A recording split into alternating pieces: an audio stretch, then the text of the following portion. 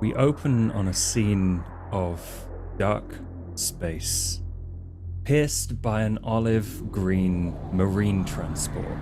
And as it rushes by, we enter inside where there is a commotion of clattering and Marines getting ready, and all that they can see through the tiny window on one side is girders and industrial pipes as they rush past what they know to be Duacrima Station, and pacing up and down, checking, that things are secure and things are, everyone is going where they are meant to be, is Lieutenant Farrier.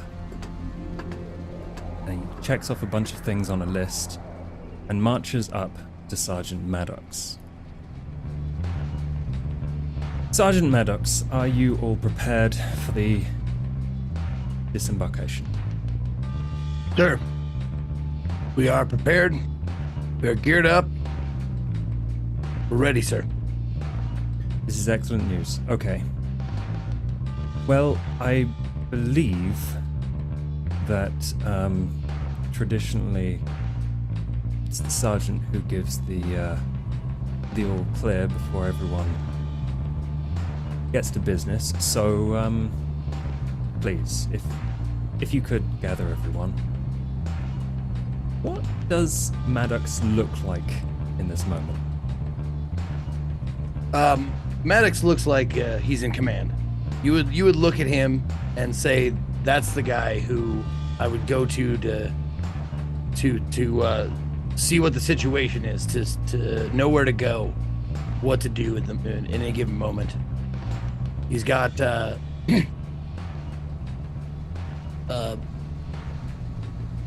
think you could describe it as a 1,000-yard stare. He's been doing this for a very long time.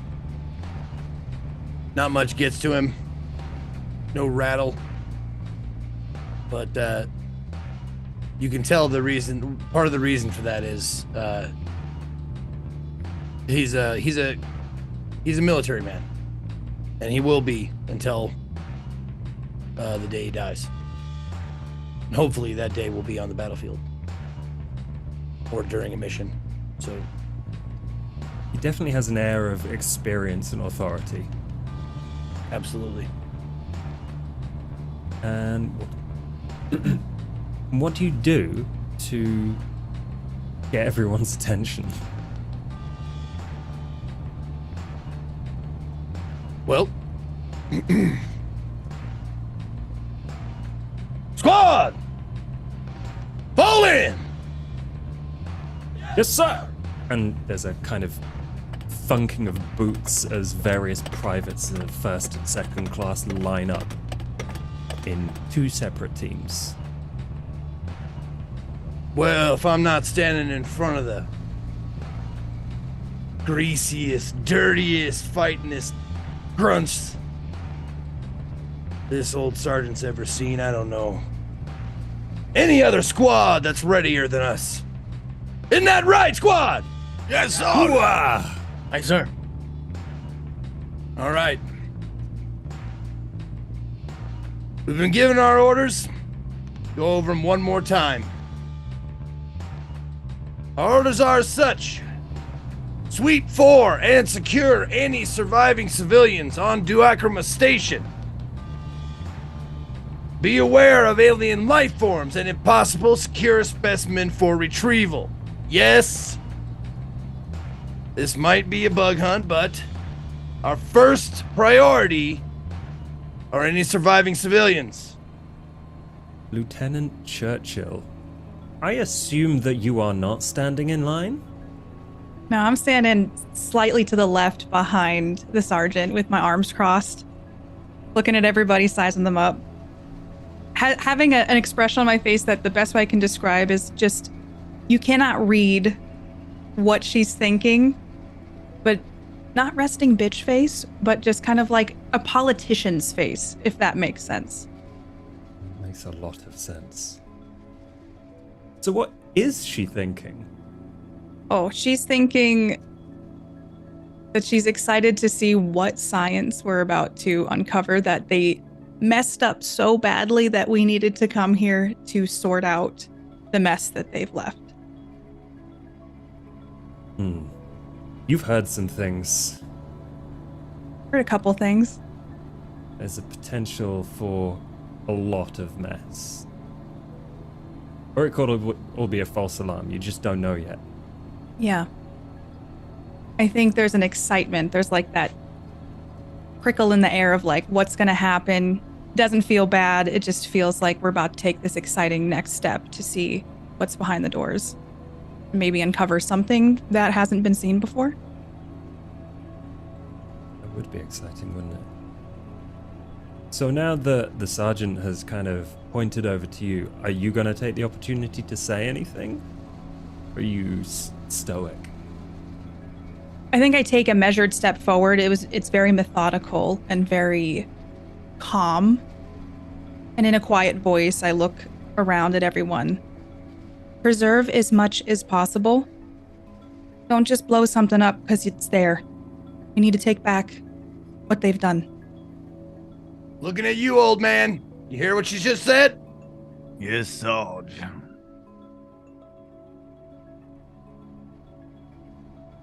That goes for the rest of you.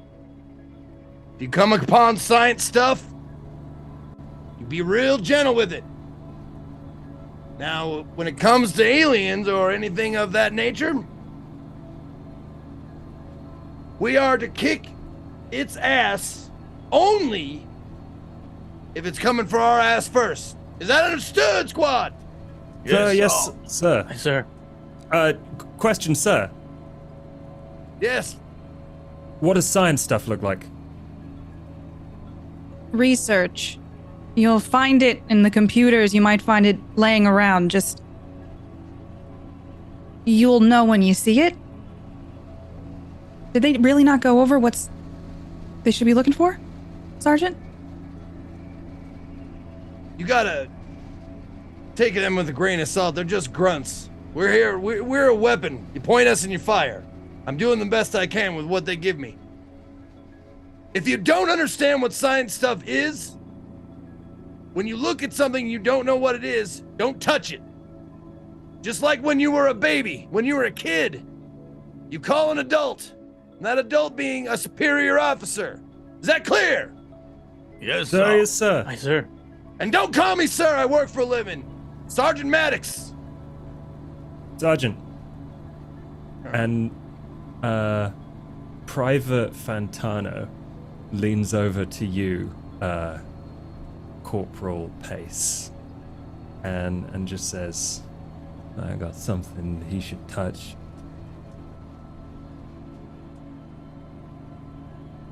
What are you My talking about? ass. Well, I mean... Cause he's an ass. I don't know. What? What the fuck? Knock out the chatter. Sorry, sir. Sarge. Lieutenant, is there anything else we need to know about? Anything else that we can help you with? Not at the moment. As far as we know, it's just another bug hunt. So... fight them, but don't chase after them. And just be careful. All right. Careful. It's my middle name. All right. You heard the orders? How long till we got till we dropped off? You hear over the radio from Private Beckett. Sir, we've got about 10 minutes till touchdown. 10 minutes ETA. All right. Apparently we're touching down at the hab, bottom floor of the habitat, and we're gonna work our way up room by room. Thorough, quick, precise. If you see anything that looks out of order, anything that looks like it should not be there, or anything that you do not understand, you call it in. We will be splitting up into teams, but that does not mean you can go fuck your partner in the bathroom. Is that understood? Yes, Sarge. A sergeant. Aye, sir. And that is when Lieutenant farrier steps forward. Okay, I will be taking A team. Sergeant Maddox, you are in charge of B team. Thank you for your words. And I expect only the best and highest amount of professionalism from you all. That is all dismissed. You heard him. Get ready.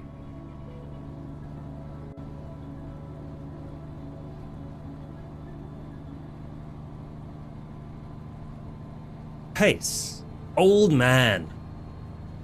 Now that you've been dismissed and you can do whatever you want for the next 10 minutes, what is it you are doing? Well, we're looking around, making sure that all the young bloods, the privates that haven't had as many tours as me, as much experience, to make sure they're all right, no one's pissing their pants.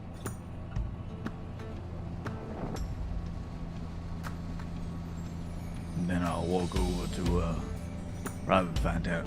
Private Fantana, what the fuck are you doing talking during the parade line? We've done this a million times, old man. You know what the soldier's like. It's fine. He's not gonna tell me off. It's fine. We'll all be fine, and then we can go home. Don't you think this is all a bit boring? Hey man, they point me in a direction, I fuck shit up. That's basically what I've done for years now, Yeah. That works. Yeah, well, I mean, I'm here for it too. It's just, well, that and the paycheck, but... The paycheck. I'm not getting paid any other way. That's a good one. Good lord.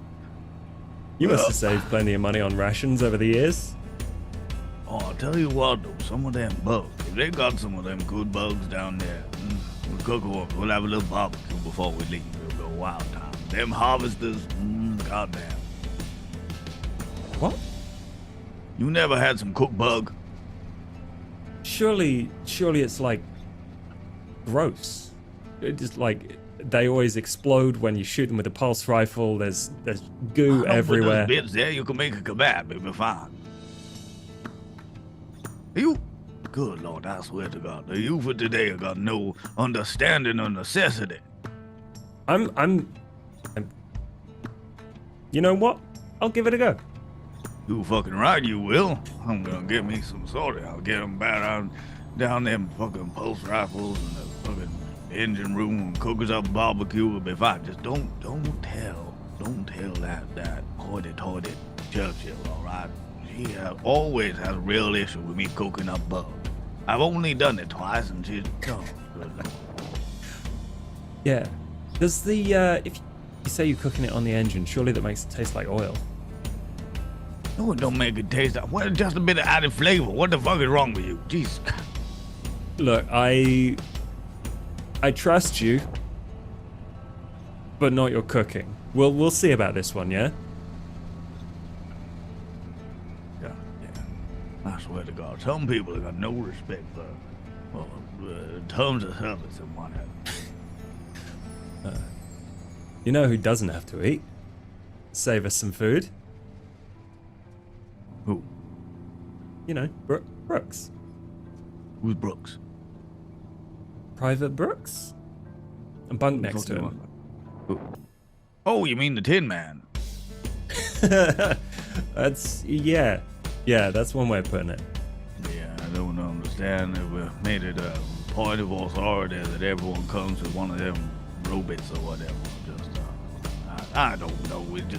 I suppose they're good at whatever it is they do, but fucking hell, the moment I need a microwave on the battlefield, the moment I'll be happy. Yeah, sure, Jesus. Yeah. Oh, I mean, Dex says he's a medic, and... Wait, that fucking toaster's gonna sew me up? Sewed up Dex. Got several holes Dax, in him.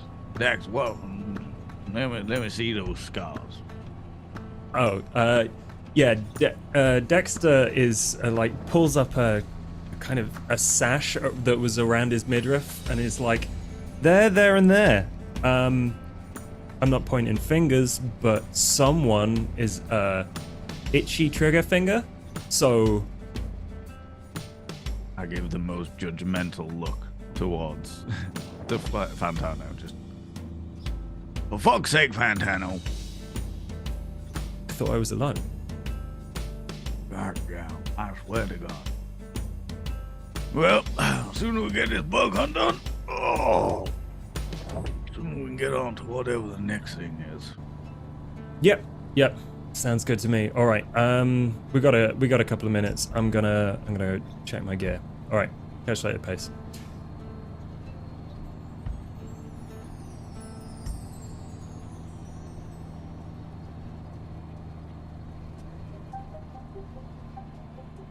Now, I'm assuming that you are fully aware that every now and again you get talked about. And this is like in the hangar area of this transport, so it's not a silent conversation either. So voices carrying here. You've probably noticed that, you know, Fantano and Pace were like having a chin wag about where you've come from. So how does Brooks, for lack of a better word, feel about that? He's keeping to himself as he's working, and whenever he's prepping for a mission or really doing any kind of work with gear, he always sort of works around everyone else. People can just, you know, walk around in his vicinity knowing that he'll just not be in their way. And so he kind of is floating around the group. He's also keeping an eye out. He is watching people. He does notice the scar being shown off. He doesn't say anything, but as often happens when he's just keeping to himself, he is smirking a little bit at some joke that only he knows. So you're kind of apart from everyone else. Are you hovering around the edges at all times, but always watching the group, making sure everyone's okay. And are you just watching, or are you preparing anything, or do you already have all your gear ready? Everything's always kept well in order. Even like inside his locker, everything is like neatly stored. But he was prepping at the same time as everyone else, with sort of smooth practice movements. He knows where everything is, and he knows where everything needs to be, and so it all gets there very neatly and efficiently.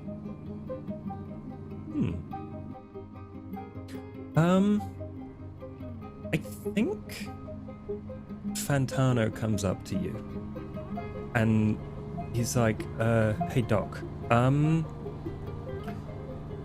know about science stuff. I don't want to get a dressing down from Churchill. If we see any, I can point it out to you. Thank you. Okay. And, you know, maybe, is there anything I should take to protect myself from aliens, whatever, bugs? Well, it depends on what exactly we're dealing with. We have no idea as of yet. As far as I know, we don't have any information about what aliens they must have been housing on the station. So it's hard to say whether we need something light, something armor-piercing. We'll just have to see what we find when we get there. It's enough to cause a problem. Well, I mean, I know how to use most guns, so I think we'll be alright. We stay as a group and we follow our training, and it should all go pretty smoothly. Exactly, like Faria said. And watch out for friendlies in lines of sight. Well, if they all got eaten by bugs, then won't have to worry. I can go full auto. As I'd just rather be stitching up injuries as a result of encounters with aliens rather than each other. Right, Okay, no, I get that. No need to rub it in. Okay. I'm gonna... I think everyone's gathering. You need a hand with anything? Got anything heavy to lift? Everything's in order. You need anything from me? Nope. No, we're all good. He kind of slaps you on the back. Just kind of rocks with the motion. Gives a little nod. Let's get to it. Once again. Happy hunting. Same to you. Once again, Lieutenant Farrow comes up to you, Maddox. Okay. Everyone seems to be ready. If you could do the honors, I will check the screens while we land and prepare everyone for a possibly dangerous disembarkation. All right, everybody. Ready up? Drop your linen, start your grinning. We're about to disembark. Remember, head on a swivel. Watch where you're going. And do not, I repeat, do not fire unless absolutely necessary. We are here to preserve and secure life forms and survivors. So only shoot if absolutely necessary.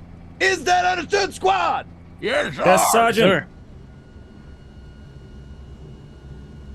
This is Private Beckett. We are coming in for a landing. ETA 20 seconds. Everyone get ready. Sergeant Maddox, you're on the go button. Release the doors whenever you're ready. Roger that. All right, everyone. Time has come.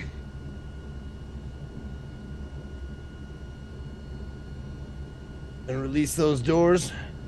Whatever you see, remember your training. You are Marines. In 5, 4, 3, 2, 1, mark. There's a hiss of pneumatics as the ramp hits metal, and a bunch of Marines in perfect lines, checking corners, checking directions, swarm into the loading bay, the shuttle dock, and it's really dark in here. Looks kind of messy from the vague reflections of bits of metal and, waste that's been strewn around. But it is dead silent in here. You get into the shuttle and waiting and dock at the bottom part of the habitation, which is on one side of this kind of counterweighted research station. So you know that on this end there's habitation and canteen and all of that stuff across a beam in the middle connected to the kind of main artery leading up way up to the station. There is on the opposite side a bunch of labs and science stuff and offices and all of that crap.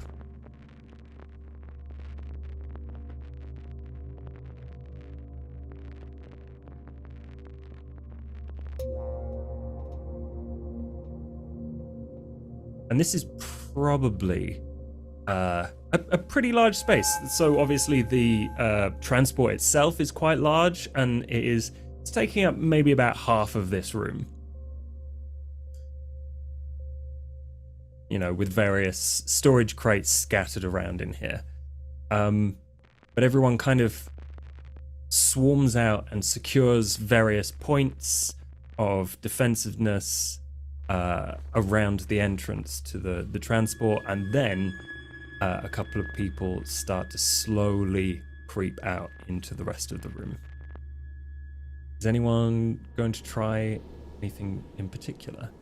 As soon as all the Marines are disembarked, I'm guessing it's just the grunts, the privates, and so on and so forth. Yeah. I will as soon as I get I feel like they're stationed and they're waiting to move forward. I'll come forward and I hit the back of my my hat here, and a little eyeglass comes down in front, and if you want to get technical, it's the Weyland-Yutani combat threat assessor, and it kind of puts like a little bit of a reading in front of my eye to see, you know, anything that's coming at me, and I'll do a quick like scan of the area to see if there's anything that I need to make my soldiers aware of, or my Marines aware of. Excuse me, not soldiers, the Marines. Yeah, you take your sweet time with this. You're being very careful and meticulous, and from your vantage point, you can't see anything that looks like it's moving or dangerous in any way. The threat assessor is just kind of has a little crosshair pinging around, searching for things, and it just comes up blank as you scan the entire room. All right. I'm getting nothing here. Private Dexter, Private Pace, or Corporal Pace. Anything in your eye line? Have a look around. Check the vicinity. So, as you move further into the docking bay, you can definitely see that a bunch of stuff has clearly gone down here. At one end, there appear to be two gurneys with bodies on them. I think that is the first thing you notice. That is basically all the way at the other end. Got two bodies here, Sarge. It's not looking great. Someone went down here.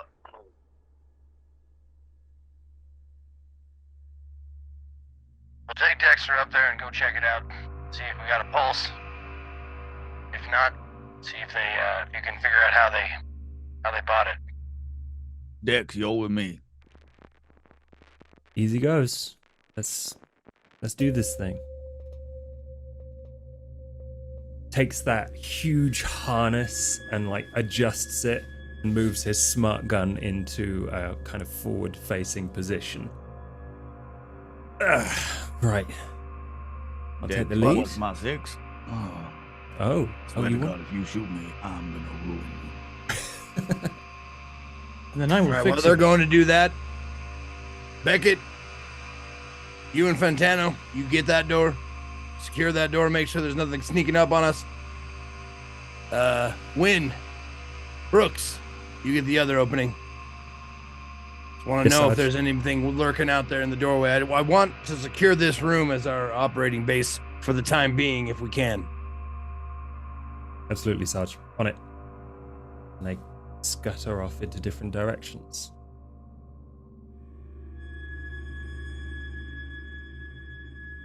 Pace. As you make your way across the room, it's very difficult because there's no lights. Clearly something's gone wrong with the power. You're experienced enough in engineering to know that, you know, a couple of weeks of disrepair on a place that looks as old as this, probably enough to put a few things out of order, especially if there's no one around to use things, report things, fix things. Pull out my high beam flashlight and just mark the 6 of Fantano so that he's doing the pointing while I'm doing the spotting with the light. You watch Dex very, very smoothly, calmly move round corners, look at every possible angle, give you a nod, and then move on to the next place. And eventually he arrives at these 2 gurneys.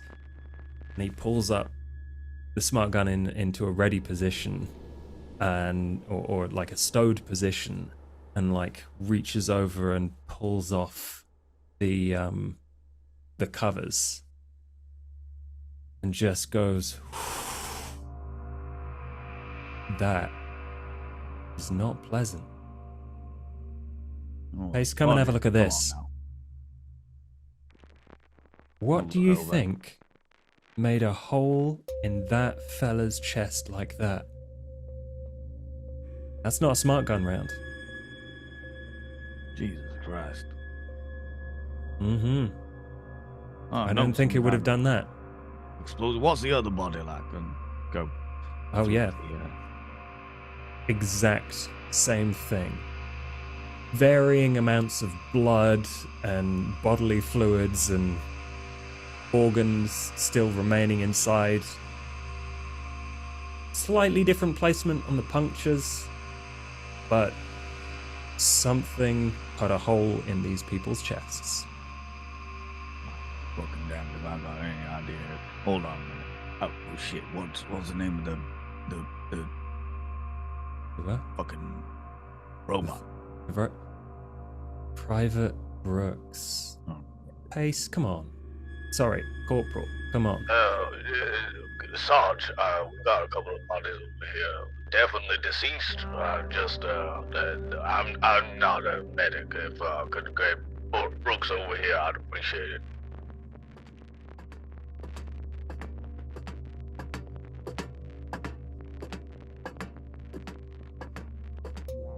Brooks, you arrive at 2 gurneys. Interesting. 2 identical wounds. Yeah, we noticed that. Would you like me to look at? Look, you're the syringe here. You tell me exactly what the fuck is going on. What made these fucking wounds? I will take a closer look. Jesus Christ. Yeah, okay. Why don't we do our first roll of the game?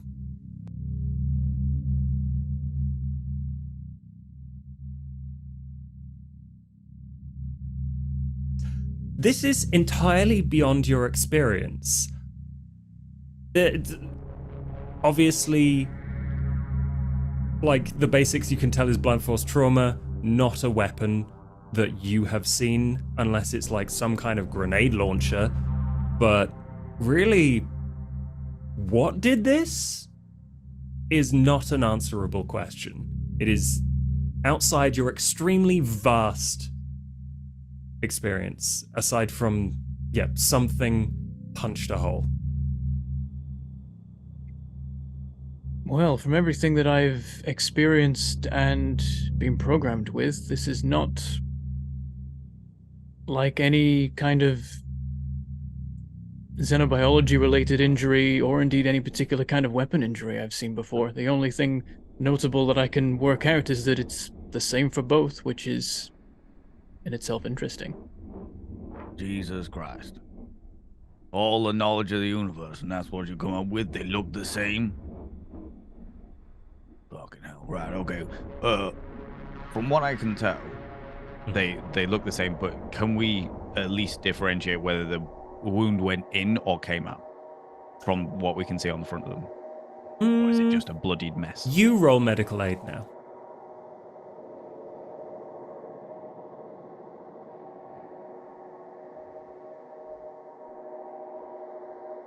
Great. Could be, maybe out, but also maybe in. There's a lot of mess.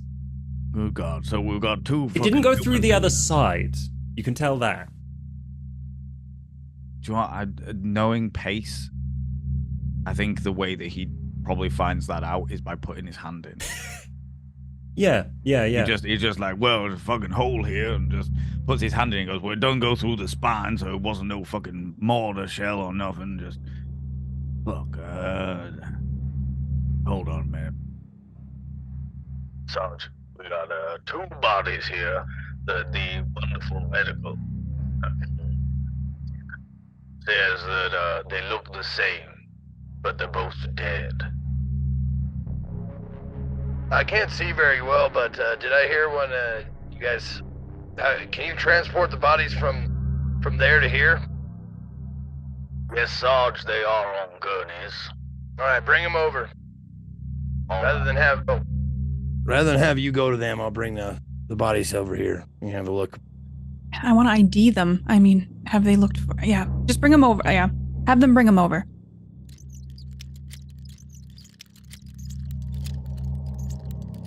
And eventually they reach you, Lieutenant Churchill. Lizzie, how you feel? Like, I'm getting the vibe that there may be a little exasperation at the incompetence on display. The lights still aren't on. The lights aren't on. This is the hab, which I believe is where they sleep, correct? Like, these are little puppies? Right now you are in the hab module, like the half of the station, but like technically this is the docking bay. Okay. So like you're adjacent to where they sleep, yes. Yeah, okay, so I'm not feeling super confident that the lights are out. It's dead silent, and they found 2 bodies right as we got in. So as soon as they roll them over, the first thing I do is I don't even look at the wounds, I look at their faces. Faces are contorted and anguished. Do I recognize either of them? I don't think so. No. You could probably, check their tags. You know, they've got lab coats on. They were scientists. None that you recognize. So how long exactly between the time it was reported and our arrival here? It has been a couple of weeks. So they are not pleasant to smell. Everything here is a bit stale, but now they've been wheeled closer. Like there was definitely a tang in the air that you have found the source to. There's like a sigh of relief, almost like a body decompressing as I check the tags, see who they were, and move over to the chest wounds. Mm-hmm. Aside from what is self-evident about the decomposition, about who these people might have been, there's not really anything going on. The lights flicker a little bit, on and then off again. I check in with my the 2 pairs of Marines that I asked to secure the door. I check in, and if it's all clear, then I'll move on from there. Yep, everyone is waiting patiently at their points and telling you that everything seems to be clear. All right. You see the flash of torches moving around. Old man, Yeah. Hey, Sarge. why don't you see what you can do about getting these lights on? Yeah? Soon as possible, Sarge. All right. Do you need anybody with you? Or you... No, I'll be alright. I'll be alright. All right. Call in if you need anything. Will do, Sarge. Try to get you some light over here, Lieutenant. No, it's just wanted to make sure Sarge. this place was secure first before we proceeded with any other operation. Just Yes. Point of notice, if you don't mind, Sarge. I noticed that the hole in the people didn't go all the way through. It doesn't look like I didn't see any like shrapnel or nothing in there, but I ain't no, medic person or whatever. But they're like little, I don't know, pinatas or something. Anyway, we'll see you in a minute. This is the first time I actually take a look at the bodies. I'm concentrating on, my men. They say this room is secure, so now I'll take my first look at the bodies. Now that everyone has seen them, there's nothing, must have been nothing pleasant about how these people went. This was clearly painful for them, and somehow, eventually, they made their way in here. And then they were abandoned. Like, these people have not been touched in weeks. I think everyone should take one panic.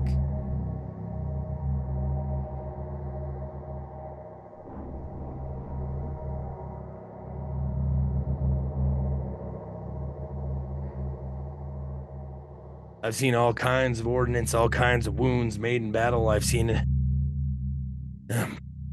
decapitations, amputations. I've seen all of it. I've never seen anything like this. If this was, I mean, my first instinct is to say that someone made them swallow an explosive device. But if that were the case, it would have blown out their back too. This is only blown out the front. It's like a claymore mine. Only went one way. Not right about this. No scorch marks either, so it wasn't an explosion. No burns, no singes, nothing like that. Something was inside of them and came out of them explosively, but with no explosion. You can tell, like, now that I'm looking at the wounds, it's more of like a fascination, and I'm touching their bodies to see like how the flesh moves. And do I notice anything when I'm doing that? Like, is there any remnants that is not what you would expect from a human? Like, is it just fleshy bits flopping about? It is, in fact, just fleshy bits. There's, like, a variety of different markings on their bodies. Yeah, there is nothing unusual. Like, yeah, there's a normal amount of decay as far as you're concerned. Like, you know, you press in a finger, there's no elasticity anymore to the skin, that kind of thing. Yeah, this is just strange and grim. There's nothing out of the ordinary aside from these wounds. This is new. I have never heard or seen of anything like this. I agree. It's unusual, definitely. Especially in its consistency between the two people. Also, Sergeant, I saw the blood all over Pace's hands. Where do you think that came from? What do you mean? He, rooted around in one of the injuries. He rooted around? He learned as much as I did. I mean, he had Brooks right there with him. If it wasn't safe, I'm sure Brooks would have said something. We don't know what we're dealing with. Don't you think it's a little dangerous to be sticking your hand inside a wound you don't understand? It is inadvisable, but he did it before I could stop him. I just shake my head and I look back down, and I have no idea what to say about this, but this is not anything I've read about, anything I've seen, or anything I have heard about. I'm really concerned at the silence that this station has. Do you hear anything? No. And it definitely is what maybe some novelists would call a deafening silence. It's too goddamn quiet. These bodies have been here for weeks. And they weren't moved. They weren't buried. They did nothing. They were put over here as if the others wanted to be as far away from them as possible. What's the next rooms after this? We're going to head into Arrivals, which is due south. We're going to clear that one and then clear the gym and the canteen. And we'll keep going from there.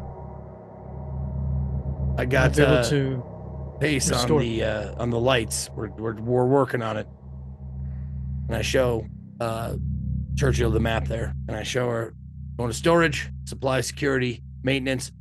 After we clear those rooms, we can hit the power banks and hopefully we can get this station back up. At least the lights on and the water running. Lights would help. Brooks, can we get some sheets for them?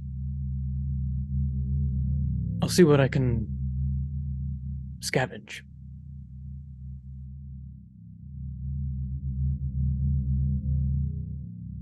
Pace, you're on lights, and do you head like just naturally towards where the power bank room is? Bit of a trek. Would there be a Like I said, would there be like a backup power for the shuttle dock? So yeah, that was I guess my next question. Yeah, there's probably like a bank of stuff on the wall, various switches and connections that you could probably really easily access in here. Yeah, in which case I'll secure this room first, so we've got a full view of what we're looking at before we go on to like the corridors and storages and what have you. Okay, yeah, you reach out with your hand, you realize that it's covered in gore, and you just like, yeah, you wipe it on your uniform.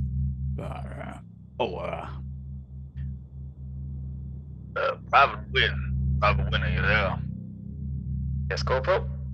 If I'm getting over there doing the power here, if you could head over to the comms panel and see where we're at with communications and what have you, that'd be appreciated. Of course, Corporal. I'll let you know. And you get to work on the power. This thing doesn't seem to have been touched much either, but in a probably a good way. This will be a very easy fix. Let's roll your heavy machinery.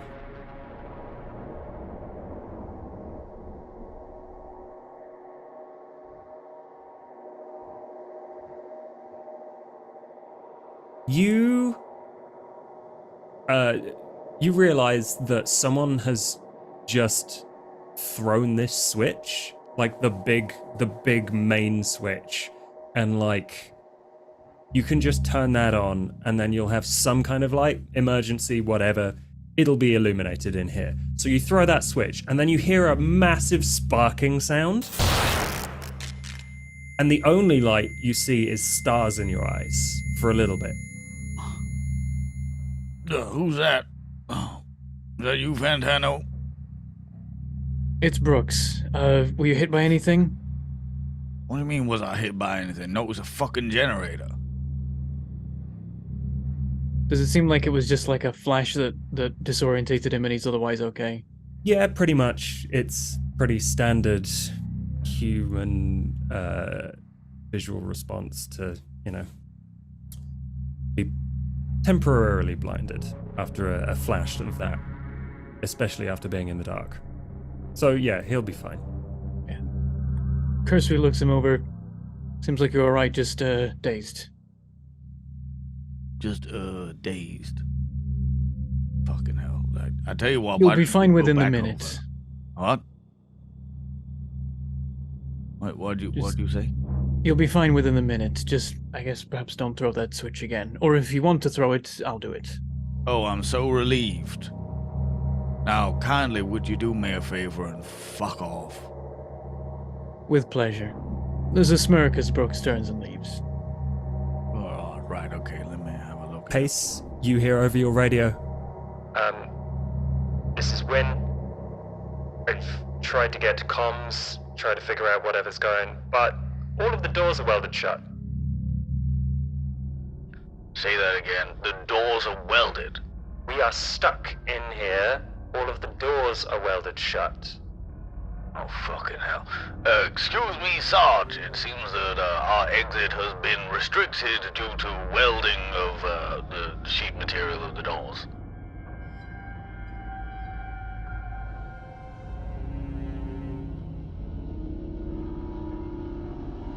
All right, Marines, gather on me. And I go to that the doorway that is on the right-hand wall, or the eastern wall. Yeah, yeah. Now that door is welded. Is that correct? Yes, that one is. You can see like the melted metal and solder in the center of the kind of pressure doors. Okay. Clearly done from the other side. Seems as though whoever was here before us welded these doors shut. The doors to the shuttle and dock. The doors to the shuttle dock have been welded. But that's not the weirdest part. The weirdest part is they have been welded from the other side. So they were trying to keep something out that was in here. Now, with that information, want us all to proceed even more cautiously than we have been before, and I previously told you, because it seems like whatever was here was scared the inhabitants. Enough so that they needed to quarantine this area. So what we're gonna do is, we're gonna cut through this door. We're gonna head directly north, and we're gonna sweep from the top to the bottom. So we start with storage, and I hold up my PDAT. Start with storage, and make our way down. Eventually ending up in the power banks. See if we can't get power restored to this entire facility, and or see what caused the power outage in the first place. All the while we are doing that, we are looking for survivors. Remember, job number 1, survivors. Job number 2, aliens. Job number 3, science stuff. In that order. Are we clear, Marines? Yes, Sarge. Aye, sir. All right. Now who's got the cutter? I got it, Sarge. All right, get us through this door. Will do, Sarge. Pace, old man, you get to work starting to cut the door. This will take a short while. This has not been done with any grace, and you're doing it from the wrong side. But, you know, slow and steady wins the race. You'll get through this eventually.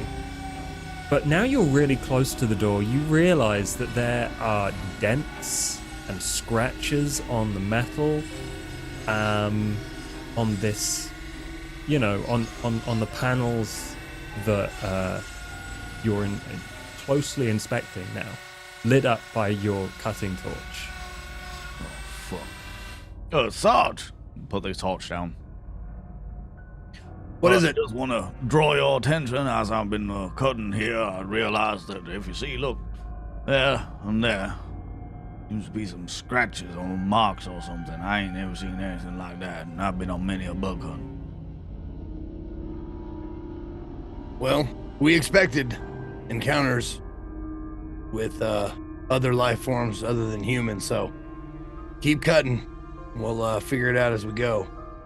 No worries, Sarge, but just remember they're on our side of the door, which means they're in this fucking room somewhere.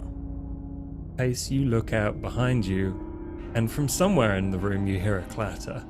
The fuck was that? Goes deadly silent again.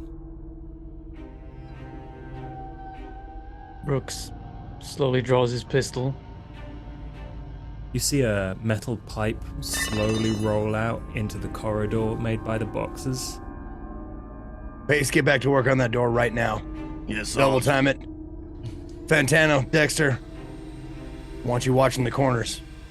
Everybody else, on the door. Make sure you got your guns ready. Yes, Sarge. If you like, I could go inspect the source of the noise. No. You're right here with me. Aye, sir.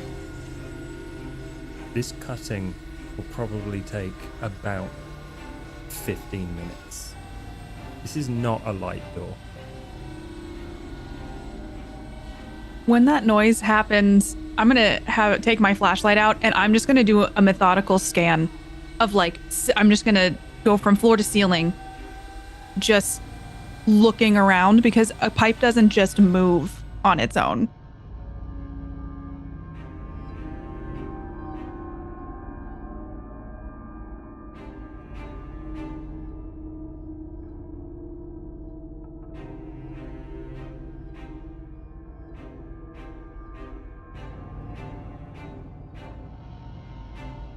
There's something to be said for knowing what is going on.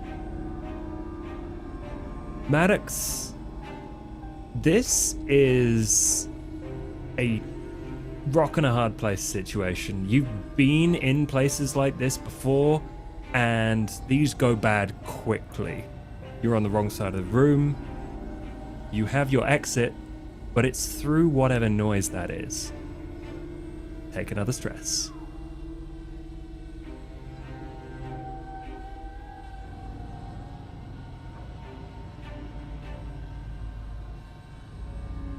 Lizzie, however, you are being methodical, as you said. And you don't hear a clatter this time, but you catch movement quite close to the transport. You're not really sure what it is. It's just like something looked like a limb disappeared behind a box near the transport. Like a foot. Very quietly, I say, by the transport. And then I'm going to grab my motion tracker, my M314 motion tracker, and pull that out and see if I can find movement in that area.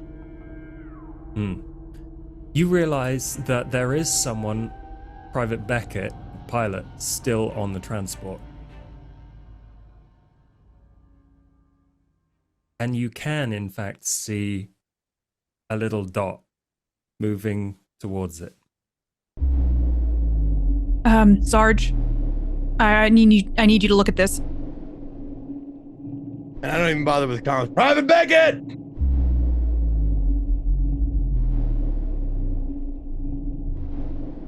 Sergeant. I need you to vacate the vehicle right now and get your ass over here on the fucking double. Yes. Not sir. Yes, Sergeant. We got this. What do you need? Bringing something with me, or? No, get your ass, just your ass, over here now. Ooh, on the double. And you hear in the distance a clang, clang, clang, clang, clang, as she moves through the transport. Fantano, get over there and grab him. Go over there and get his ass over here. You help. Fantano, double times it across, clearly checking every which way. And then there's, a distant scuffle. And silence for a little bit. I look at Churchill. What do you see? What is the tracker showing me? There's a little mess of dots together. There is a little bit of movement, but there appears to be 3 all in the same place. There are 3 now, and I don't... What is this? I've never seen this before, and I'm going to turn the... 2 of those are your Marines. Oh, okay. Those... You said the Marines, and I guess there's 3? So do I not see the other dot then anymore? Sorry, yes. So you see... 3 of those are your Marines. I miscounted. 1 of them is a 4th dot that you cannot, okay. count for. How big is this 4th dot? Same as all the others. Okay. Are all your men here? Are we missing a man? Who is that? Look around. Sergeant, Lieutenant, there's a kid here? A what? A child. A young man. Fantano, get over there and see what the fuck he means. Do you see what... Are you seeing what they're seeing? Yes, Sarge. They're holding on to a kid. It's... I don't know where he came from. What's your name, kid? And then, you hear a distant conversation, and then the boots, and, some struggling of this kid slowly comes into view. And you see it, a young man, in tatty clothes, and... yeah, being held, under the arms, feet struggling by your Marines. Get off me! I want to leave! Get me on the ship! Put him down! Don't carry him like that! Bring his ass over here right now. Yes, sir. Yes, Sarge. And then they just kind of lump the kid to his feet in front of you. He yanks off the hands from his shoulders. He's like, "Who are you?" Well, my name is Sergeant Felix Maddox. I'm here to, we're here to help. Can you give us any information as to what went on here? Felix, Maddox, I haven't talked to anyone in weeks. You're here to help? Yes, we received they received a distress call and sent us out here to sweep and clear the area to make sure any civilian lives were protected and secured. And I see you are one of them, so It's kind of good to see. You took your sweet time, but yeah. what the hell happened here? Things got really messed up really, really quickly. I've been trapped in here for a couple of weeks. So I don't know where my dad, if he's okay. You've been trapped in here? In the docks? Yeah. Any idea why they welded the doors shut from the other side? Yeah, I think that was my dad. Threw me in here when it all started going down. What's your name, son? I'm Killian. Killian? Killian what? Killian Harkness. All My right. dad's Ben. That's Ben Harkness. Lieutenant, Barrier, Churchill, those names mean anything to you guys? No. No. All right. So, you have no idea why they would weld someone in here or weld you in here like that. Are you dangerous? I mean, no. Are you contagious? It wasn't a disease. It was like an animal attack. And he gestures over to where the gurneys used to be. Uh-huh. And it's like, I think they were the first ones. You mean Said there's an more? animal. I'm sorry, Hey. Lieutenant, please. So there's more than just those two with that kind of injury? I assume so. I heard a lot of screaming. I heard a lot of running. I couldn't get out. I tried. I can take apart most of the things on this spaceship in like 10 minutes flat. But this is a dock. It's sealed shut. Like there's nothing. Pressure. How long has it been this quiet? Probably a week or so. I lost track of time. Sarge, Yeah. don't forget to check his chest. Make sure there's no explosives or nothing. I can give him a medical checkup if you like. Brooks? This is Brooks. He's our medical officer. He's just going to give you a check and make sure you don't got any permanent damage and you don't have anything that's contagious or gonna... Well, do you know what happened to those... I saw you point over there where they used to be, but we found those two bodies there with their chests coming out of them. You know what did that? I wasn't there for it, but I heard that something came out of them. So you didn't see what happened to those two? Not personally. I just heard that they were being normal, going around their normal day, and then everyone just kind of freaked out. They freaked out. There was blood everywhere, and like the higher ups, they had to separate them and figure out what was going on. And the medic, she couldn't do anything about it. Is your medic a synthetic? No, she's called Sunny, but Well, ours is, so they might be able to find something that yours didn't. Can you give them? Would you mind if Brooks here gave you a once over to make sure you don't get any permanent damage? yeah, sure. Can I in private? Almost through, Sarge. Nice face. Yes, totally fine. I'll go with you. If you want to join us, Lieutenant. I'm studying this young man. Mhm.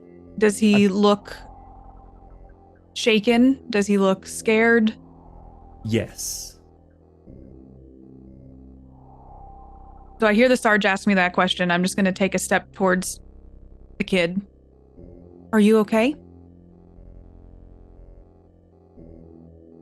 I really want to know what happened to my dad.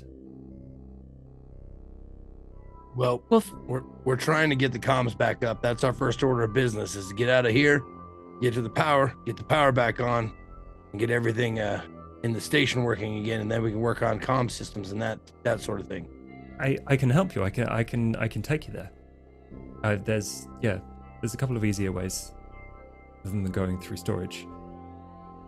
All right, Spend a lot of time in there.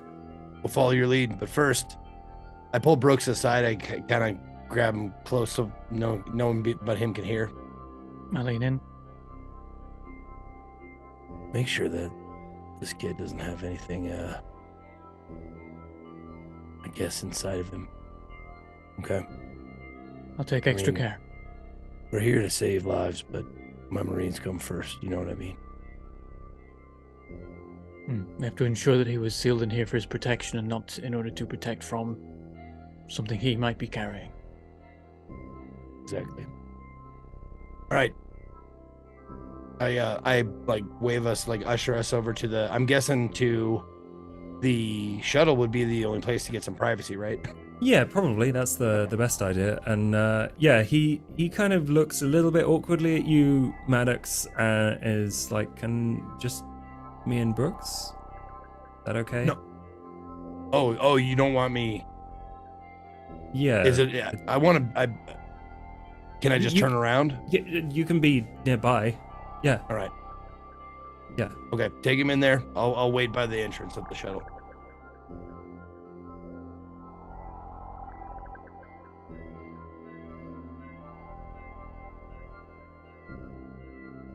And I get to work, I like checking his pulse. I imagine that there's certain neat tricks that he can do, like checking blood pressure by just like holding the arm and like just feeling it and things like that. And it's just going through the standard procedures and just checking everything normally. But when it comes to listening for breathing and things like that, he spends a little bit more time than normal listening, and it's just like, is there anything unusual about this at all?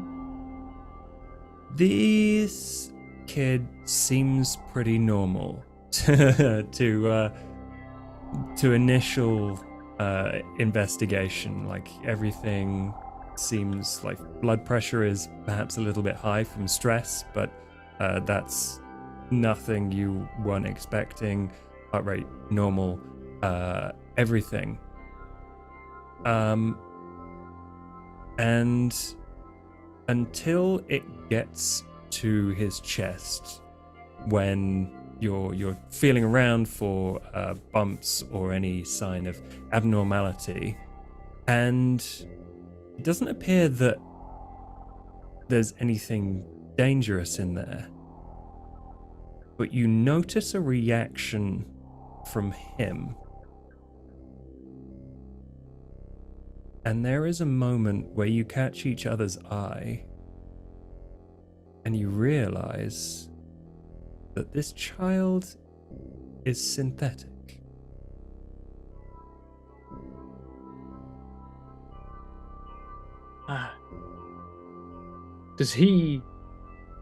Is it like a mutual recognition? He knows and he knows I know, that kind of deal? Yes. I understand. Explains how you're able to survive for so long. I thought perhaps there was food in cargo crates or something. He does say, well, there is actually a crate full of all the food I could find. But yeah, I don't need it. I see. Well, I can definitely give you a clean bill of health. Yeah, I'm safe. Just I don't like talking about it with new people. Doctor-patient confidentiality, I think, is mostly acceptable in this circumstance. I may need to tell my sergeant at the very least. He looks disappointed when you say that. This is a complicated tactical situation. I have to make the best choices for everyone involved. Telling the sergeant will help him to be absolutely sure that you're not carrying anything infectious.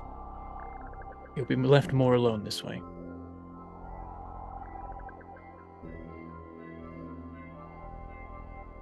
He's silent for a short while, and then over the radio you hear some success from Pace.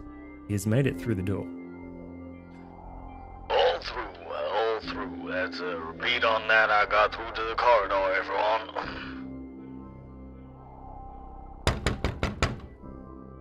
I assume you all heard that? Hope that examination is coming along. We're gonna get the hell out of here soon, so wrap it up. Give me the results as soon as you're ready. Aye, sir. And I will lean and say, your father, is he or... No. Okay. What's We your have the name? wherewithal to... I'm Brooks. We have the wherewithal to, take these steps to protect you. Seems like a competent man who can take care of himself. Yeah, he was a really good dad. He is a really good dad. Can we go? Yes, we'll get to it. We're going to do our best. Our primary mission here is to recover civilians alive. So, we'll see what we can do. Cool, go do that. And if there's anything that you can tell us about the events that led up to this, any information will be helpful. Currently, we're working in the dark in terms of what exactly we're dealing with. Yeah, I don't know anything else. Right, well, if anything comes to you, Okay. stand up and straighten my my jacket and head outside. What's the verdict there, Doc? Good mental health, sir. It's a matter of some discretion. The boy is synthetic, which I think works out well for us in that it's highly unlikely he could be carrying any kind of pathogen, have any kind of,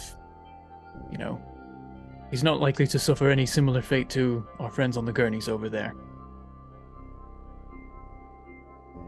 He didn't want it to be widely known, so I just thought I would tell you. Now, I don't know if this question is offensive or indelicate, or whatever you would choose to describe it, but what model is it? He, I guess. I'm afraid I'm not sure, sir. It's not any model that I recognize from any Hyperdyne lines. I do recognize those by sight. It could be one of the lines that has custom design elements, made to order, that kind of thing.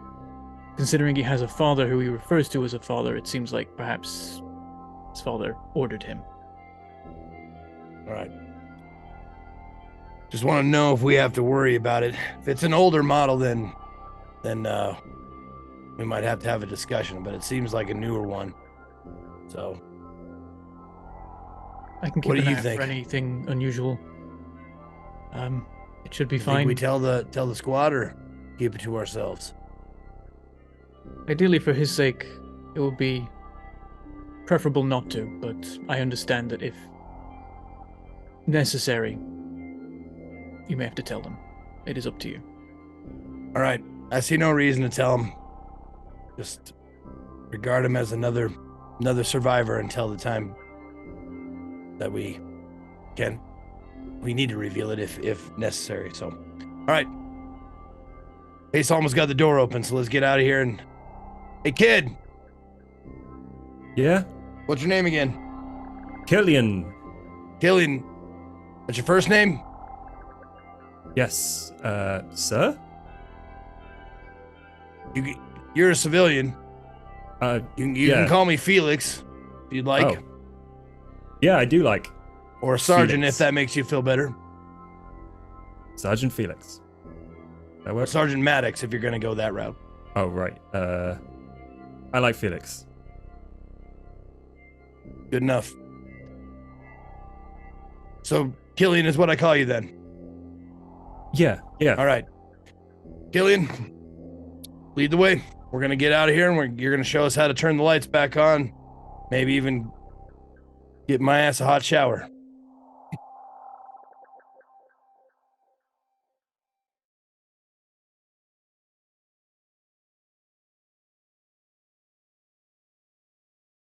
All right. Killian, at all times, you are not to be more than 4 feet away from me. Do you understand? Yes. You will listen to me at everything I say. You will take as the word of God. Do you understand? If I say duck, you duck. If I say jump, you jump. Got it? Got it. All right. Beckett, Wynn, Fantano, you're on point. Dexter, you're taking up the rear with that big gun. Yes, Sarge. Looking good doing it. He gets ready. And yeah, you watch Wynn go in first with Fantano. And they're sweeping this corridor. And it seems like there might be some sort of motion sensor in here, because there is a low level of light that kind of flickers on. And it is not too badly illuminated in this corridor. Emergency lights are still working then? Seems that way.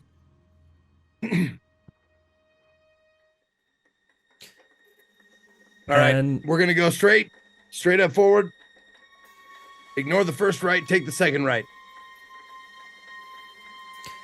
You watch as Fantano and Wynn kind of take the point and stand either side of this door that you've pointed to, and you're not too far back. And Wynn grabs the handle, slowly opens it. So next to where Fantano and Wynn are opening this door is a kind of screen that is kind of flickering on and off as it is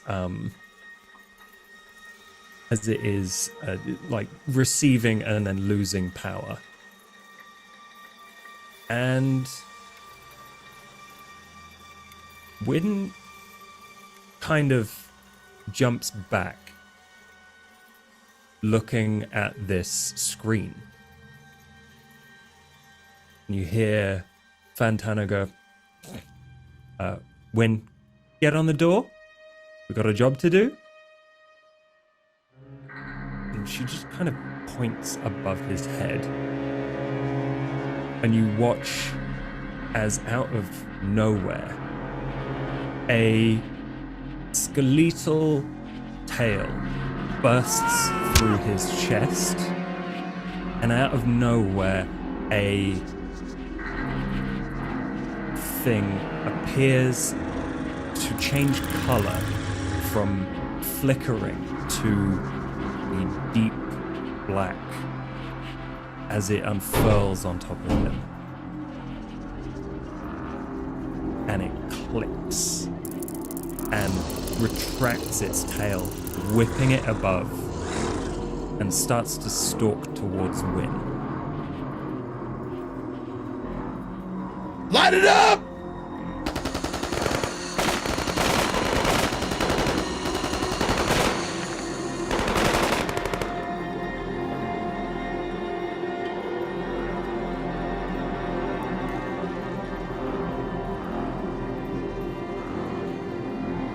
You see a couple of hits find a hole in the armor of whatever this thing is, and It does seem to take damage, but it does not seem to care.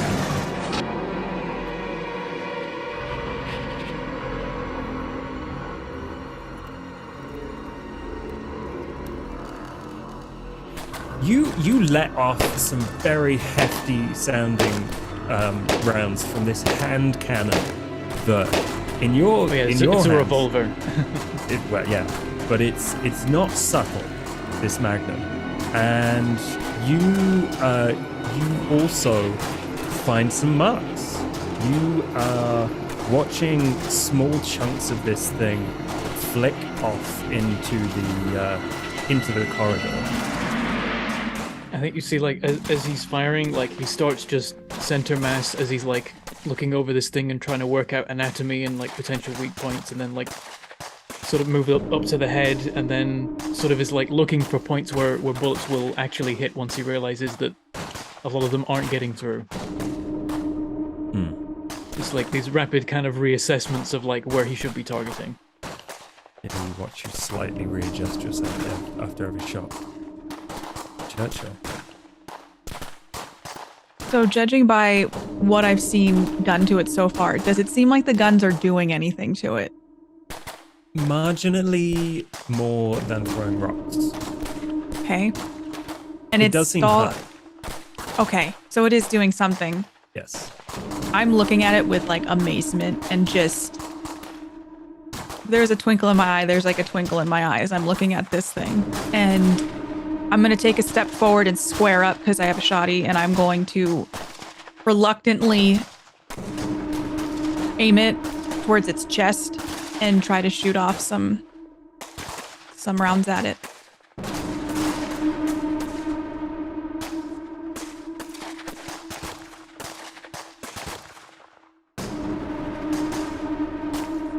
This is a very dangerous weapon you're holding, and I think the wall behind it certainly gets peppered as well. But you realize the armor of this thing is getting in the way a little bit, but you do hit it, and it is slowing down a little bit. Win! Fall back! Fall back! Wynn kind of basically falls over backwards and scrambles towards the rest of the group. Okay. It swings out and slices at Wynn and cuts a huge chunk out of her leg. And lets out the most disgusting hiss as she begins to scream and is pulled away by Beckett. And that is when Dexter unleashes hell with the coming up from behind, getting a clear shot, finally unleashing hell with this smart gun. And you watch as it starts to disintegrate under the hail of fire, and he is going at the recoil of this thing and the surprise and fear in his eyes.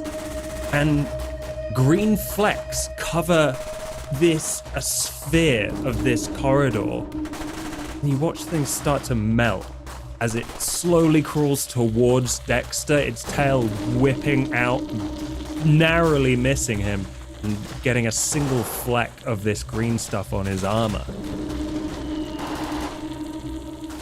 until it gradually collapses in a pool of its own blood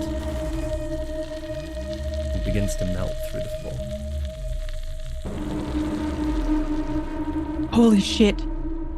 What in the ever-living fuck nuggets are you scientists been up to? I immediately holster my pistol, and I'm gonna take a look at Fantano. Is he totally gone, or is there anything that can be done? Fantano is mouth agape, eyes wide, but not breathing. Forget him, Brooks. Take a look at Wynn. Aye, sir. It fucked me up. As I'm gonna go over to Fantano as I pass Brooks. I'm like, get the fuck out of my way, Tin Man.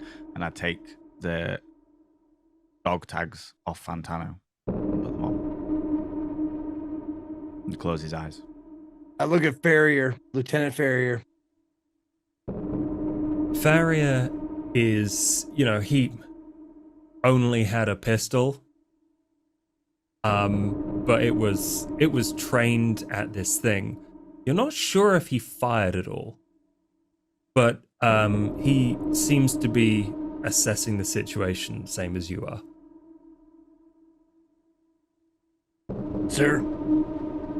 Yes, Sergeant? I say this with all due respect. If you knew anything about what I was putting my men in front of, and you didn't say anything, and I find out, me and you are gonna have some words. Sir. Oh, Sergeant, you don't need to worry about that. I'm as surprised as you are. Can we please, Private Dexter, retrieve a gurney, get Fantano on there, take him back to the shuttle. You take a close look at this thing, and that, I think, is when we all hear the clicking and the skittering that you just moments earlier experienced from all directions. I think there's more of them. Where are they, fucking Lieutenant? shit. Look at your instrument. Tell me where they are.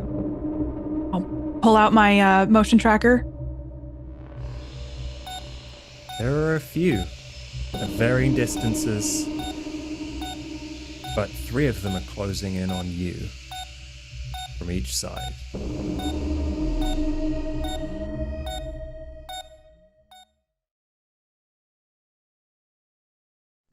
There is a moment's silence in the corridor. Fantano's corpse, lifted onto a gurney, lies still with a hole through his chest, and the Marines are crowded around Lieutenant Churchill's motion tracker, showing 3 incoming dots. The quiet is only broken by Lieutenant Farrier. Okay, Team A with me. That means you two, Beckett, will hold here and protect Team B's back while they go and get the power on. Does everyone understand? Yes, sir. Thank you Yes, very sir. much. Yes. We will secure the landing zone once we are done. Either reconvene there or radio for further orders. Ace, you and Brooks get Wynn on a stretcher or something. Make sure to give her some get her leg wrapped up. Wynn, are you with me? Yes, Sarge. Tell me, are you hurt or you injured? Oh, there's a really, really large hole in my leg, Sarge. All right, injured it is. Okay. I moved straight to treating it as soon as there was a moment to.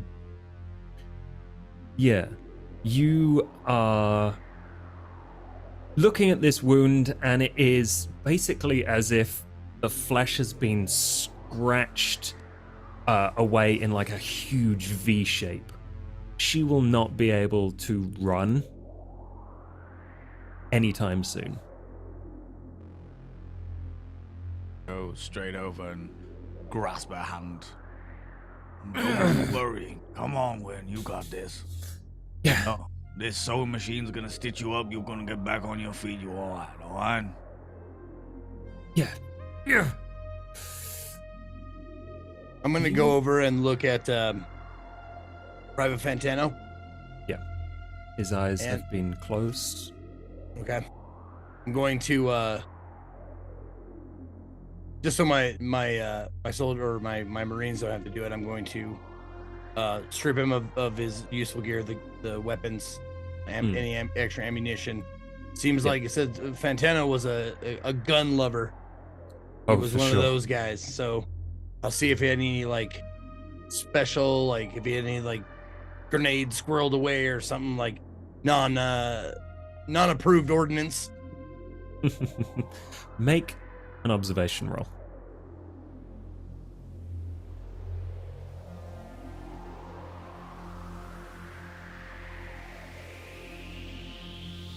You find that he has a sidearm and a pulse rifle, and so you have those as well as a spare clip of ammunition. Okay. Anybody need an extra pulse rifle? I think How about we you, all Doc? are. Do you all want to address the issue that there's 3 very quickly moving dots coming towards us right now? We're getting this situation taken care of, and then we're gonna post up inside the hangar. It's a bottleneck. You can only get through the door. So if we can get them one by one, that's what we want. But we want enough ammunition to take care of them. Now, can What we? I want, says Lieutenant Farrier, is for you to get the power back on. My team will hold the hangar. That understood, Sergeant? I'm sorry, sir. You want me to go towards the dots? I think your team can handle that. Lieutenant Churchill, if you don't mind, would you want something with a little extra range than your buckshot there? I glance over at the floor where this creature is, and I sling my shotgun over my shoulder and just walk directly towards Pace and grab it. I don't think it's a bad idea. It was you or the Tin Man over there, so... All right. What you want to hold? What? What? Who's Tin Man? Wait, do I not know nicknames? I feel like it's important to know nicknames if we're going in. The droid. Brooks. Brooks? Well, out of the two of you, you're the one that's living and breathing, you know? I don't want to hear you say that about Brooks ever again in my presence. Do you understand me? There's a time for this, and that's not now. Let's go. We need to move. Fall in. Yes, sir. Killian steps just slightly ahead of everyone. It's like through this arrivals area, through supplies, we can get there's a vent. It'll take a little bit, but we can get through way quicker than going through storage. How is my progress with Win going? Make a medical aid roll.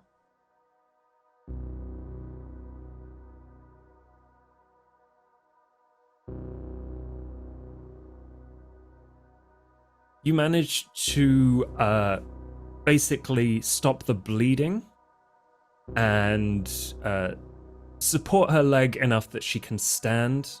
But she's not going anywhere quickly still, but she will be able to go wherever you send her.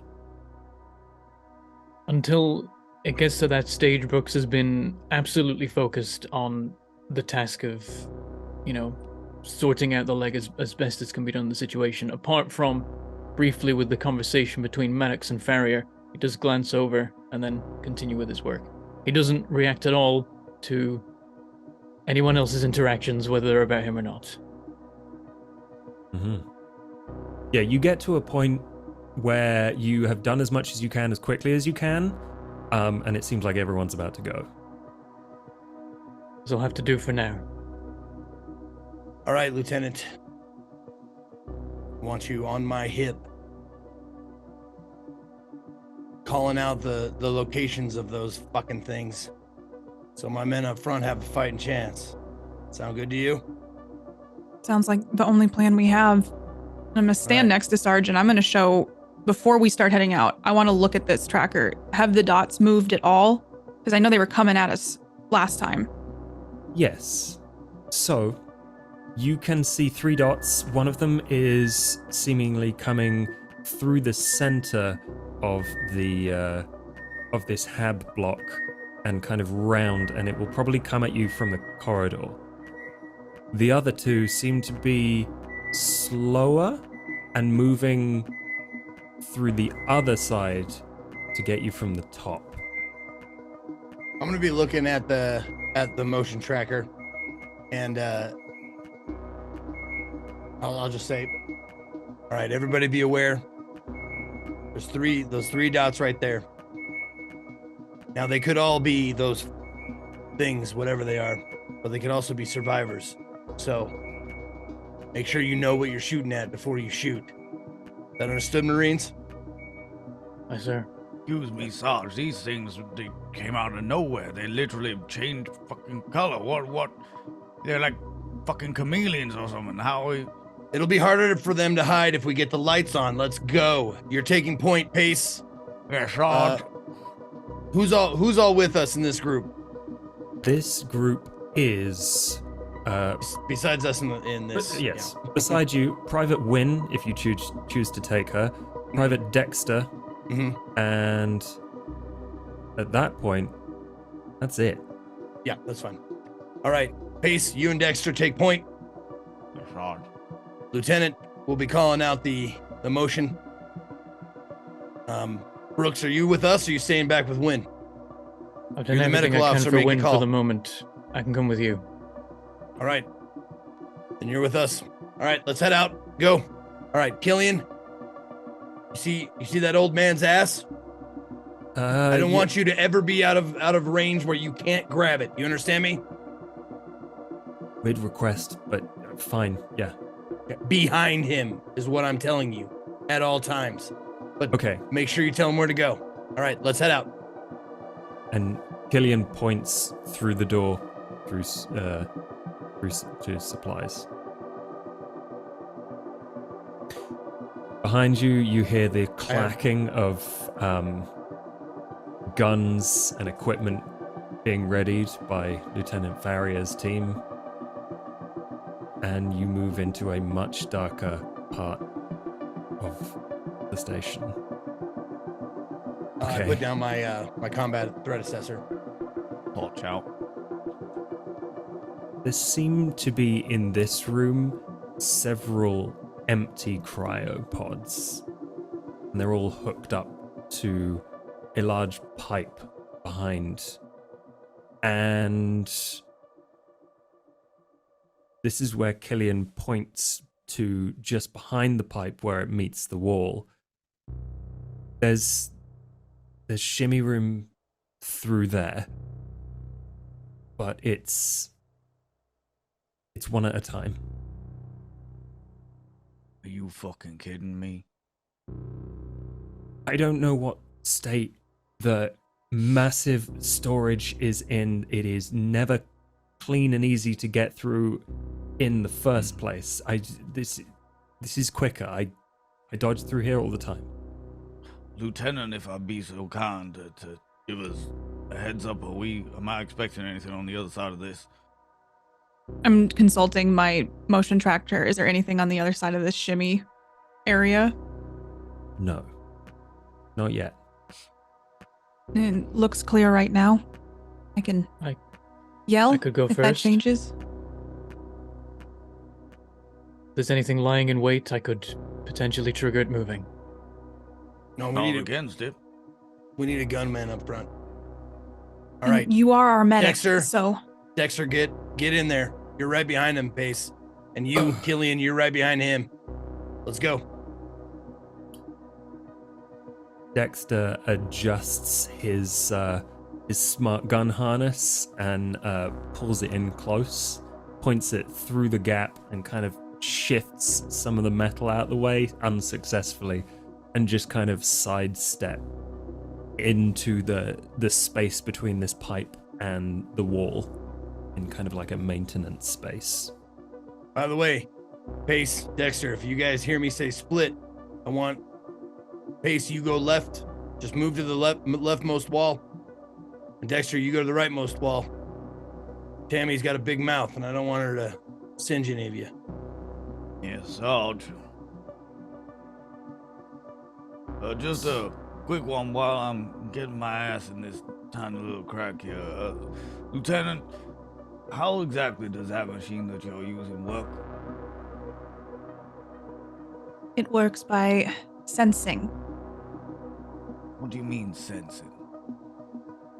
So, If you're trying to make an argument with me, I think the sergeant said this wasn't the time or place, but if you'd like to go there, we can. No, I wouldn't dream of it. I'm more asking, like, how does it work? Is it tuned to the DNA of these things? What is it? It uses microscopic air currents. I wasn't. I'm That sorry, is correct. Lieutenant. I misheard what you said there. I glare at Pace, but you had mentioned when we stepped into the world, there's cryo chambers. Yes. So while I'm glaring at Pace, my eyes start to wander to what's in the distance. I want to know what these cryo chambers may have been for, or if they're just... This appears to be where people get defrosted when they arrive on the station. Is there anything out of the ordinary? No, they appear to all be empty. My eyes trail back to Pace. Do you have any other questions? Well, I just wanted to know how exactly the thing.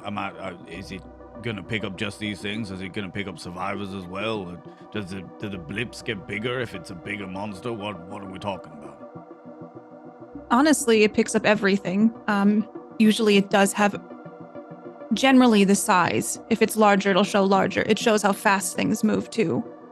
Essentially, they're sound waves, and they create micro changes in air density, which is perceived and interpreted as sound.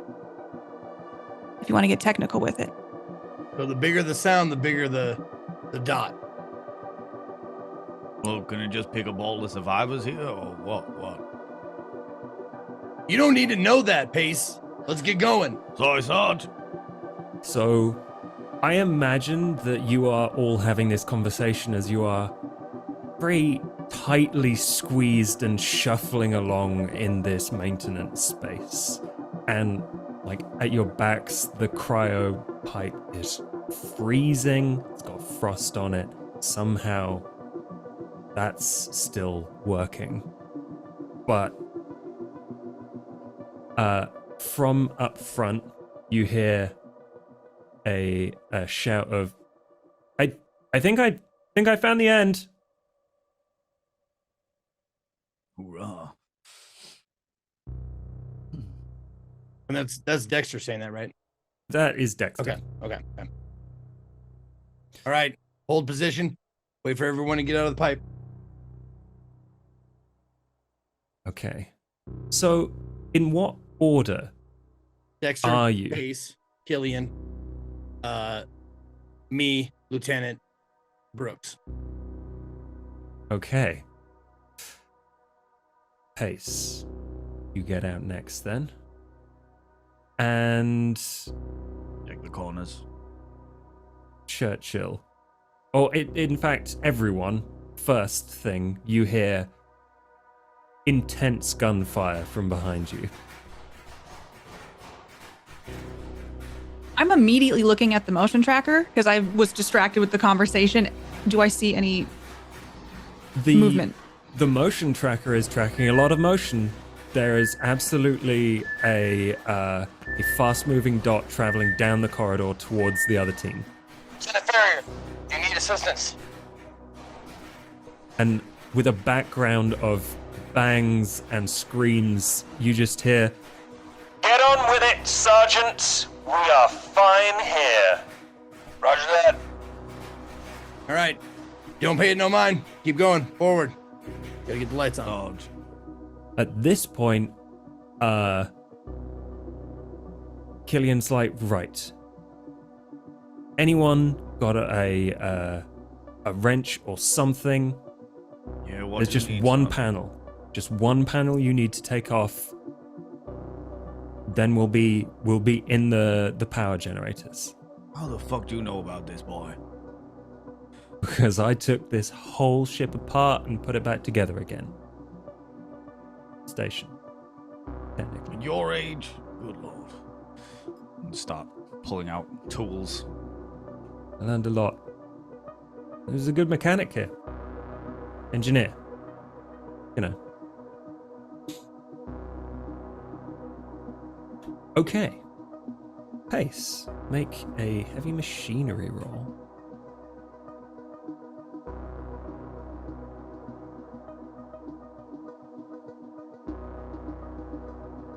Everyone hears as you begin the slow and meticulous process of dismantling a large piece of metal from several other large pieces of metal.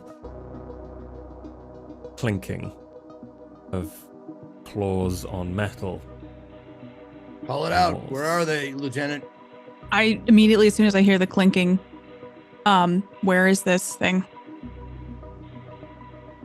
Do an observation roll.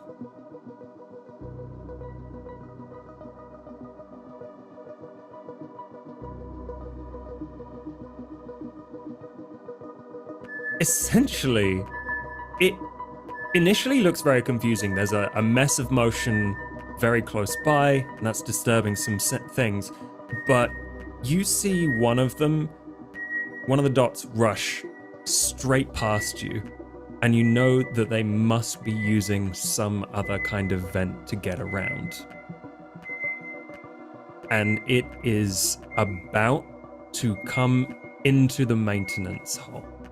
The other Okay. one appears to be moving to do the pincer on the other side. As soon as I see that, so many things are ping-ponging around in my head. So you're saying there's two, right? There's two. The third one is tied up with the other team, but you are being pincered by them. Okay. I'm going to lower my voice. Clearly sound draws them. They're using the vents to get around. There's one here and there's one here, and I'm going to go over to the sergeant and point at obviously where they are. I feel like we need to be as quiet as possible. I don't see that's going to happen, Lieutenant. We got to get through this. We're going to make some noise doing it. I'd say we just get ready. Pace, you keep doing what you're doing. You got your back. All right. I line up. I snap at Dexter. Mm-hmm. Yeah, I snap at Dexter. Yep. And I point for him to stand right behind me, or stand right beside me. And I point at Killian, and I tell him to get back with the lieutenant. This shifting is slow and difficult because the space is so tight. You see Dexter very, very cool and calm put earbuds in and like readjust his smart gun and like stand at the back. He's like, this is going to be really loud.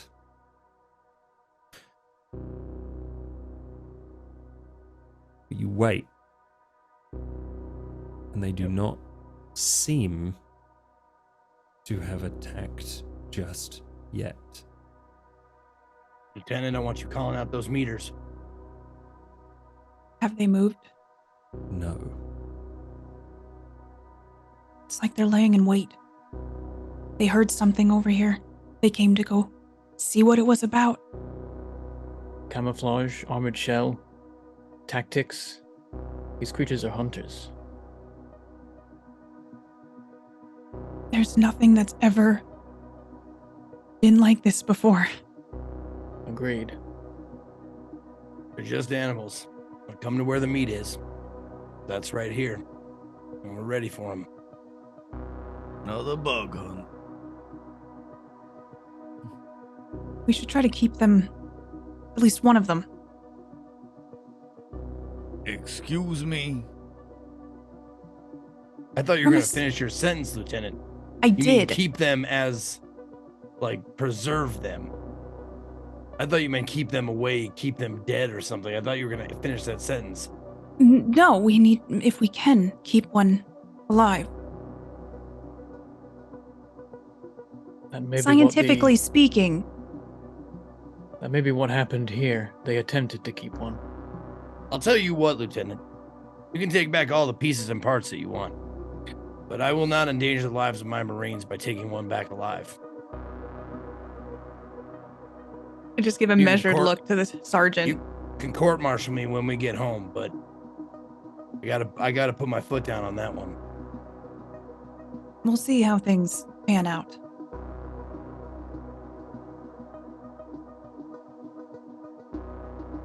Pace, old man, you are moments from having this all done, and the tension in the air is probably killing you. Everyone, except Brooks, gain 1 stress.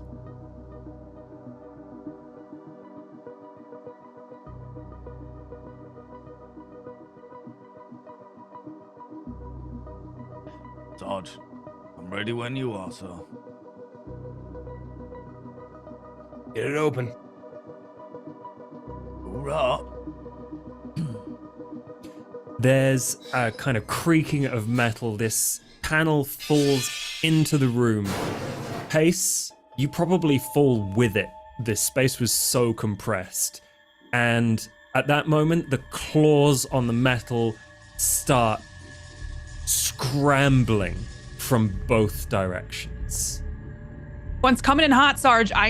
There's one on the other side of the room. We do not have much time. Everyone is drowned out by the insanely loud churning of a smart gun. You are not hearing him stop. He has clearly not hit anything. Get this fucking thing off me! Brooks. Oh, is Pace pinned?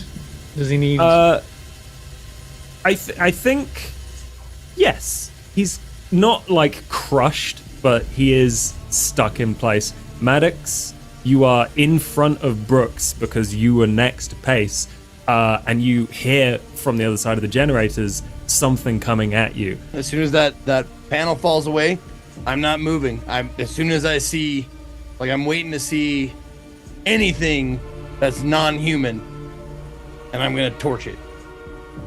And Brooks, get him up! As soon as there's room to move, I try and get Pace out of there. Maddox, you pile out. Brooks quickly behind you. Maddox, make an observation roll.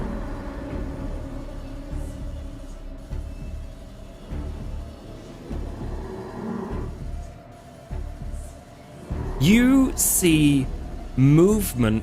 You don't see the whole thing. You see it bobbing up and down over pipes and generators and all this boxes and debris. And you think you have a pretty clear shot at it. Would you like to roll your attack?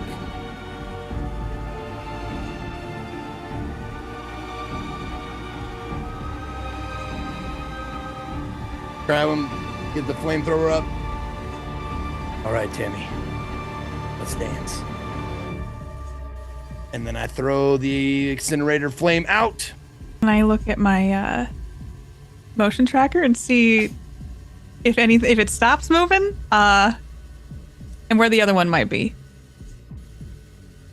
The other one is still moving. At this point, it is up real close to Dexter. Okay. And the one in the generator room is still moving. Okay, I'm calling out. One's on Dexter. This one's not done yet. This one's not cooked.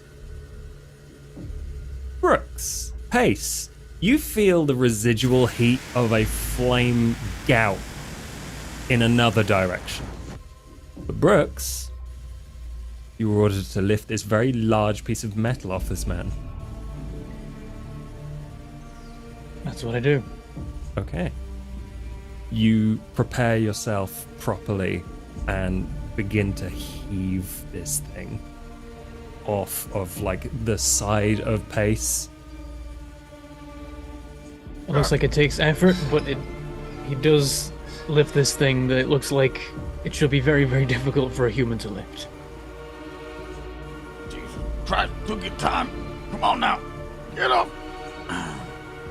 All of you see a flaming, statuesque, black-skinned creature with skeletal elements and a huge long dome out the back of its head.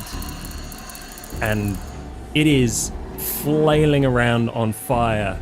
It leaps onto Brooks, and you get pushed to the floor. As the kind of arc it travels sprays the fuel away from it, it looks really hurt. And you're trying to keep a beat on it, Maddox, but it is fast. Make an armor roll, Private Brooks.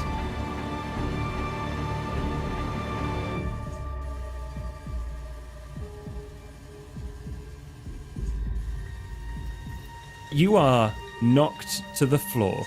I'm still like holding this big chunk of metal that I've just lifted off pace, and like before I can lower it back down, I see this thing coming at me, and like, you know, I drop it, but I don't have much time to react, like put my arms up, and then I'm just thrown, just like a plank onto the side, sprawling, and then just like surprised, I think, is his reaction, because like he's not scared, he doesn't really get scared, but he just like, that was unexpected.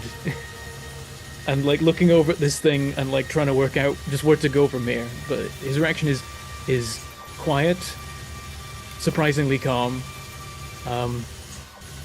But he's definitely taken by surprise himself. You hear a sickening scream and then a crunch from behind you. Churchill, you're the closest. You see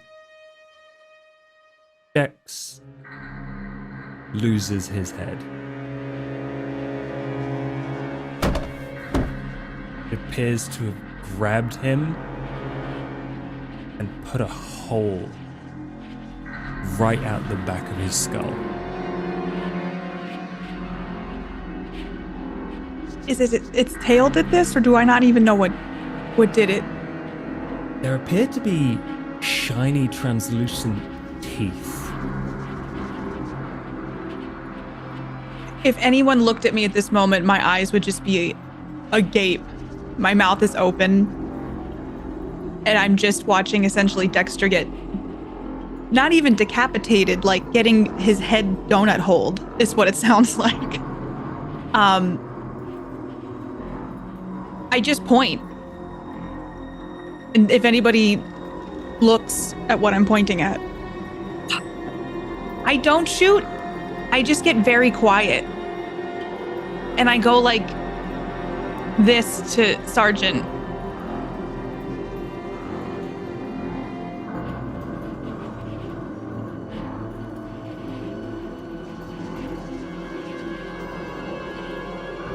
We never had fucking bugs like this before, you fucking dick. What the fuck are these scientists been fucking doing? Absolutely drilling into it until it stops. Until the clips run out, and I'm still just... Okay.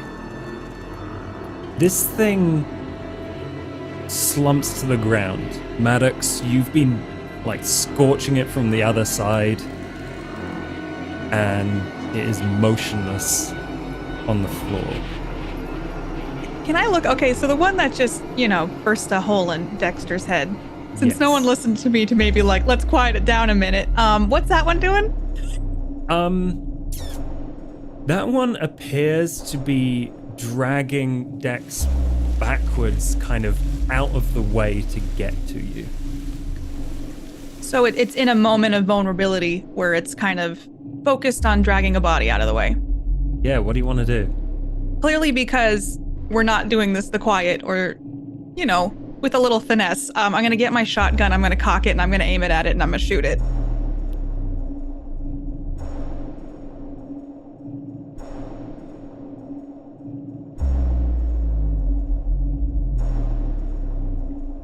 So, you have just watched Dexter die, and then just like wet tissue paper get torn out of the way as this thing slowly retracts its inner mouth and stomps in your direction.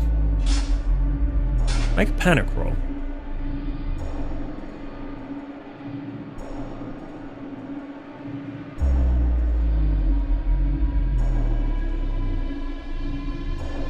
You get a nervous twitch as your stress level and the stress level of all friendly PCs in short range of you increases by 1.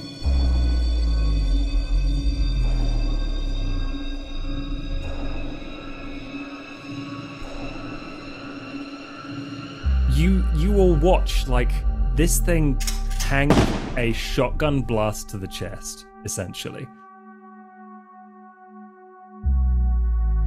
You notice that my head just starts twitching, like cocking to the side every now and then, in a way of like, I don't comprehend how that didn't do any damage. So I'm taking a step back, but I can't control my head at the moment. It's just kind of like twitching. And in an awe-inspired shock looking at this thing, cotton-mouthed. Brooks.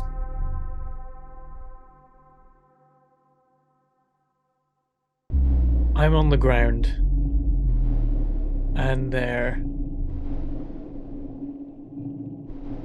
is only so much that I can do in the time that I have.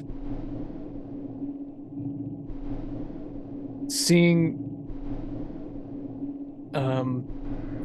Churchill being approached, I'm going to get up from prone, and I'm going to move in between the two of them, Churchill and the alien, and that's all I have time to do.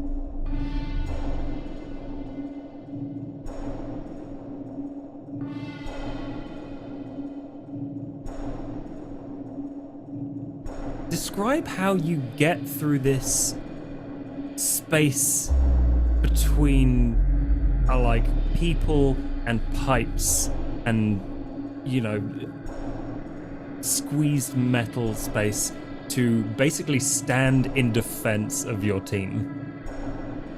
I think there's a moment where he is kind of dazed from the hit. He is... Bleeding is a term you could use. Hydraulic fluid is pooling a little bit around where he fell. Something inside him has burst that you know is now no longer functioning quite right, but he still seems to be able to move himself. And it's with the sort of the fluidity and sort of practiced ease that he often moves, where he just kind of knows where he needs to go and dodges how he needs to dodge, and just like doesn't even necessarily need to look. Once he knows what he's moving through, he knows how to, like, you know, position his body correctly, so he kind of dodges between pipes and quickly rushes. He doesn't have time to do anything when he gets there, but he has enough time to just step in between Lizzie and the alien and just look at it, and he doesn't have time to do anything else apart from prepare to take a hit. It sees everyone's weapons swing around to it, and this thing slide in front of it. And it seems to take a moment to take stock of this situation. A dead comrade. And it slowly takes a step back, picks up Dexter's corpse, and skitters back in the other direction. Grab him! Don't let them have him! If we can't shoot him, we'll starve him! And as I'm doing that, I'm pulling out my server's pistol and like aiming him. Trying to take a shot. I'm reloading while I walk up next to Maddox and stand side by side. Don't get no dinner from us! It's a difficult shot, and you're definitely like pinging all around Brooks, I think it would be most appropriate for you to try a strength roll.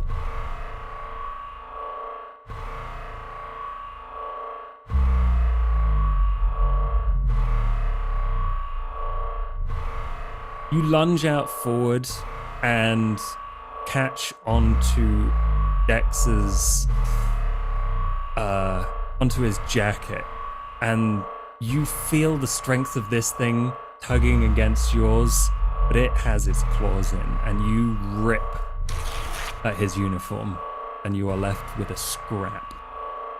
At this point, you are all in the generator room without Dex anymore, and Killian is kind of getting up off the floor, brushing himself down, and with a look of fear on his face, essentially. But no one can hear anything. What are you up to, Pace? Like, I've reloaded, shot a few guns, watched that happen, and then I look at Brooke, who, from my point of view, couldn't do his fucking job. And I see him drop the piece of fabric from Dex's uniform, and I hear a clink. I walk over, and from the bit of fabric, I pull out the dog tags that he'd also grabbed. And I literally pick up the dog tags and turn around and go, "This is the reason why we don't touch a fucking microwave with a fucking job." And put his little dog tags in my pocket. Sparkle a cigar. Fuck. Pace, I don't think you said that when you were pinned. Could have done that faster as well, couldn't he? You could have not gotten pinned. I didn't realize there was a fucking thing at the other side of that thing. Maybe if your little toy over there would have actually done something, then we would. Stow that shit! Eyes up, Marines! Zorge! We're gonna get these fucking lights on. And we're gonna head back and check on the other crew. And that's what we're gonna do. Aye, sir. So I don't want to hear any fucking chatter. Unless it's about something fucking dangerous or it's about the lights. Let's go! Killian, up here with me! What do you need? What'd I just say? Let's get the fucking lights on. Show me where to go. Killian runs up to you, Pace, and kind of slaps you on the shoulder. It's, probably want to start looking at here, and he points at one of the generators. All right, boy. Lieutenant, I want you and your pulse rifle right here. Brooks, you're with the lieutenant. Pace, you let us know if you need anything. I'll cover our exit or our rear. Pace, you're standing next to this generator with Killian, and he picks up a nearby toolbox and searches through it, starts unscrewing one of the panels. It's like, these things don't really break down, so if there's any damage, I mean, there's look at that acid hole. It should be quick. When it says the acid hole, is that from what we've caused? Oh yeah, it's okay. It's a splash from the thing. You're a mechanic as well, then, right? Near enough. We need to get in here. Yeah, and he pulls it open, and you really quickly realize that there's a couple of bits from this thing not having run for a little while that you need to clear out first. But after that, probably the problem with this thing is a fuel supply problem. So tell me, Killian, how long's this been like this? The generator, well, it was here when the thing was built, so I'm assuming that it's been. How long's it been since we got the call again?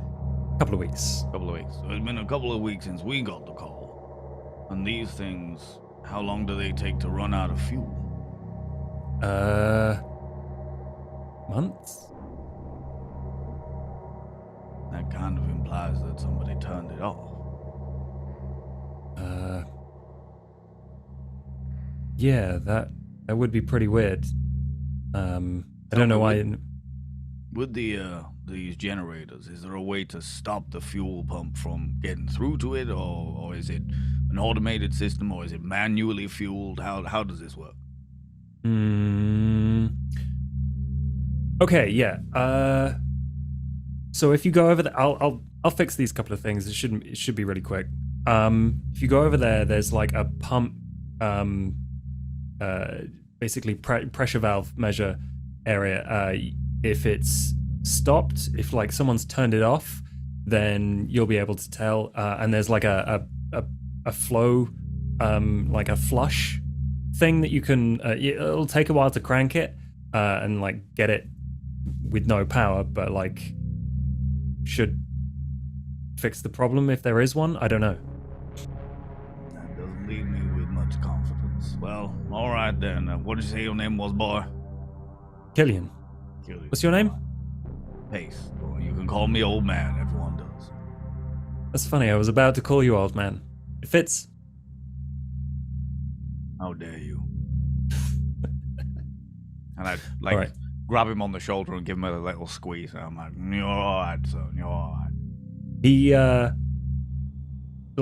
He grabs your forearm and like squeezes it back, and he's like seems to be reassured by this, and then like he turns around and jams his hand in the generator and starts fiddling around with stuff.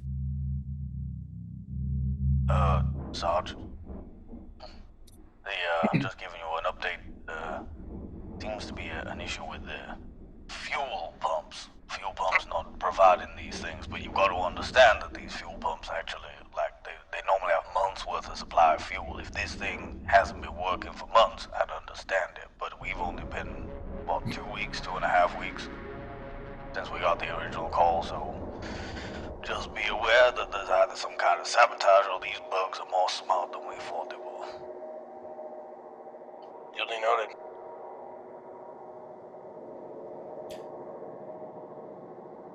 Churchill. Yeah, I guess I'd look down at my motion tracker. But as I do, I'm assuming Brooks is standing next to me, or at least near me. Yep, I'm with you.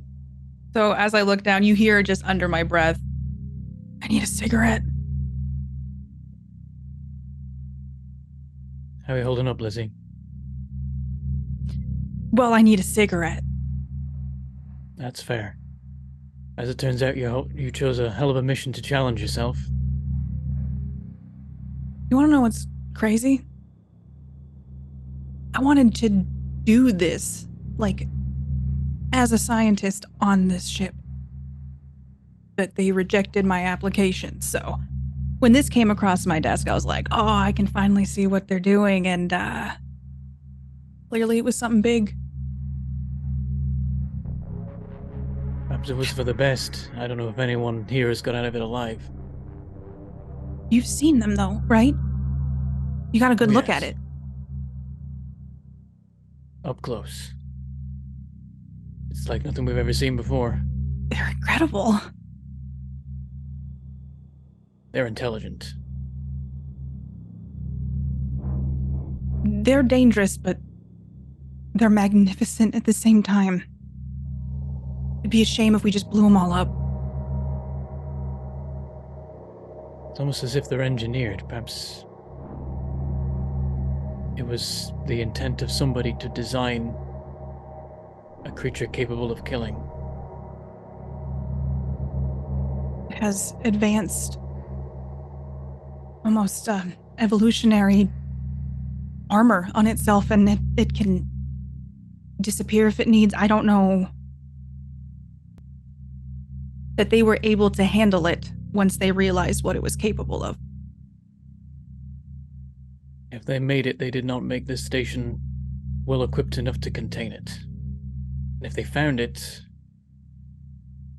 then perhaps it's best we're on a station and not a planet.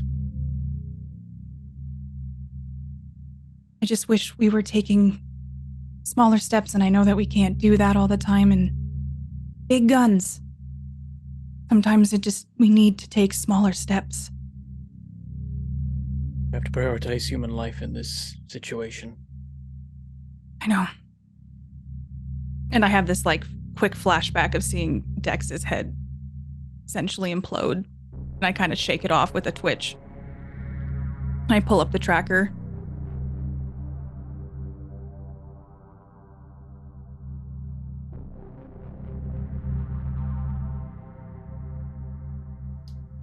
Lizzie, there's something. You see it twitch on the screen, and it is right on top of you. Until you tap it and the dirt moves away. I think Brooks would notice there's that, when someone's breathing and trying to keep a panic attack kind of at bay, it's like that rattled breathing and my heart rate is increasing and I'm trying to keep my shit together. And I'm just shaking as I'm tapping this dirt off the screen. I don't see anything, Sarge. I put a hand on her arm that she's tapping the screen with. Lizzie, it's all right. Do you see I anything? moved away for now. Do you see anything? There's nothing there. Okay. I think it's just some dirt. It moved away. We're safe for the moment. As long as we stay wary, we'll be fine. And I want to use my calming presence to reduce does that work? stress by 1. Okay. Yeah, reduce your stress by 1.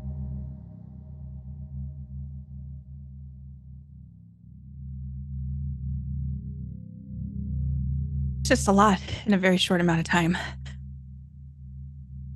Way more than we were supposed to be dealing with, definitely. My eyes trail back down to the motion tracker. You don't see anything. Which makes sense. The limit of this thing probably doesn't cover the dock. It doesn't cover a lot of the rest of the station.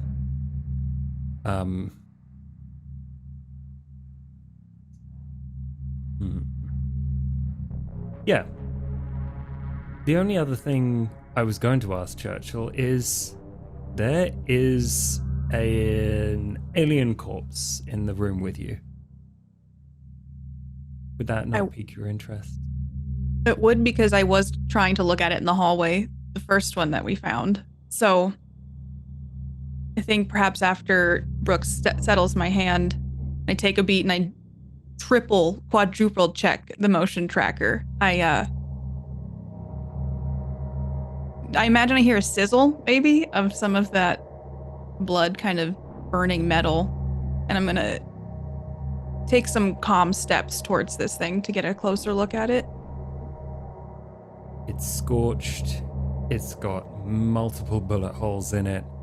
But it is clearly a slightly larger version of whatever was in the hallway. I'm going to make a mental note and then realize I should be taking some notes on this. And I'm going to pull out my PDAT and just start frantically adding in notes about how the difference between the one in the hall and this one here, and the methods of death and the blood, just some very basic overview, but I'm still very my nerves are on edge. So I'm hyper vigilantly trying to listen and not get too engrossed in it. Is there anything I notice about this that's, it's all unusual. Is there anything of note? Yes. The method that you are familiar with in biology of changing color of skin is normally by contracting and expanding various colors of chroma cell. There is no indication that this thing has any ability like that. Lieutenant, I see you seem to be interested in whatever the fuck this thing is. So why don't you hand your pulse rifle to Brooks there and let him take the perimeter since you seem to be distracted a little bit. If that would be all right with you, sir. I kind of do my head's twitching. Like, I don't want it to twitch because it makes me look less confident than I actually feel. So I'm like twitching as you're saying this to me. I suppose it's not the worst idea, but I do feel like understanding what this might be might help us in our defense. And I take the pulse rifle and I hand it over to Brooks. Pace. You had a couple of questions about this fuel thing. So you go over there and double check it. The valve appears to be on. Should be being supplied with fuel.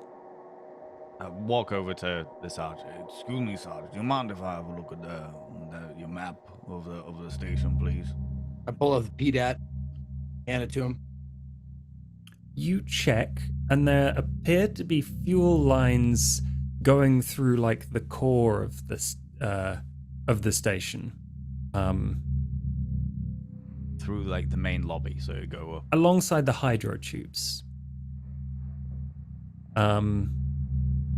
Killian kind of pulls himself out. He's now covered in grease. It's like, did you flush it? No, I was just checking to make sure that if there's a blockage, I can go get it sorted. But Lord Jesus Christ, The flush will fix that. That's like 10,000 psi or something ridiculous. Boy, they call me old man for a reason. I've been there, I've done that, all right? Jesus Christ, just give me a moment to do my fucking job. Yep. Thank you, Sarge. I appreciate that. No problem, old man. Sarge, we seem to have a blockage in the fuel pipe. Now, I can flush it completely fine, no issues at all, but I can't guarantee what that blockage is. Now, if these things have got fucking acid for blood, then I'm not gonna say, like, if it gets mulched up inside the generator, it's gonna melt the whole thing, and that'll be game over for us. But, do you want me to climb in the fuel tube and have a look what the blockage is first? No, I don't think it's worth the risk. If Killian says that the flush will take care of the blockage, I say go for it. All right, sir. Is that all we need? Do we need fuel of any sort? The fuel should, technically speaking, be supplying this thing. I don't know why it's blocked, and this is where my confusion lies. So once we get the blockage out, then the fuel will flow. Theoretically speaking, yes, Sarge. Okay. Yep, flush it. Let's get out of here. All right, then. It takes a little bit of cranking and like there's levers to pull, but you finish the process and you hear like this rattling of the tube as, you know, vast amounts of fuel appear to start to cycle through this tube that you're standing next to. And you hear the kind of sloshy filling up of the generator tanks. This thing is stiff. It definitely hasn't been moved since it was installed. No one's looked in this tank. So yeah, you creak it open and you slam over this like thick, clear something, maybe aluminium, maybe perspex. You don't really know. You don't care. And shining your light, you see the kind of ring of the torch scanning over like, you know, clogged bits of fuel. You see like slowly dispersing into the fuel, like not what's the word for like not dissolving, but just kind of moving apart is like a clump of something. What color is it?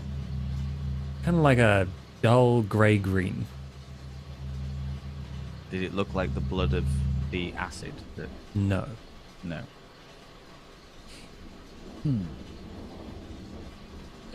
Lieutenant, if you be so kind, you're a scientist, are you not?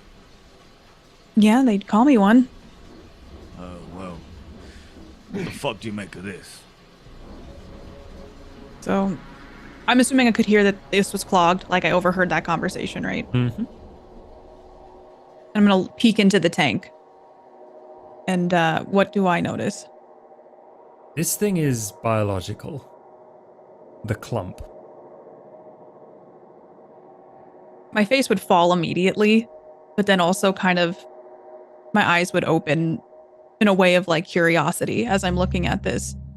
Huh. Like a secreted resin, maybe. That's alive. The That was thing in the itself tank? isn't alive, but it was made by something alive. But like biological meaning that it was made. Okay. Made by something that was alive? Yes. Is what you, okay. It was in the tank. It was what was clogging it. I'm not entirely sure. All I know is that it's slowly but surely, congealing it. Whatever you want to call Are there it. filters in this thing? There will have been further back, but they deliver refined fuel, so there's no real need for them. This is just straight fuel, Yeah. and it survived in this. Well, it didn't necessarily. Like I said, it's about flushing the system. So, we've got a couple of situations. Either this was what was blocking the pipes, which meant that when I flushed it, this is what came through. In which case, it wouldn't have had any effect on the fuel or the fuel on it. Or somebody turned off the fuel further back, and the flushing swept this through the pipes with it up until this tank area. Something put it there. Certainly seems that way, yeah. Now, I know these things are ugly son of a bitches, but, what the fuck, do they spit everywhere like we do, or what? Well, all I know is that you do not want to get their blood on you, and I take a look at his armor. Oh, Did that touch your skin at all? Not that I saw. Well, not that I noticed, and I feel like the way that thing eats through hull metal, I'd probably notice pretty quick. Well, I don't know what this is. It's Hold not. up. There's biological material in the fuel, probably from them. It's making a fuel stew with gray chunks. Well, I assume that's fascinating to you, so why don't you bag it up and study it after we get the fuck out of here? Yeah, I start to shimmy the perspex across and just like slide my hand through. I'm gonna grab your arm. What? We just discussed acid blood. You want to touch that? Well, if it was acid, it'd dissolve into the fuel. We don't. Those creatures don't walk around as just acid falling off their bodies. You have to permeate their armor first. We don't know what that will do if you touch it. Hold on, are you saying their armor is resistant to their blood? That could be useful. Killian, throw us up one of them spanners. He like spins it across the room. I feel like I go to catch it really cool, but it actually like collides with my arm and it just fuck. Jeez. And like go to scoop them up with this wrench or spanner or whatever it is he threw at me. You now have a goopy spanner. It might be worth looking at. So at least we know it doesn't melt metal. Rather you than me. I'll take the sample and I don't know. Look over at the Sarge. Pretty sure it'll be fine. Don't know why it's in there. Did you flush it yet?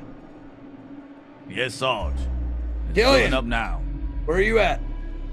Everything good. I've got the sequence is done. Just need to pull the go switch. Oh, this is gonna make a hell of a noise, Sarge. All right, everybody, be ready. I have a thought. Before we Please don't start- keep it to yourself. Well, before we make a lot of noise, what if we tried this time finding a place to hide so as soon as we let it rip, we can take some steps back, see if it draws them here so at least we know that noise is bad and maybe lighten them up? We can hide from them. I don't know. Give ourselves some more time. Get the jump on them before they get the jump on us. Question, Lieutenant Scientist. How the fuck do you think they find us? Like, they got no eyes, they got no nose, what the fuck? Is it all just noise, echolocation? We're gonna be here, like, hunted by fucking space dolphins? What the fuck? To be quite honest with you, I've never seen one of those before, which is why I was investigating its skeleton. I'm still trying to figure it out. I don't know exactly what it uses, but it clearly is drawn to us by something. It doesn't seem to be smell. It doesn't seem to be taste. The things that I have noticed is that anytime we've made sound, we've had them on us. All right, Lieutenant. You're in charge.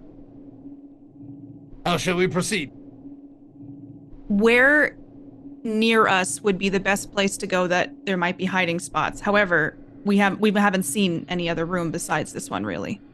I think without looking at the map, Brooks would pipe up and say, maintenance is through that door. There's 2 entrances, but they're close to each other, so we can watch them both.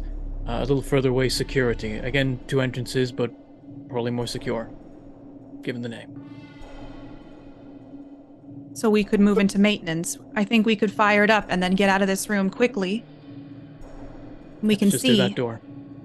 Lieutenant, if I may, I'm sorry, I didn't mean to interrupt you, but I would prefer to get back to the other people that we brought with us so we can all be together, group up once we get the lights on, and then we can all proceed. Sarge, if I may, there's not a bad idea leaving somebody in the security booth for checking the cameras and what have you.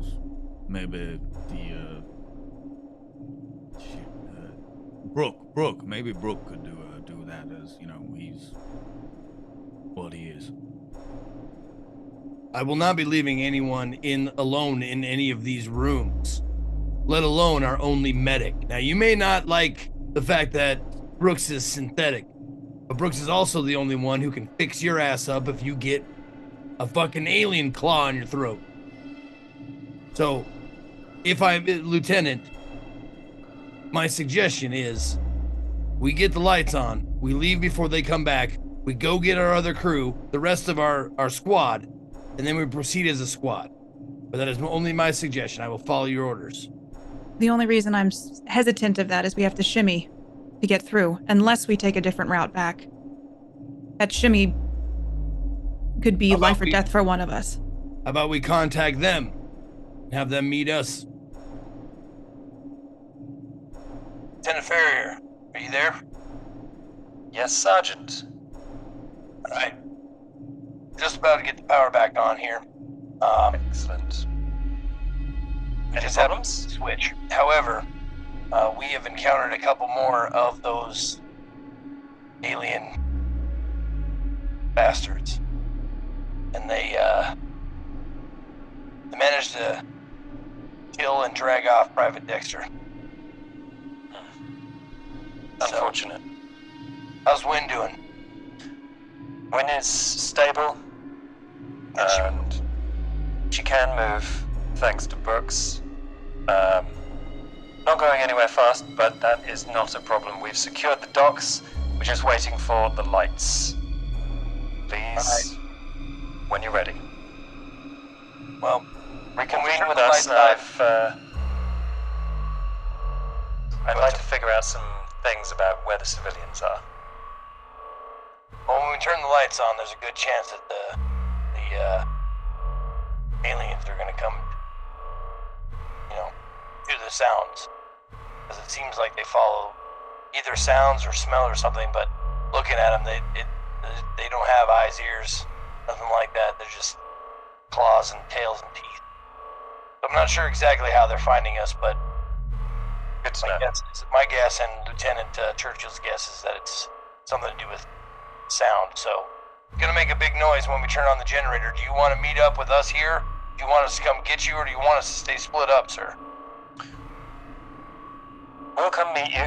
We can reconvene in the corridor. Okay, well, what you gotta do is you come down the corridor. There's gonna be a real tight section that's only fits one person at a time. You go through You'll this come to us, Sergeant. I think I'd prefer that. Safer at the docks. Alright. I'll be in contact when we head out. Very well. Over and out. Alright. So, what do you think, Lieutenant? Do we go get him now before we turn the lights, or after? The only issue I see is that It's pretty easy to get backed into a corner in here, so if we have more people, it's more people who could die.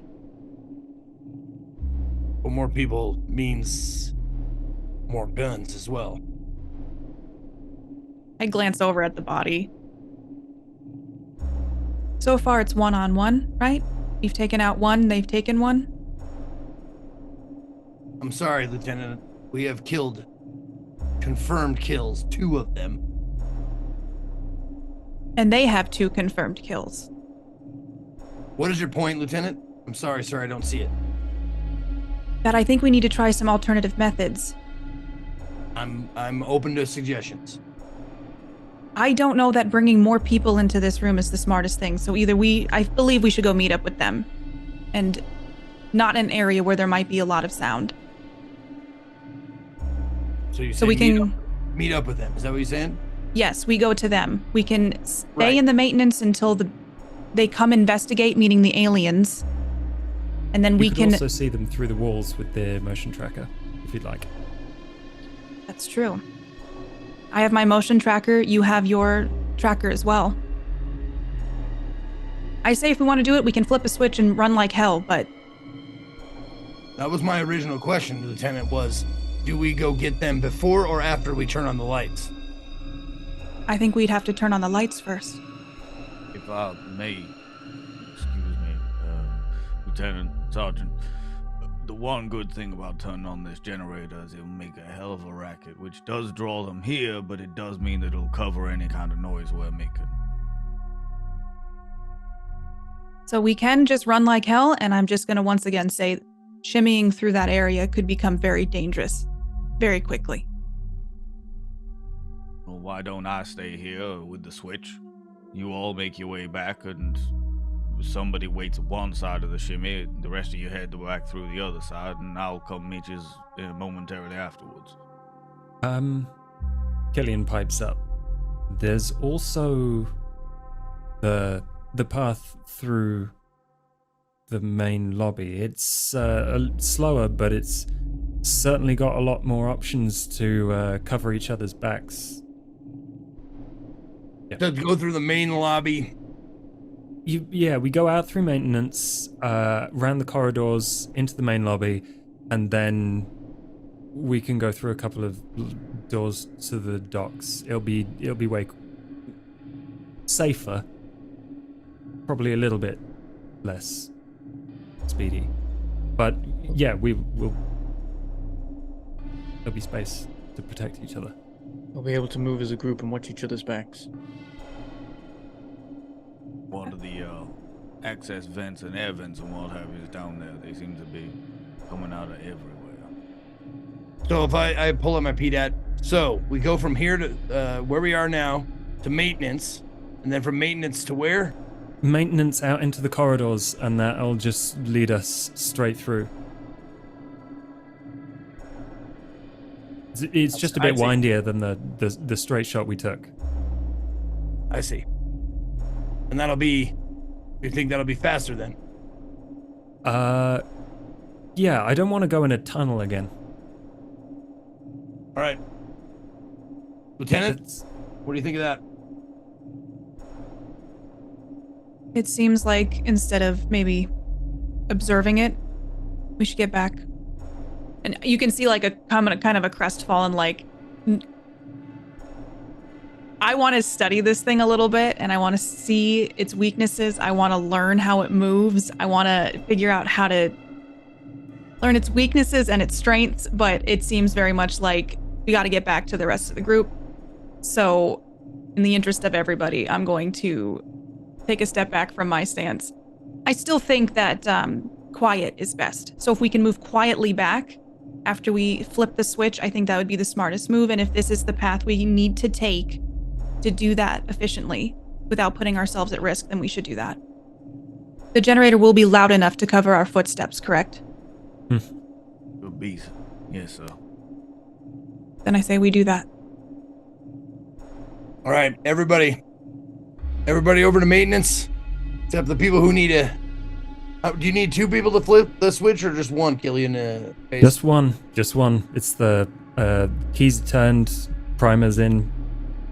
All right, boy, you go with the sergeant and that, and I'll stay here. I'm the one that's lived long enough. All right, everybody to maintenance right now, and as soon as Pace flips that switch, we are double timing it with Killian.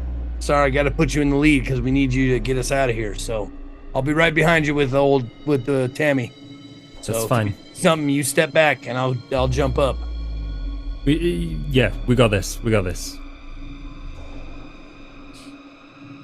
Everyone gathers in maintenance. You can see the route pretty clearly now from out here.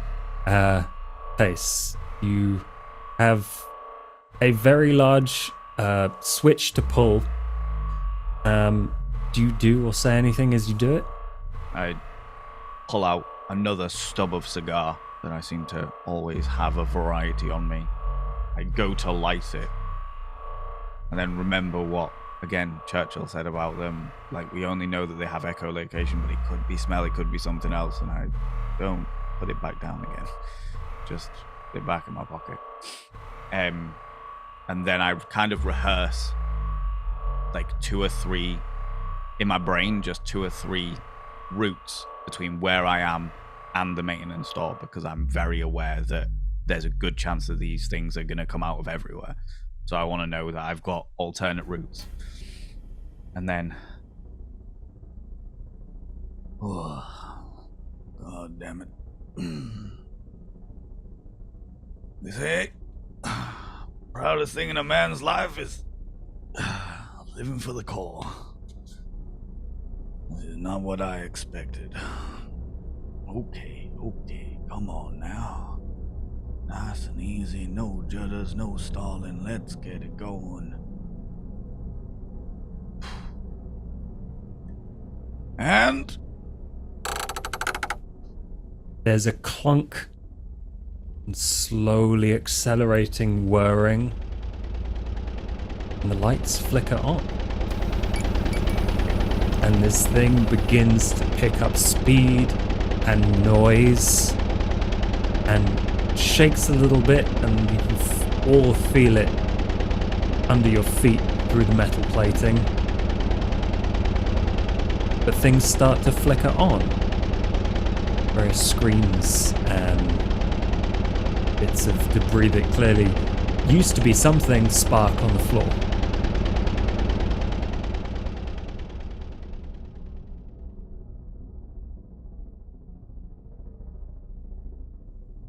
You all gather together and slowly, cautiously, with weapons drawn, make your way through the path back to the docks.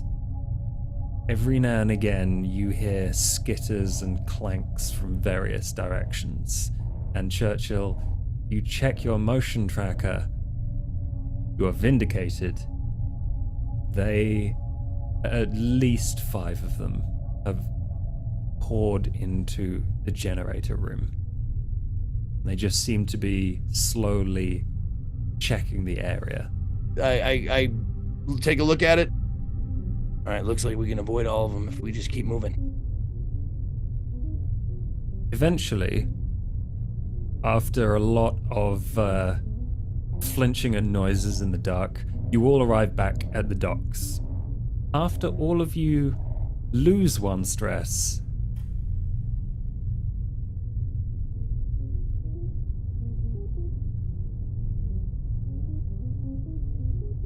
Farrier is there waiting for you with pulse rifle in hand. Excellent work, team. I have some good news.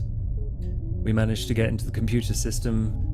There are several life signs in the laboratory, and 1 in the hypersleep pods. We decided that we have Win here and some auto turrets to defend the transport. I'm going to take Team A to the laboratories. I'd like you to check on the civilian in the cryosleep pod.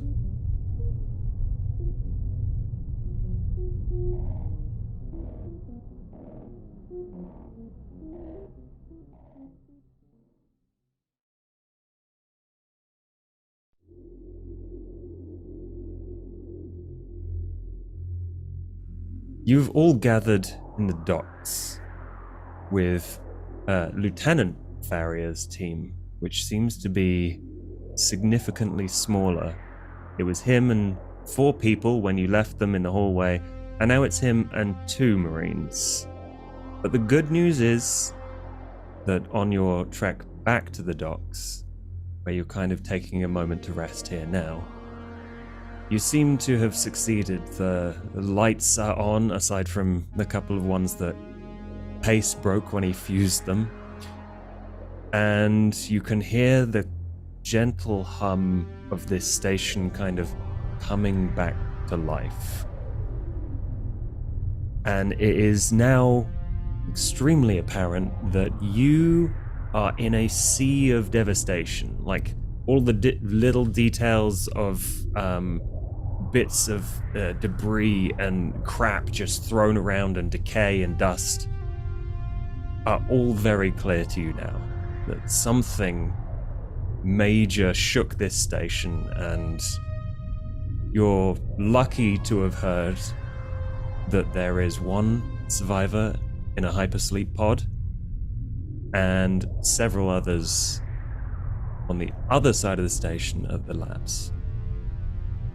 And Lieutenant Farrier kind of gathers you all together, and he's like, okay, everyone, now that we have had a rest period, I think it is time everyone prepared for their missions. Do you understand your orders? I do. Yes, sir. Excellent. I trust you will, especially with Private Brooks present, be able to attend to the hypersleep pod. Anyone that is alive? We're sure that hypersleep pod is not just another one of them things, right? Well, To be sure. the only life signs that this station's computer was able to detect were relatively stationary. Those things seem to move quite quickly, so it's my conclusion that everything that the computer has told us is human. Now, I'm gonna ask you, sir, do you think that it's the best course of action to split our teams up? Yes. We need to get this done quickly. I don't want to be here any longer than we have to. All right, sir. Thank You you. heard that, Marines? We're on our way to the hypersleep pods. I pull up the map on my PDAT. Mm-hmm. Right.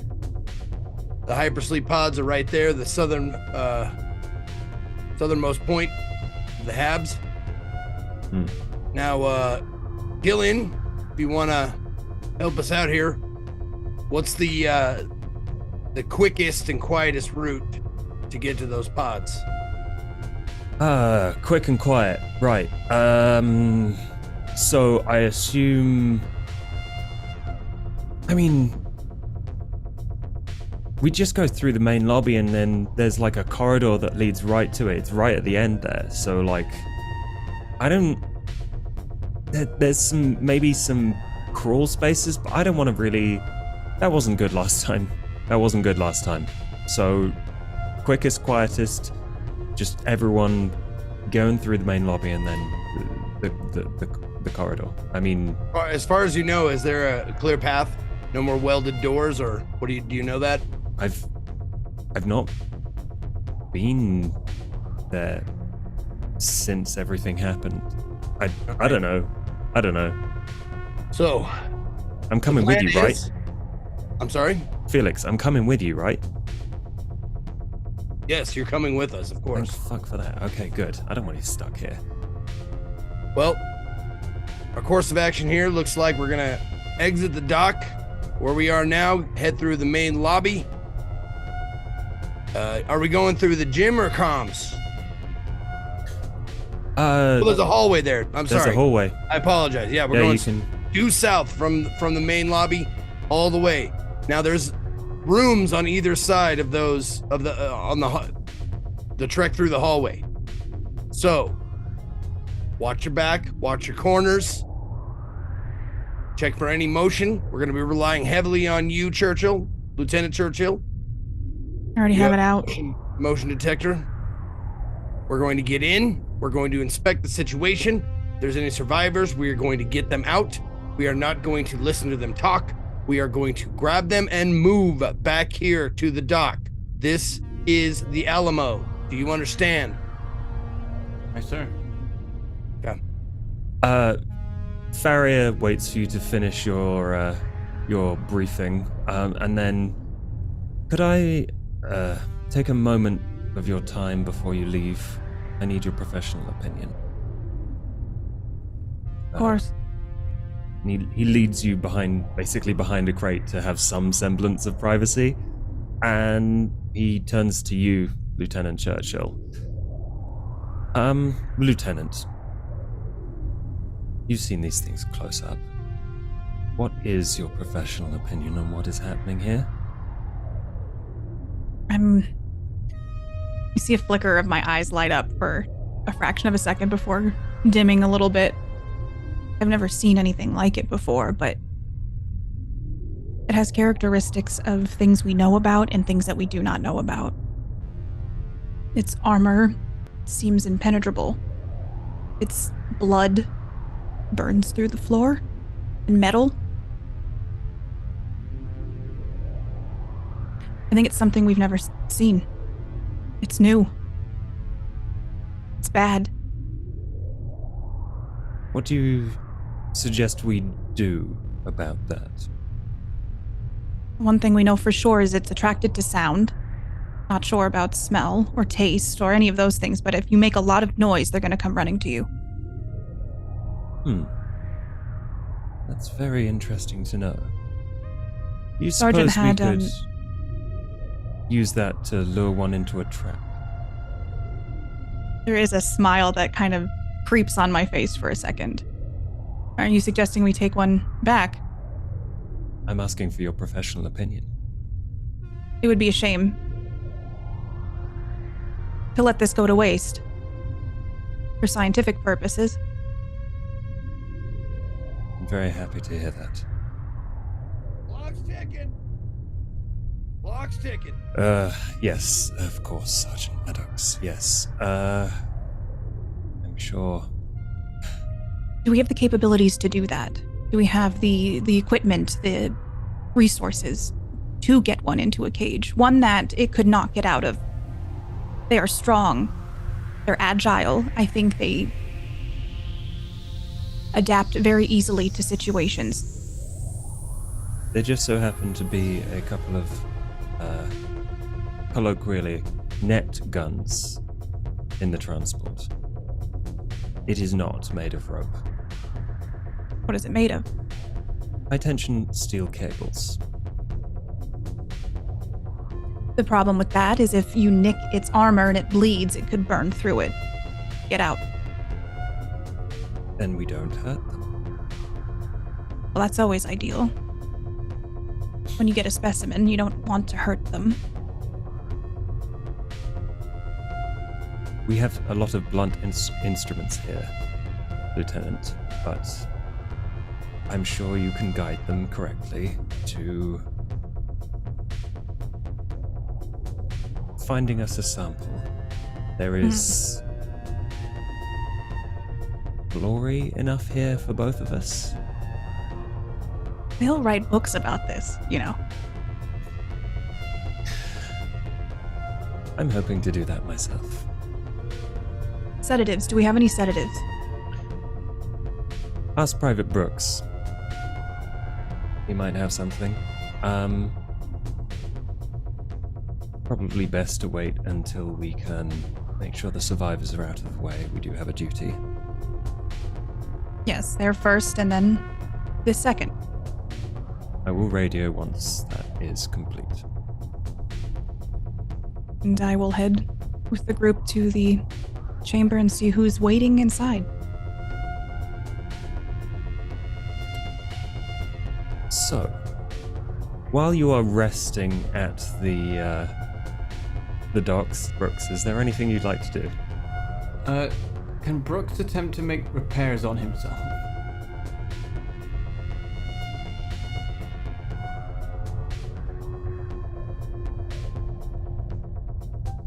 These are minor wounds, comparatively, but they're nothing you can replace or easily stitch back together in a satisfactory manner. So at the moment, you're going to have to grin and bear these android scars, essentially. But the bleeding has stopped. You see that he's sat in a corner, he's lifted his jacket, and there's like torn sections of his flesh that have been leaking hydraulic fluid and other things, and he's trying to work on it, but not really getting anywhere. I'm just going to open one of the packs and toss him a roll of duct tape. Brooks applies the duct tape. Apparently you're fucking important, so you keep me alive, I'll keep you together. Works for me. Lieutenant, sir. Word. Yes. And then I'll sidle on up. According to my original orders, our first order of business is to sweep for and secure surviving civilians. Is that still the case? Yes, that's top priority, first top of the list. Okay. I think we should all remember that then. Yeah? I don't believe I've forgotten it. No, I'm just confirming with you. Yes. People here... between you and me, I know somebody here. And I'm just as eager to find them. I was not aware of that. Have you tried to make contact with them? Yeah, that's... I started to get concerned when I didn't get any answers back. Well, I don't know how you can get in touch with them now, but now that the power's on, they might try to reach out, so if you have a way of receiving messages, keep an eye on it. Yeah, my PDAT, I haven't gotten a ping though, which is quite worrisome considering now that the lights are on, this place looks like a shit show. Well,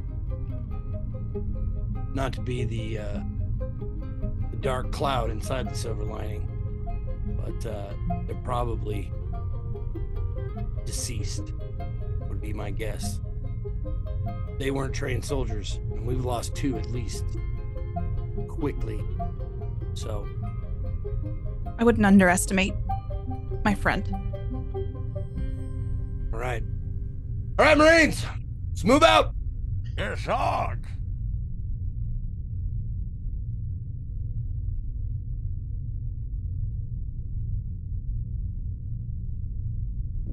As you see that, Private Beckett kind of runs up to join you all, but she appears to be carrying something, and she's got a stupid smile on her face. Got there, Beckett. This might be important. This is kind of cool for me. It's the first time I've ever seen one, in real life. I found a frog. I really like frogs. You found a just hopping around? Yeah. I don't know where it came from. I found a frog. Yeah. She holds it out, and everyone can see there is kind of a squat, fat, green thing in her hand. It's a frog. There's a live frog, just kind of very contentedly sitting in her palm. It's probably about that big.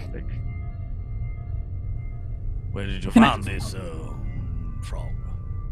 I was messing around with a couple of bits on the ship, trying to, reorganize everything. But yeah, it was around the base of the ship. Tell you what, transport. when one of those wonderful creatures comes at us, I swear you could probably use it as some distraction technique as you throw it towards the thing before you kill yourself. Fucking hell, get in the fucking space station. Jesus Christ. Sarge, do you mind if I quickly go and find this thing a box? And I'll leave it on this. I'll leave it on the. What the fuck transport. is this, daycare? It's gonna take like 2 seconds. Pace. It's also considered. Bring it here. This could be some part of the science that they were doing here, and it's not a bad idea to keep it. Frogs can survive 3 to 4 weeks without food or water, so. Hold on to that thing tight, okay? Take it with me, sir. No, hold on to it right now. Hold on to it tight. Right. Okay. Now, don't flip the fuck out. And out of my my belt clip, I have a little pocket knife. I just like poke it real quick with the pointy end. It kind of pops back after you stab the frog. It appears to be like lightly wounded, and oozes like I don't know what color frog blood is, but that maybe What the red, fuck, maybe Sarge? blue. I put my just the flat of the knife tip onto the blood. Got it. You have a frog blood knife. Wipe it off on my pants. So the frog I don't kind know of how these fucking bounces things away. breed, so I had to make sure that it. You ever seen a swarm of fucking spiders? They're real small compared to the mother. You saying a frog could turn into that fucking thing? We're on a fucking alien planet here. All bets are off. I've never seen something like this. None of us have. Have you ever heard of a tadpole? Yeah, I heard of a fucking tadpole. What? You ever heard of a fucking alien with acid for fucking blood with a tail that can stab right through a man's sternum that can blend into the background? We are off book here. I understand I that, am but taking 0 chances, sir. all I'm saying is this looks like a harmless frog. And Look. breeding terms, it usually needs water. And then it lays its eggs, and then it becomes tadpoles. So unless we start seeing these aliens flopping around in some water, then I understand where you're coming from. So you understand that it's a weird thing that a frog that have only ever been seen on Earth is here, and Beckett just happened to find one. Let me just say Secure that that shit do what you gotta do. Make sure that fucking bird is ready to go as soon as we need it. And then get your ass back here, double time it, and we're out of here. Go Yes, Sarge. now. Yes, Sarge. And you hear the beating of feet. Like, she doesn't seem very happy that you stabbed the frog because it bounced away. She scooped it up and she was like holding it close. And then she, books it to the transport. Don't forget to lock the door after you. Jesus Christ. Sergeant, you have to understand, they were doing experiments here. It's clearly something incredibly profound, something incredibly unknown. I'm assuming that, unfortunately, in science, sometimes animals fall by the wayside and become a product of that experimentation. I'm assuming that the frog was one of those. It just got out of its cage, considering the chaos. Excuse me. Realize the problem you have in that sentence, right, sir? Assuming. And yes, make an ass out of you and me. I don't take anything for granted.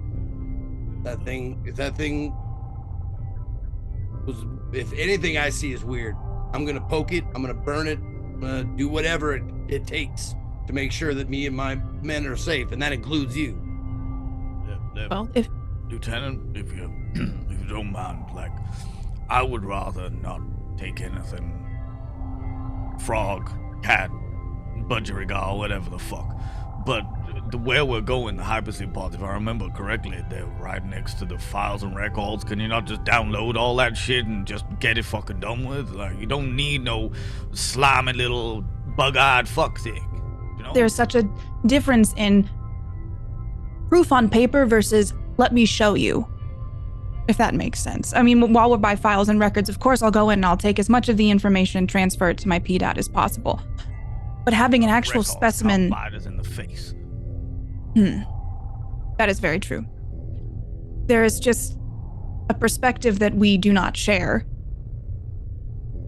You have to see the magic in this despite the horror in it as well. Well, allow me to put on a tutu and a fucking tiara. Alright, let's go for fairy magic now. Jesus Christ. These creatures are incredible, but as it stands, we don't know how to contain them. These people clearly didn't. Which is why they're horrifying. Everything in time has the ability to be controlled. These people were not prepared for whatever they were doing. And that's clear.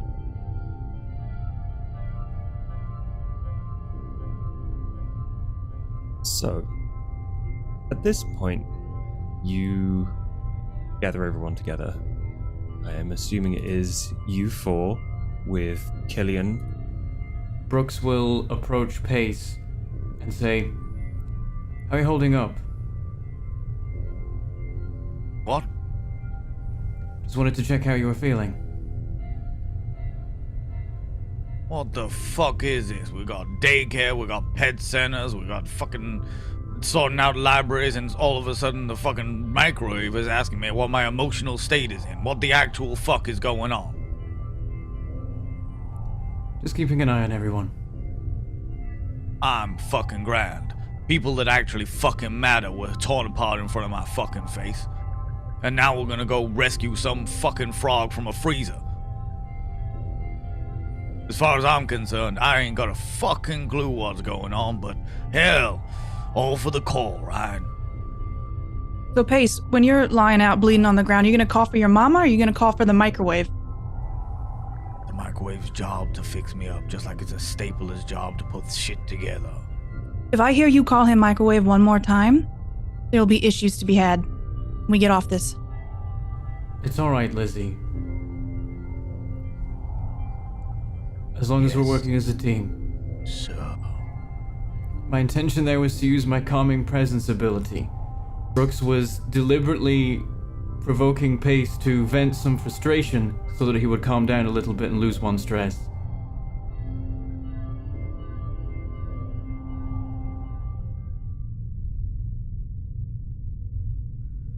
Okay.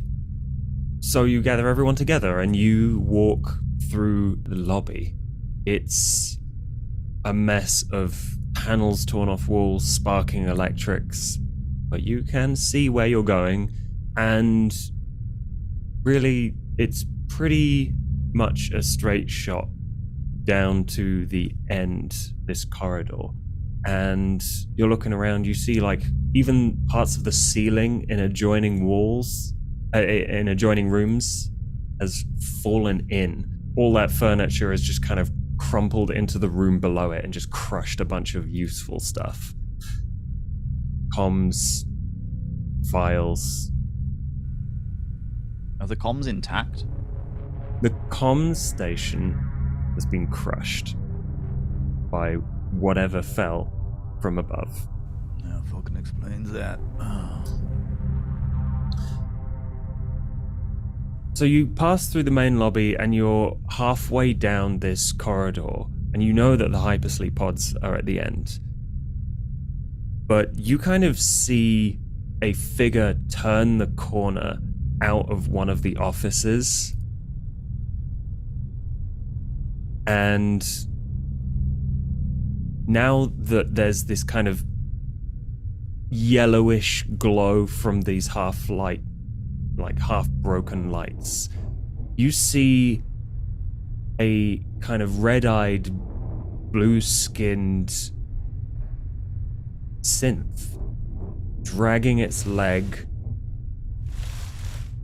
kind of hunched over to one side where its internal supports have been torn away from the abdomen, and one arm holding a baton and the other semi-swinging in a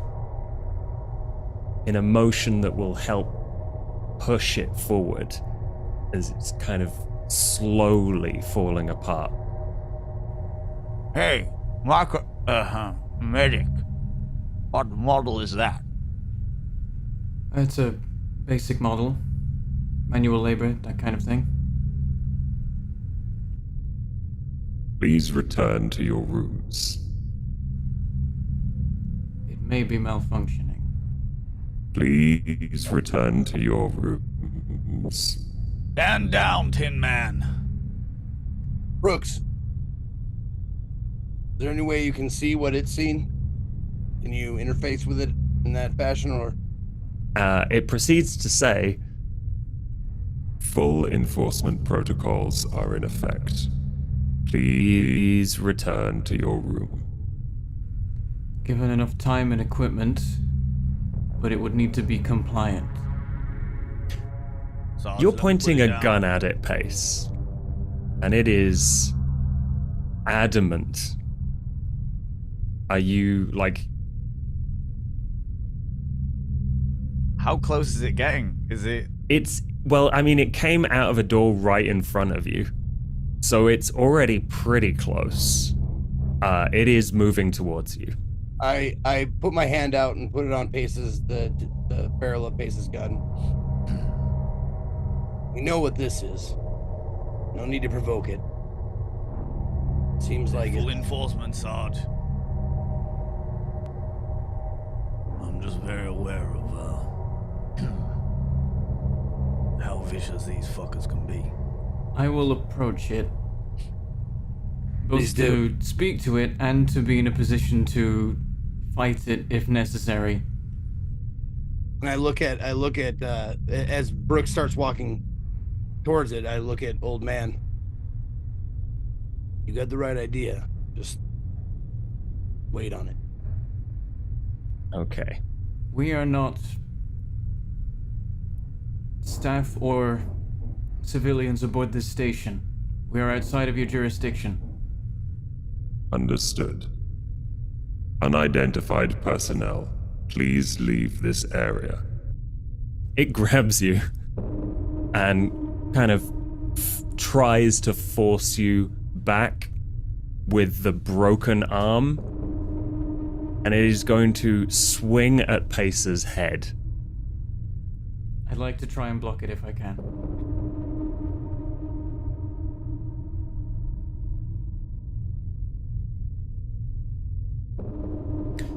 So I think what happens here is that this is less you failing to get in the way of this blow, but this model is clearly not inhibited in any way, and you recognize that you were treating it as some sort of very basic model.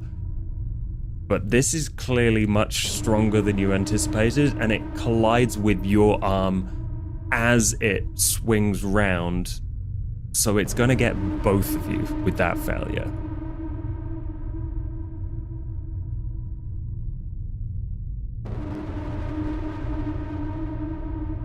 This blow is fast and furious, but like both Brooks and Pace are in the way of this.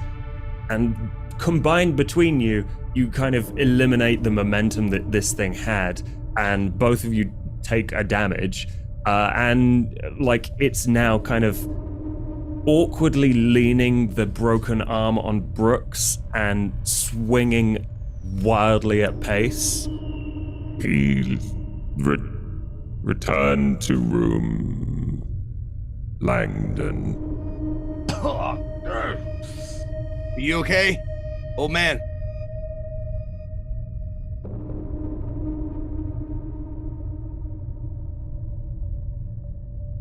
You swing the butt of the gun and you clock it in the jaw, and you just watch as what remains of its neck twists and cracks and falls back on a limp, final string of white covered something connecting the head, and you just kind of watch it fall behind it. It's stopped moving intentionally towards you, but the swings are still happening. Brooks, can you shut that thing down? How do we do that without firing our fucking weapons and drawing attention to ourselves? I think Brooks just attempts to grapple it, grab both arms and just hold it, push it into a wall if possible. Like vice grip, you can definitely feel the tension of whatever metal this is made from creaking underneath your grip, and you pin it against the wall. But it is, it's not going anywhere, but it's not dead. I would take the head, grab it by. Has it got hair left? Is it bald? It was bald. In which case, I'll probably grab it by an ear and an eye socket. Swing round my rifle, pull out my cutting torch, and just start cutting whatever's left. The head comes off. You, Brooks, feel the servos of this body seize up. The head is still twitching a bit and asking you, please return to your room. But you, Pace, now have a kind of white blood covered synth head in your hands. I probably am holding it like a bag. It's not even a head to me. So I'm just sort of still thumb in the ear and fingers around the eye socket and just being like, fucking bastard. Jesus, that hurt. That's Brooks. hurt. Brooks, what do you need to interface with this? Can you do it here, or do we need special equipment? I can improvise and see what I can get. And Brooks just discards the body that he was holding. It is no longer of any relevance to him. What I want you to do, Brooks, is I want you to post up right here in the office. We're not that far from the hypersleep pods. We'll go check that out and contact you on comms. Let you know if we're coming back or you need to come meet us. Does that sound doable? Yes, though my assistance might be useful in waking anyone up from a pod. Especially if they were put in a pod because of injuries. We're going to scope the area out first, give you the all clear, and you can come on join us. All right. Move out. All right. I have my motion tracker out. Mm-hmm. Is there anything moving around us? Around you, no. Which might be strange, given that, maybe the half hour before you rested, before you came out to this part of the station, there was definitely some stuff going on in the engine and generator room. But, your immediate vicinity seems clear. Okay. As people are preparing to leave, Brooks will hold up the head and look at Killian and say, "Is this within your area of expertise?" I fix machines? That's a little bit more complicated than I've tried. Understood.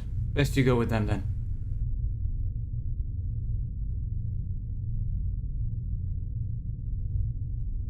Brooks, I'm assuming you're staying, in this office? Yeah, he just sets up shop, clears the desk, puts the head down, probably upside down, and just starts working on it. Do a comtech roll.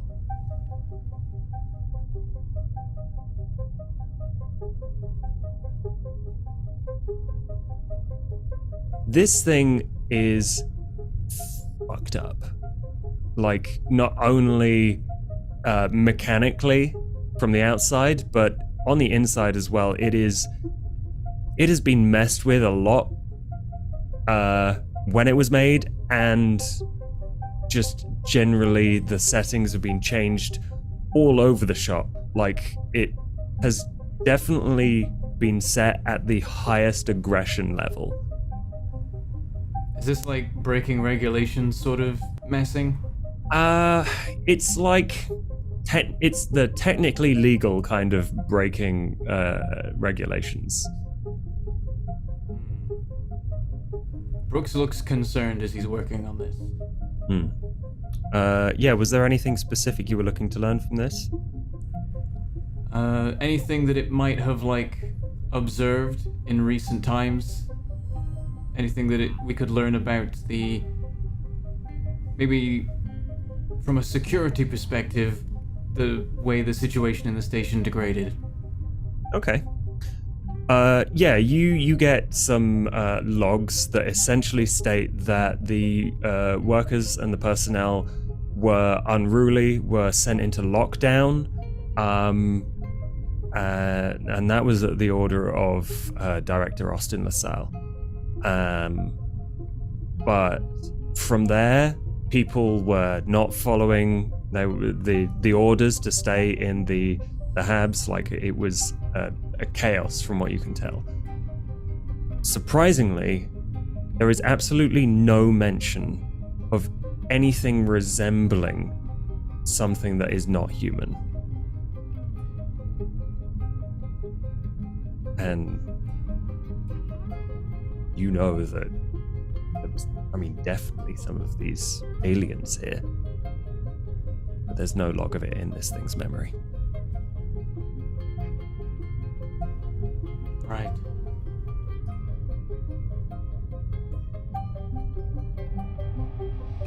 Meanwhile, you go up to the hypersleep pods. And Killian's like, okay, I put my hands up. I didn't know what was going on out here, but that door is definitely welded shut. You can see that, right, Pace? There's like molten metal down the middle.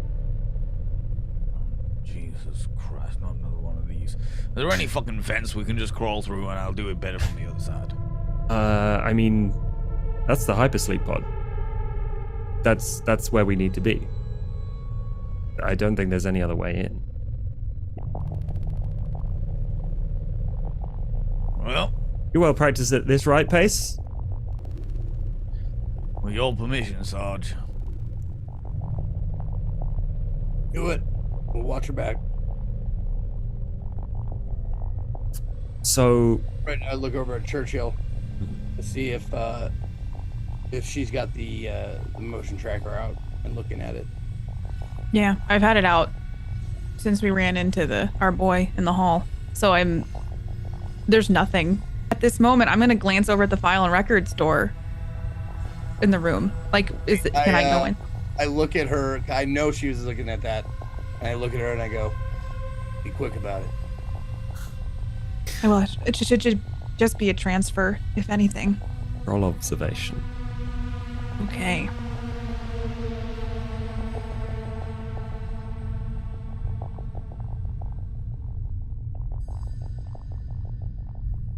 So, I suppose the question is, what are you looking for? Everything. No, I want to know if it seems deliberately like someone destroyed this or just like an alien had a heyday in here.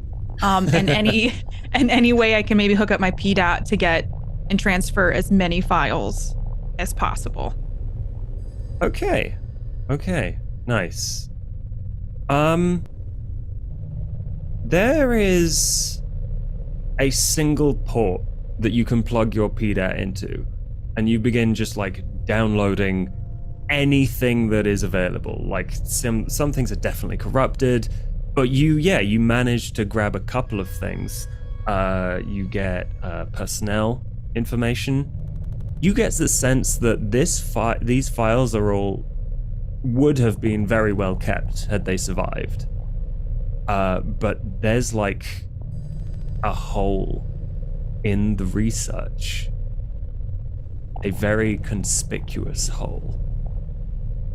As if some of the experiments dates were not entirely on the books. And it kind of points to a section of the labs. Okay. Which is not on the maps. It is behind a restricted area. As I'm seeing that, I'm going to be working furiously and like looking at maps, circling areas just for reference. Yes. And in that moment when when the personnel files come up, is there anything on Austin? It is clear that the last place he was known to be was on this station. His current location is unknown. Well, I'm very curious about this hole and access to the area. Does it require special code security? Oh yeah, there is a level 5 access required to get in there. It was reserved for Director Austin LaSalle. And I think perhaps a couple of other key scientists. Is there a way for me to give myself access? Yes. You're pretty sure that if you get to LaSalle's his office, you could probably get something that resembles level 5 access. Yeah, I'm just like on my feet at circling things, laying out fully focused. Just his office was here. I need to get in there. This is where the restricted. Oh, okay. Yeah, the administrator's office is where you will be able to get that kind of access. So I'm gonna, if I can, skim things really quickly. Is there anything that sticks out to me that would make me go, that's very off? That explains maybe why there's this hole of files missing. Given your history, I don't think you see anything off with this. This seems like standard procedure of a large corporation trying to hide research. You can definitely tell it was genetic, and you recognize some of the papers and the data that they reference as things you have seen before. Are frogs in there? There are no frogs in there. Oh. Chameleons or anything that's kind of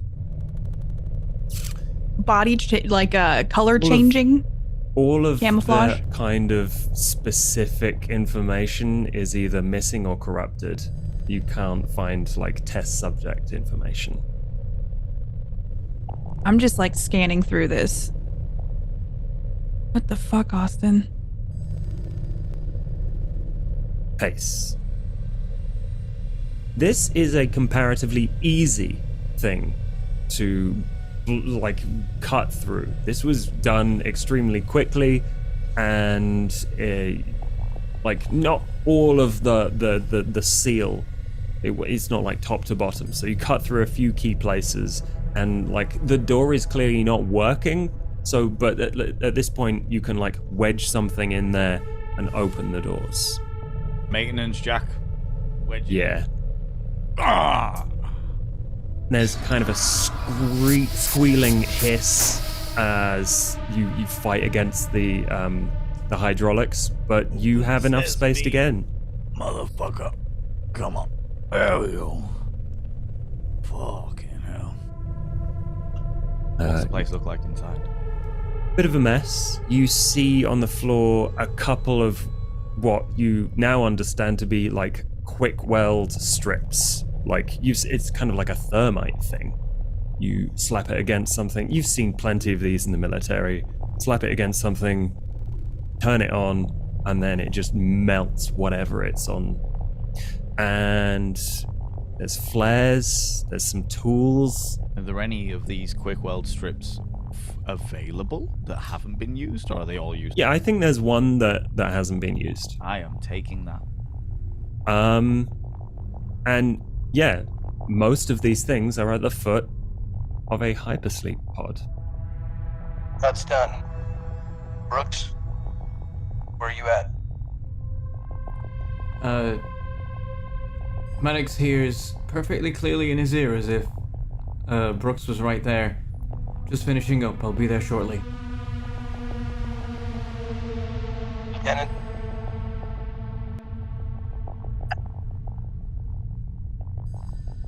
I probably heard the door be opening, and I was still so engrossed in what I'm doing, but then as soon as he kind of snaps me out of it, the Sarge, I'm like scrambling out to the hall.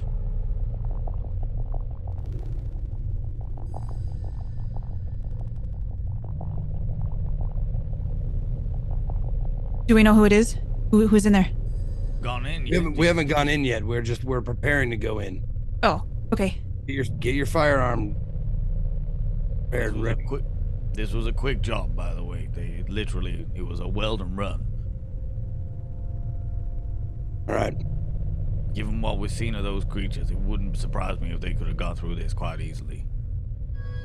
Maddox, Pace pulls the door open far enough for you to walk inside. You've already seen what it looks like through the crack. And you see a hypersleep pod with a woman inside. And you don't recognize her, but there is a very clear readout of a heartbeat.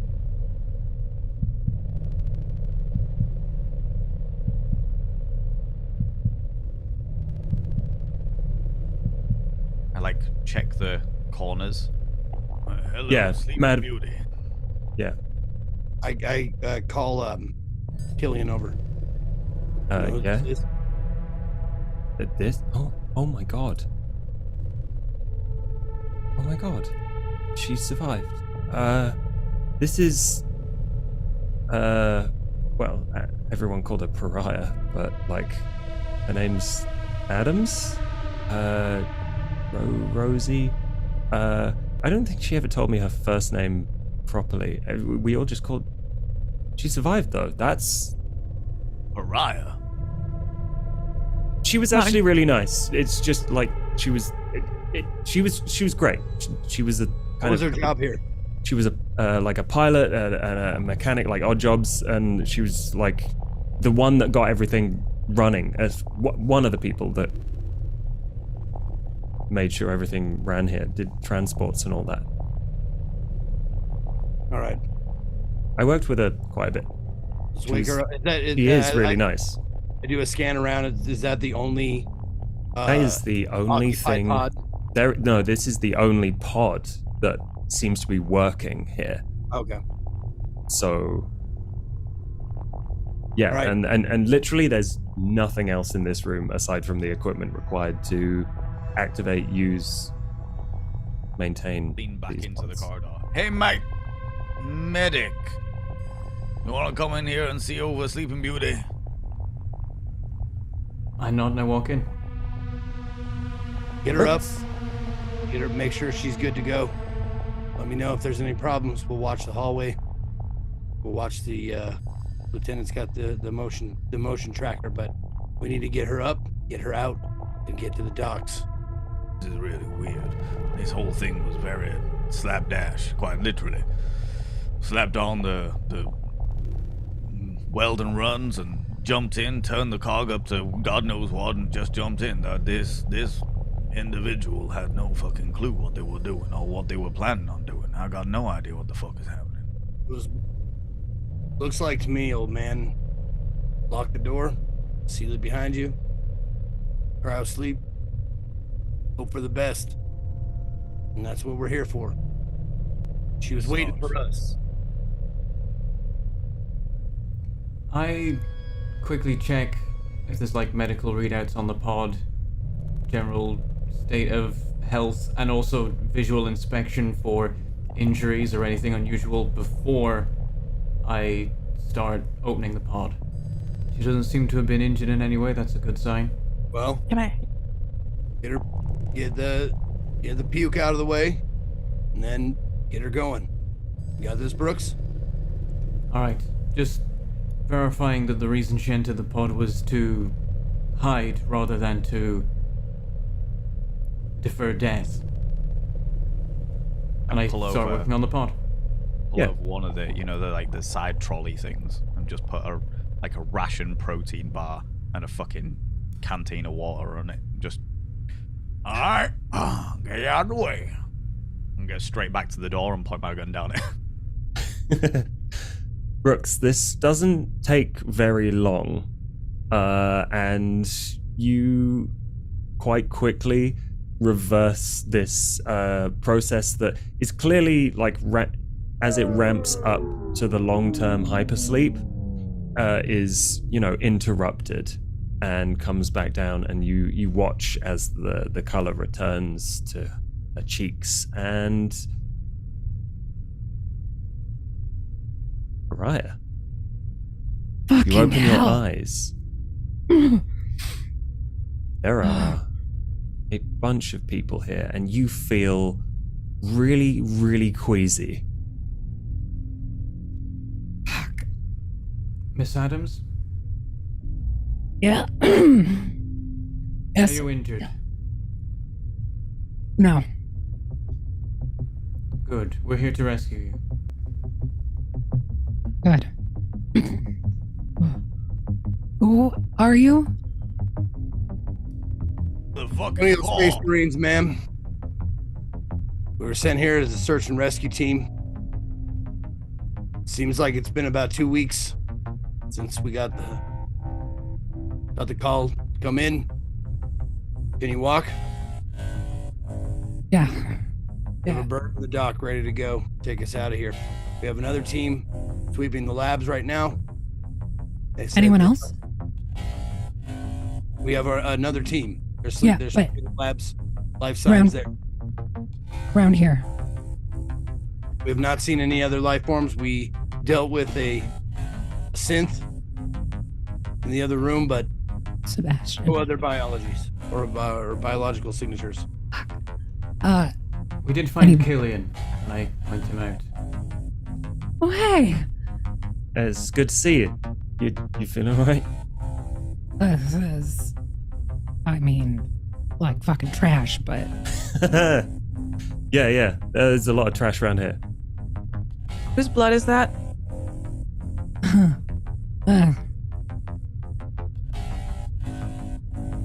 whatever the fuck these things are burst out of a chest. So, Whose?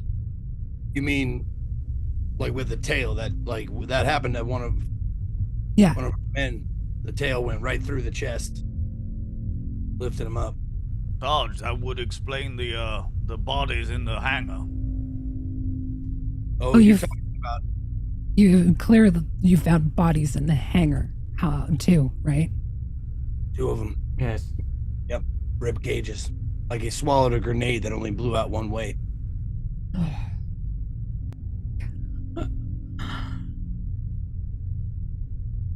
This is not the place Whose or blood time it to talk was, I Not just, the place or time to talk about this. We need to move right now. Let's go. any bodies around here, though? Hallway.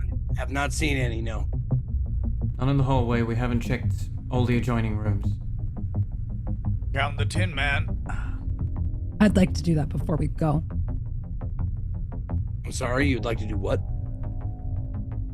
Check if there's anyone dead. There are no other biological. There's nobody alive. I don't fucking a dead body.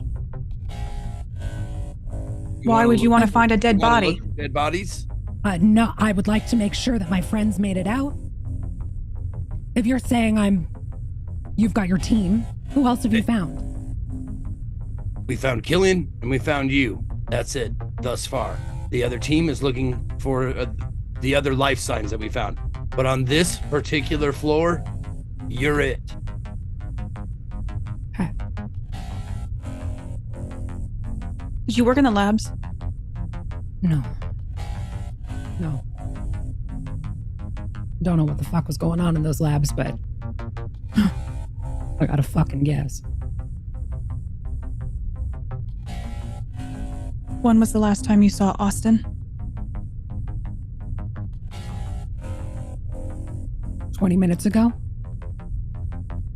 So you're still alive? he was It's been 2 weeks? To me, it's been 20 minutes. Sarge, when you have a minute, I need to talk to you. Why are you asking about Austin? I know Austin. Okay. I look at old man. Me and you up front. Brooks. You and Lieutenant Churchill. You flank. What was your name again? I'm sorry. You can call me Adams or Pariah. Adams. You flank Adams. Make sure that there's no hypersleep sickness, anything weak in the knees or anything like that. You pick her up and bring her with us. All right. Aye, sir. Killian, you stay in the middle of the pack. You help out too, okay? All right. Yes, Felix. Roll.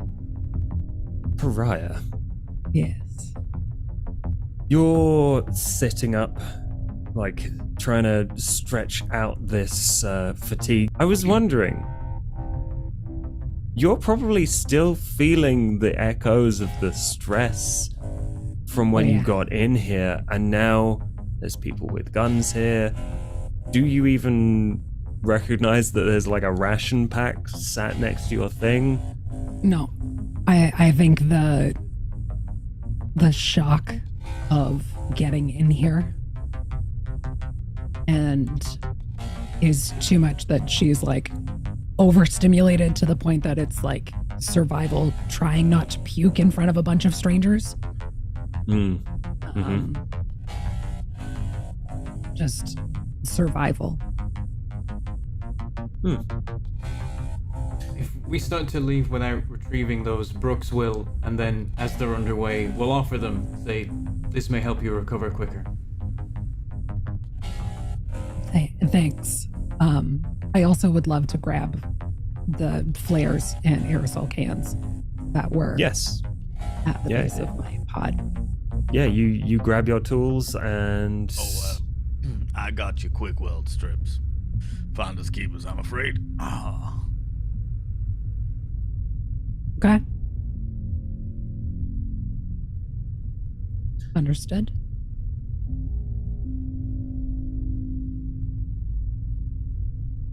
Lizzie, Mm-hmm. you look like you had a question. I want to get a read on our new friend here. I just want to see if I can get a sense of the kind of person that we just woke up. If there's like any sense of trepidation or withholding. Okay. Yeah. Roll an observation. Okay.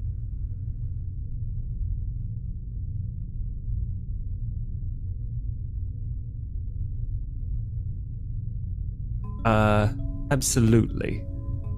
The look she gave you? You fucking kidding me? When you mentioned Austin? No, that's something's up. She clearly knows something. Maybe she's, fatigue aside, she's definitely feeling like something she doesn't want to tell you happened. I think Adams, gain 1 stress.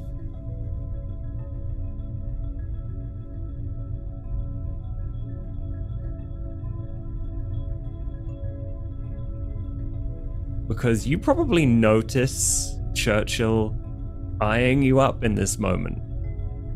And, this is already a pretty stressful situation. You feeling all right there?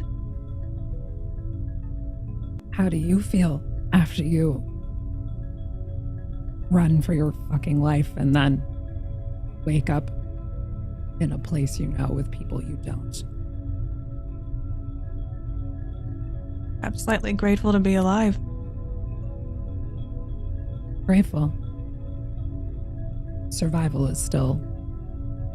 I want to get off this fucking place. That is what we're here for. Perhaps once you've woken up more, I'd like to have some words with you find out what happened here. I'll tell you what I know. If it helps us get off this place. Speaking of, let's roll. As we're walking out, I would love to just be looking for handprints, acid. I love where your mind went because I was thinking the exact same thing. Already Acid? You don't see any of that. Handprints? You take a look round and you see bloody handprints on the door that you welded. Anywhere else? There's various splatters and, contact marks from hands or whatever else at various points along this corridor. Are we following where those went? Yes. You are headed back into the kind of main lobby. I have my motion tracker out. You see some dots down at the end by the main walkway, and you figure that must, at this point you were all in the main lobby, and yet you figure that must be Varia's team. Still calling it out. Main walkway, there's movement. It's a closed door to that area. All right, quickly, quietly, double time it. Back to the dock. Most defensible position. Let's go. Pace. Make an observation roll.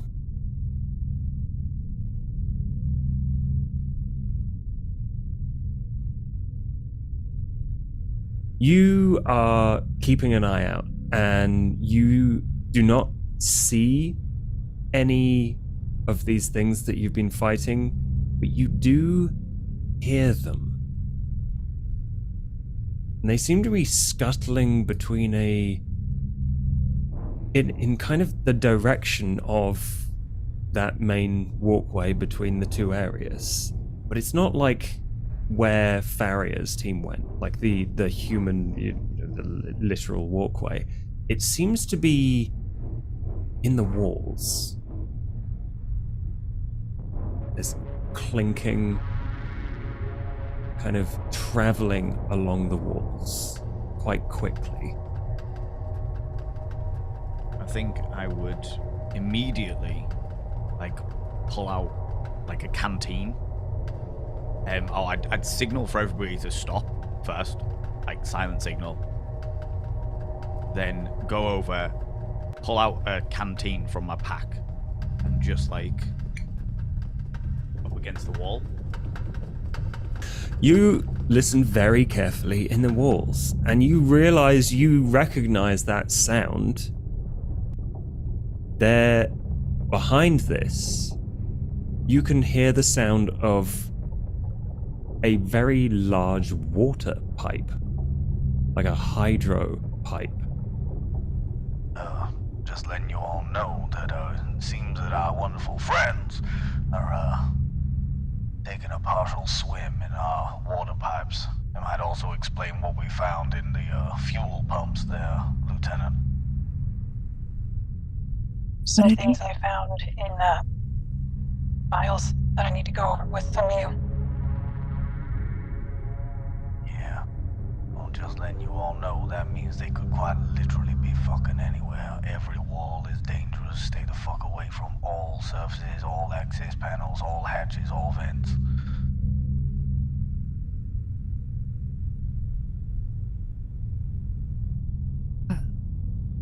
What's going on? The creatures are moving through the water pipes. So you guys haven't dealt with them? We've encountered some, we've been able to kill some, but there are more that are alive and moving. How many? We don't know. Great. The vibrational qualities of a pipe like that are normally quite well dampened because you expect an extremely high pressure. Little heads up, little thought for the entire community. Those pipes are well insulated, very well insulated because of the pressures and the movement of the cargo, the liquid and what have you. That might actually cause a problem with the movement sensor. Just giving you a little tech advice. Noted.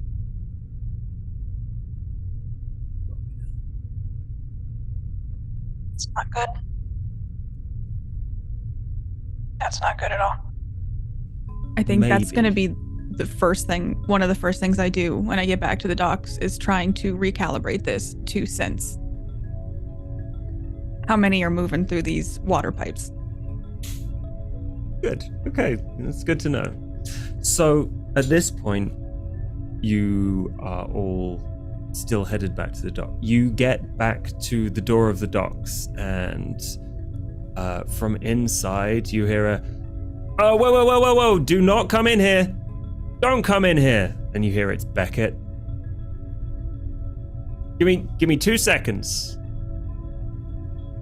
Okay? Are you decent? You better Yeah. explain yourself right now. Don't. It's fine. Okay, you can come in. All right, I go in. You go in and you see that Beckett has placed several auto turrets around this docking area. They're all off now.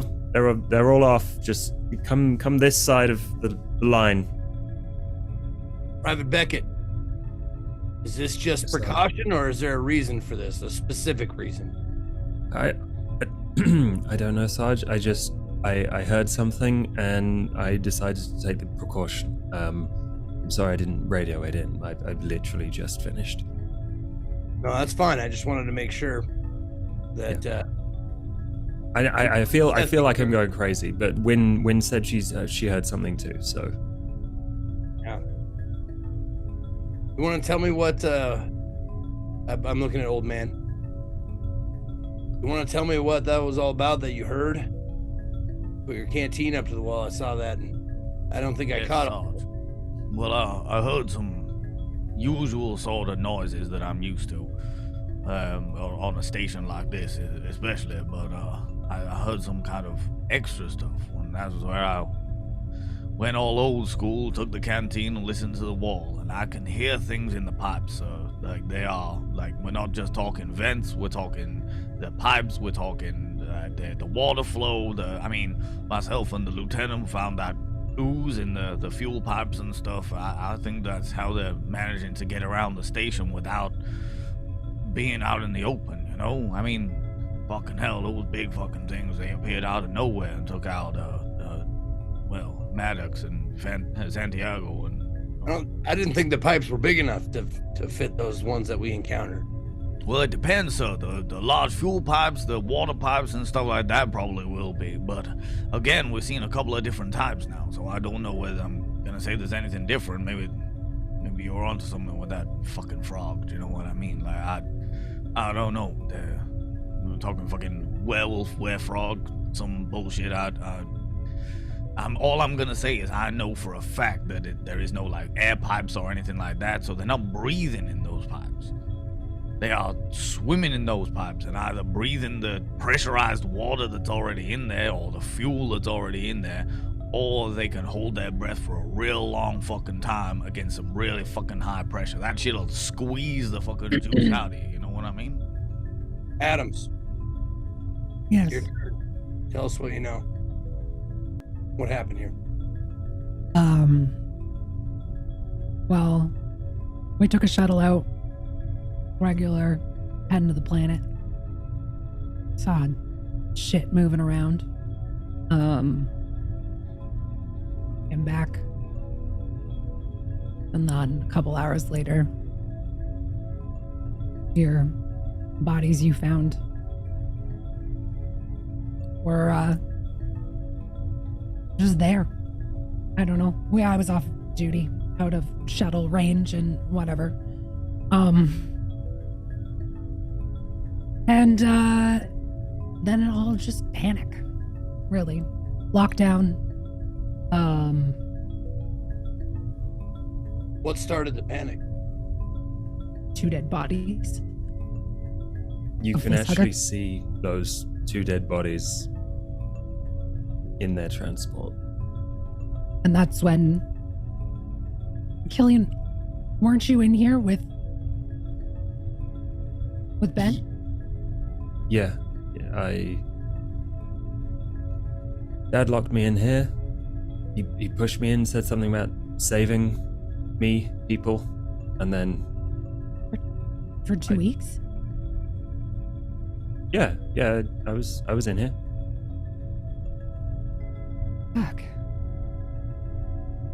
I'm sorry. It's not all that bad. I was just really scared and bored. You know? There's only so many times you can scratch tic-tac-toe onto the inside of a container. Did you happen to see, did either of you happen to see what came out of these chests? Yes. We came across one in Med. I didn't see it. Dad got in the way. So, what burst out was a small creature, to learn that it takes hours to become the 7-foot whatever the fuck those are. X, Y, something or other. That's wait a what they were referred to. You're saying that what came out of the chest is what we Becomes uttered. a 7-foot creature. Did it look like a frog? No. Scuttly, little gross, squirmy thing. So Definitely not a frog. Your experience with these. You know, hold on. I just had a revelation. An epiphany, my old man would call it.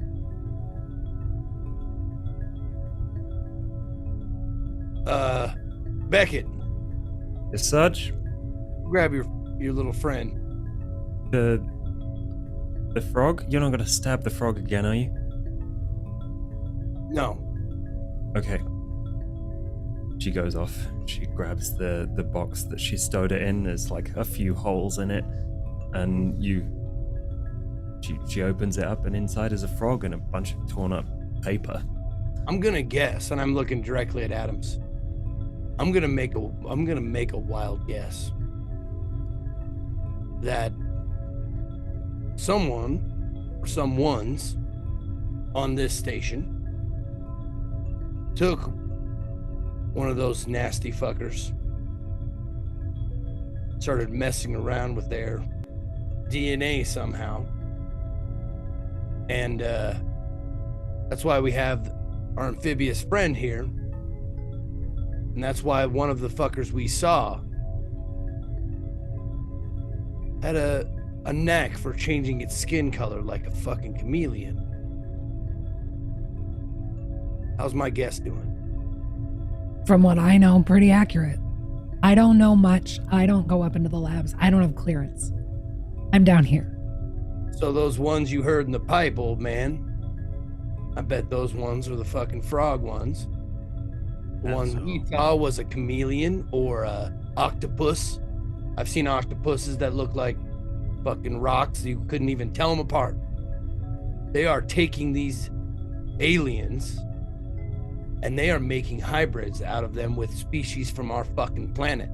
Hold on. Could it not be that I don't know, making some kind of, what's the word, chimera or something from the bugs we fought and making their own fucking, I don't know.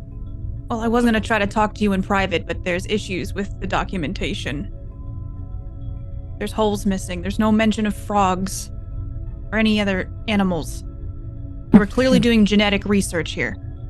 Me? No, not you from the file room. Wait, what? Sorry, I was... She is talking to you, yes.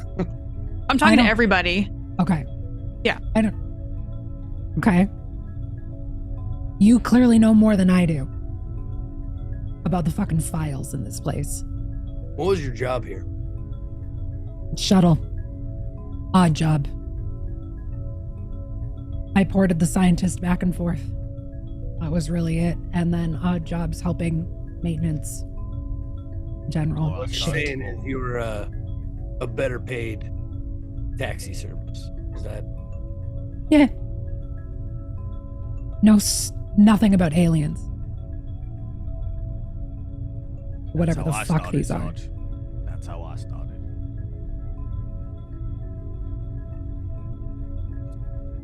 Austin ran this place, right? Or was at least in charge? Yeah. That's the second time I've noticed your facial expression when I've said his name. Yeah, because fuck Austin. Why fuck Austin? It's his fucking fault that all this shit is happening. Hiding behind his bullshit. He was the one who didn't want us to kill the fucking alien when it burst out of the chest. So if you don't think that I fucking trust anyone, I just want off this fucking place. Well, clearly containment did not get handled. I don't fucking know. I don't have clearance for that shit. So why don't we... is the director of this station. Yes. The briefing. And he was alive the last time I saw him.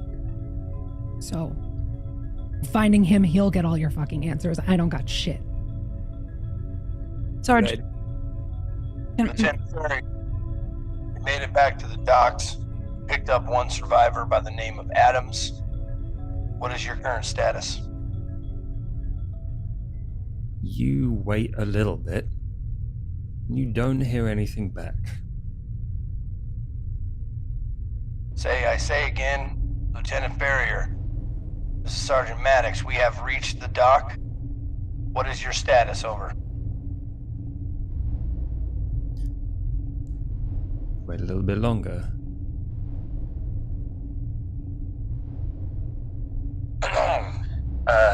Sergeant Maddox, thank you for checking in. We have found some survivors. I will brief you when we return. Did you encounter any alien life form on your way there? I suppose you could call it that. Well, just want to let you know to be looking out for anything, not just the things we've seen. There's a bunch of weird shit that's been going on this station. Experiments, gene splicing, something. I'm just a soldier. I'm just a grunt, so I don't know exactly what they did, but there's some weird shit, so anything out of the ordinary, you sure shoot first and ask questions later. Of course. Thank you for the update. All right. Stay in contact. I eyeball the sergeant and, like, as he's doing this comms and, like, point at the walls. What, you want me to tell them they're in the walls? Give them a better chance of survival getting back here.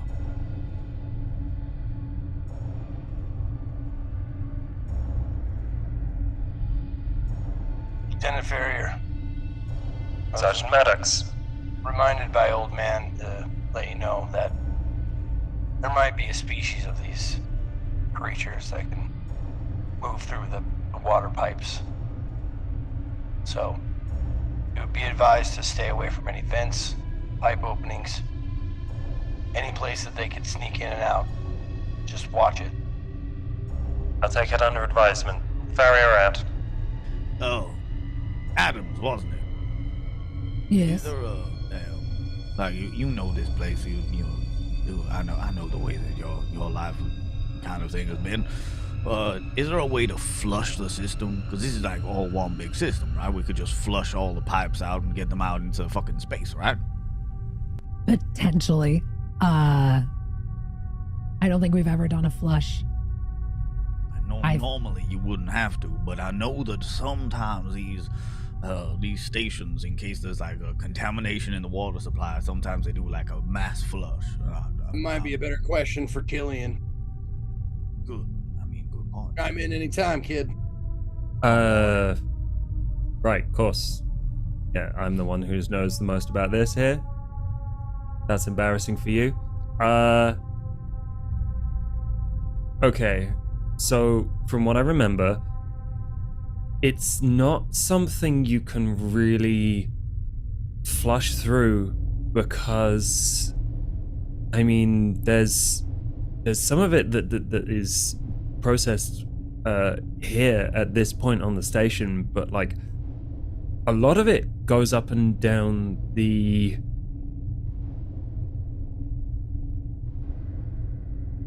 a lot of it goes up and down the elevator. So if they're swimming. Yeah. This isn't just us.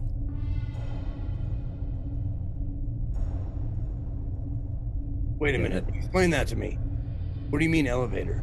So you've seen this station, right? So this hab is like two pods connected by a walkway. That walkway is latched onto the space elevator that goes between gas giant and the commercial station at the top.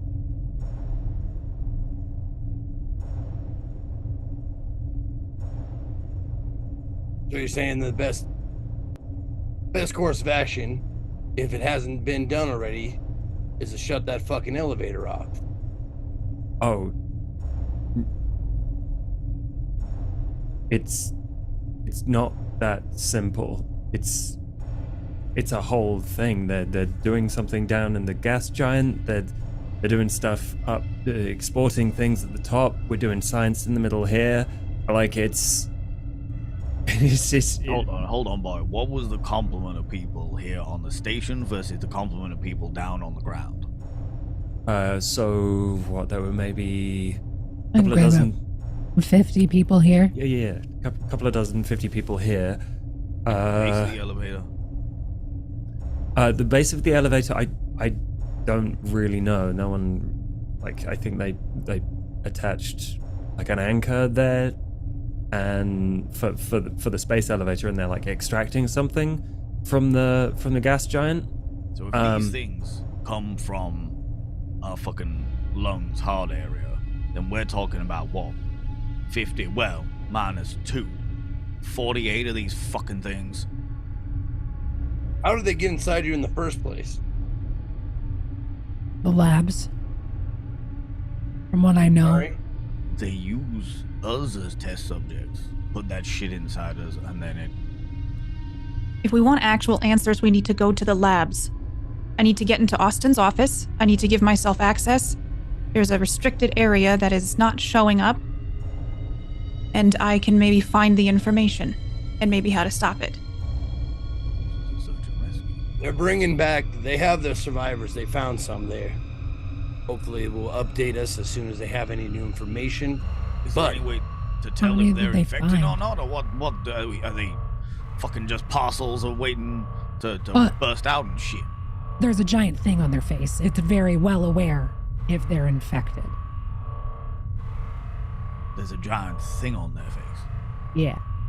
How come you didn't capture it the first time it came out of someone's chest? Why didn't you contain it then? Contain it? Contain it is a very interesting phrase. Why wouldn't you just fucking kill it? I'm surrounded by people who refuse to view the world in any other terms besides lighting things on fire instead of watching them grow. You sound a lot like Austin. We grew up together, so maybe that's why. We have to prioritize human life here. If these things are a threat, we need to deal with that. It would be nice to be able to test these things, see what they're capable of, but not if it means risking death. Fucking 50 people's lives, and who knows countless how many because of your fucking science? I tried to fucking kill that thing in the med lab. There were already 2 out. I just think there's too many questions here, not many answers. You're clearly looking for answers. It's easy to blame someone when you don't have the full picture. Yes, Blame people sure. made I choices, got but the multiple full people picture. made choices here, not just Austin.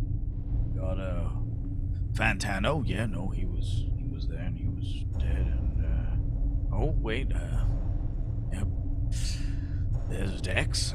Yep. No, I remember those times. Ace, I was there for both of those. I'm very acutely aware of the situation. Our new friend here doesn't like my friend Austin, but I would be very upset if I found his body somewhere amongst I'd be this. fucking upset. Don't mark my anger and frustration as the fact that I would not be upset about my friends who are fucking dead. The people on this ship were my family. They were people that I knew. You might know Austin, but I knew every fucking person around here. And so far, Killian's the only one alive. Well, we'll see. Lieutenant Ferrier, update on your status. You said you saw some survivors. You have to wait a little bit longer before he replies.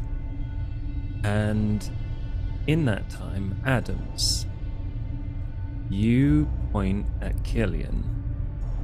I would like you to make an observation roll.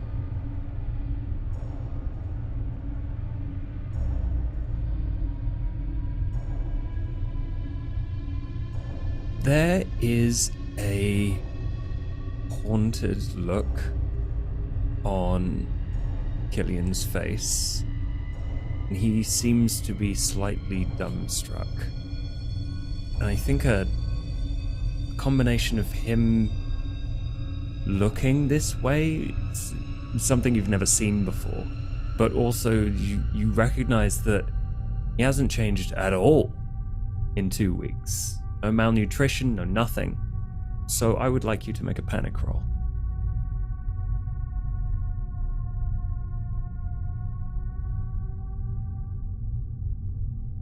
Your stress level and the stress level of all friendly PCs in short range, which is everyone, increases by 1.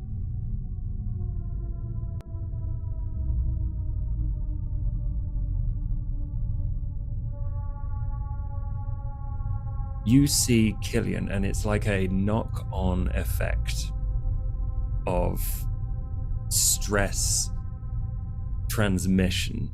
You realize that he's lost somewhere in his own mind, and he's thinking about something, and then you freeze because you realize those water pipes connected to a lot of people up on that commercial station. A lot of people.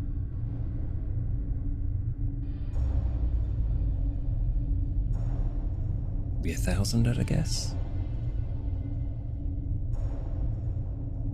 You all kind of get absorbed in this chain reaction. Adams, you're frozen. Hey there, Sleeping Beauty. Hey now, come on now. Shake your shoulders a little bit. Yeah, yeah. Now, I don't know what the fuck you've been through, but I can tell you, we're gonna get out. And we can get some more out than we will do, alright? But you gotta bite that fucking bullet. You gotta get ready, you gotta sort yourself out. You bury that shit down inside. Alright? This'll help you. And I hand over like a little canteen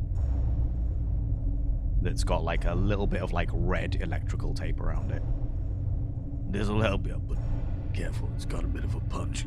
Brew it myself. Fuck. Yep. Thanks. You're welcome. You're welcome. I find that it calms my nerves. And,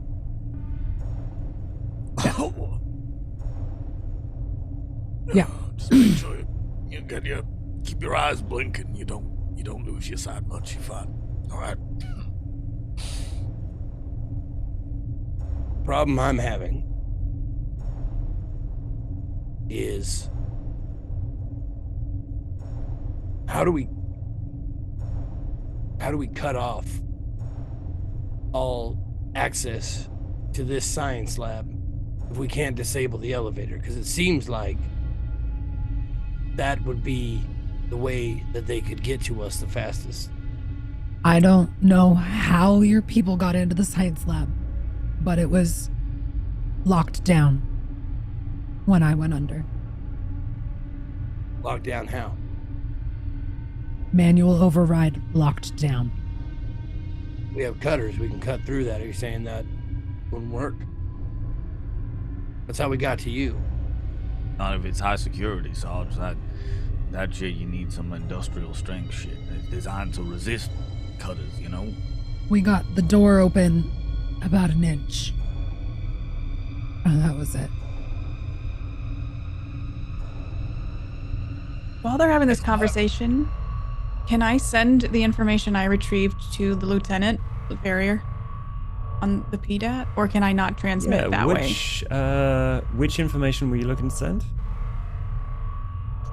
Well, he and I have similar interests, so I'm sending him the maps. I've circled things, the missing information in the research. And it's starting to get my gears turning of how did they get into a locked down lab. Mm-hmm. Yeah, you can send it to him. Okay. Would I know how he got into the lockdown lab? Like, No. would I know what's required to get into a lockdown lab? Yes, now you do know there's definitely a high tier access card required or like key of some kind Right. that you thought you could get from the administrator's office. I'm going to add a little tag to the end of my message to Lieutenant. Can I get one of them cards when you're done? Question mark.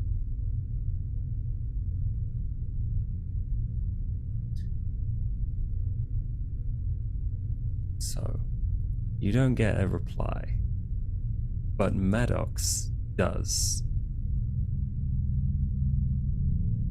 Sergeant, I'm going to need you to prepare everyone.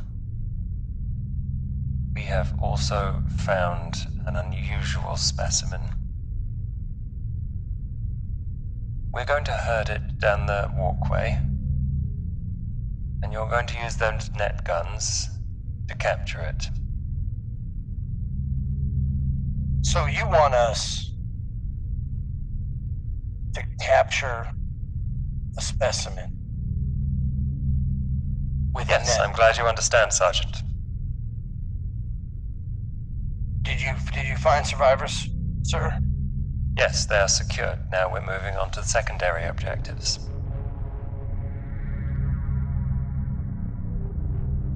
Are you sure that's wise, sir? These things are dangerous beyond all our comprehension thus far.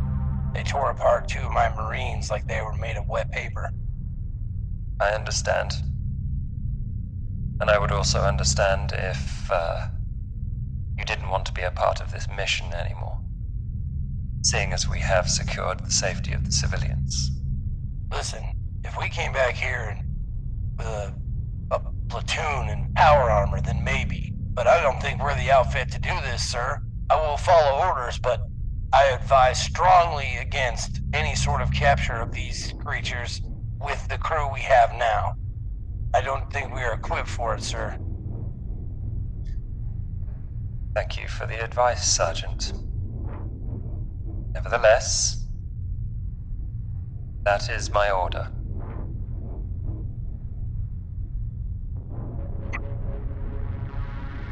I'll get it done, sir. Glad to hear it. Barrier out. Regardless of the fact that, as you might expect, I strongly object to this plan, I did get some information out of the enforcement synth as requested. Go ahead. The administrator ordered a lockdown. It attempted to enforce it. A wise decision perhaps in the moment, but it will ultimately have led everyone to be sitting ducks. For some reason, there was a conspicuous absence of any data about non-human life forms, which you would expect that unit to have observed. The data might have been removed. It was stricken from the record then. At least that synth record. Yes. One other thing. When I checked the programming of that unit, it had been altered. Pushed to its limits in ways that a unit of its type shouldn't be. It was set up more like it was for riot control than station enforcement. There is a possibility that it is not the only synthetic that might have been modified. As far as I can tell so far, Killian is acting normal, but I'm going to stay aware of his state as we continue. Is there any way you can give him a checkup, as you are the doctor? Of that specific type, it may be difficult to perform diagnostics that intensive without alerting him to my concerns. But rest assured that my orders and my programming extend specifically to living beings. If at any moment he constitutes a threat to any human within our team or civilian, I will deal with him. Can you deal with him? I think so. Right. You notice any change, I'm the first one you tell. Yes, sir. All right. I know you all heard the orders from Lieutenant Ferrier, and I know that none of you, myself included, like it. But that's not why we're in the fucking Marines, is it, Marines? No, Sarge. No, Sarge. Right. We are here to follow orders, and that's what we do. So, we're to trap and capture one of these things. What kind of nets do we have here? Sarge, there are some high-tension cable net guns. Not Sarge. familiar with them. Are they easy to use? Can a dummy use them? Pretty much. All right. Well, it's an old hunting trick. They're gonna flush them towards us. We're gonna bottleneck them. We're gonna web them. If all goes according to plan, we'll have one in the bag, take home with us. And I'm sure that Lieutenant Churchill is trying to hide her excitement about that, but that is the second part of the mission. We knew what we came here for. We have scanned the place for all survivors. We have come in contact with every blip we saw on the radar, and now our second objective is, if possible, secure a specimen for retrieval. And that's what I plan to do. All right. While you all might not be excited about this, there's one thing you should keep in mind. If we capture one, we can learn more about it and how to defeat it. So if this becomes an issue elsewhere, it can help future generations. That is not Fire. Lieutenant. We are weapons. You point us and we shoot. That's what we're going to do. We don't need to concern ourselves with the morals of the situation. They don't Once like fire. Not bullets. Fire. Fire's Yes. gonna immediately kill it. This is the problem. We're trying to take it. No. Your lovely friend Austin said they don't like fire. Or they're testing. We saw that firsthand. Tammy here, and I kind of like point to my back. Tammy here had something to say to him and seemed to put him down good. But we're not here to kill him, or at least one of them, this one. We're here to capture that one. That notwithstanding, that is above my pay grade. It is, Sarge. Yes, sir.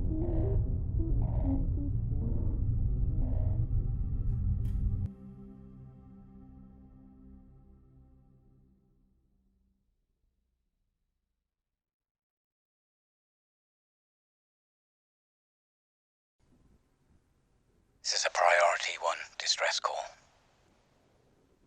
My name is Director LaSalle. I'm requesting the aid of the USCM Colonial Marines to Duacrima Station. There is a problem with the station. We need help. Terrorist activity may be at fault. Churchill, it is the first time you have heard Austin's voice in a very long time. He seems to be saying some slightly unusual things. As you are tooling through this PDA full of data, you finally found something. Was that what you were expecting? No, he sounds calmer than I would have expected. And I think I'm playing it over and over to try to pull apart as much as I can get from it. Because at the end, it kind of, correct me if I'm wrong, it breaks apart. So yeah, I'm going through and I'm listening to it over and over again and just kind of going based off what Adam said, that she did see him alive last, and holding on to a little bit of hope that maybe he's still on this ship or on this station.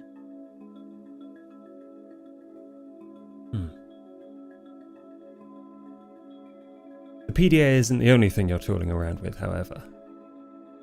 You made a discovery recently.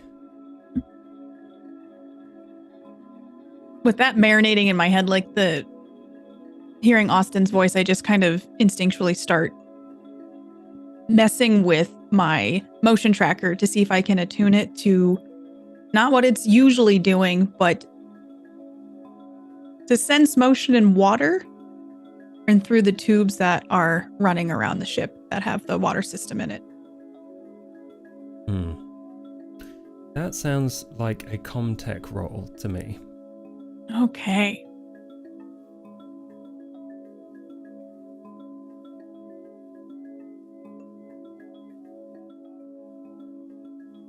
This is an extremely difficult task, to take a highly attuned instrument like this and in the field as well.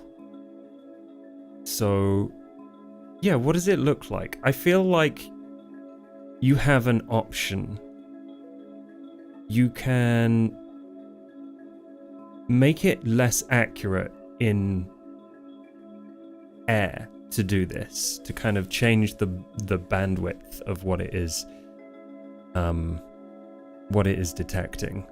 But you will be less accurate in rooms and places like that, but you will be able to definitely tell if there is anything in the water tubes and where it is.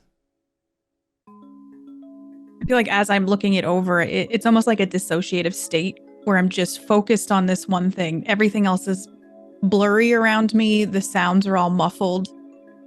I'm just twisting dials and I'm kind of probably tapping it here and there and adjusting some of the wiring on it until that like fan icon on the screen,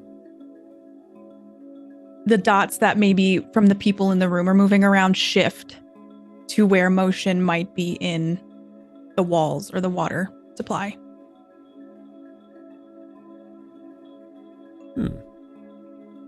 And as you're all running around collecting ammo or checking over guns or tools or whatever it is you're using, you can all hear in the background this voice of LaSalle, and you can all definitely notice Churchill just kind of staring off into space, thinking deeply and making her scanner. Does anyone approach Churchill?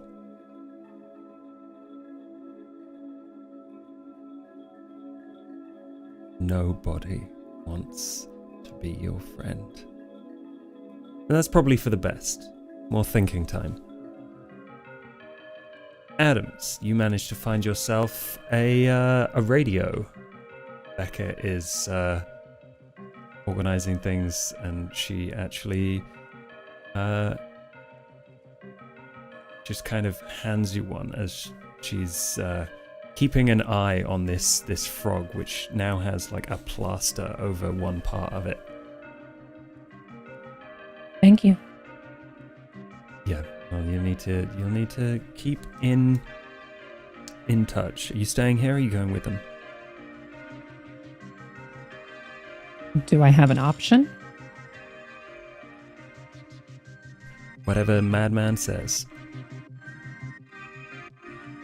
I didn't think they were leaving people behind. Well, I get my orders. You're a civvy. You can do what you want. Got any extra firepower back there? Something I can arm myself with? She looks a little bit sad when you ask that.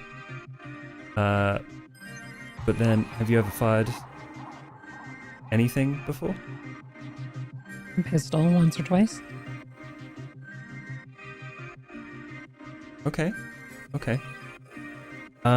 And she goes to a shelf and picks up a pistol for you, and very gently kind of puts it in your hand.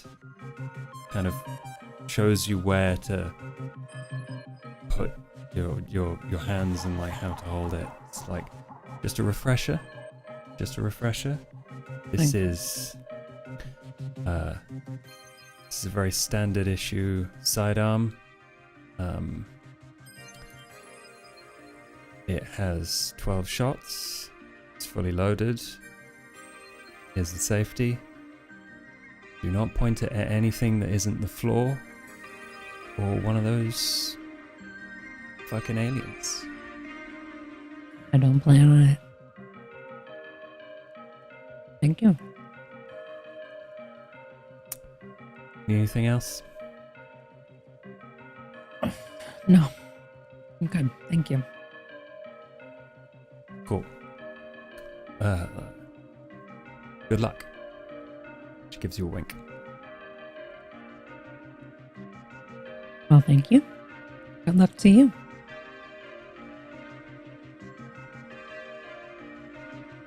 Miss Adams, if I may, now you've shaken off the effects of hypersleep, it would be good to do a checkup, see how you've fared long term, and if anything before the hypersleep is still going to cause a problem. Okay. Where do we need to go? Brooks will suggest you to probably just an upturned crate to sit on.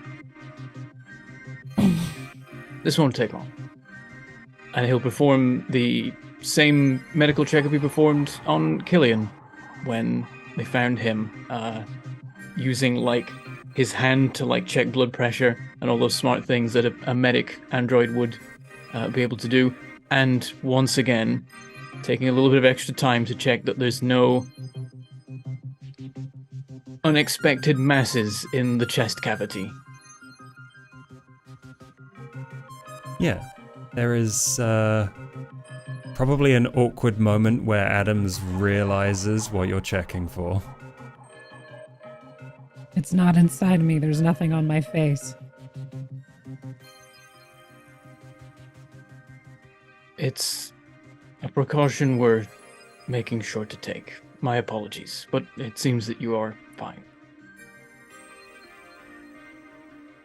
Better fucking be. Thank you. So, old man, do you think you're going to survive this? Don't you worry about that, son. I've survived everything.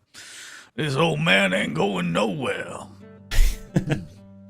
What about you? You stick to my honey like you ain't never seen, all right? I'm gonna make sure you stick around. 100%. Oh, hey. Hey, are we going with you? Well, I would like to think so. A little bit of extra firepower never goes a lot. And I immediately look at your new gun. A little bit of extra firepower never goes amiss, you know. In fact, lad, you should go and see Beckett and make sure you can get one of those, you know. Yeah, can do. I've never really touched one before, but Hey, you point it in a certain direction, you shoot. These things are fucking huge. okay. Before you go though, you did the systems on this shit. Do you know what fire suppression systems they had around these parts? Yeah. It's pretty standard high pressure. There's foam attached to it. Because obviously it's a space station, so. Like freezing foam for like electrical damages, or are we talking just like foam, fire suppression, water shit? Not water. That seems like it would be a really bad idea. Oh, most certainly would be. But I'm just thinking more along the lines of like, is it freezing? Could it potentially cause if one of these things got cut? Like, would it freeze the acid before it actually burns through, you know, space and time?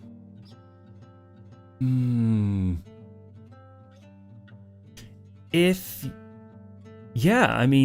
you started it before it got cut, like the coating might stop some of that.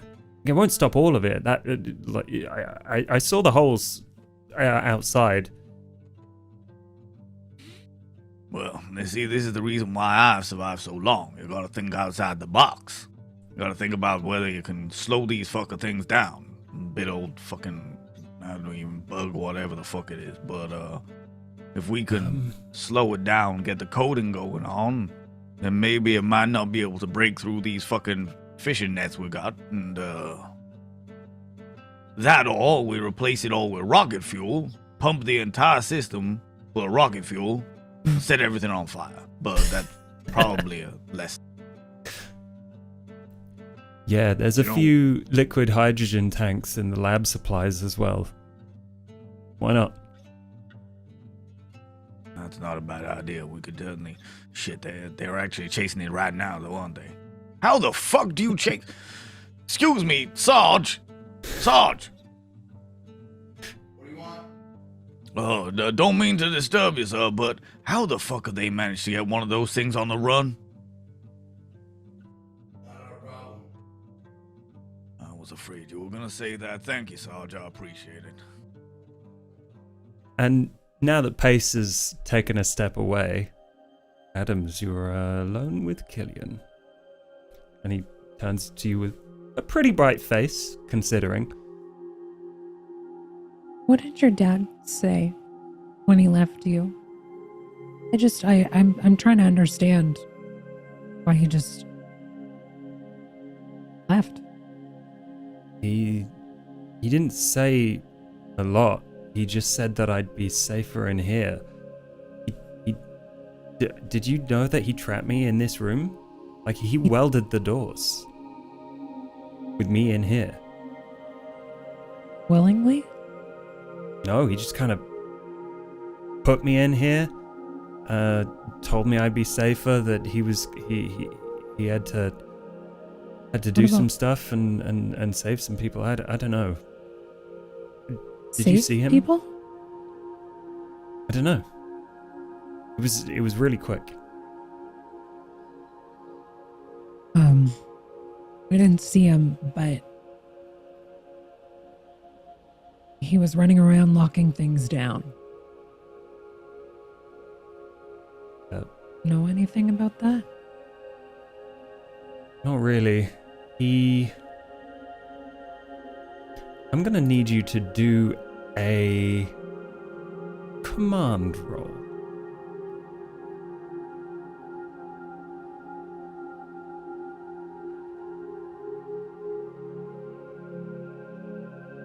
he seems a bit reserved. Like, there's definitely a secret there, but I don't really understand. That's the thing I don't understand. I don't understand how you survived for 2 weeks. Was there food? Was there water? I know that there wasn't much left on that ship. Unless he restocked it. There was some stuff.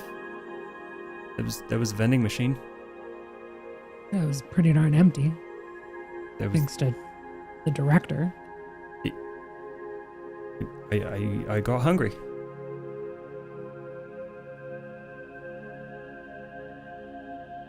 I don't mean to interrogate, you look fine for having been starving for 2 weeks. It didn't do a lot. I'm glad you're okay. Would you like to do an observation roll? Mm-hmm.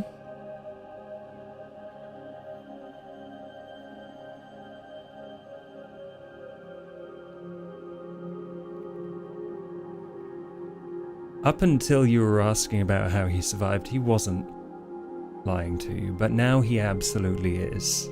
There is something honest about this kid that you cannot deny.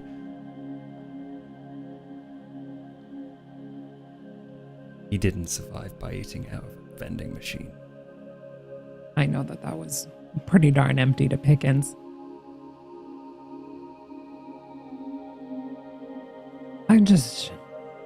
It all doesn't add up. I trust you. Your dad did something. Not to make you think ill of him. I know that you two were close, but something is not adding up here, and I don't know if it's with you or with him. He didn't do anything wrong. He was helping people. And he saved my life, so...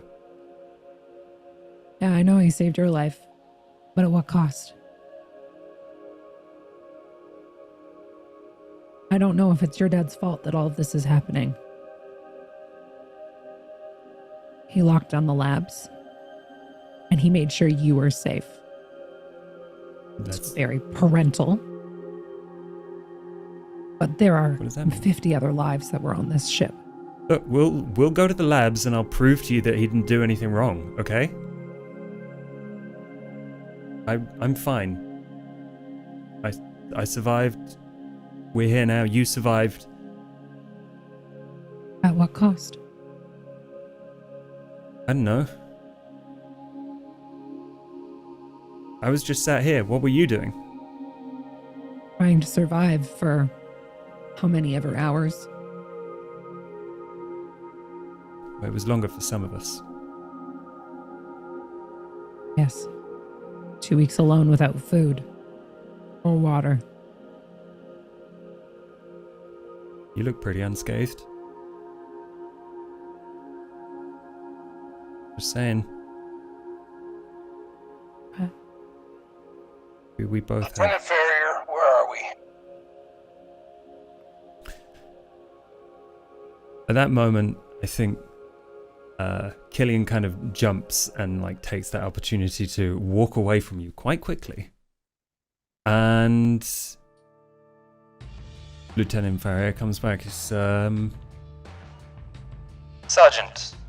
are you prepared?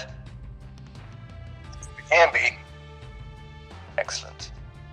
In a moment, I will need you to move out and we will initiate the plan.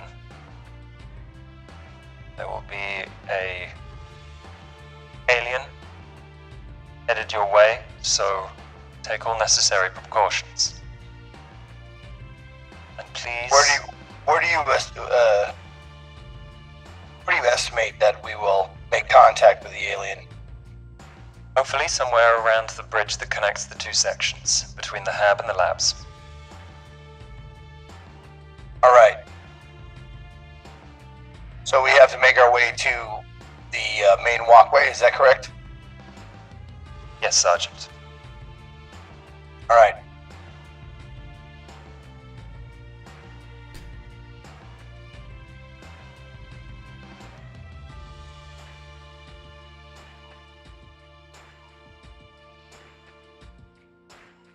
And at that point, you all gather back together. And I suppose I have a couple of questions, which is, what are you doing with Killian? What are you doing with Beckett? And are you doing anything with Wynne, who is still hurt but is limping around helping everyone prepare? Oh, and who has the net guns? There are 2. Well, I would give it to the most proficient with them. And I think that's probably me and Old Man. Probably be the most proficient with the range combat weapons, since both of our other fucking privates are dead. We don't want Beckett to get hurt because she's our pilot. She's our ticket out of here. Brooks, we need in reserve because of, if we need medical attention, of course. And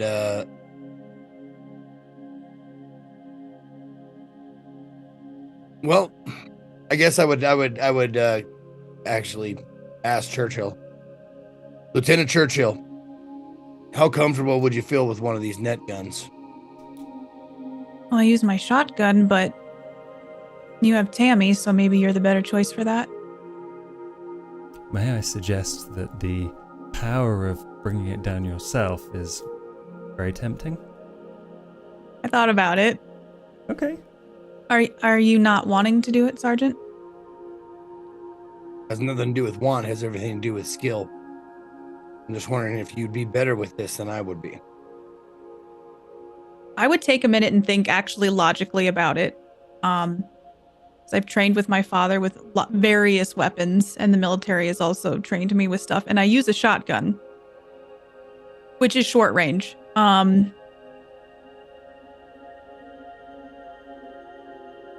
think I want to do it enough, though, to be part of the process of helping contain it.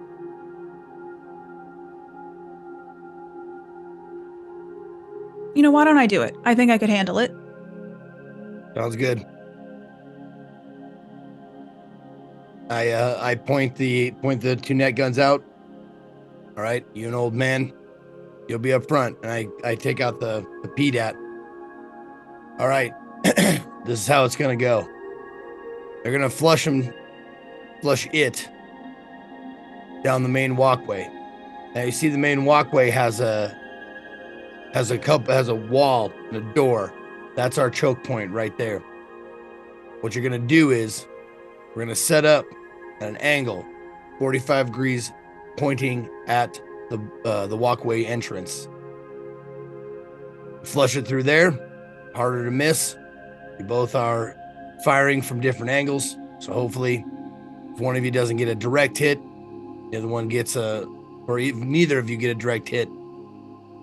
Both together will be enough to contain this thing. And we got to be really, really careful about this. And the reason why, Old Man, what's up? Sarge, I was talking to young Killian over there for a little while.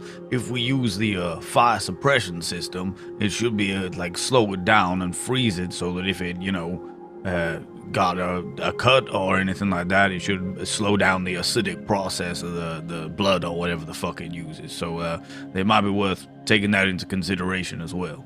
Killian, can you rig up the fire suppression system in the ceiling there so that it points a certain direction?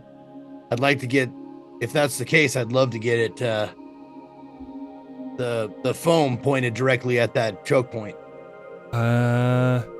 It shouldn't be too hard to actually change the direction of the nozzles, because they're just kind of hanging out the ceiling or you can open the. Anyway, the difficult part is getting the thing to turn on. We either need to set a fire or we need to go to where it is. But I think, if I remember correctly, it's in the hydro tanks, which is right next to the main walkway. Well, I think Tammy can help you out with that. All I gotta do is point it, tell me where to point it. Oh yeah, okay, that works. All right. So, here's the plan. Once we get that alien to the choke point, We fire the nets, fire the suppression system foam, cool it off, get it captured. But under no circumstances, and this is very important, I'm looking at you, Pariah, because you have a firearm now. Under no circumstances, unless the thing escapes, are you to shoot it, because that acid will eat right through these nets. We want to capture it unharmed. Not because I don't want to kill it, because I do. I want to kill it more than anything. But my orders come first. We cut it, we shoot it, and it bleeds. There's a good chance it'll melt through and get away. Yes, Pace, what? Sarge, if you don't mind, just 2 questions. What is that big circle bit in the middle of the map? Like, we got the labs on the left there, on the right there, and then the habs on the left. What is the circle thing? I believe, if I'm not mistaken, that is the spindle on which the habs and the labs move up and down on the elevator. Oh yeah, the elevator that goes down to the mining thing. Yeah, no, that's right. No, I remember. The second question there. Now shit, what was it? Oh yes, sir. Is it possible, and this is more a question for Killian and Pariah over there. Is it possible, do you have any kind of like large magnetic things, and we could get the Tin Cat, the medic, to head over and like pin its limbs down when we've got it all bagged up? Like I believe mag we've boots got or magnets for. I don't think I'm understanding what you're trying to say. Well, I'm saying, so if these things are fucking strong as an ox, do you know what I mean? If we get it all netted up, that's one thing, but then we're gonna have to pin it down before we can cage it, you know? And I don't want to fucking get close to it in the nicest way possible. Adams, I think you can. We've got magnets for ship repair and stuff around here. Probably even shipping crates and stuff. Like, you could probably pull a few magnets out of things in this room. Yeah. I'll turn to Brooks. Would that fuck with your circuitry or whatever? I think it'd work. And it does make the most sense for me to be the one to go in once it's netted and apply clamps. He can still staple us back together with no legs, so, you know. All right. You got your orders. Yes, sir. Let's move out to the main walkway. Killian, you're with me. All right. And then Killian kind of falls in line behind somewhere between both Maddox and Pace, where he seems to feel safest. Adams, you're staying here. You're guarding. You see anything hinky? Tell Beckett. Beckett will call me. Sir. Come back on the double if needed. But your job is to stay here, stay safe. I know you're itching to get some payback. I would be too. Or maybe you are, maybe you aren't. But right now, our mission first priority, rescue survivors, and that's you. So stay here, stay safe. We'll let you know when we're coming back and we're ready to dust off. Beckett, I want that plane ready to go as soon as we are. Yes, Sarge. Is that understood? Yes, absolutely, Sarge. All right. She's been ready the whole time. Let's move out. When you stay back here, man the auto guns in case they need moving or fixing or whatever. You just stay back here with those and given Adams, the responsibility of Adams, to you. All right. Me? You sure it should be Beckett, sir? Sarge? Both of you. Okay. Just saying. But I just want priority straight. Beckett, priority the plane. Your priority, her. Got it, Sarge. All right. I can help with the plane, if need be. Well, that's between you and Beckett then. And then Wynn just kind of, as you walk away, it certainly is. just before, Mm. as we exit, I turn to the others and just be like, see you shortly, and don't forget, they come from the walls, those fucking pipes and shit. Alright, keep your eyes peeled, make sure you get a good spread and what have you. Which brings me to something I was wondering if I could have done before we left, is look at the motion tracker. Right here, at the center of this docks area, you cannot see any movement. Aside from the people you can clearly recognize as human, which very much indicates to you that it's way fuzzier in outside of pipes. But you can now see the pipes running through on the monitor, and they appear to be clear. But there are enough of them that they could go anywhere. I'm going to hook that onto my belt. Before we leave, I would like to just do... I'm just confused as to why Adams is in such pristine condition after being in a situation that I have also been in for not that long of time. And so I kind of, from across the room, while either she's talking to somebody or we're walking out to head in, I want to kind of do a once-over and do a little bit deeper of an observation on her. Something's not right. Something's not sitting right with me. Okay. So I'm gonna start by asking Adams, you've been told to stay here. Where do you start? Where do you go? Do you just kind of sit down and wait? No, I'd probably go over to Beckett and like chat, kind of look over the ship myself, because I don't trust anybody to get us out of here but me, basically, at this point. And see if there's one of those extra beeper comtech things that we get to keep here.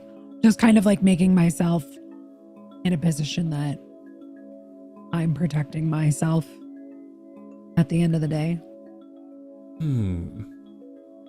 Okay. Yeah, Beckett eagerly shows you around the transport, and teaches you non-standard parts of it, which you wouldn't otherwise be familiar with as a pilot. But Churchill, do an observation roll.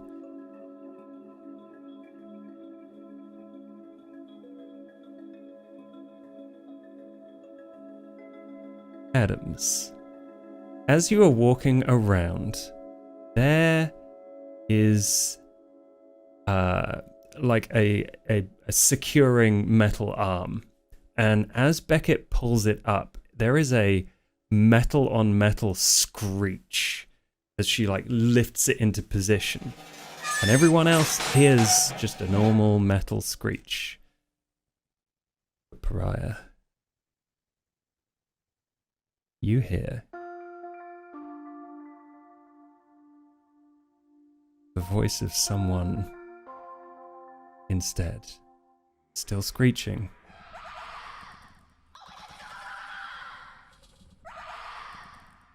She freezes. Like dead stop. Almost doesn't look like she's breathing. Eyes close.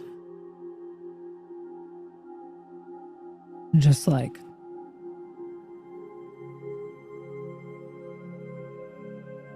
panic for a moment. When the screech stops, probably another 2 seconds, and shake out of it. And grabs her necklace and moves along. Churchill, you see all of that.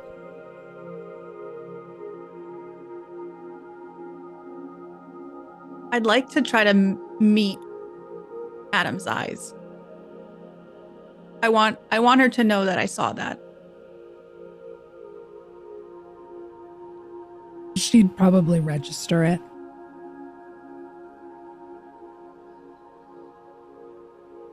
And I have a moment where I know we need to get out and we need to go get this thing. And I also have a fleeting moment where I'm like, the sergeant doesn't want to talk to me. Nobody wants to talk to me. But there's something not right with Adams. And so I just keep my eyes on her and it's kind of one of those looks if you got from someone that would hopefully leave you unsettled, like I got you on my radar. She adjusts the gun. Adjusts her. I give and you meets your eyes. a very creepy half smile. And I nod right back. Does anyone else notice this? Or is everybody else too preoccupied? I imagine everyone else is too preoccupied. It seems like Beckett, standing next to Adams, noticed something, but just quickly like, "Oh, you're right," and then kind of moved on. Yeah, I'm good. Let's keep going. Yep. I think as we're leaving, I would catch up to Brooks very quickly. Private Brooks, did you notice anything odd on Adams's eval? No, everything seemed fine. And Notice any- I did check for, foreign bodies. No sign. Did you find any injuries of any kind? Blood from anybody? Or her blood? There was a blood splatter on her when she came out of hypersleep. It didn't seem to come from any particular injury that she had. Just small cuts and scrapes, nothing that would, splatter. Okay. I was just glad you checked her over and that she's all right.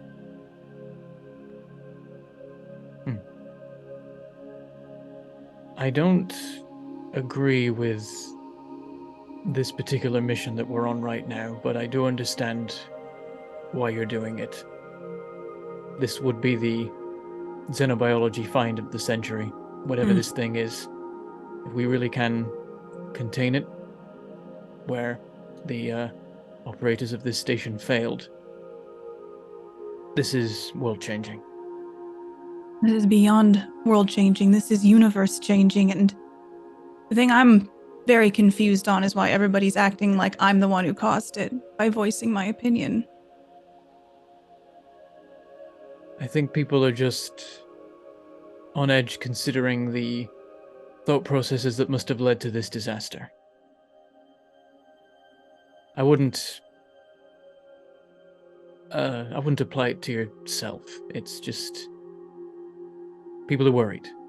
I'm worried, but we have a plan. The whole team is working together on it. We're more prepared for this than we've been for anything else we've dealt with so far today. I mean, Lieutenant Ferrier's the one leading this. I mean, there are certain words I might have about how he is handling this, but either way, we've got this choreographed. I take a shaky breath, but then I kind of try to smooth it into a sense of calm. This should work. I believe it will.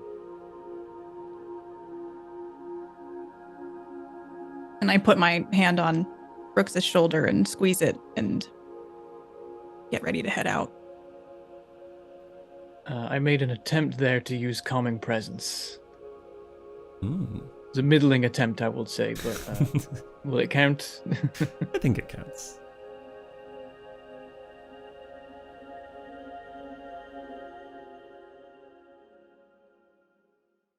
So, sans Adams, military team B moves out 2 net guns. And as always, slowly, cautiously, you move through the main lobby and into the corridor facing the main walkway. And this place looks like a bit of a mess. There are pools of blood. The blast door is stuck most of the way open, leading in to the main walkway between the 2 halves of the station. There are bits of gym equipment here for some reason. it's a bit of a fucking mess.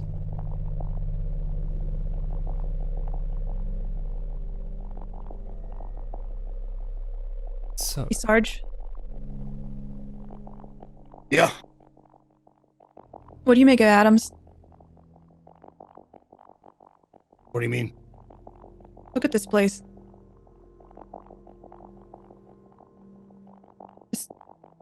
How does someone wake up and look like that? My guess is when shit popped off, she made her way to the hypersleep chambers and welded the door. Hope for the best. You're asking why she doesn't look like she's been through hell and back. That'd be my guess.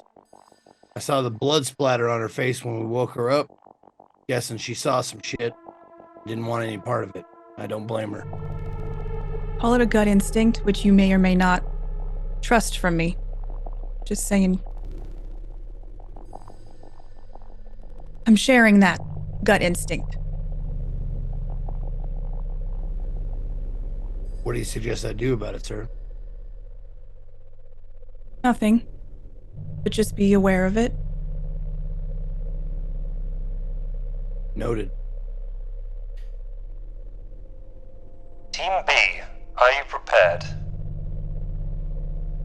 We're getting things set up here. What's the ETA? ETA 5 minutes. All right, we'll be ready. Let us know when it's about on top of us, all right?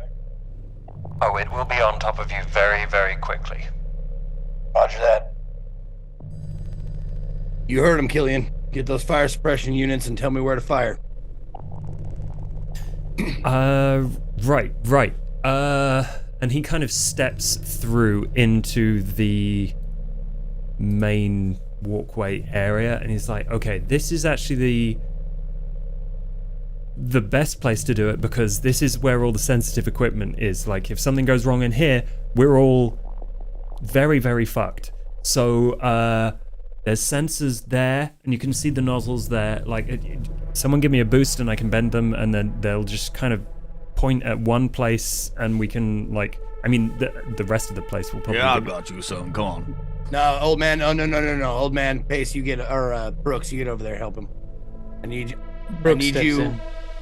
And I point at the either side of the doorway, like aimed like the doorway is the top of the triangle, and Churchill and Pace are aimed like at the triangle at a 45-degree angle. You see what I'm saying? I've unslung the net gun and slung my assault rifle, so that as soon as I've shot the net gun, I can drop it and quickly get the assault rifle in position, because I don't trust nothing. I'd set up as well, and I'm just laser focused now. It's very cool, calm movements, getting the trajectory of how I want this net to go, and like planning meticulously how I want to pivot if I need to with the net gun. Excellent. And Brooks, you staying at the back? Yeah, once I've given the boost to Killian. Did we end up getting any mag clamp stuff sorted out, or am I just gonna have to get in there and grab the thing? Adam's managed to grab you a couple of they're actually supports, like mag clamp supports for a power lifter. So you're part power lifter. You should be able to definitely. They're really heavy, like a person couldn't, but you definitely can. Hey, I'll be ready with those to step in as soon as the thing is netted, or if it isn't.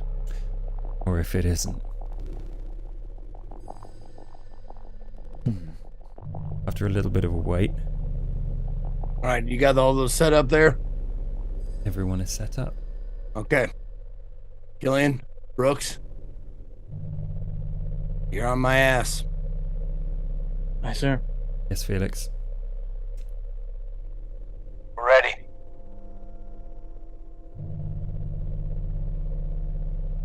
And after a little bit, you hear in the distance the clanking of boots on metal. As it gets closer, it's clear that someone is sprinting. And they're out of breath. And they round the corner. And it is one of Farrier's Marines. Hold fire, hold fire, hold fire! Fucking shitting me, he used them as bait, you fucking...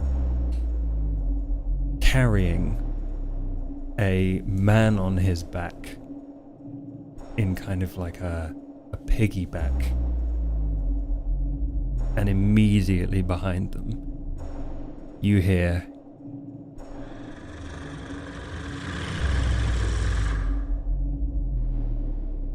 and he rounds the central pillar of the elevator and he trips. The two of them go sprawling. And then from the ceiling, you see an alien uncurl itself as it's been sprinting across the ceiling.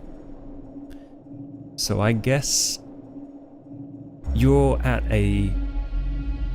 probably a long distance at this point, and it would be extremely difficult to get it with the net gun.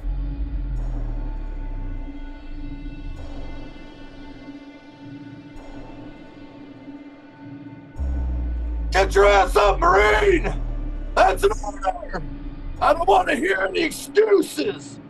You feel something that you haven't felt layered over that innate command in a while, which is you've seen this man is being used as bait. There's a little bit of fear in your voice, but you manage to suppress it. And it is enough to watch him pick himself up, grab the man by the back of his collar and drag him out from under where this xenomorph is landing. And he is headed towards you, and now he's in a much safer position. Excellent. Okay. Brooks will pipe up. Sarge, permission to jump in? Go get him. Brooks immediately runs in. The only thing stopping him was his orders. And you are intending to... help drag the guy on the floor or get him up, and also ideally help the guy still standing. Probably also I will drop the clamps, because I imagine I can't really help out these guys while I'm carrying the heavy clamps, so I leave those where I was standing. That is a good point. You can always come back for them, I'm sure.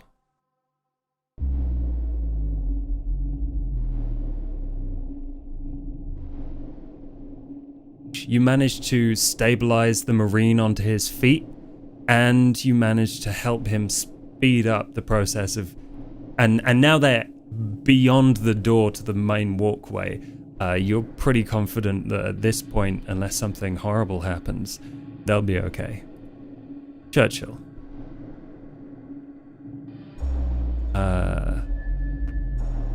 You hear a beep. I was gonna say, I probably took my motion tracker off and set it on the ground. Yeah, seeing the light in your peripheral vision, it gets a little bit brighter. I do a quick glance down. How big is that dot? Pretty big. I take a deep breath and I steady my hand and I get my center of gravity, and I'm just preparing for whatever is about to come into my vision. You don't get a lot of detailed information because this is a split-second look at your tracker. It is tracking the oversized xenomorph in front of you, but it is also tracking something moving through the pipes on either side of you. As soon as I notice that there is more than just the big one that's coming at us, I'm calling it out. There's two in the pipes! Noted. Focus up. It gets closer to you. I think that it recognizes a predator in weight. and it kind of rises up to its full height and speeds towards the door. And all of you, as it kind of leaps into place just ahead of you and like whips round its tail, you're all going to have to make a mobility roll.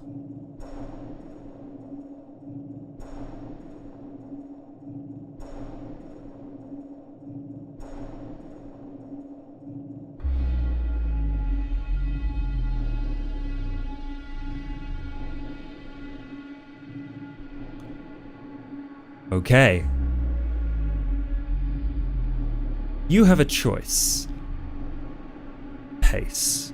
As you are kind of just in the zone of this thing's chaos, it catches you with a bony, like, meaty part of the tail. You are knocked off your feet. And I'm going to make you roll panic.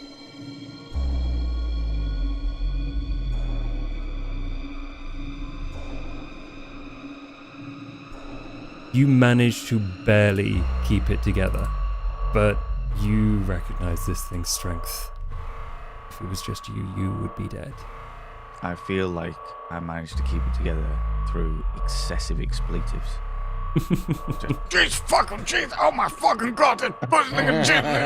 Oh my, fuck me, the Jesus, oh what fuck. And I'm just like, God, they're fucking strong, Sarge! It's fucking strong! Oh Jesus! Now, is the xenomorph in the crossfire now? Yes. Okay. And I take just millisecond of a beat, and I just go now.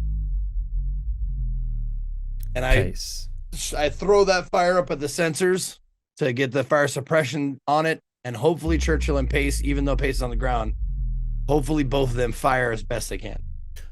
Oh, yeah, you fire a gout of flame, and like you're not aiming anywhere, so you don't have to roll for this.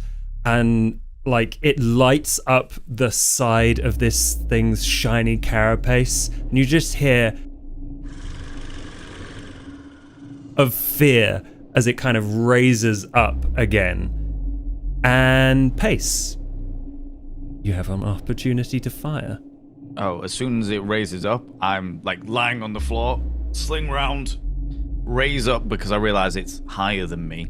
And I think my opportunity is to entangle it so that Churchill can pin it down. Pretty much. I'd probably say that. I'd just be like, I'll tangle it! You get it down!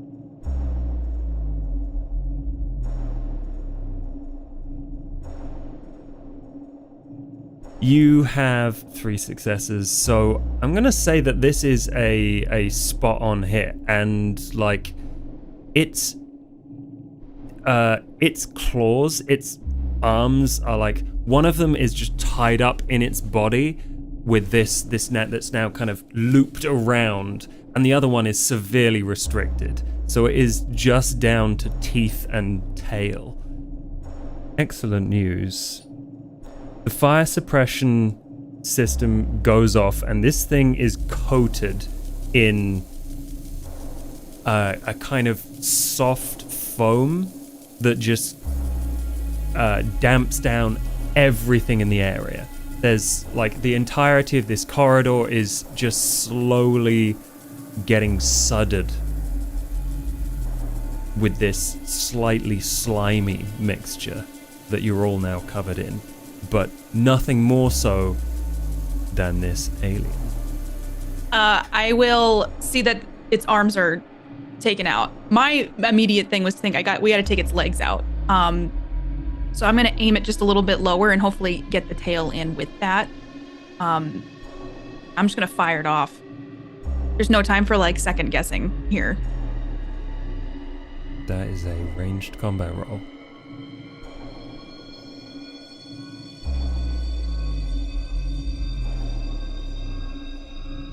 5 successes. You take an extra moment as you gain 1 stress.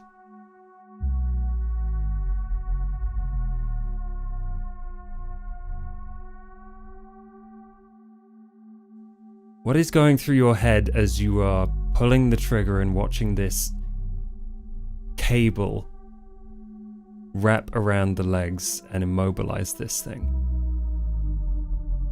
There is a sense of pride and fear as I'm pulling the trigger, and as deeply as I'm doing that meditation breath in and out, my heart is pounding. You can feel like the blood in my face is red. I can feel the heat from it. And as I let go of the trigger, I can feel the shake of my hands and just how I was holding it all together until I pulled the trigger. But seeing the net wrap around its legs and knowing that I made contact with the spot that I wanted to, it's a sense of relief. And like a smile just kind of spreads across my face, and I look over at Pace.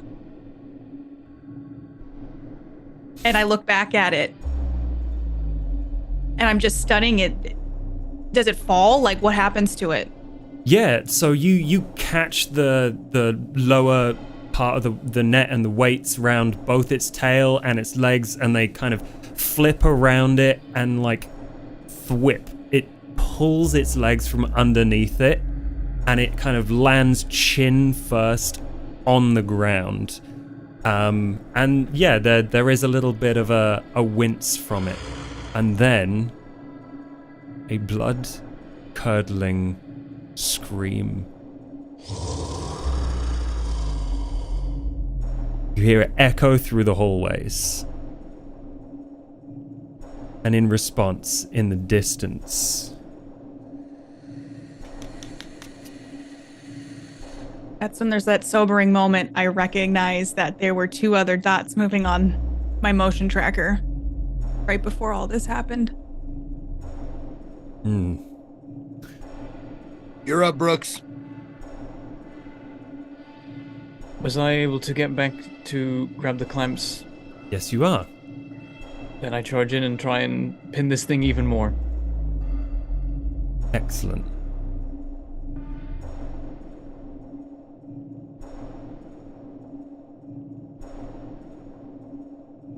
It is definitely immobilized, but it kind of flails, like bending at the middle, and it whips round and it basically scratches your leg with its jaws, the only exposed weapon it has. Yeah, and you see white blood and probably not a small amount of satisfaction on its face. I imagine I'm standing over this thing trying to put these clamps in place and it's not happening, and then there's just like a sort of stumble and I catch myself as like something in my leg fails, but I compensate.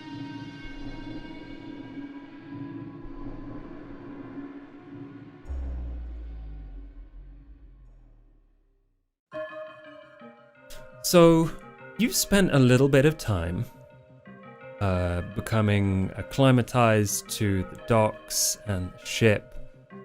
And you're probably... I mean, what would you be doing just while you're waiting? Probably trying to catch my breath. That feeling of like... For them, I can understand that it's been weeks. But it's been hours, really, for me since the moment that I put myself into that pod. And especially after hearing that scream, she's not going to show herself as rattled. But inside, she's probably feeling it pretty heavy. And so, doing a lot of keeping observation, watching pipes. I don't trust anything, but taking a moment to breathe. I think you do get that moment to breathe. There's, small bits of movement as Wynn and Beckett move things around and check things over and, feed yourself. And maybe you're even thinking about Killian. What's up with him? And you think you might have a couple of good ideas about what's going on with him when he gets back. They're talking to there. And then in the distance and over the radios, you hear Farrier saying, "Okay, it's almost on you." And out in the corridor, you hear a very slight clinking sound.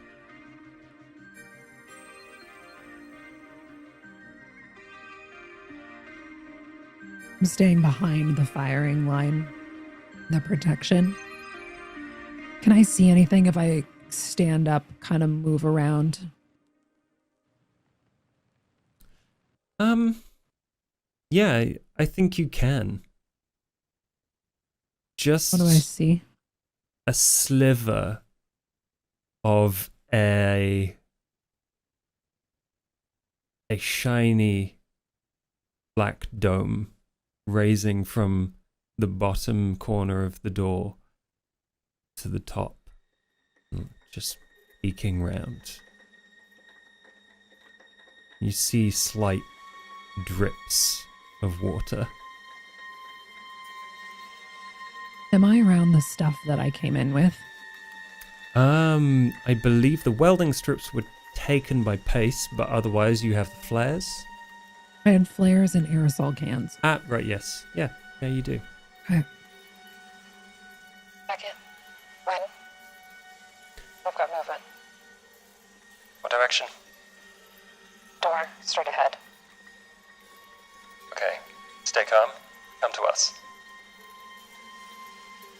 I'm gonna back up slowly, not keeping my eyes on the thing, not just watching its movement and trying to see if I can get to them without tripping on anything. Yeah, there's a lot of debris. There's a lot of boxes and things at the docks, but it is not a difficult time getting there. So you're about there at the transport. You're probably somewhere a little bit alone. So you're most of the way there, and you can see and hear them a long distance. And as you are moving, that is when you see it. You see it very cautiously creep around the door, and then the auto turret kind of comes to life, and the little counter on it slowly goes down from 300 and then stops as there's a huge green splatter slowly disintegrating this doorway. At that point, if there's a noise in front of me, I would sprint back to them and meet up. I think it's dead. I don't know what the fuck these things are. That's fine. We've shot them with bullets before. It's worked before. That's fine. You have your pistol? Yes. And I've got flares and fire, and I... Right, okay, yeah. Get that ready.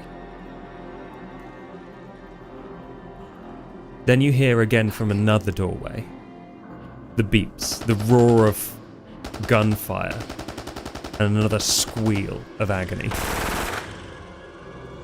How many bullets were in those things?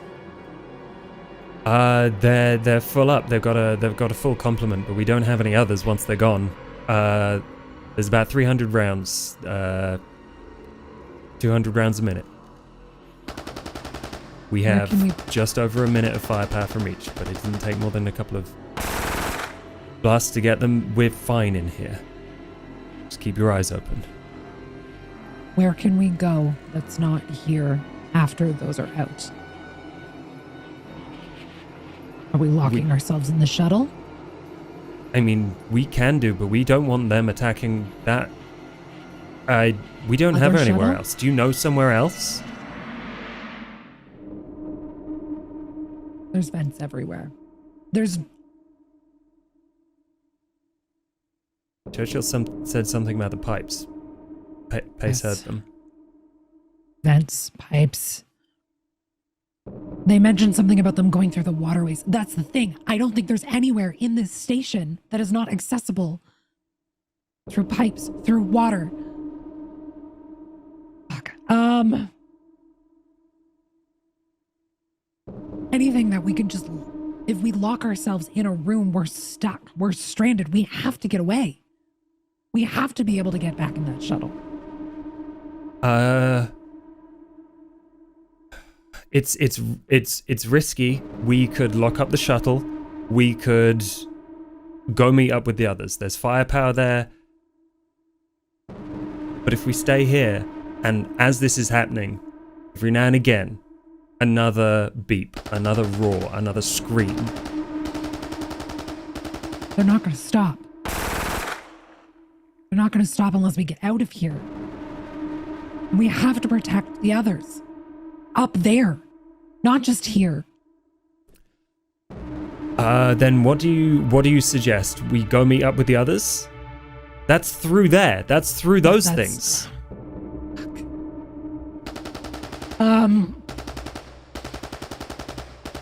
Fuck.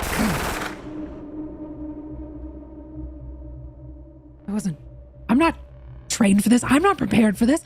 I'm not fighting a bunch of fucking aliens. It's not. It's kind of new to us. We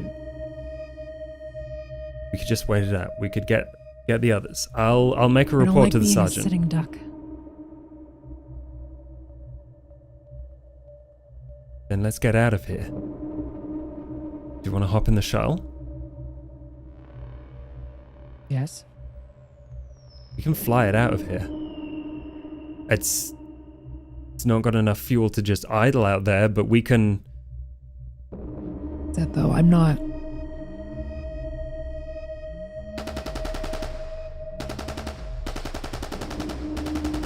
We have to take care of them. Fuck. What? Meeting up with them? Best option? That's all I've got. So it's that or staying fucking here. Wynn kind of comes back from talking on the radio.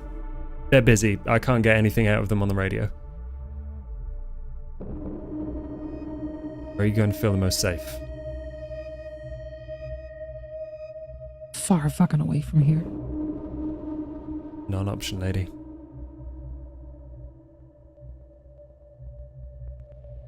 Thought you guys would have this fucking handled. So did we. This is pretty fucked. Oh, like that's a fucking understatement. We make a dash for it. We wait until they're not doing anything and we make a dash for it and we go meet up with the others. Fine. Fine. How do we distract them? What do we have here that can make noise? Okay, right, yes. We have things that go bang literally all around us. Okay, we're gonna get so much fucking trouble with Sarge. Alright, I have some grenades. I don't fucking care. Okay. That's it. That's the full plan. I have some very loud grenades. Okay. We Distraction and fucking run.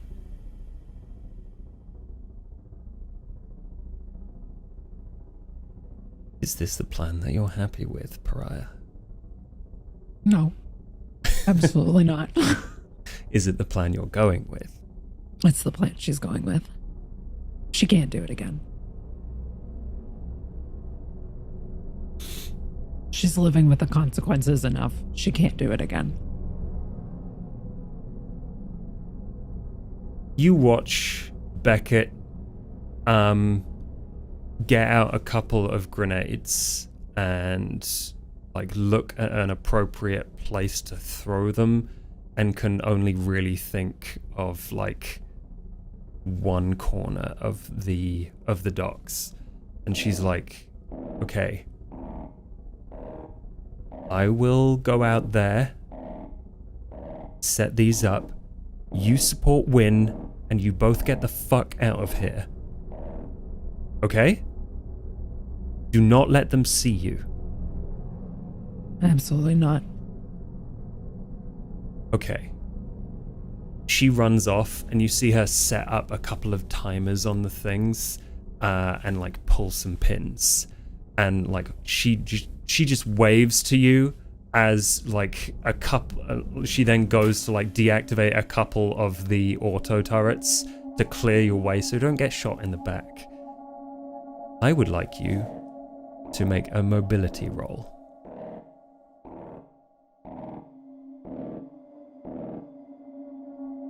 Add 2 stress.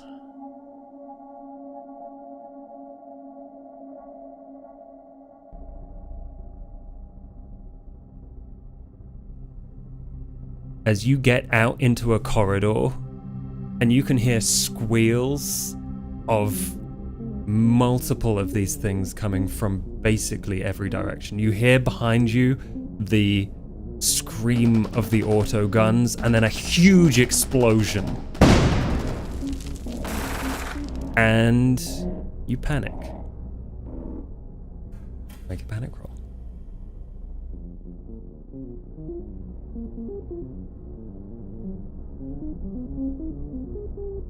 Yeah, you freeze. It's all too much. At the door between the main lobby, and you are in the door that is right next to everyone else. You see them through this doorway, but your brain fogs up. Your limbs do not obey you, and Wynn just kind of falls to her knees next to you as you freeze. Yeah. What does that look like? The thought of everything, the thought of even it crossing my mind to just fucking abandon everybody and go on my own.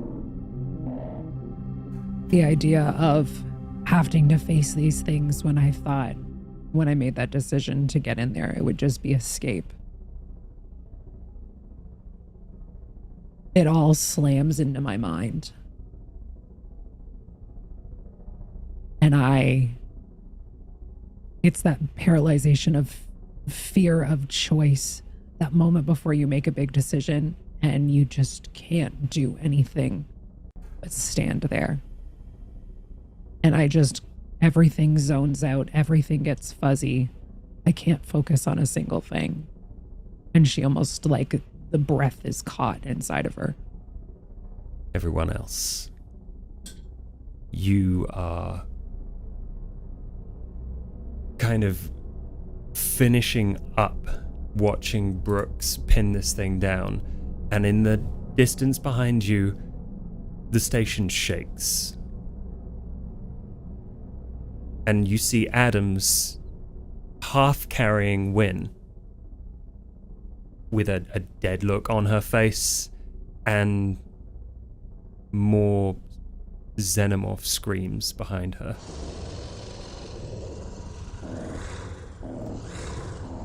Who does something first? Lieutenant Farrier, we got one in the bag. We're gonna drag it back to the Alamo, which is the dock. We're getting ready to dust off. Get your people here now, sir. You get no response. Please respond, saying again, we are heading back to the dock. If you are receiving this, we will be there for the next 5 to 10 minutes. And then we are leaving. Over. Static. Son of a bitch. And then I was concentrating on that, and then I see Adams. What are you doing here? You don't get a response. Rush over to her. And I see I'm getting nothing from her. And I come up real close to her. All right. I know you're not a soldier, but you do not have the luxury of checking out right now. You need to snap out of it and get your ass in gear.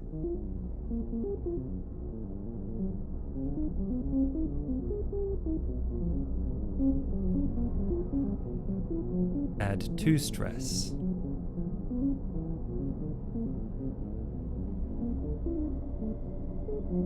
This manifests in a couple of ways. Adams,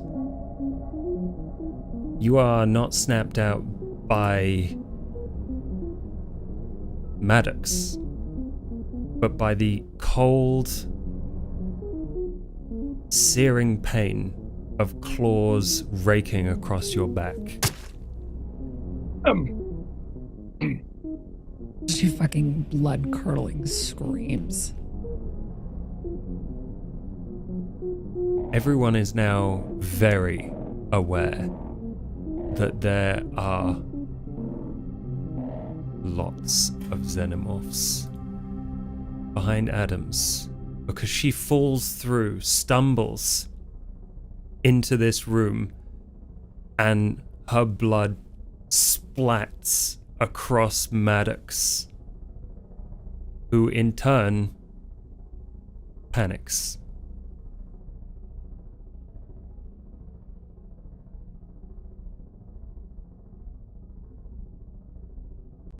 An 11. The stress level is decreased by 1, but the stress level of friendly PCs in short range increases by 1.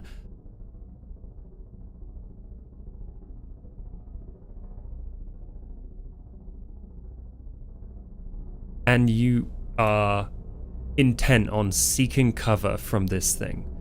And the only way is into the labs.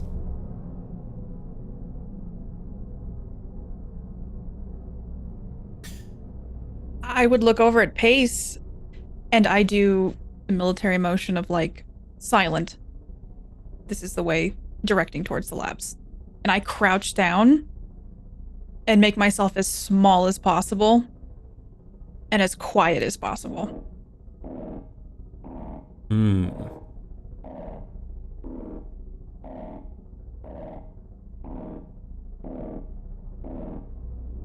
So, for you, Churchill, I guess the question is, are you willing to escape unscathed, but without your prize?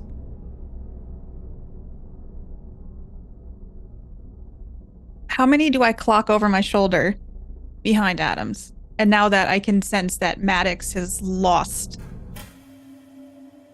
his poise. Oh yeah, he is diving for cover right next to you. So you clock maybe 2 and you can hear another couple.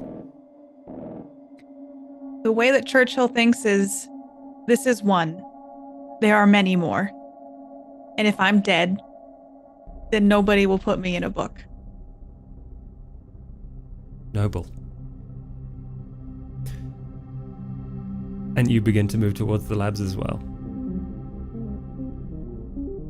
I haven't been in this situation before. Is Maddox right next to me? Yes, pretty much. I'm quiet, and I'm going to try to snap Maddox out of it before I start heading to the lab. I'm going to attempt to calm Maddox down. That sounds like a command roll.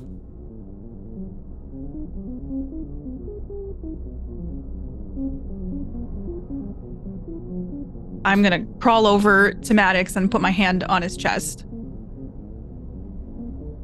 And I'm going to make eye contact with Maddox. And I'm going to put my hand on my chest, and I'm going to inhale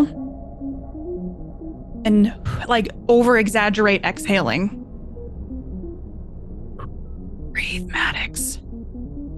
If you don't breathe, you don't live.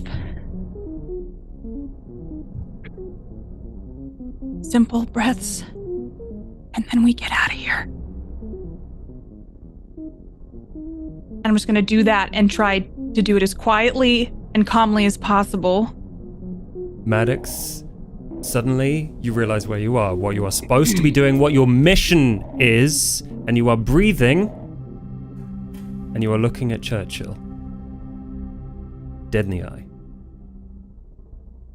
How many are there? At least 3. One of them is the one we bagged. Do not know Adam's status. It doesn't look good. She's still moving. While this happens and Churchill moves over, I'm screaming, Tin Man, get Pariah! And I am full autoing. Well, because I'm assuming Adams and whoever Adams was carrying is now on the floor. Win. Oh, yeah. So I am full autoing over the top of them just to keep everything back and moving towards that door. Just so we're aware of where everyone is. That's what Pace is doing. The moment Pariah fell, Brooks dropped what he was doing and started moving. It takes priority. Yeah. I know, absolutely. So, these are the last few things that we have to deal with. Brooks, you run over. I'm not going to make you roll for Adams. She is significantly lighter than a power loader clamp. And, you manage to grab Win? her. Win is on the opposite side. If you want to get Win and Adams, that'll be a roll. Otherwise, it's just Adams.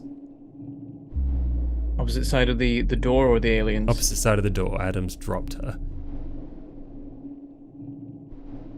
Brooks tries both.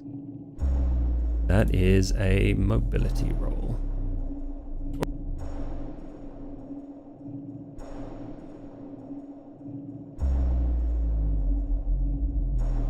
Brooks probably calls out, Killian, help, and carries on either way, whether Killian helps or not, but I failed. Yeah. You don't see Killian move. And maybe that's why you were expecting someone to turn up and help you. But as you get to Win, she is suddenly behind the very large foot of a xenomorph, and it knocks you back. Brooks, you get to Adams and you see that she has broken ribs and obviously a huge slice in her back, but the impact of the force has made her mobility and close combat capabilities significantly reduced in technical, practical terms.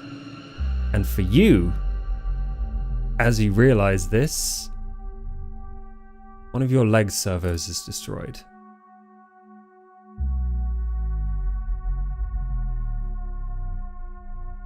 I fall, I imagine.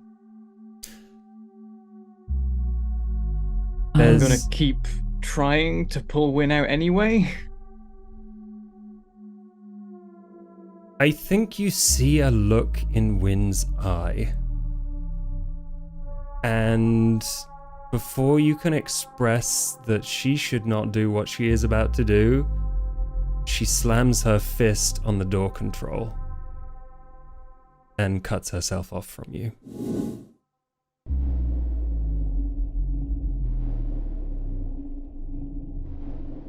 And that is As soon where as the door's shut, door is sealed shut. I turn away like they weren't even there, and I focus on Pariah. Can you move? Enough.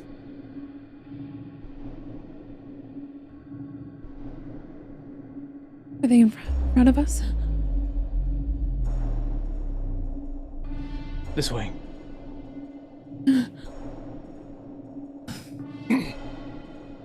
And you all begin to drag yourselves into the labs area. You realize Killian is missing. What the fuck is wrong with you, Tin Man? You have one fucking job. I swear to Jesus Christ, you are fucking useless. You're a fucking spanner. And, like, literally, you don't even let the fucking boy go. Shut the You let fuck up, fucking Pace. I tried. She closed the door.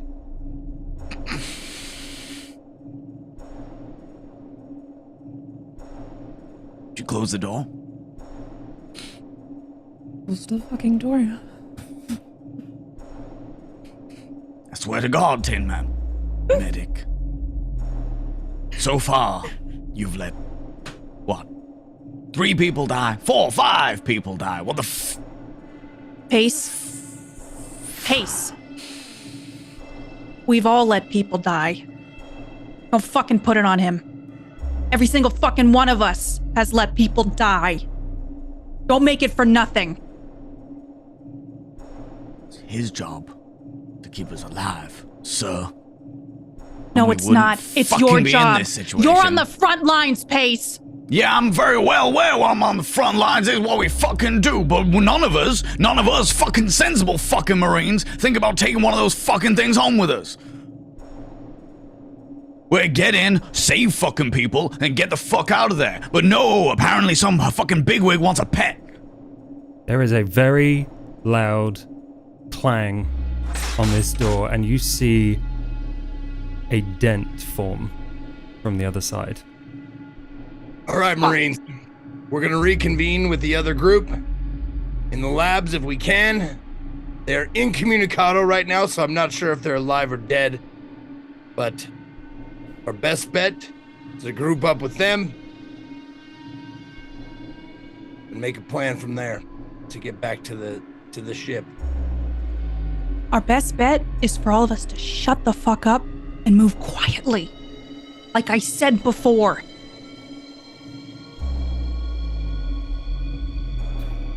We can scream at each other later. Or you're gonna be screaming in the face of one of those. I'm sorry, Lieutenant. Was I the one just yelling just now? Was that me? Was that me screaming my head off at one of my privates? Or the lieutenant, one of my corporals? Was that me screaming? Was that you? I'd watch my tongue. Or you'd be dead right now. You fucking lost your shit. This You fucking argument lost your shit, Maddox.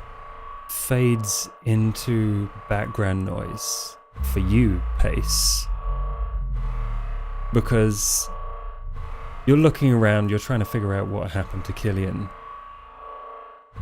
And there is a very clear drip, drip, drip of white blood leading into the labs.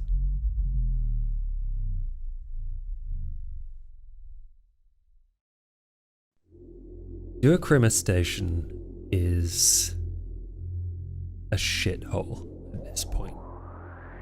And at the center of that shithole is blood, debris, white blood, a netted alien, and probably a moment of stunned silence between our Marines and Pariah as the door closed, aliens on the other side. You realize you are in a lot of fucking trouble. They're going to make it through that door in not a lot of time. So you all need to move. And I guess my question is, who starts that?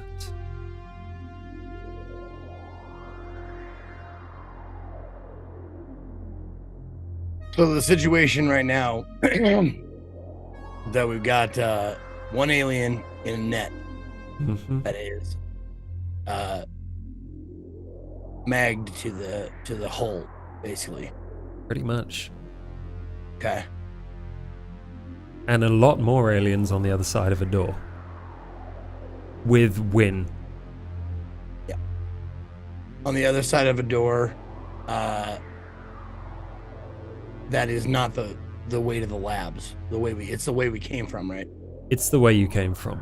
Specifically, it is the door between the main lobby and the room you are in now, which is the room between the main walkway and the main lobby. So it is not a strong door, but you do know that the door between this hab section and the main walkway is a blast door. So that would probably help you a little bit, but as you stand here, you're in a lot of danger. Private Wynn, I don't know if you can hear me. You don't have to answer.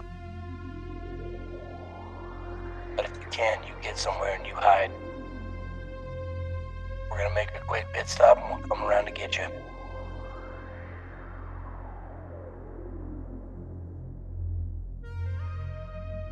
Sergeant, with all due respect, I think we need to consider the option that Wynn is not alive.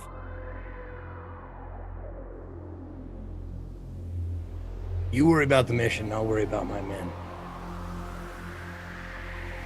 Is that fair, sir?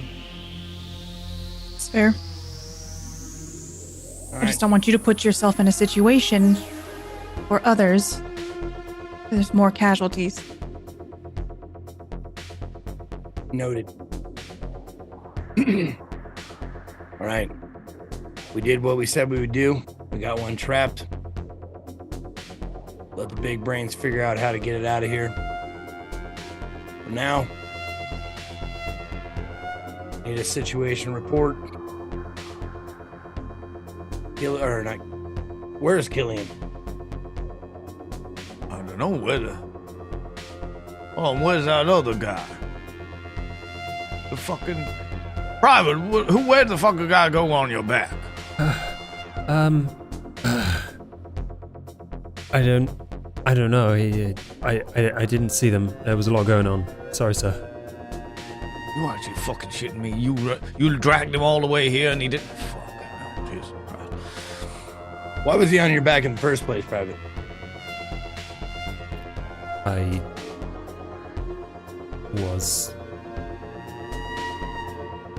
was told by Lieutenant Farrier to bring him to you. Fucking bait.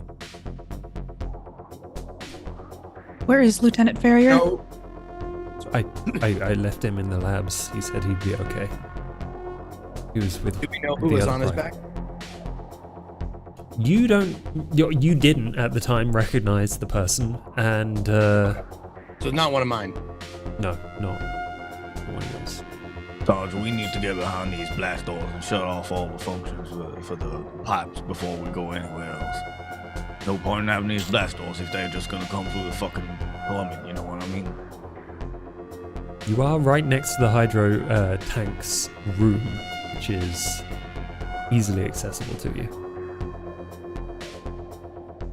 As this conversation is going on, Brooks is currently on the floor. His legs are just sort of dragging behind him as he shifts himself along with his arms to Pariah and attempts to provide medical assistance. Okay. Let's do that medical roll.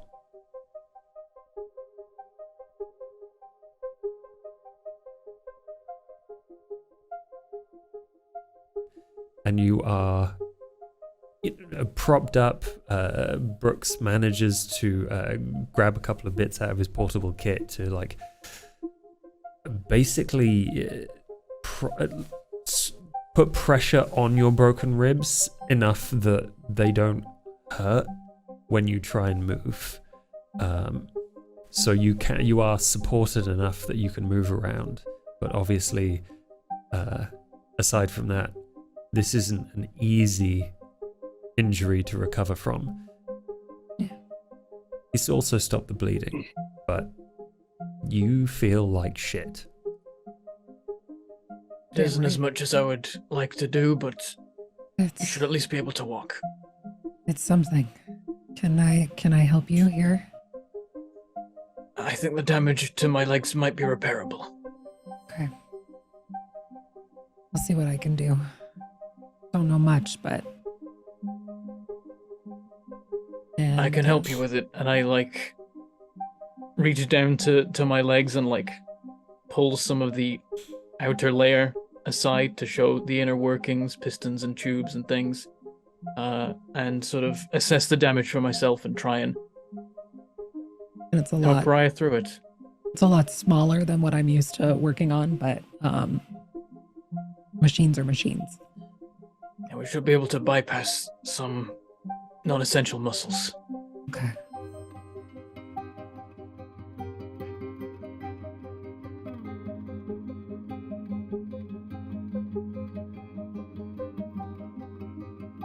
My hands are probably shaking from loss of blood. Yeah. Can't really catch my breath. I've probably never been in this much pain in my life. I'm sorry. It's all right. This is a lot for you to. This was a lot for me to put on you, considering what you've gone through. It's all right. I can repair myself. You can just take a moment, gather yourself. Forgive me for being curt, but can you walk, Adams? I can walk. Yeah. Brooks, any chance of you walking anytime soon?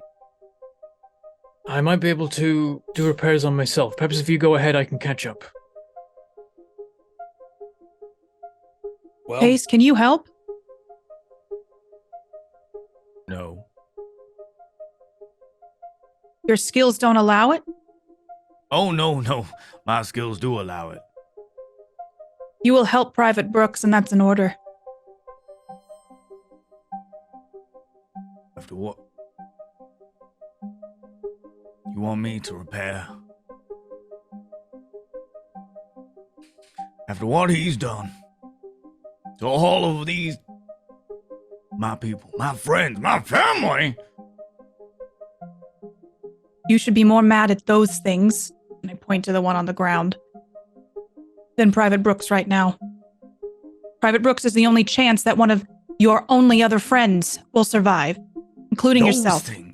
Those things are fucking bugs. They do what they're meant to fucking do. They keep their fucking things. He is programmed to fucking fix people and save people. And what the fuck does he do? He lets them down time after time. He's a fucking calculator. He has no fucking idea what he's doing. Well, Pace, it's an order that you fix him. Yes, sir. And you will do it correctly. In this heated moment, does anyone, as Pace points to the xenomorph, does anyone look at it? I probably would. Probably keeping half an eye on it.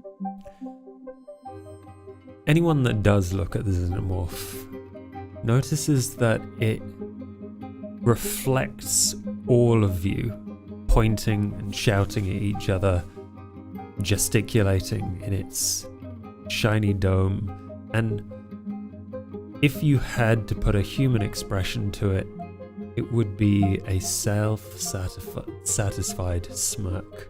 You can almost hear it purring. You can sense the danger, and it is clearly enjoying this. Well, looks, Private Brooks, even if old man here was able to help you out, get you fixed, how long would that take? If we're lucky, a minute or so. It depends. I'm still assessing the damage. Well, it is my opinion that we get the hell out of here from this location and find the other people as fast as possible. So, Donkins, are you hurt? No, sir. Well, I hate to ask this of you again, but we need to put our medic on your back. Yes, sir. He quickly rearranges a couple of straps from his gun and then, moves over to you, Brooks. It's like, how do and he just kind of grabs you by the hand and like lifts you up and around onto his back. Pry, are you armed? Yep. Still. All right. I want you and old man on Duncan's hip as he carries. Dodge, I definitely need to shut off those hydros, otherwise we're gonna be followed in those tanks. Right. You have any idea what you're doing in there? Well, purge the system is probably the best I got, but I'm not sure until I get in there. Killian will be able to fucking help me, but God knows where he's going. Did I hear you say that there was someone else? Yeah, there was someone on Donkin's back. Who? That was the bait. I don't know, some fucking civvy. Donkins? Yeah. Who was it? I don't know. He said his name was Ben.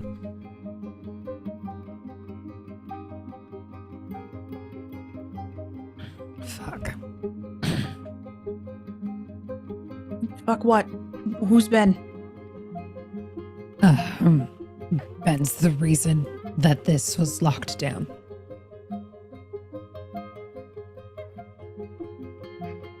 Me. Ben is Killian's dad. Or what classifies. And What do you mean? What do you mean? Wait. What classifies? You adopted? how does someone survive in a ship for 2 weeks with no provisions? There were provisions. There was fucking supplies in the crates and whatnot. No, there wasn't. What do That's you my mean? ship. Well, it must have been. How the fuck does he do it? He wasn't fucking eating these things. I made a fucking God knows what. All right, I'm not a fan of dancing around it. Anyways, we tried to keep it from you. Killian is an android. That's beside the point now. Don't talk about it. This is not the time for it. Okay? We knew. And that's it. Stress. Was a need to That know could- basis, and you didn't need to know. That could end up helping us later on. But beside the point, Ben locked Killian in that ship, locked himself in the labs, locked us out, and left those things free to murder everyone. And clearly he survived. well, he's got no meat. You made it sound like it was Austin's fault. Well, it is. Sounds like it's Austin Ben's knew fault. all of this shit. I don't see Austin Austin. was there to stop Ben, saying that he's a traitor. I don't know.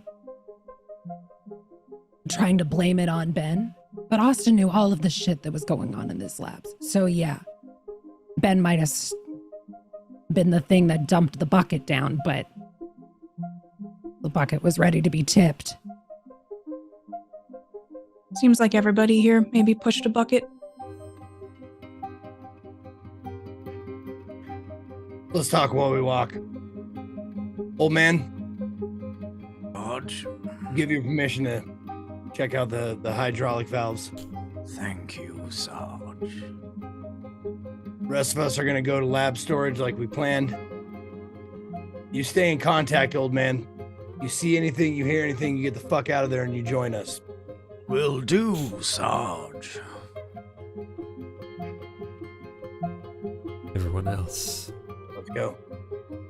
You walk along the main walkway and you see at core of this space elevator, it is a intricate construction of incredibly complex shapes and almost organic, as if they'd been 3D printed and they smoothed out and there's multiple supports interlocking to allow such a incredible piece of technology to safely exist on this, well, from the surface of this planet right up to the humongous space station right above it at the top.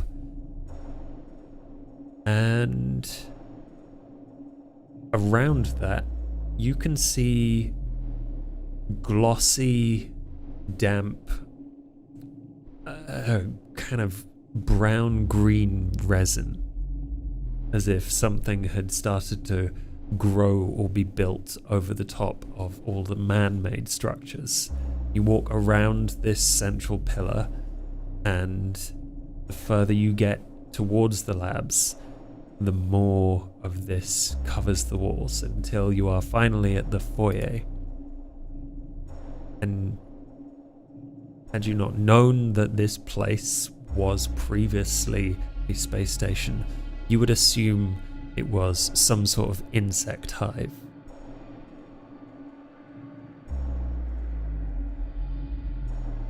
This is remarkable.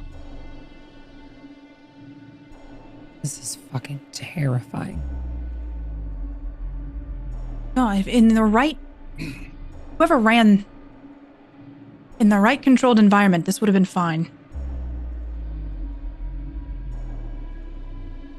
And in our circumstances, it killed everyone. What do I see when I look around? Like, meaning hive, and what does that mean? I mean, what is it you're looking for? The walls, the ceiling, the vents, everything you can imagine that would normally be here, aside from like a few tools and like consoles protruding from the walls, are covered in this resin. Is there any signs of life or like biology that is breathing? Anything like that? The walls themselves, no. They're like a secretion. Organic, for sure, but not alive.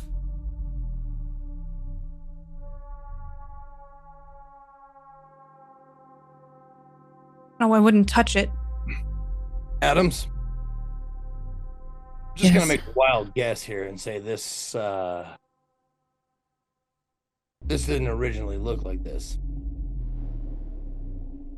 We're in the labs, right? I've never been in here. Okay. I can answer that. No. There's this material on the walls that was placed here, probably from them. You ever seen a wasp hive? Paper wasps? What it reminds me of. Yeah. It's a bit gooey. I thought they operated in packs, but it seems like it's more like a colony. Full of specialized units. That's what I was thinking. I mean, Can we I got pull up that? the warrior wasps. And that would suggest that there's, well, I guess a queen or something, telling all of the rest of them what to do.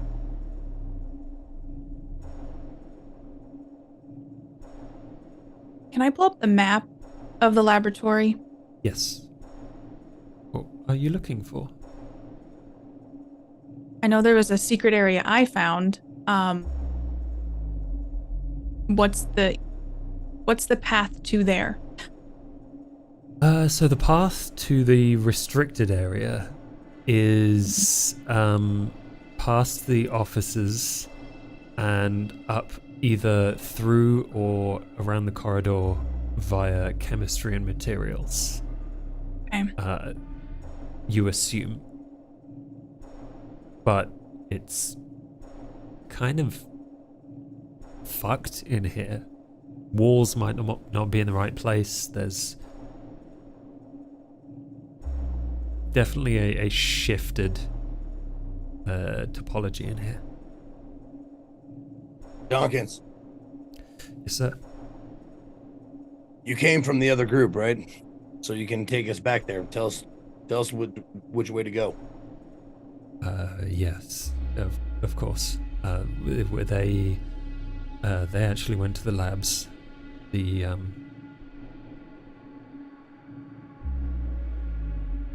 ones past the.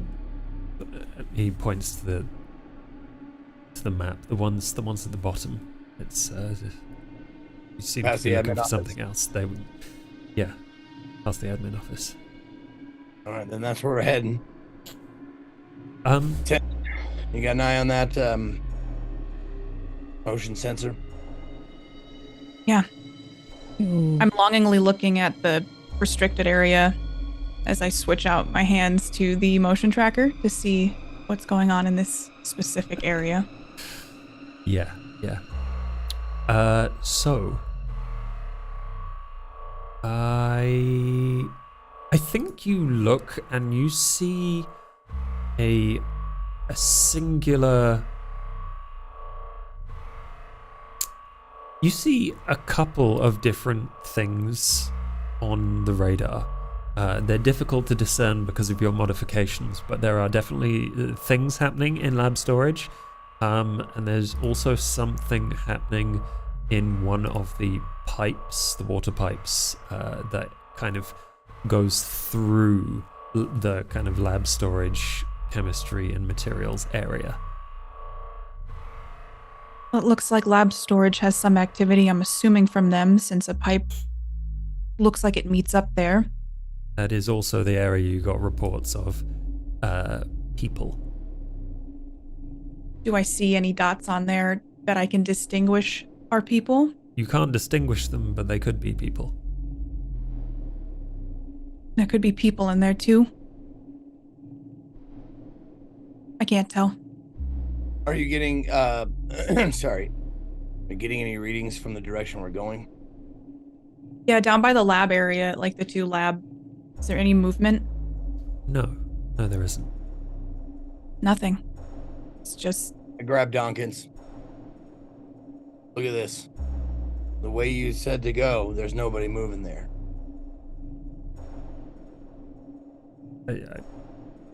Maybe they found somewhere else. I don't know, sir.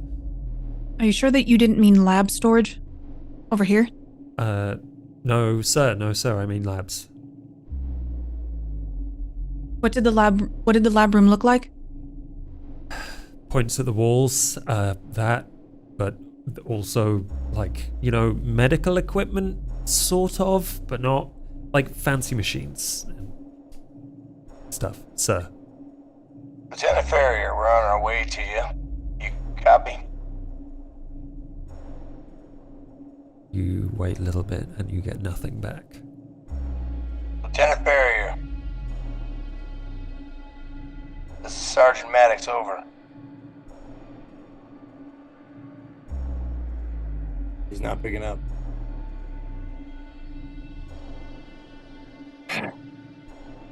Well,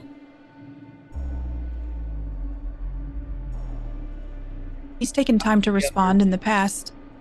without any other evidence of movement or life from the labs, I'm going to suggest we go to lab storage, since it seems like that's our best bet according to our equipment as of now. They could have moved. They could be staying still, but we know there's something there, so could be them. Could very well be them. Most likely will be. So I want us head on a swivel. First sign. I think that'd be a good place to check out. Take the lead. I'll take the lead. I'll head up to lab storage as best we can. Make our way there. See what's what. If I give you any sort of signal to stop, you stop and you stay silent. You don't say a fucking thing. You don't breathe. You don't fart. You don't nothing. All right. So you begin to leave the foyer and maintenance access, and as you do, you see a route through the goo towards lab storage, but you also see a faint on and off red blinking coming from what you can only assume is the officers, given your map.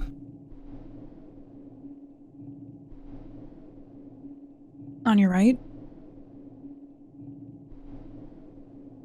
I will silently go over and look at Pariah.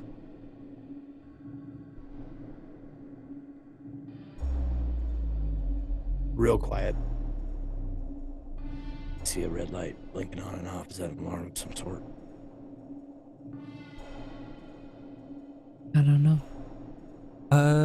Adams, you know the computers of this station quite well. That probably means a live, not live, but a working computer with a notification, like a message.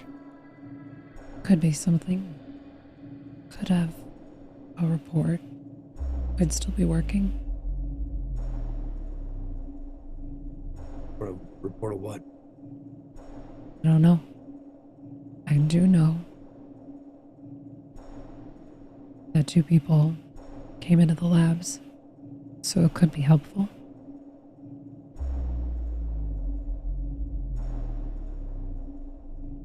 Austin and Gray, when I last saw them, were coming through the hydro tubes into the labs. You say they were coming through the hydro tubes? Like, They turned the pressure down. We couldn't open the door, so they swam through the hydro tubes to get into the labs. Now, you told me we know that these things could be in the tubes, but I think that's worth checking out.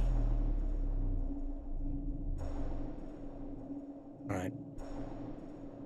Let's go up to lab storage, see what's what, and we'll make our way back. Stop Back? there. We're here now. That could be, they could tell us that they're alive. Or we're Also, how to might stop be a this. warning.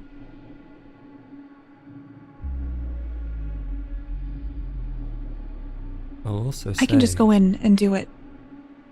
Churchill, you also know that there is probably invaluable information at the administrator's office.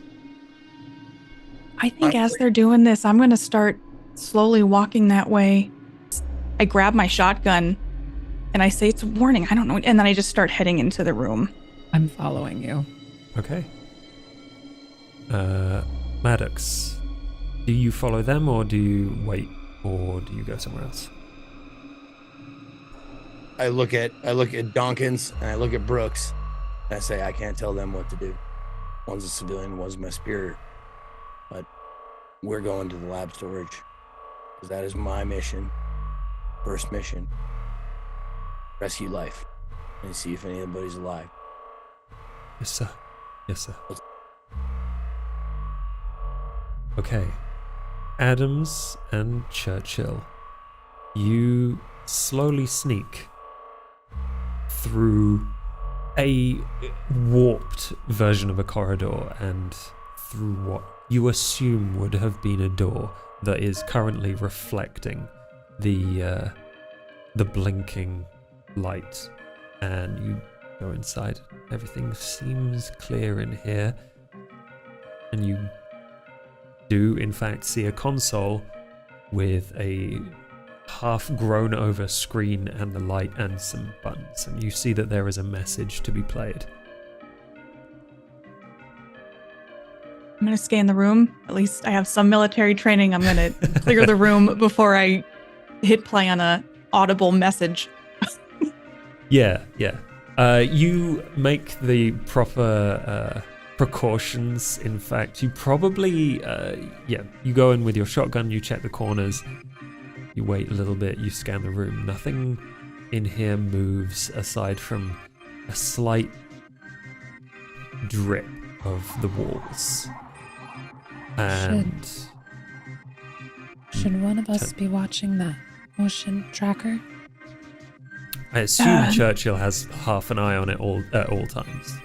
Yeah, it's probably on my hip, like just on all the time. But when you say that, I'm mesmerized by just the overgrowth in this room and just half thinking, yeah. And I hand it to you. Keep an eye on it. This room's clear. I don't I'm gonna call start. this clear, but Well, there's nothing imminent. I'll start clearing the gunk. And yeah, you take the proper precautions, you turn down the volume, you probably even patch it through to your earpieces so both of you can hear this without attracting attention. This is Sergeant Greylandon, head security of the Duacrima.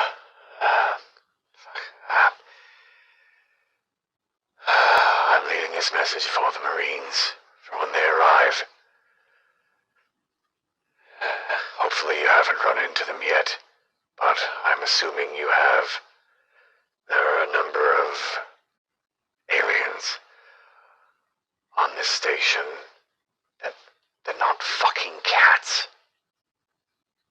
They're not human. I'm gonna call them creatures. They're whatever the fuck they are.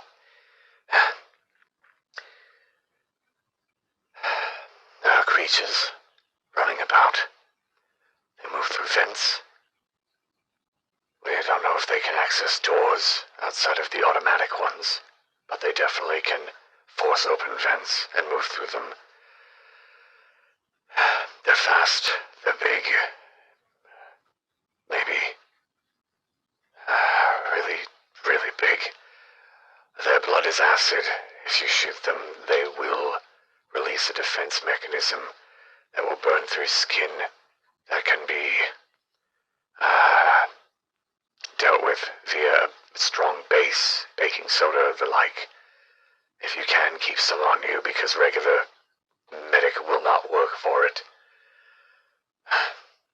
There's at least 3 on the side of the laboratory, and probably maybe 3 by the time you're on here on the other side. There are variants of kinds that might be out. There's at least one that can use echolocation. There's one that feeds on blood. And there's some sort of amphibious one based, something like a frog. We don't know what it does. And one that can camouflage itself like a chameleon. They are attracted to sound, all of them, and will move to the loudest noise. You can use noise distractions to pull them away from you temporarily, but if they hear another sound, they'll move toward that next. And fire, they don't do well with fire. You might actually be able to hurt them in a significant way if you find any sort of flamer, maybe a torch, an aerosol, something. If you get this message, hopefully we've made it away. But if we're dead, I'll do my best to leave my security clearance on my body so that you might be able to escape. By then, hopefully, we've purged the lab. And that way, at least there won't be more of them for you to take out. Good luck. Hoorah. Turn to Pariah. Is that Ben? no. That was Gray. Oh. He was our security officer. He was with us when all of this shit started. Did you work closely with Austin? Not closely, but close enough. I talk to him every day. It's a ship of 50 people. Seems like they got the numbers wrong on how many aliens aliens there are. Well, they've been busy. You want to tell me what really happened? Told you what really happened. I know you're not being 100% truthful, Pariah. What the fuck do I have to hide? Do you see this? Do you think that I have shit to hide? I'm just trying to fucking survive this shit that you're so eager to fucking protect. We all have something to hide. No matter where you come from. Adams.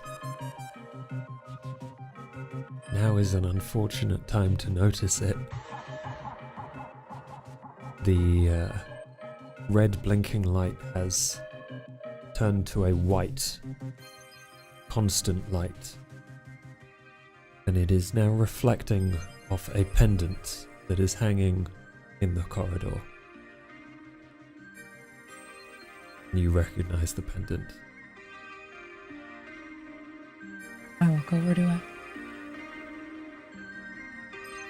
It seems to be caught on a piece of metal hanging out just near to a closed maintenance access.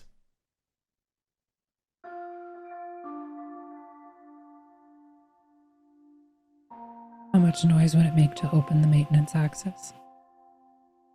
Minimal, if you were careful. What are you doing?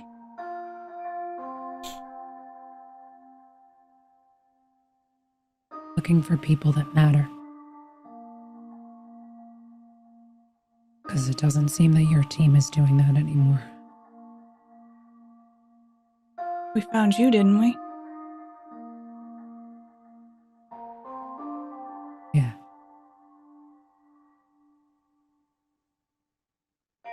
I pick up the pendant. Is it what I think it is? It is Dr. Sunshine's pendant.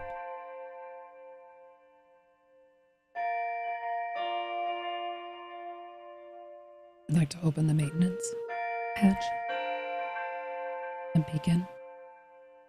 There's a slight squeak as you pry it away from the wall. Probably both of you wince. You don't know how far that carries. I'm realizing I can't stop her, so I'm going to start trying to help to minimize sound as much as possible. Okay. You're right next to Adams as you slowly lift this thing that is normally quite light but is now heavy with resin and jammed in there by it. And inside is darkness, aside from the wet goo of the resin covering a significant amount of gore and dried blood.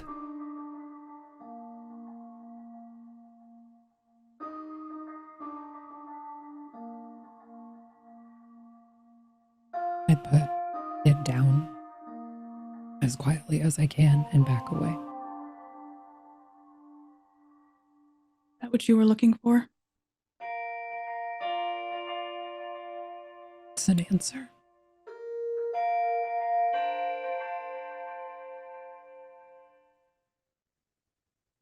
You think these creatures should still fucking live? Look at that. It did that to this entire fucking station. Everything in our lives has the chance to be a monster. Everything can be misunderstood. You think this is fucking misunderstood? It's eating people alive and breeding inside of them. People eat people alive. At least we know what kind of fucking monster that is. At least we know what we're up against. At least we know what human beings are fucking capable of. There's how many different kinds of things? A chameleon, a fucking frog? They can hear each other and talk to each other? Everything confined to, well, clearly they were doing stuff in here I still don't even know about. And I'd like to find out. Because one of the things that everybody seems to conveniently be forgetting is that the more knowledge we have, the more opportunity we have to figure out how to stop it. Fire. Burn this whole fucking station to the ground. We're not Neanderthals. This is... No, Everything this is is- eradicating and stopping this fucking thing. Who knows? Those pipes are connected to the station up top. If they're in the fucking pipes, You and I both know, if they're already in the pipes, you know. You already know. but if I can save people, isn't that what you're here for? Aside from your fucking science, to save people's lives. If you guys were here on day one, how many people would have lived? You know how long it takes to even get out here? I understand. But I'm saying, if Austin had been honest with us from the fucking start, if we knew what we were in against, if we knew what we signed up for instead of secrets and bullshit. The Austin I know would never intentionally mean for something like this to happen. Well, he certainly tried to cover his own ass.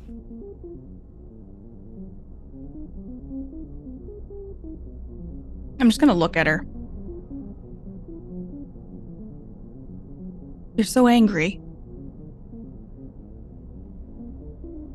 And I don't know why you're taking it out on me. But if you want to find answers, you can come with me. Or you can try going down that hall, which I think is going to just lead to impending doom. You already know having big guns doesn't always necessarily mean you're going to survive here. You have to be smart, you have to be quiet, and you have to survive, which you already have that instinct, and so do I. You want answers? Yes. Then come with me.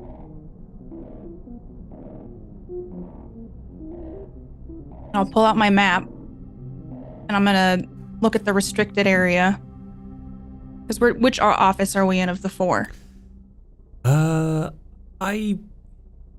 not entirely sure, because of this shift, but there may be the bottom right one.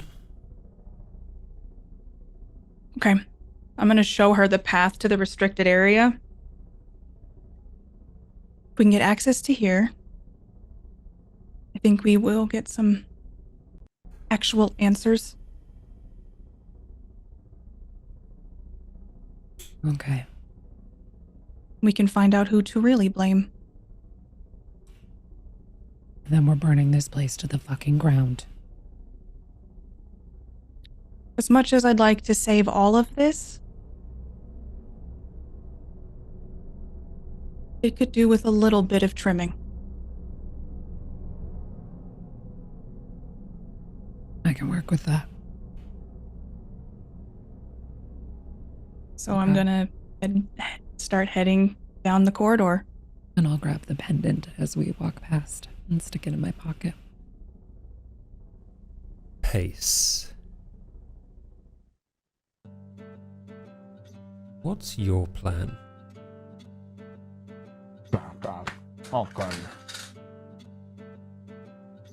Fucking bastards, fucking trying to disguise themselves as fucking people now. Fucking little. I swear to God, if I fucking see that boy again, I'm not even a fucking boy. If I ever see that fucking tin can opener again, I'm gonna shoot him between his fucking eyes. I'm gonna make my way into the hydro tanks thing and just see if I can purge the system. But the first thing that I'm doing is like locking or closing the blast doors after they all leave.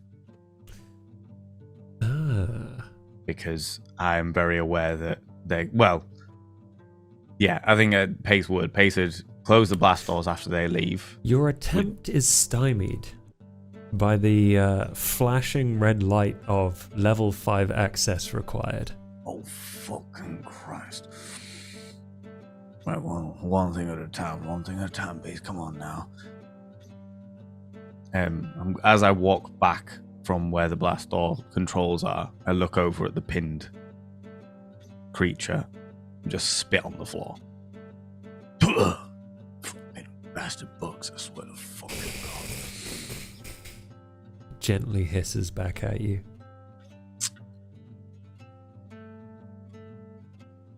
You know what, Sunshine?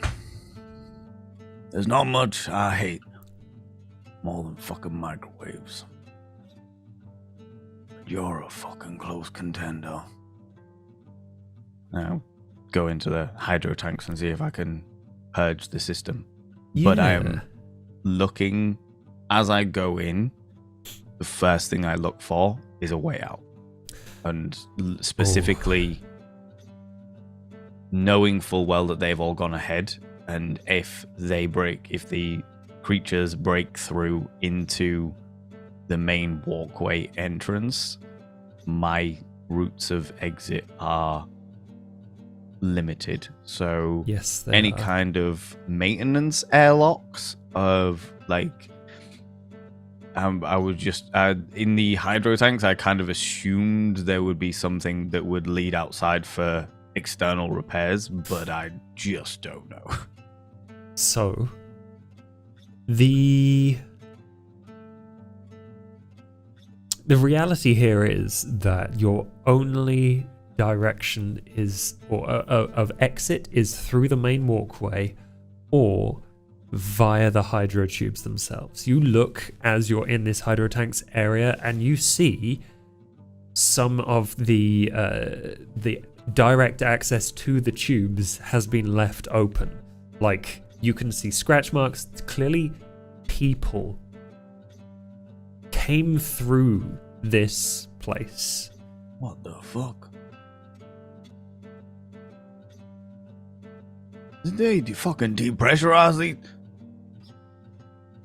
What fucking mad bastards they got working here? You tap the pressure gauge. It is well below where it should be. But fortunately, it is low enough that a human could survive.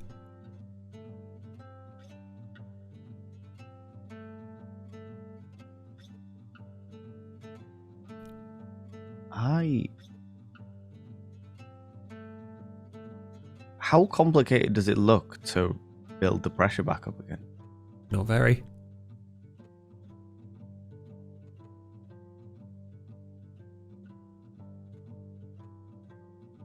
Sarge, you there? Go ahead, Pace. Sarge, I got an idea. It seems that some fucking mad bastard has been actually going in the hydro tubes themselves, and I've got a feeling that maybe the reason why these things are being able to swim around in them is because the pressure's all fucking low. I think instead of purging them, I just crank the pressure back up, seal it all up, crank it up, watch those fuckers explode in the pipes. Sounds like a good idea to me. Hoorah, Sarge, hoorah. Hoorah. Close it all up, crank the pressure up. It would be easier than purging it and make my way back. This takes you a satisfyingly short amount of time. The pressure gauge, once you've shut this thing, starts to go up, and it reaches the bottom of where the operational pressure is marked out on the gauge. Do they have like a window in the hydro tank's bay so you can see outside to where all the external walkway stuff is? It's a very, very small window, but yes. You look out into space and you see the steel and many complicated structures that connect this hab section to a much more spherical circular lab section at the other end of the walkway, and you in fact see the edge of the space elevator itself looking through this particular window. You have seen more of this station through this tiny window than you have at any other point. And you can see that there's a lot of observational points along these water tubes, and they stretch up and down the space elevator, around and across all parts of this station. And you watch as some of them begin to start to rupture. Oh, fuck. Hold on a minute. So I look down, I can see the planet to where all the mining stuff happens. Yes. And you're saying I can see up as well? It's such a small view that, like, if you look up, you can only really see like a small section of the space elevator, and if you look down, you can see like the edge of the curvature of this blue gas giant below you. I'll tell you what, it certainly is fucking pretty. Alright, okay, let's head on back. Let's head on back. Come on, Pace, let's fucking go. We've got a fucking microwave to shoot. There's some satisfying squeals as you pass the pinned xenomorph from the... You don't know whether it's metal, but you'd like to think that it is other aliens in the pipes, slowly pressurizing. In which case, as I walk by and I hear the squeals of the pinned one, I'm just like, no, music to my ears, Dorothy, music to my fucking ears. Enjoy your trip in Kansas, you motherfucking dickhead. Straight on. Let's go. You can go straight on. And you are behind. So, would you like to try and meet up with Sarge, or would you like to go off and attempt to find this? Either. Wait, which synth are you specifically talking about? Killian, I assume. Oh, yeah. I mean, I'll happily go towards where the Sarge has directed us, but if I happen to find a certain milk tray man along the way, then what a shame, eh? Sarge, are you there? Yeah, go ahead. Sarge, I'm just passing this space elevator, and there's a station at the top of it. There's the mining below, there's our station, there's a fucking station at the top of it. That's right. Well, a space station doesn't just have 50 people. Like the area we're in has 50 people. What the fuck's at the top? I was not told. I was given the basic schematics. Told that this part of the outpost was where the problem was. Here we are. Sarge, I have an issue, Sarge. Those pipes, those water pipes that those creatures are in, they go right up to the station above. And it's been 2 weeks. I'm not brainy enough to make the fucking call, Sarge, but I want you to know that there's probably a lot more people than 50 people at risk here. You're saying the pipes connect this station to the one up top. Is that what you're saying? I'm saying those water pipes facilitate the entire mining operation from base level on the planet up through us up to the top station. They can literally go anywhere. Well, we have our orders. I'll be sure to let HQ know all that information, but from what we've seen, Ace, you know, probably all dead. Yes, Sarge. All I want to do is complete my mission and get the fuck out of here. Hoorah, hoorah. And you continue into, and now you see for the first time, this resin-covered corridors. What the fuck is this? There's clear signs of alien activity here. Like, this couldn't be done with just the few that you've seen. Jesus Christ. I knew there was more than fucking 50 of those fuckers. And you go through the foyer and maintenance access. You look around. You don't see anyone. But you do hear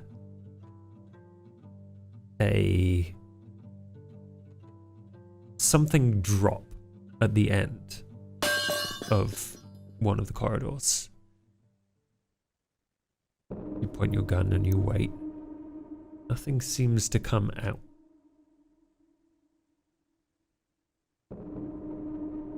Oh.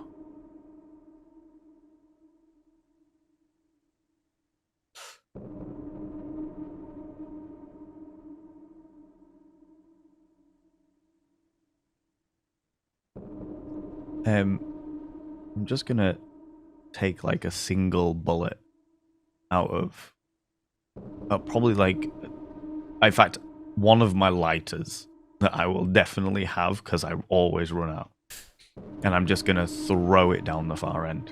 I'd say at this point you have more lighters than you do bullets, so that's probably. You throw it down the end. You hear the clack, and immediately after there's like a kind of sharp intake of breath.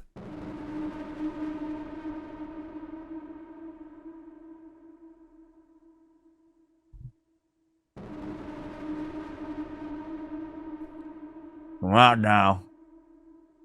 Nice and easy.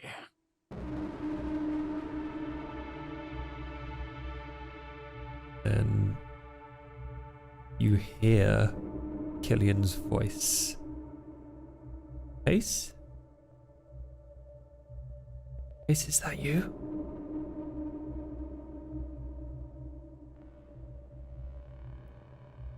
You've got to be fucking kidding me.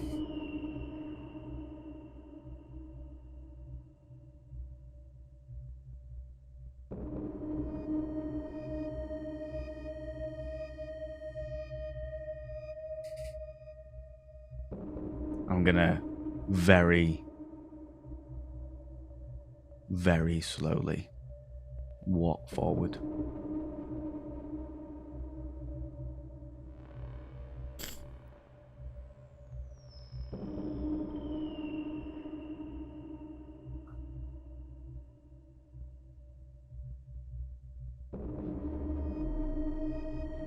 Well, well, well.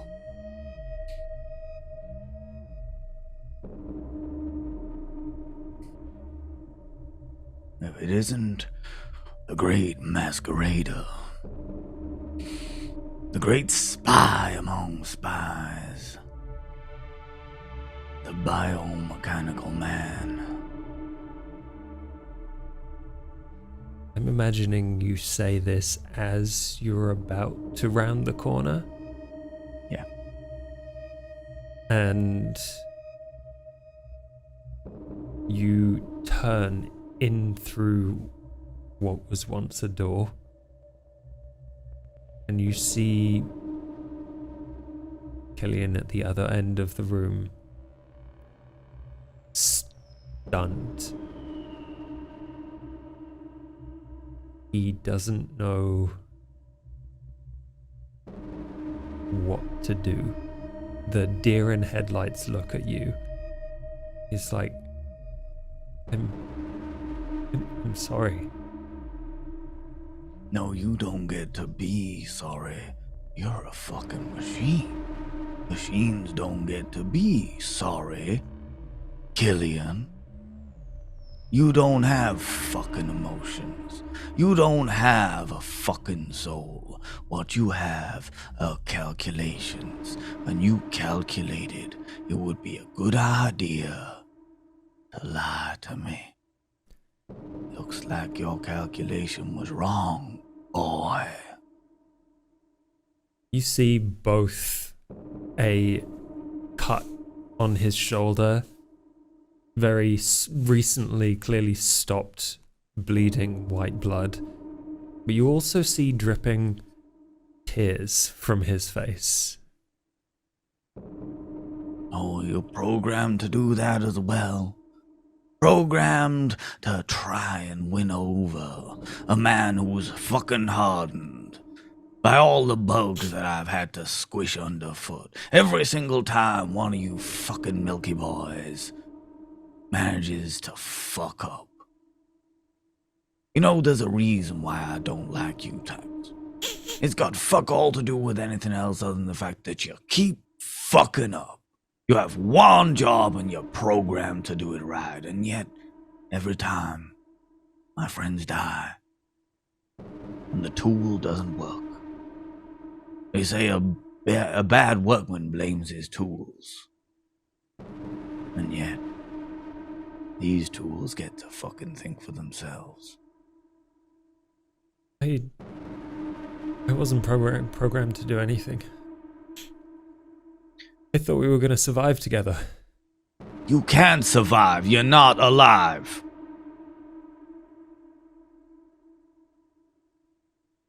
Can we talk about this? There is no talking, boy. To be quite honest with you, the only situation that means that you're still fucking alive is the fact that I'm afraid. I'm genuinely fucking terrified to shoot a bullet into your head in case it brings down an army of those wonderful licorice bugs. That is quite literally the only reason you're still alive.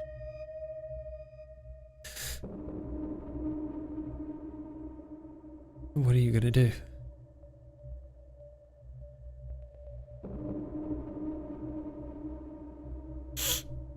I'm not entirely sure.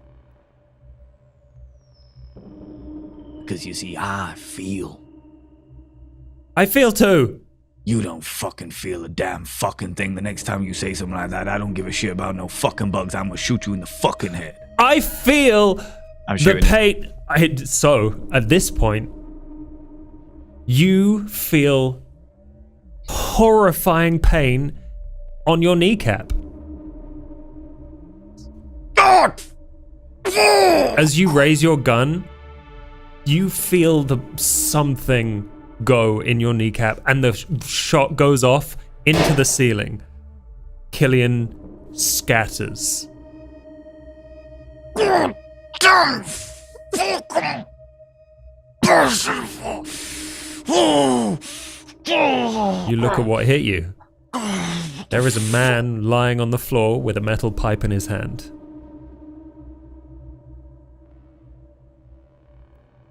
I am just gonna absolutely wail on this guy's head. Pummel The him. look of him is exhaustion, fatigue, deathly hollow in his face. The image of death and weakness. And you clobber his head in. You clip him round the forehead once, and you just see a huge gash appear, and it starts to bleed, and you instantly know that he is out cold, and then you smash your weapon into the ground right next to his ear to vent this frustration.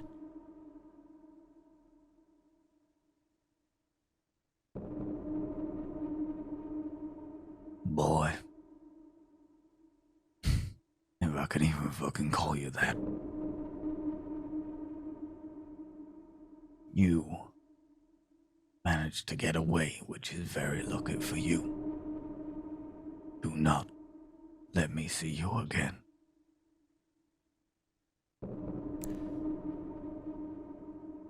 I'm going to need you to make either a ranged combat, close combat, or mobility roll, depending on how you want to deal with the very obvious skittering and even like a clicking that is getting louder, like a fast clicking, as if something is sounding out the location.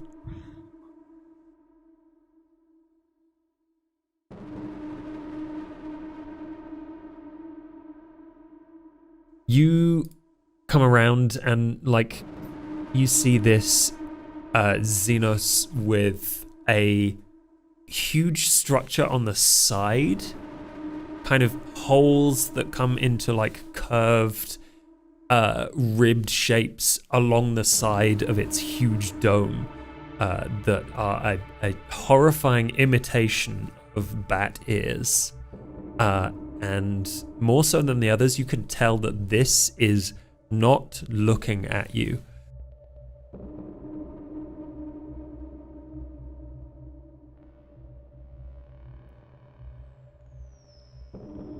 This thing skitters in and then stops moments away from you.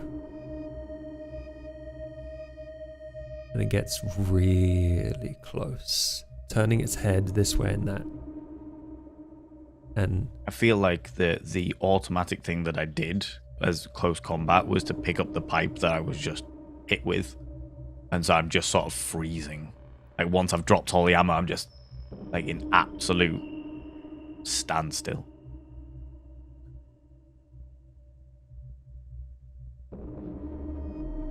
this is a moment for you, Pace, to decide what is about to happen to your character.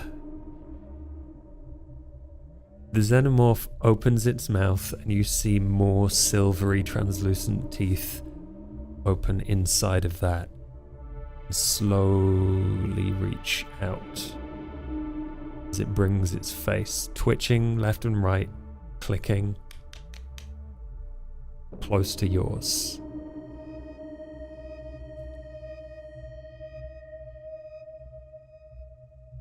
I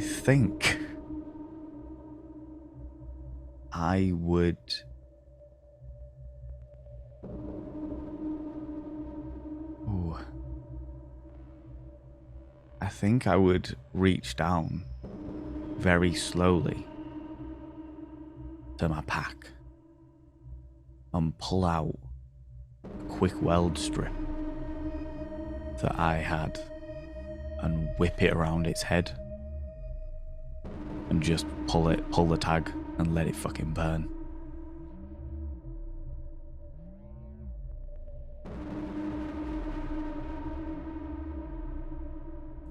The stress is huge. What do your last moments look like? I feel like I get it out and fumble with it. And as I fumble with it, the silver inner mouth caresses just the side of my head. And I freeze. And I whip the quick weld strip around its head. And then just as I am about to pull the actual strip, it takes a chunk straight through my eye.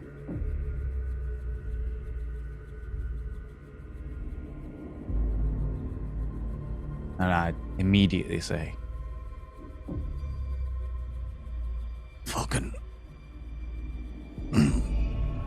Fucking robots. Kill them.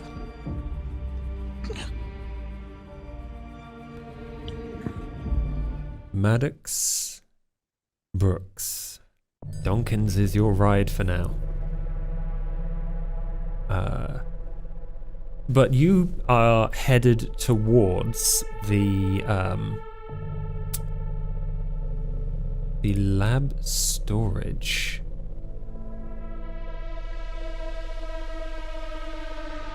You're at a place where the corridor you expect to see is not the direction or shape of the corridor that you actually experience.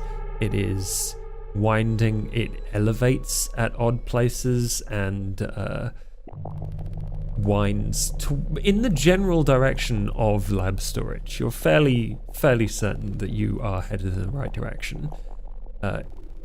Is there any discussion as you move, or are you just being as silent as possible?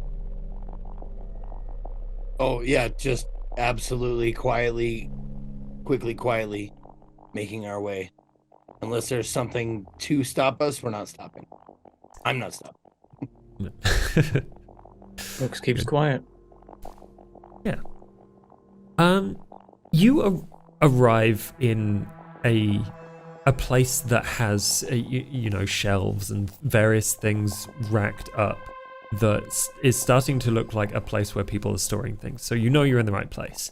And you do in fact notice several EVA suits lined up on the wall. Now these look like shit. Like if you were to wear them, you wouldn't want to do so for long.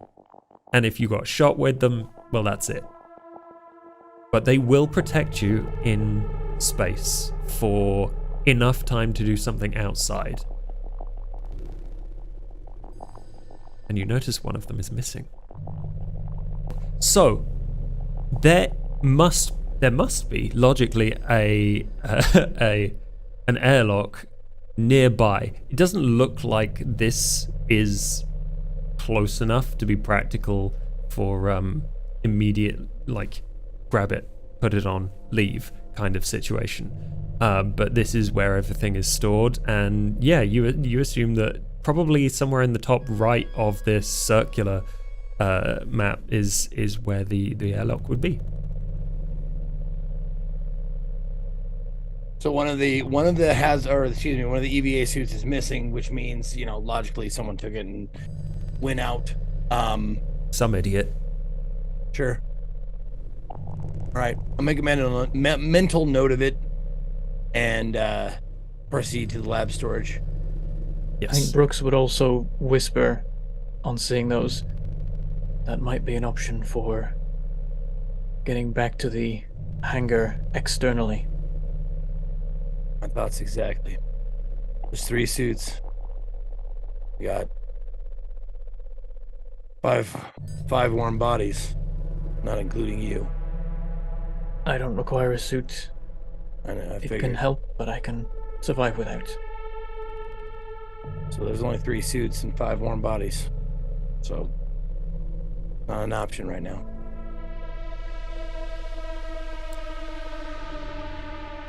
I'm assuming you proceeded along the corridor at this point. Yep. You turn into what looks like a carved out area.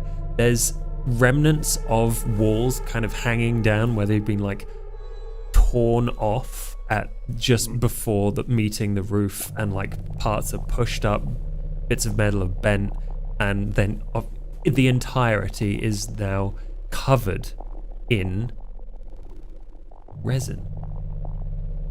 And encased in that resin are 3 people along one wall, on the outer station wall. And you see lots of egg-shaped things just below your below the line of your feet, where it kind of drops off into a dent, surrounded by mist.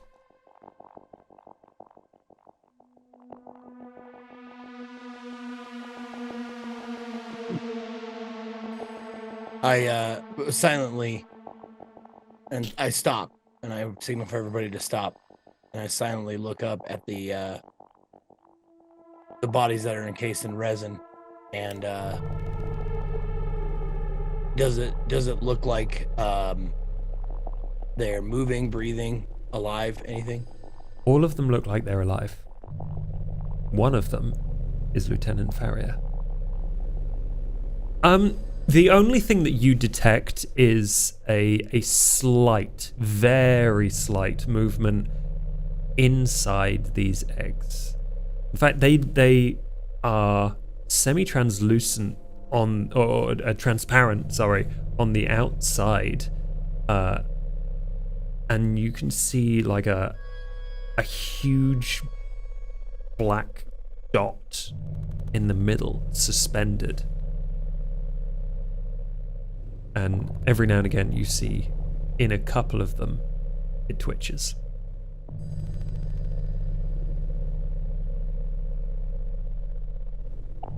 I'm going to look back at Dawkins and Brooks.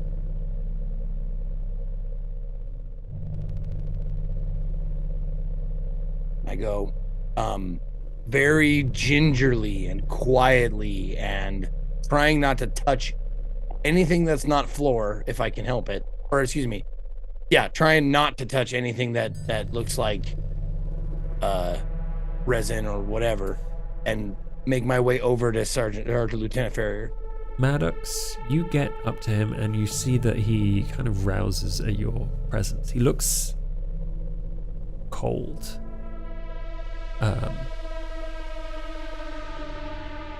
Sergeant, please get me out of here. I'm going to ask you a very serious question, and I want an honest answer. Do you have one of them inside you? No. I'll end it quick. No, Maddox. Get me out of here.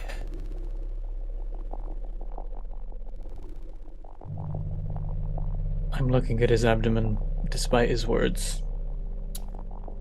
Do a medical aid roll.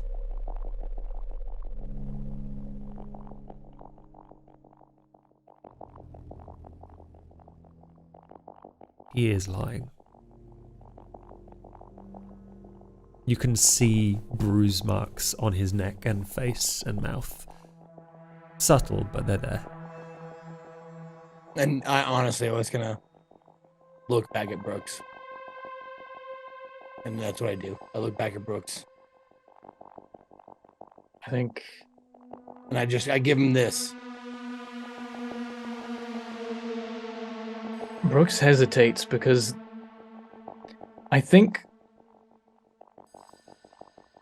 there's a moment where he just kind of stares at you blankly, and then he kind of like, his eyes sort of twitch in a strange way, and then he kind of comes to and gives you a thumbs down.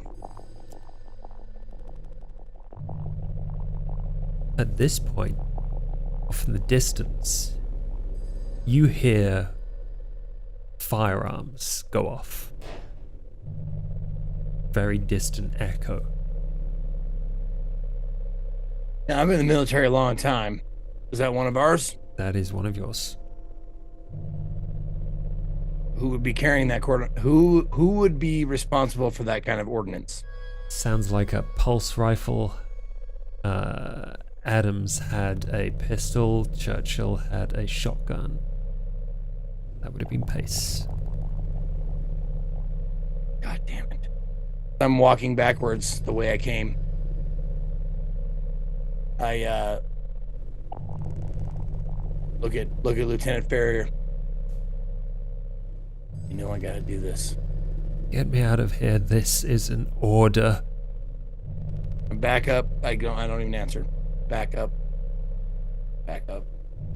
Brooks kind of struggles for a second, but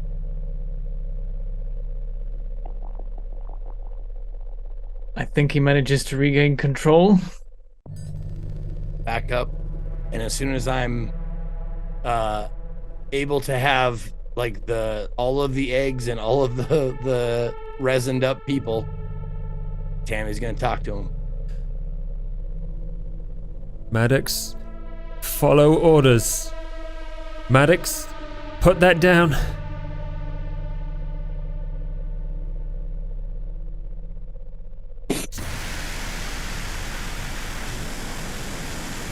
A gout of flame catches these 3 people and a bunch of eggs, and you can hear tiny squeals from the eggs, and also from Farrier, the other 2, clearly fully unconscious, a scream of pain as he is caught in the conflagration. Sergeant Maddox, going up to anyone who has their ears on. There are no survivors on this station. Anything you see, it's just a birth place for the rest of these insects.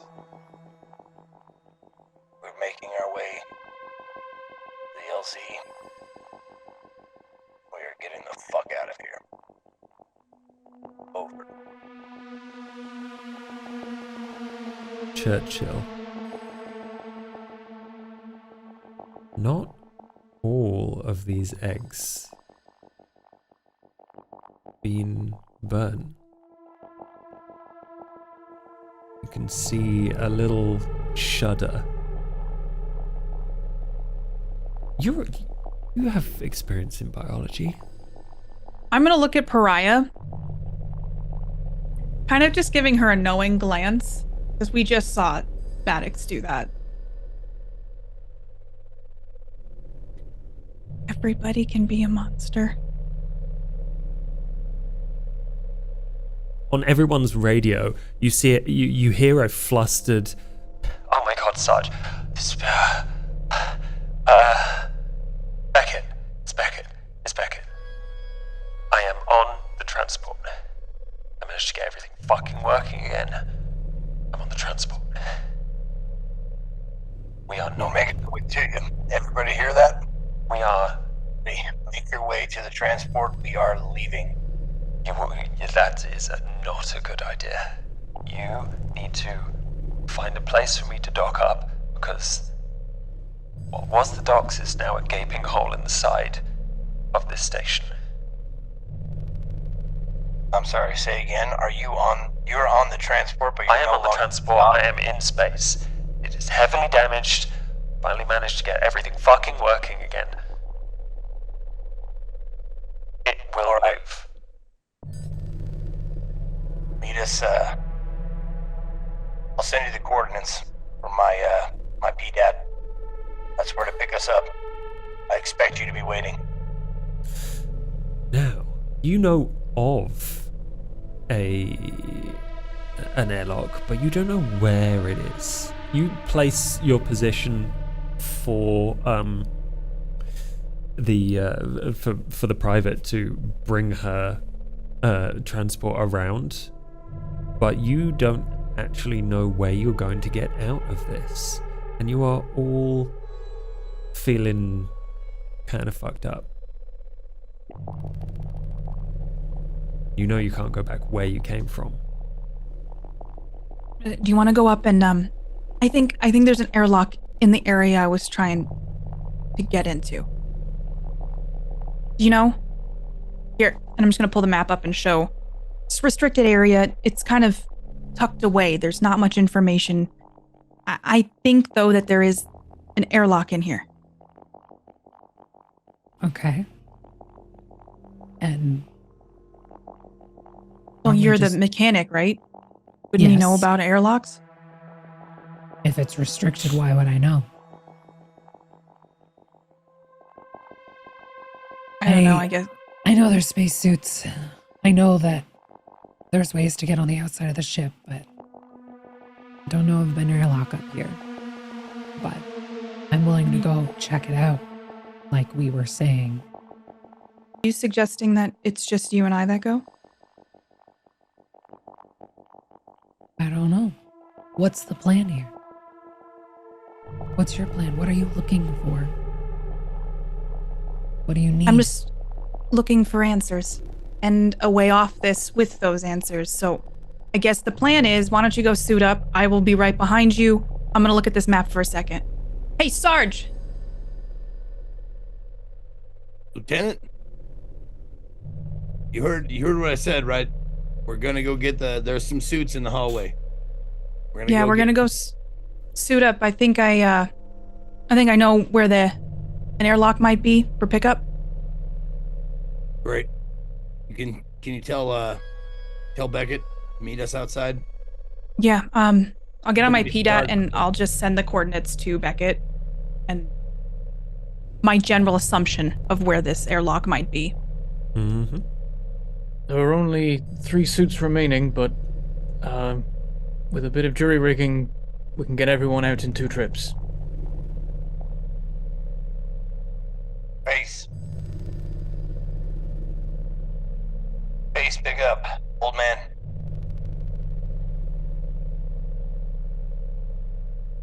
Corporal Pace, pick up. Yeah. Killian comes running up behind you, Churchill. That's what I figured. What the fuck? Where the fuck have you been? I found my dad. Where's your dad? He's in the labs. The other labs. He's tried to kill me. I don't know what's going on. He's trying to kill you? He figured out that I'm a synth. I'm sorry I didn't tell anyone. What happened to Pace? I don't know. He was in the room. I ran away. He didn't follow me. Is your dad okay? He's really fucked up. Brooks. Hold on. How did you leave Pace? What was he doing when you ran away? Shooting at me.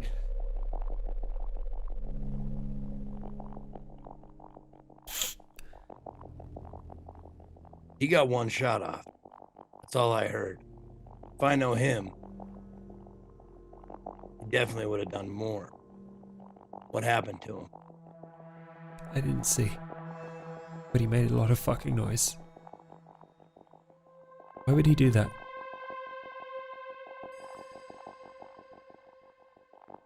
He's had it out since. Blames Brooks and you and everyone. But you did leave us without saying why. I'm sorry. It was my dad.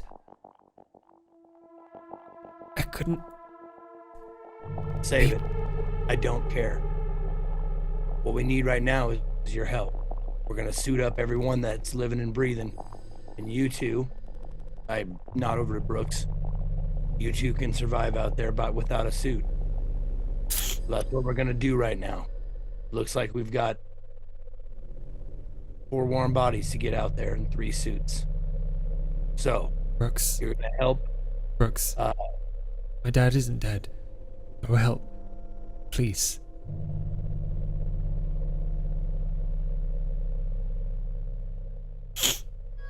Are we going to go look for him? If not, I will. If not, you will what? Look for Killian's dad. Once you're off the station. Planning to crawl there? Maybe, or I could repair myself first. Killian, can you carry your father here? I mean, I don't want to move him. He was in a lot of pain. Then how do we get him off the ship? How the hell are we gonna get him off the station? Yeah. Brooks goes and fixes him, and then we move him. I know a lot of things. I don't know how to do medic shit. Can you fix Brooks? Lieutenant, what's wrong with him? I leave it up to you. I just soon get the people who are standing here right now the hell out of here. Killian, can you help Brooks before Brooks can help your father? I mean, probably. Yeah, well... Then do that. I know I can't order you around, but do that, and then we will evaluate from there. Because right now, Brooks is being carried around. Killian kind of shuffles awkwardly around this burning pyre towards you, Brooks. And he's gonna I make grab as he's walking, I grab a glove, a fucking anything from the EVA suits, and I throw whatever it is at Adams. Like whatever, if it's a piece or whatever, just suit up. You're going first. I would make eye contact with Churchill while I'm putting this suit on. Suiting up's the best thing to do right now. And I throw another piece to Churchill. You too, Lieutenant. I grab the glove. We need access to that room. It is high clearance, and as of this moment, we do not have a way to burn our way through, considering Pace isn't answering, or a security, like a clearance card to get in. Killian. Bet your dad has access, doesn't he? He might have jury-rigged something. I think Austin was the only one with level 5 security. He wouldn't give it to anybody else. Shit, I know where his office is. Hold on. Is this entire area only one person can access it? That doesn't make sense. No. Locked.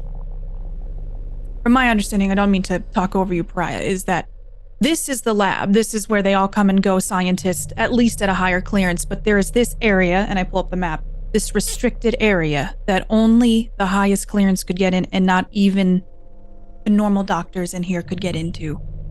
I know that. I'm saying that's where the fucking airlock is, and that's where we're going. Is there only one person that can access that airlock? Yes, it was probably Austin or a high-ranking scientist in this department. We could check Austin's office. I think that's the only place we can give access to other people. All right. We passed the admin office just a little bit ago. I know where it is. I'll head down there. You get on a suit, Lieutenant. You, Killian, see about fixing Brooks. Once Brooks is up and going, then we'll talk about going to get your dad. But first, fix my medic. I'll be back. Right. Duncan's placed me down here. Killian looks at you, Brooks, and like spends probably too much time going over all the little pieces that are in the wrong place. They're not even there, and just kind of looks at you like, I think this is going to really hurt.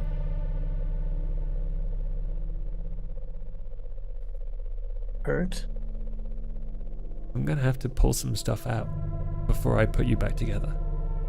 So you've got to decide now if you want to not move your legs or something worse could happen. I think we're operating on slightly different kinds of hardware. I have sensation, but it's not allowed to reach a point where it could interrupt my ability to operate. What I'm saying is something else has got to give if you want your legs to work. Like? Pick a limb. Pick something that moves. I don't know, something you don't need. But it's going to get torn out. I see. Perhaps an arm. The left. Righty. Good to see. It same. All right, you want to do one last fist bump?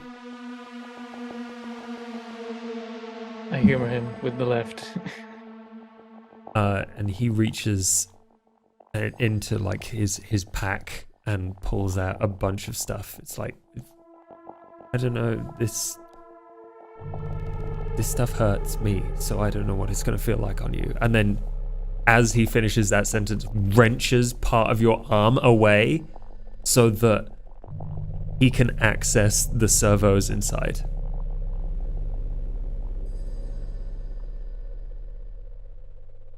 There is sensation, but manageable. Good, because this is, I don't know, what is this, a bone? And pulls out a servo.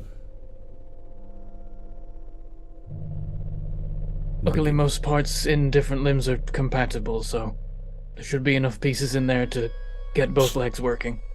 Yeah, what model are you? G23? That's the one? Yeah. I always said I was an A3, but yeah. And then he begins to replace the piece in your leg so that everything kind of winds together in a way that you will now be able to use it. Did he say what his model number was?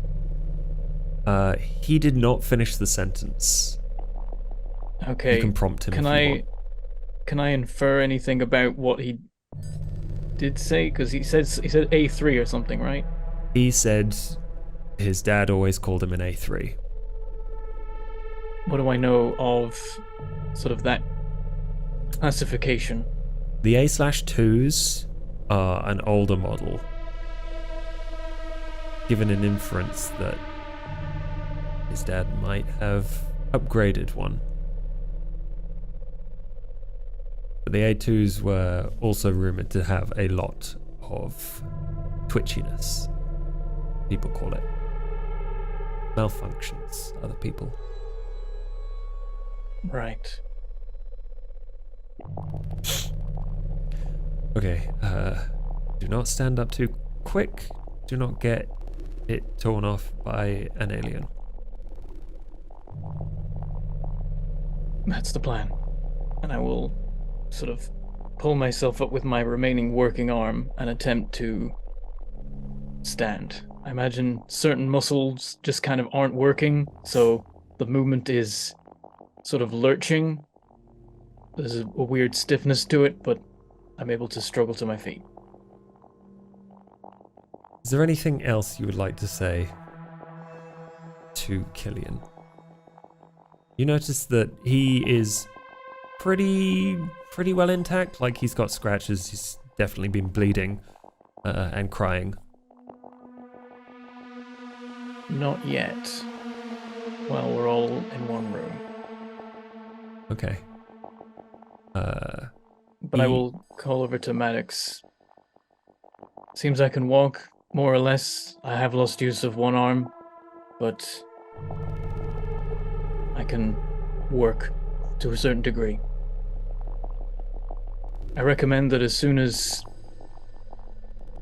at least 3 of you are safe transferring to the transport, me and Killian can head over to attempt to rescue his dad.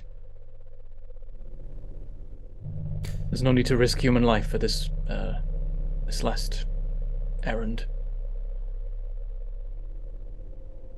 Killian leans in to you, Brooks, and just says, "You want to survive this, and I want my dad to survive this.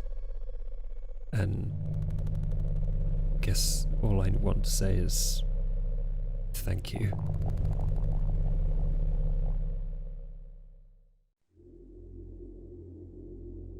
An awkward silence is where we begin, as there is just the rustle and slight clatter of spacesuits going on. This, for a couple of you, probably really uncomfortable. They are restrictive. They are old and not well suited to the job. But they should hold a seal. And I'm wondering who is the first person to break that silence. If anyone does, there is all of you slowly. Sergeant Maddox is about to leave before this happens, but then also Donkin's dutifully waiting, guarding while this happens. All right. Here's how it's gonna go. You guys are getting suited up. Good job. I'm gonna head over to the administrator's office and see if I can get the key, open up that place where the apparently hidden airlock is, so we can get outside and get onto our ride and get out of here. I'm gonna be on the horn with you, Lieutenant Churchill and Pariah. Be in constant contact with you. Let me know where I'm going and what I'm looking for. If you can help. But I want you guys to be suited up by the time I get back. We're gonna take the three of you, get you out the airlock, get you on board, and then probably have Brooks come back. Brooks will go with you to the bird, and then he'll bring back a suit for me, and we'll get out of here. What With your about permission- Killian's dad? With your permission, I'd like to go attempt to retrieve Killian's dad and, if possible, Pace if he's alive. I was gonna mention that. As soon as they get their suits on, I give you permission. Go ahead and see if they're around. And Yes, sir. don't put yourself in any undue danger. If it's a no-go, give yourself a time limit. Once that time is up, I'm gonna say, give you 10 minutes. If you don't find him in 10, make your way back here. We'll meet up, get that airlock open, get everybody off. All right. But let me know what you see either way as you're searching, okay? Oh, on your way. I sent you the recording we found. It's on your device. If you have a moment, it feels safe enough to listen to it. You found a recording. It was, Can you give me the gist? Or should I just listen to it? I don't know. I guess for the most part, there's several variations of these creatures. A bat, amphibian. Oh God, what was a leech? And Brian, do you remember the last one? Oh, there's a chameleon. Yeah. That. All right, I'll listen to it on my way over. All right, Be careful, Sarge. Roger that. And since we've been all of you sitting here, skittering in the vents.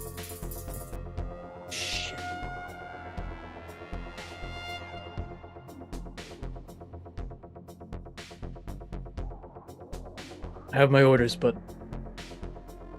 in the capacity I can, same goes to you. If it goes wrong, don't wait for me.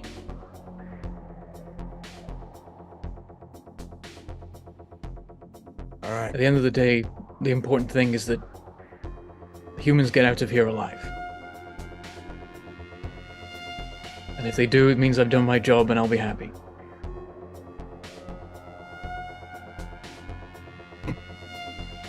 That might be the most marine thing I've ever heard in my life. Pleasure serving with you.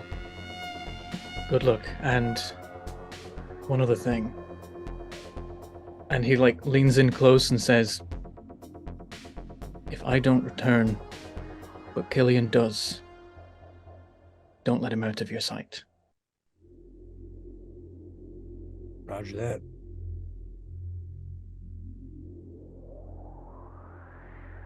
And so, Maddox, you make your way towards the admin office. I make a command roll to hopefully reduce his stress a little.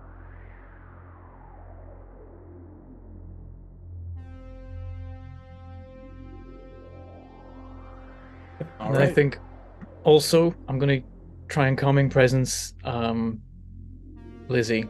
Walk over and say, you're almost out of this. Stay focused. This station isn't going anywhere. Focus on living right now. Science to be done later. You're gonna make it out of here.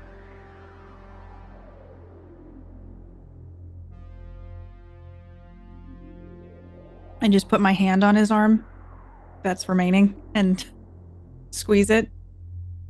Sorry you got collateral. That's the job. Means I'm doing it right. You're right, maybe we can come back later and study.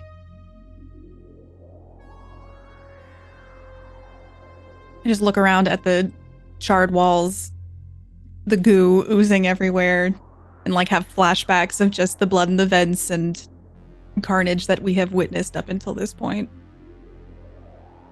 Yeah, you're pretty sure there won't be much left to study. I appreciate you, Brooks, and you have to promise after this, if I survive this and I have a cigarette, you can't tell me no.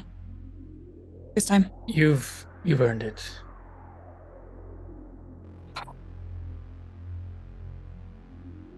You should go save Killian's dad. Help Pariah put her suit on, and then go see if you can get him. I'll do everything I can. You know I will. I know.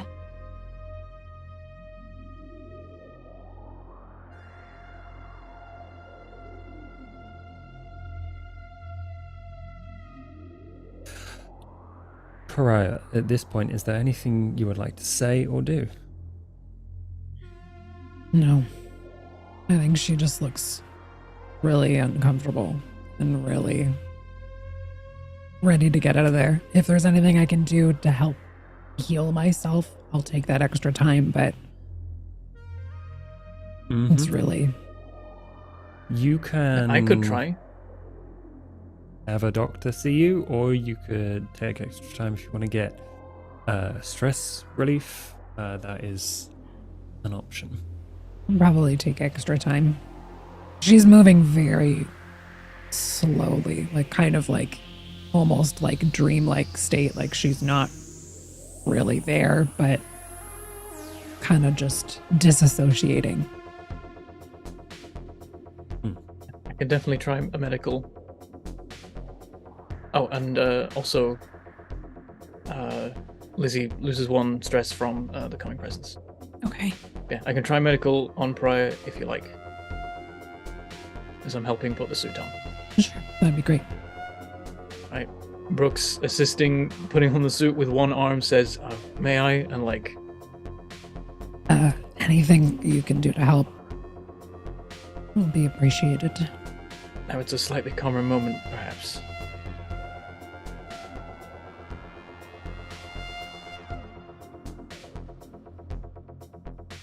At this point, it's probably administering like painkillers, adrenaline, that kind of thing. It's like, this will help in the short term.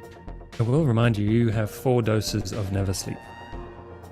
Are people in need of sleep? Because I can do something about that. It does give you a stress. I think it's been a very, very long time since you set foot on this station. So it might be a good idea. I think I will rummage around in my supplies and pull out the 4 doses of Never Sleep that I have and say, it's up to you. And hands them out to Pariah, Lizzie, Maddox, and Dunkins. As soon as you give me the pill, I'm just going to take it. I don't even think. I just dry swallow it. And I'm going to start walking over towards the torched wall.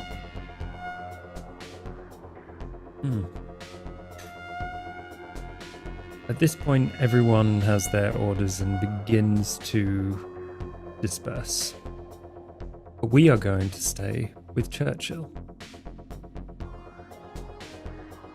What are you thinking as you look at this wasted opportunity? You see the screaming face of Farrier, ex-lieutenant, 2 other people. devastation from a flamethrower.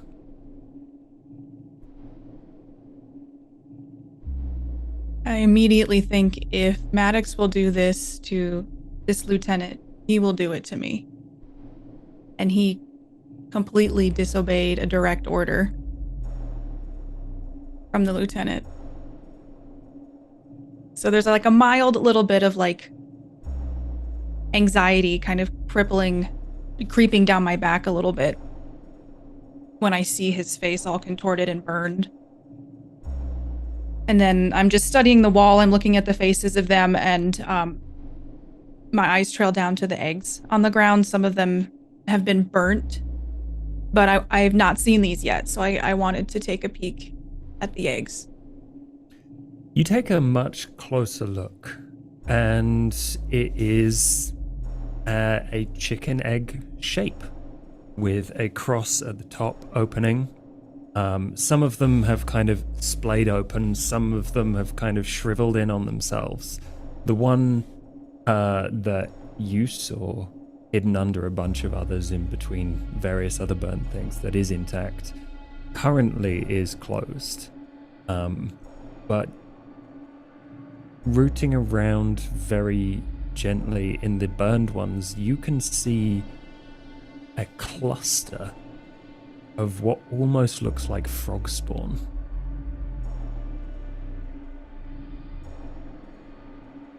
There's definitely larger than a tadpole, but they are little black bubbles and tails with protrusions coming out of them, all clustered in this egg. If I lean in and to look at them a little bit closer, do I notice anything immediately? Do you know how a tadpole egg is just literally like that gelatinous blob that is vulnerable because it's a gelatinous blob? Does it have that same characteristics? Absolutely. Inside of the egg, that's what you see. I'm going to look over my shoulder and see if Brian, Brooks, and everybody is kind of distracted at this moment. I think everyone else would be. Briar's moving really slow, Brooks is helping or dealing with Killian, about to go off and do something else. So you have time. Very quickly reach into my bag where I have specimen bags just always on me, and I'm going to open it up as quickly as possible and reach in and scoop as many eggs as I can fit in this bag. Are you doing this? The live egg or the burned egg? The live egg. I'm gonna ask you to make a roll. All right. This seems like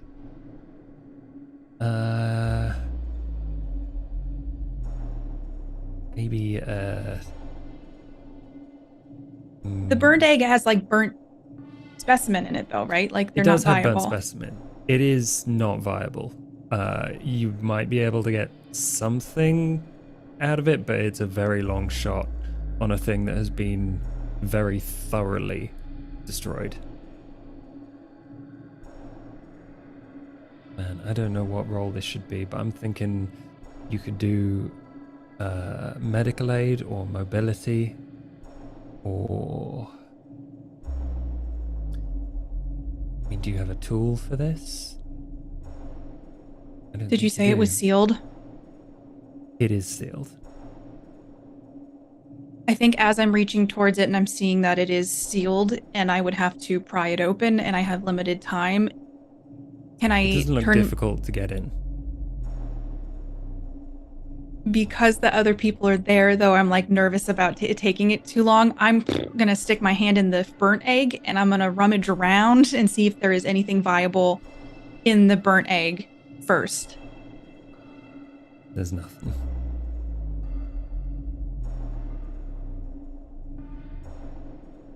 Shit. As you rummage around, there's a little twitch on the live egg, and the top begins to open. I'm going to take my bag immediately and have it, like, it's already open because I was ready for scooping. I know that these come out of the chest. I'm going to, as it's opening, cover the top of it with the plastic bag.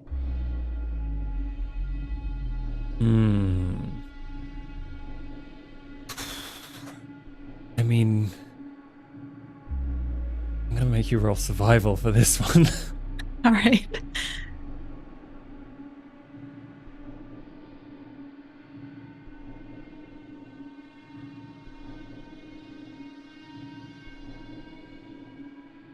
What does it look like while you're sweating bullets? As if you are maybe about to die. I'm trying to keep my cool. I'm sure my face is dripping onto the ground. I have profusely, like, my shirt is getting wet. I'm shaking as I'm holding this bag over the top of this egg that is somehow now moving and I know is alive. And this thin piece of plastic, I'm hoping, will be enough to stop whatever's inside. And I'm running through all these thoughts. It's just like a tadpole. Tadpoles, I mean, frogs aren't very strong when they're small. And so it's like this whole, like, trying to self-reassure as I'm literally shaking, holding this bag over top of this egg. You put as many bags on this as you feel comfortable doing. And luckily for you, the tadpole itself seems pretty lethargic. I think it might have been heated up in the blaze. And it just slowly crawls out, like these tiny little half fin, half spikes pushing it out of the top of the egg. And then it just slumps into the bag in a puddle of goo. The largest exhale that I'm trying to be as quiet as possible so Pariah and Brooks don't notice what I'm doing. Just like every ounce of anxiety just leaving my body. And as soon as it's slumped in there, I'm taking the bags and I'm folding them over and sealing them. And then I'm going to take another bag and fold it over and seal it and fold it over and seal it until I have it as bagged as possible. And I'm going to stick it in my bag. Good, good. You have a sample. And if this makes off station, we'll make your career. I stand up. I make sure my bag is sealed.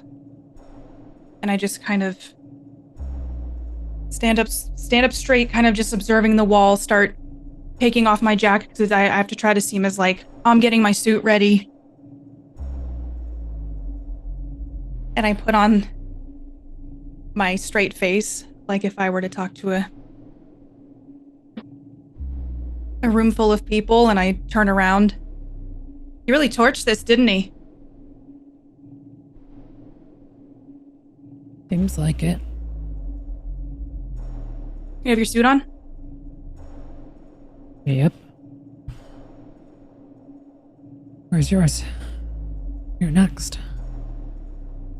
I got it. I mean, Brooks, you can go. You should go. I don't know how much time we have. Right. Good luck. Good luck. Killian, let's go. Yes, sir. Maddox, you have been very carefully moving towards the admin place, and all the time you have heard skittering in the vents. I'm going to need you to make a mobility roll.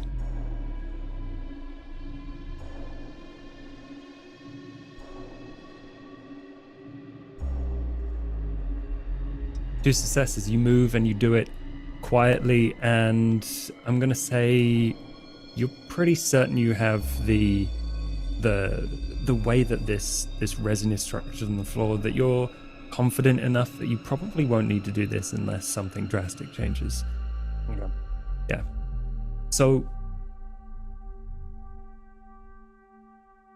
after a little bit, the skittering definitely doesn't stop, but it doesn't seem to come near you. And which direction are you going? Are you going via foyer and maintenance access? Or like past that door that you came through initially? Or are you going kind of round the opposite side through the other offices? It will only change what you see as you go. If it's looking at the map, there's a lot of the openings in the middle of the 4 offices. There's just too many points of attack there. So I'm going directly down the left side of the offices, between the office and foyer, and then I'm hanging a left to right after the last office to get into the administrator's office. Cool. Okay.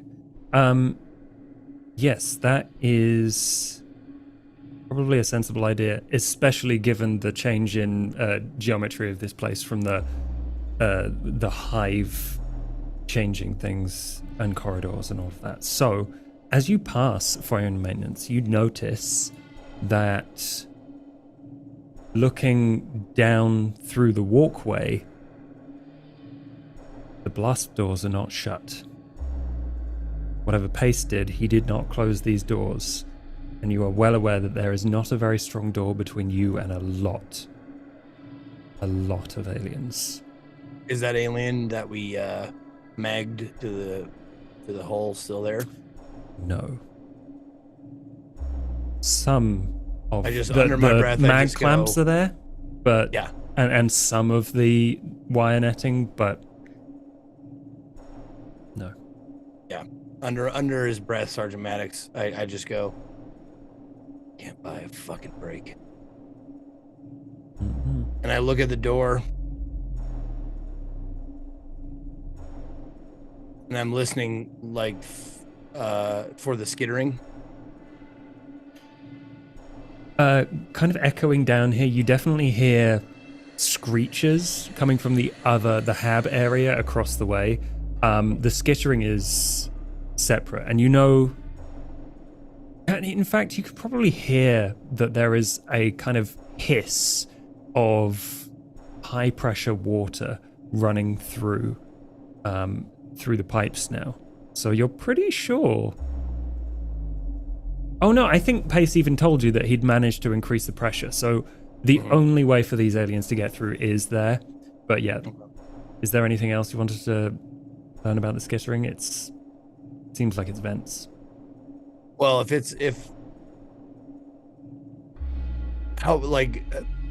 would they be, the vents, would they be big enough for like the big aliens that we've seen? Maybe. It's difficult. They're very dexterous. They're very live. All right.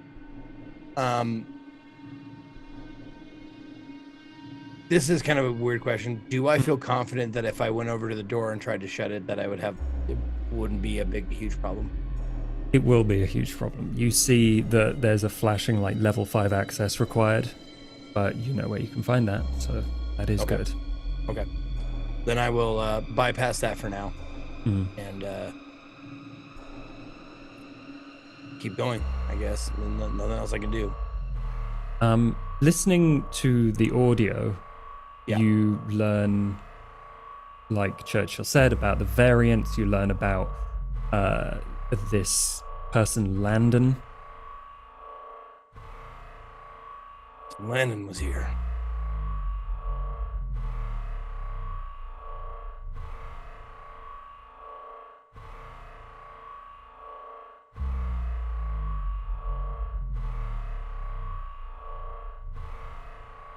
Thinking back to what I saw before I burned it, what I saw in the lab storage, where there was people, cooped up, and the eggs, cooped up and impregnated.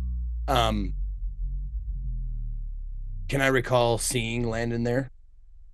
Landon's face was not amongst the people on the wall.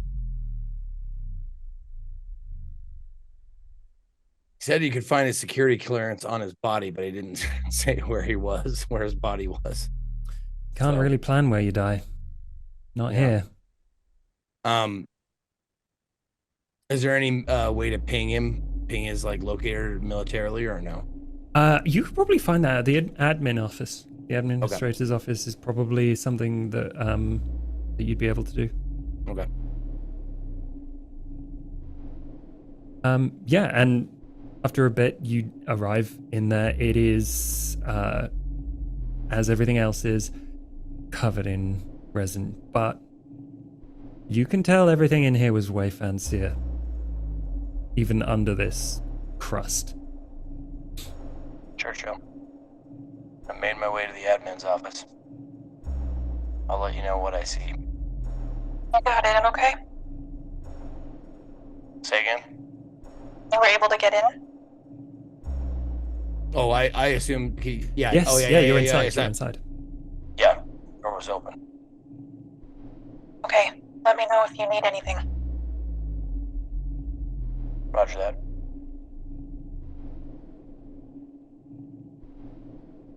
Brian, is there something that I should be specifically looking for?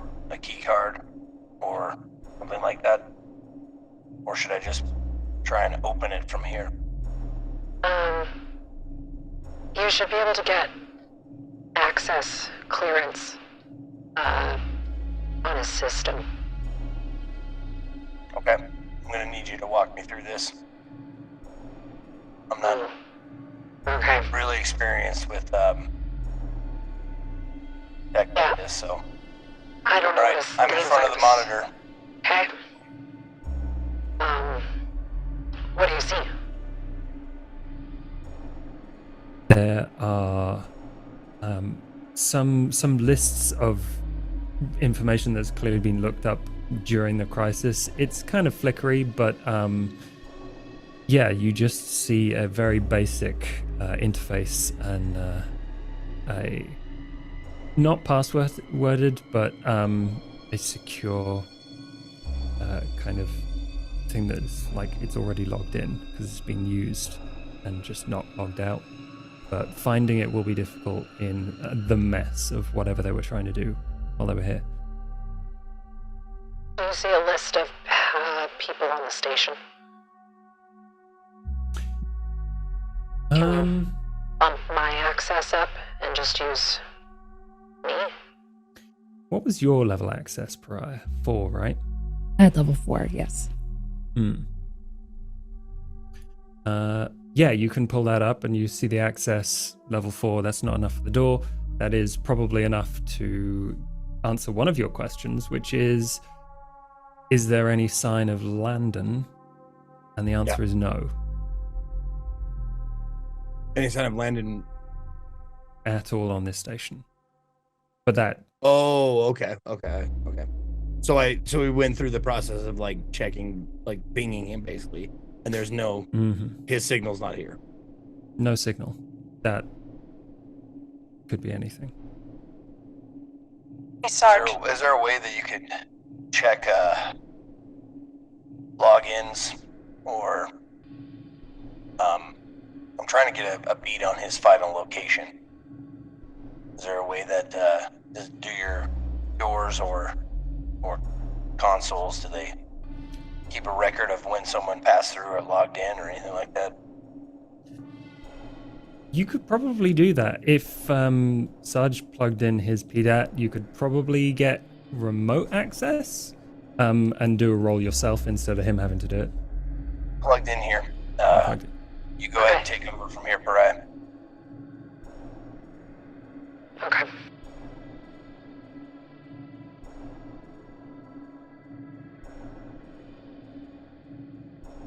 You don't know where Landon is. There is significant damage to all parts of this station. Sensors are down. There's you don't think you could find anyone at this point. It's a washout. Okay. While I'm in here, can I give myself level 5 access to do anything to open that door? That seems like a separate contact roll. Do it.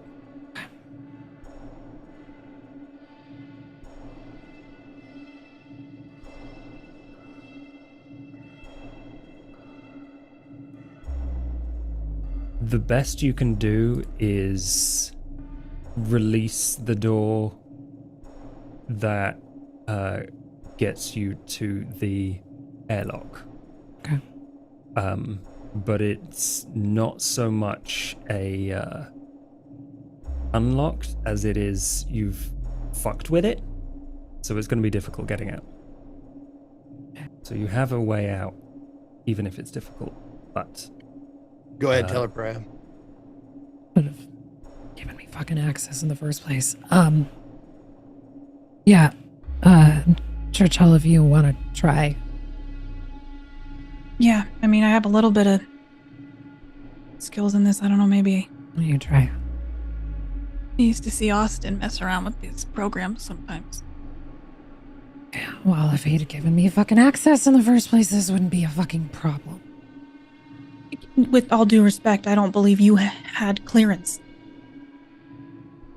When there were aliens breathing down our necks, I think that broke every rule. Oh, I don't know. And look at what happened here. I don't think anyone had time to add access for people. Oh, we did. There was a moment.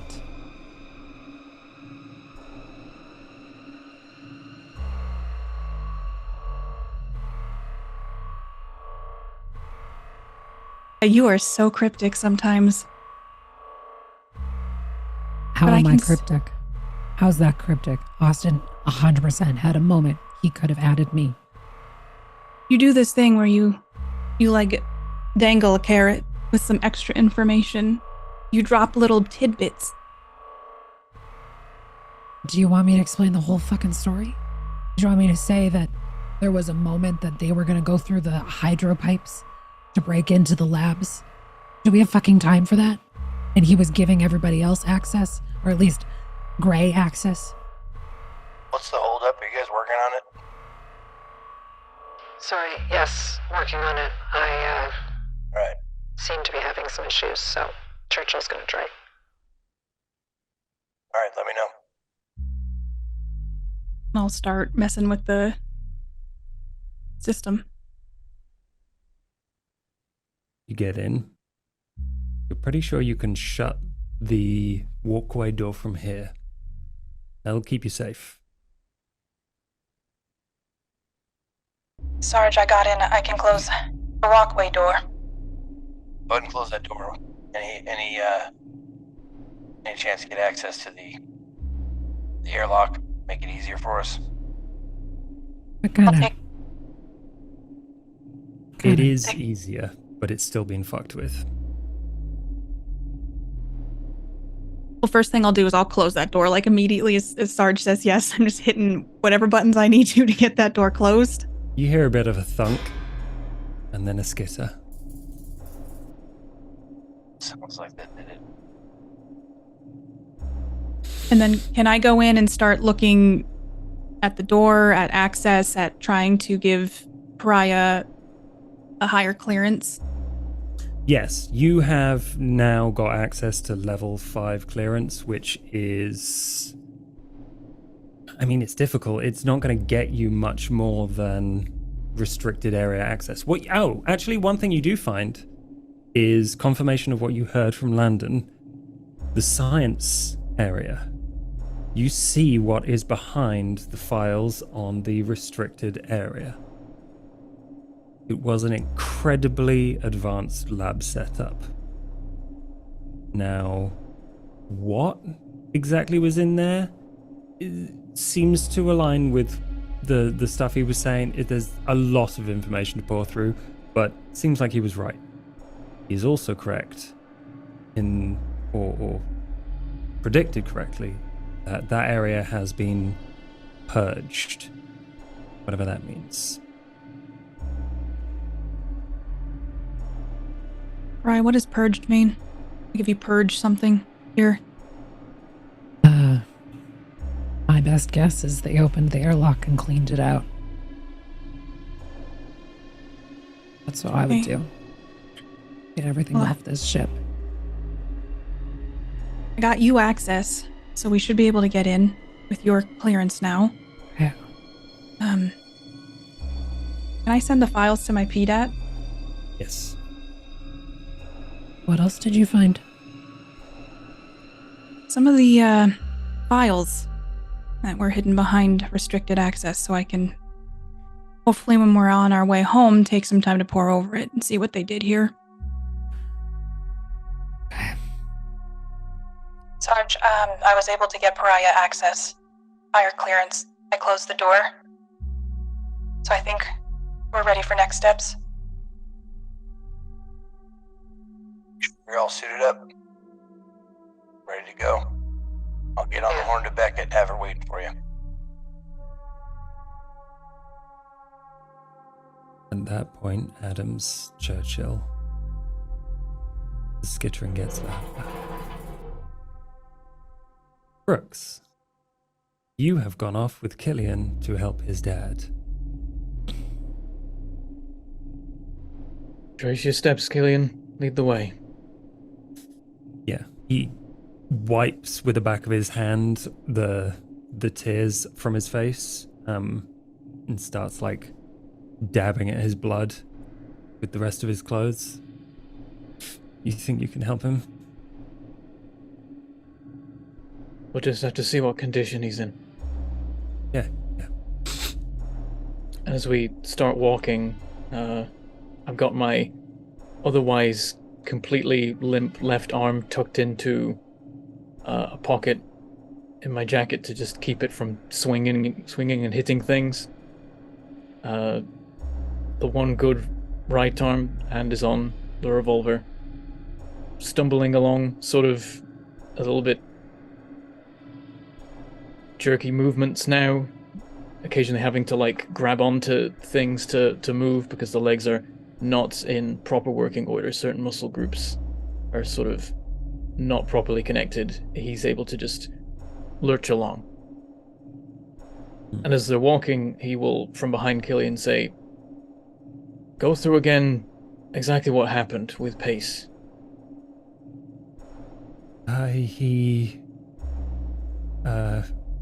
He found me and started telling me that he was really angry, that he knew somehow. Who told him? You bled as you were leaving the group. It became clear. Whatever. And then he pointed his gun at me. He told me not to pretend I was human. He told me I didn't have feelings, and I do. So I shouted at him, and then he tried to shoot me. So I ran away. I don't know what happened after that, but he was making a lot of noise. And your father, did you find him? Yeah, I found him, but he was in and out of consciousness. Trying to find him something to help in the labs. I see. Well, hopefully we're quick enough. A mobility roll, please.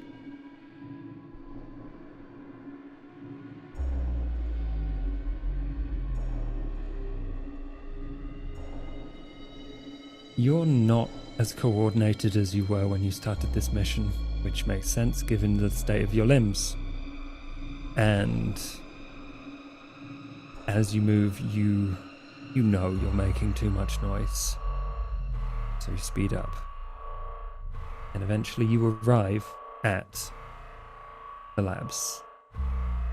Past the officers, probably not too far from where Maddox was.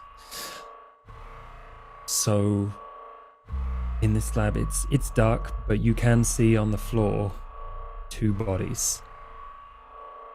One is Pace, with a hole through an eye and out the back of his head, and blood everywhere.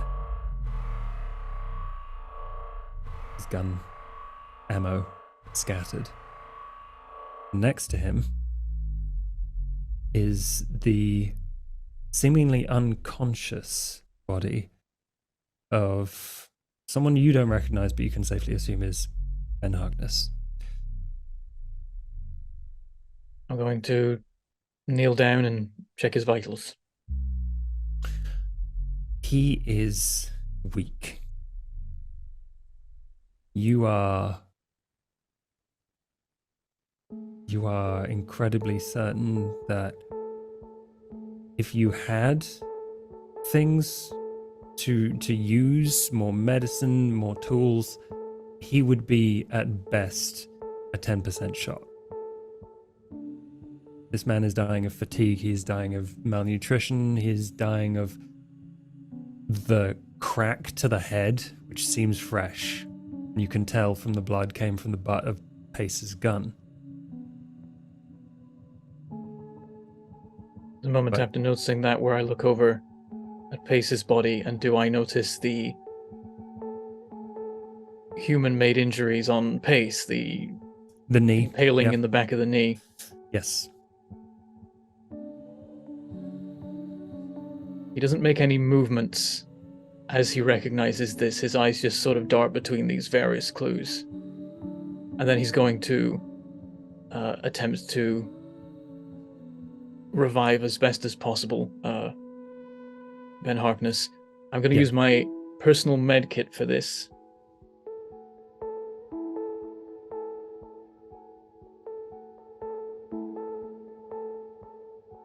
The best medical aid you could possibly give to him. And it's really, really bad. But after a little bit of coaxing, he manages to kind of very weakly flutter his eyes open, and he sees you and then immediately stares at Killian. Killian's here. Good. I don't Yes. know you, but thank you. Synth. We're here to rescue you. Yeah, there's something much more important than that you've got to do. And what is that? You've got to crash this fucking station into the planet. The option had crossed my mind. Do you know how? Killian will figure it out. There's a couple of places along the space elevator that you can use. They're coupling points. If they're hit by something, an explosion, something to weaken them, you set this place moving fast enough, and any collision with the station above will rip it in half.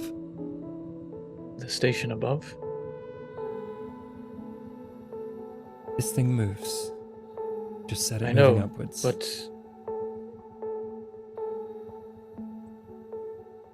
would sending it downwards achieve the same result? Yeah, I guess it would. But it's all got to come down. As you are presumably aware,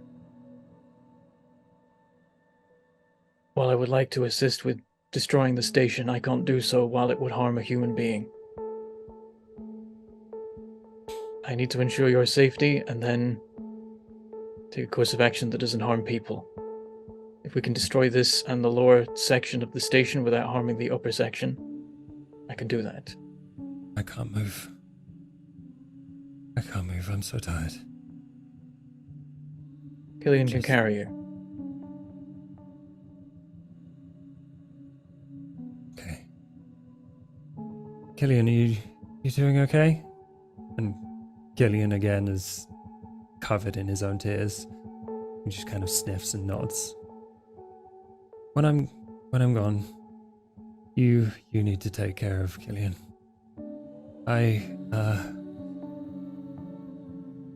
made him. Oh, I modified him.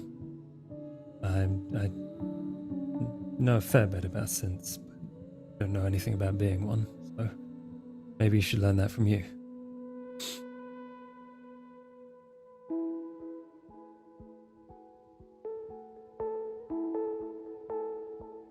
Does it seem like he's gonna be movable, or is it like the amount of injuries and just general injury to him and moving would probably kill him faster?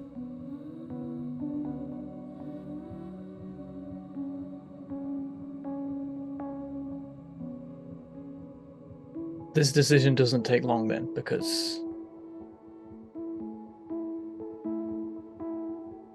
if both options lead to death and one leads to death slower, that's the option that he must take. I'm sorry we couldn't get to you sooner. That's okay. I've been here. I've been waiting a while. Goodness, I'll never saw her coming.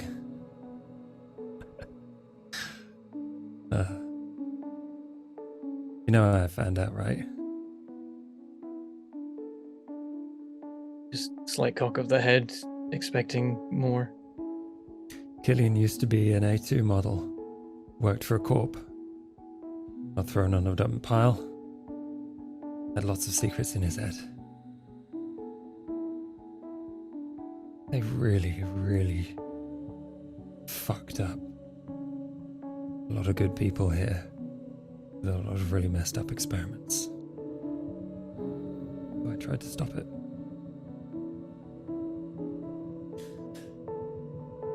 I don't know if what I did was the right thing. But Killian's alive. He's my son, so just make sure he gets off, okay? I'll do what I can.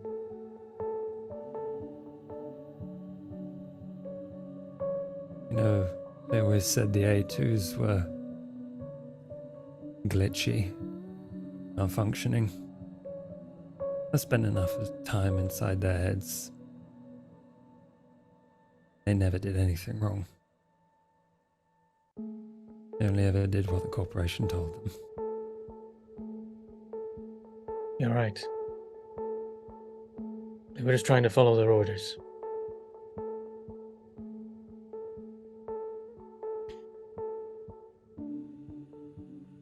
I'm gonna go to sleep. That's when his eyes close. He loses consciousness again.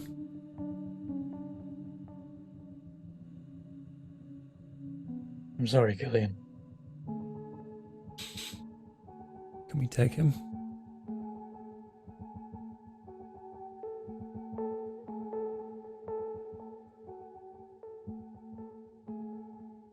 There's still work to do.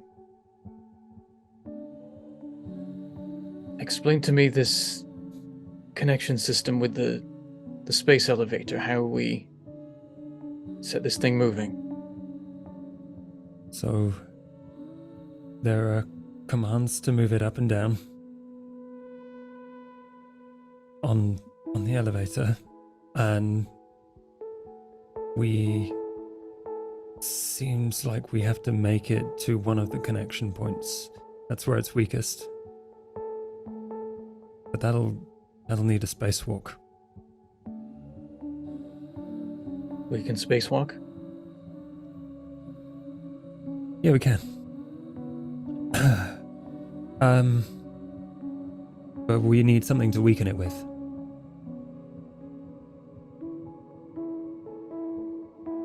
Anything in mind you can think of that the station would have? Ideally, this half of the station.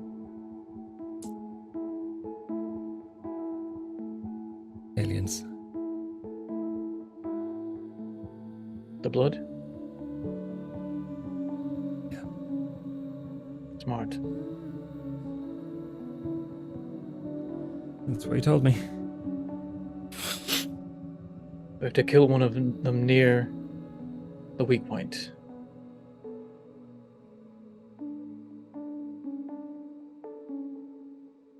Yeah. Just get the blood on it. I don't know how we're gonna do that.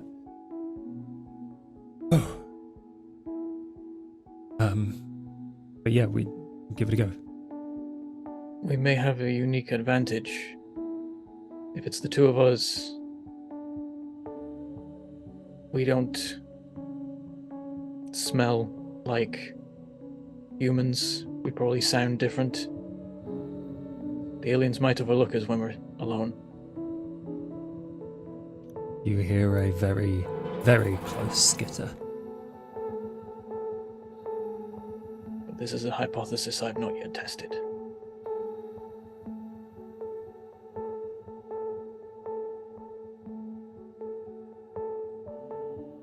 We'll run the plan by Maddox. Yeah, let's go. Let's get the fuck out.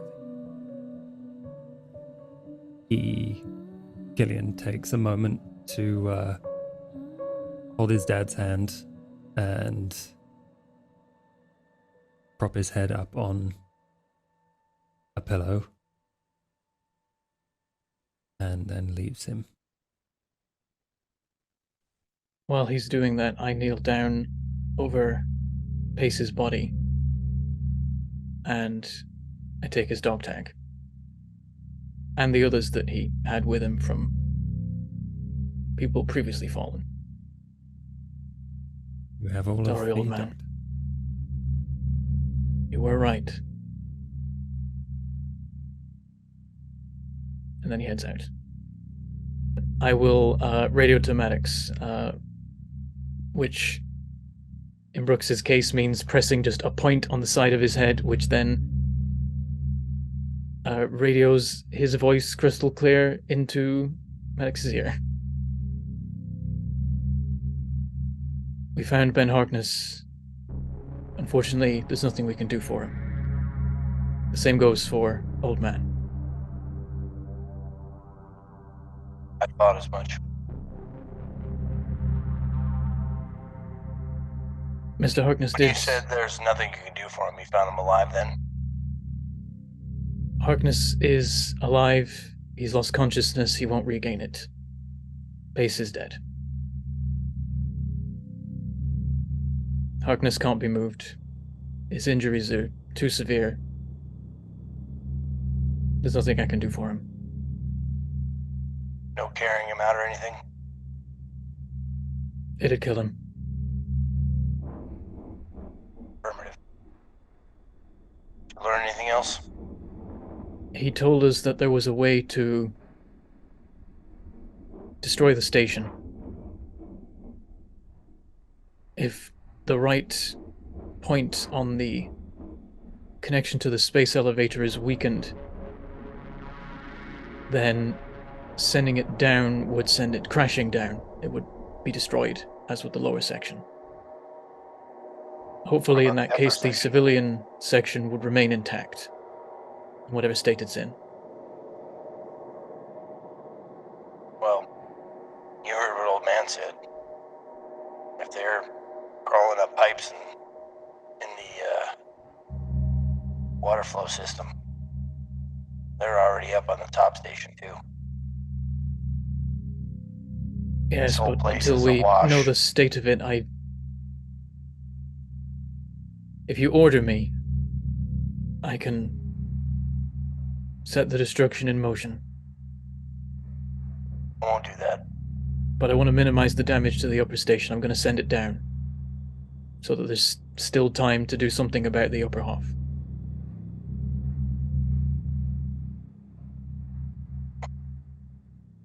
Killian believes that we can weaken In the your outer calculations, would you think the upper station has a chance?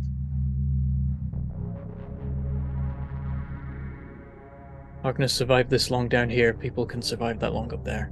I think if I send the station down, the upper station will be in danger. It will start a clock.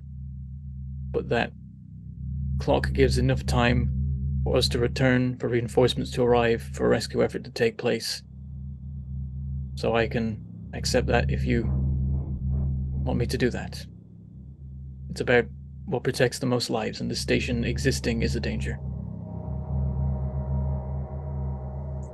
Contingency plan for that on the upper station. If anything were to fail, from the planet up. I'm sure they would have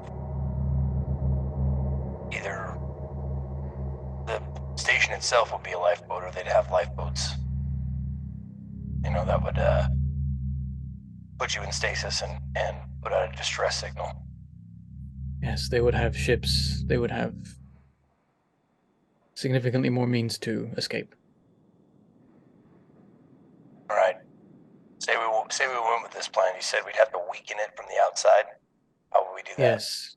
Killian suggested alien blood. If there are aliens on the exterior of the station, hard to know if that is a possibility or not. Or if we could kill an alien and take it to the exterior, their blood would be sufficient, he believes.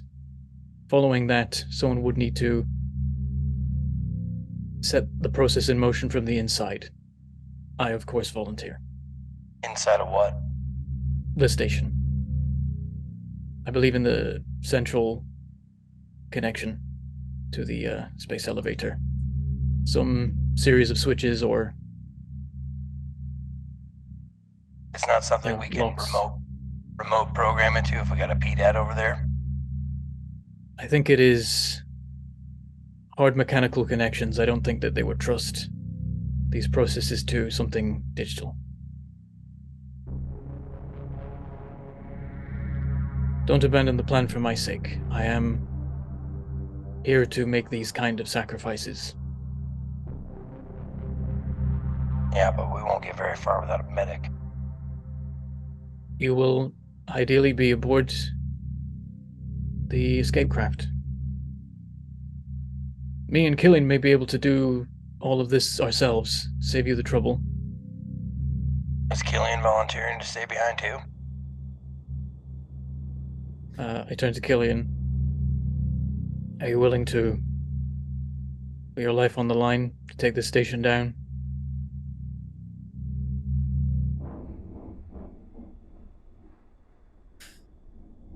My dad told me that survival was important. I'll put my life on the line. But I don't want to go down with this thing. If I can. I'm gonna get out of here. None of you idiots are gonna make it to that coupling without me, so I guess I've got a job to do.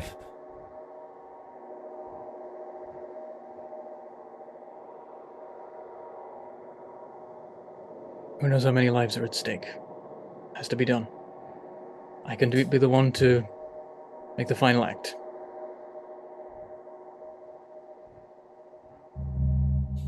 I'm one of 1,000.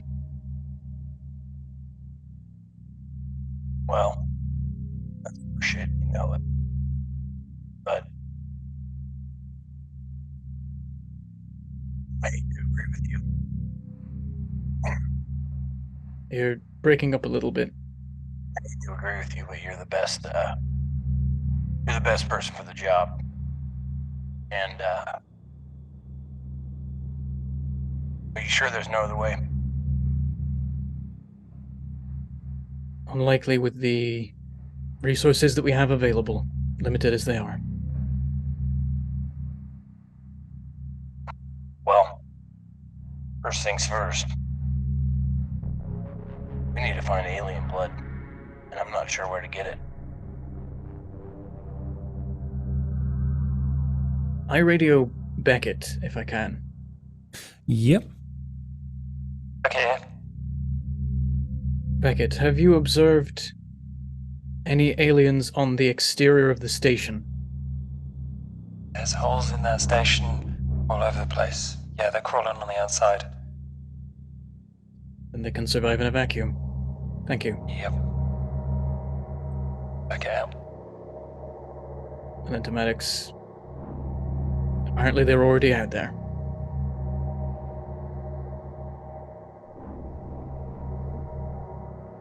So how do you suggest we open them up?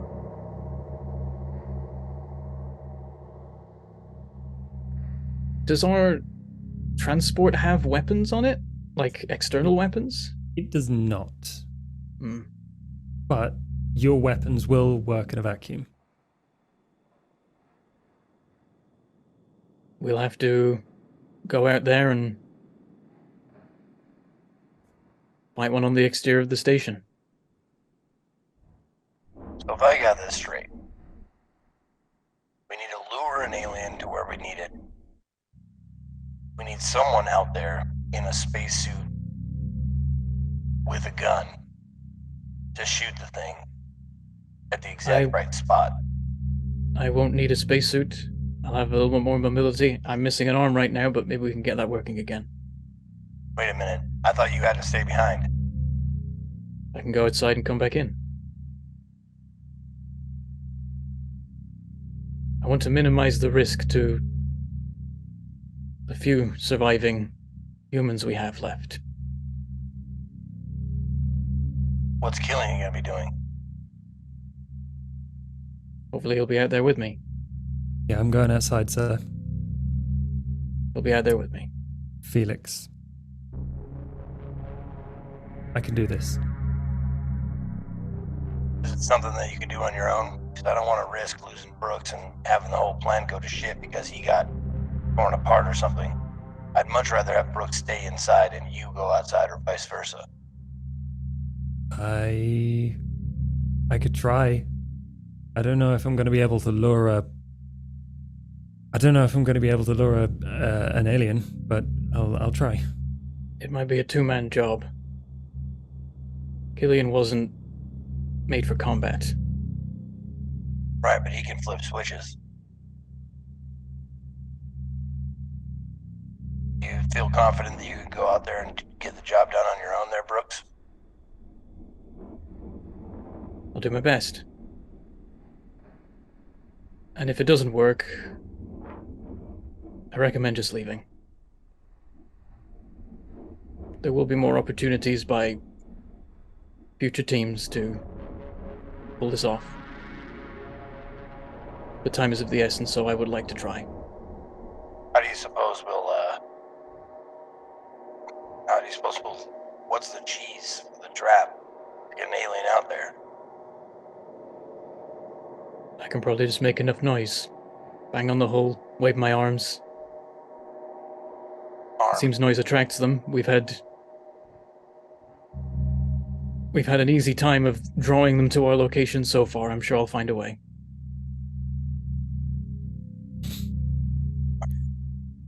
Get the plan in motion. Keep me apprised of the situation. We got the door open, or we got the foyer door closed, and we got the. As far as I know, we have access to the restricted area, so we can get to that airlock and get everybody off. So, let me know if you make any progress, and I'm gonna head back. So as you're passing, he says, "There's some tricky bits. You're going to have to tear off a fair few panels to actually get to the right part, and then there's and he describes a slightly complex diagram in his head that clearly transfers to yours quite nicely now that you understand you're both synths, of the inside of this panel that is then available to be weakened by the alien blood."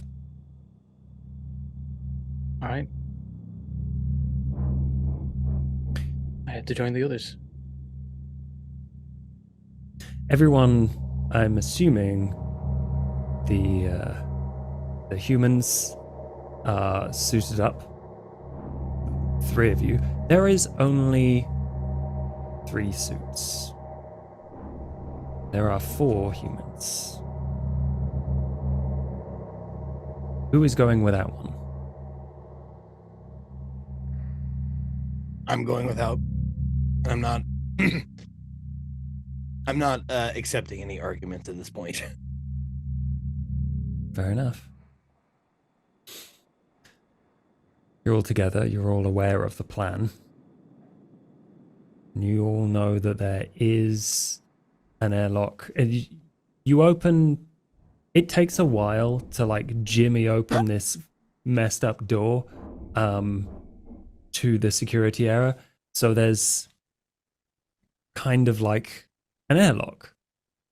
And beyond, there is an observation window into what you would have assumed at one point would be a laboratory. But at this point, it is open space. And that's where you realize that the airlock is probably closer to a hermetically sealed lab entrance that is just now open to space. You're all there, you're all gathered, you're all prepped. And then Brooks and Killian... Oh, no, just Brooks arrives. Which is when you realize behind him there is a moving glint of metal. You watch it creep before it springs and takes a chunk out of Donkin's. Right in the jugular. I start shooting at it immediately when I become aware. You said that airlock's open? Or like the door's open? It's available. It sure is. I'm running into there. Churchill, Pariah, you both begin to move, and I think it's relatively easy for you to shut the door behind you and begin the cycling process that'll let you out into space. Brooks, Maddox, make your attack rolls.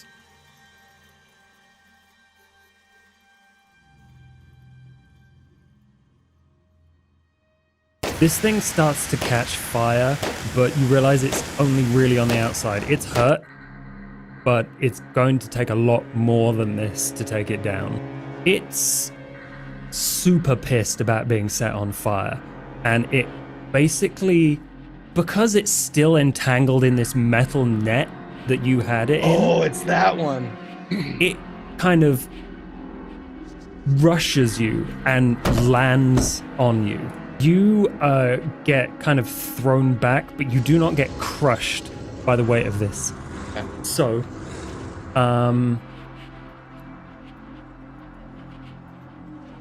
yeah, you are knocked to the ground.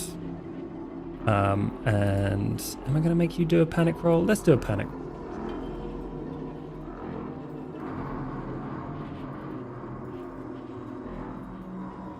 Brooks, Maddox, what is your plan at this point? Adams and Churchill, you are out, or the door is open at least. You can see behind you that there are problems. Do you just continue to leave? I'm going to be in that room. I got my shotty out when I was running, and so I'm observing what's about to go down, but I'd like to not get involved if I don't have to, but will if I need to. Yep. Basically, you'd have to go back through the door. But yes, yeah, that's fine. Brooks, Maddox, are you distracting this thing? Are you fighting it? I'm going to keep... No, I was going to yell at those guys. Do it. Yeah. So the alien comes, I light it on fire a little bit, hits me back, knocks me to the ground. This does not change the plan! Brooks! You know what to do! Rest you, get the fuck out of here now! I got a score to settle with this motherfucker! Try to get up. I won't leave him. I'm going to keep fighting. Oh, disobeying orders? Maddox, let's start with you. Do the flamer.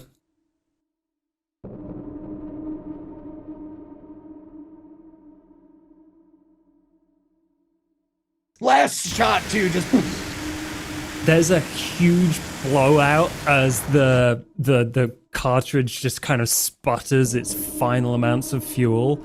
And you catch this thing full in the chin. It's right there with you, and you begin to watch the blood pour out and melt the iron that this net's made of.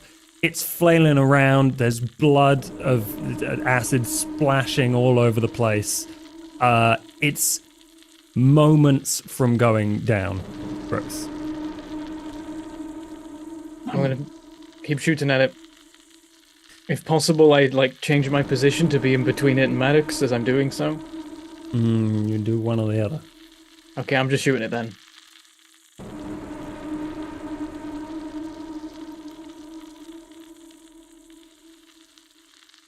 This is a pistol that you're using. It is still taking a lot of damage. Fire works better. The score seems to be mutual. The blood from this thing, it kind of wipes on its mouth and lunges for your shoulder. This thing latches onto your arm. I think it's time for Maddox to roll a critical injury. All right. Just real quick.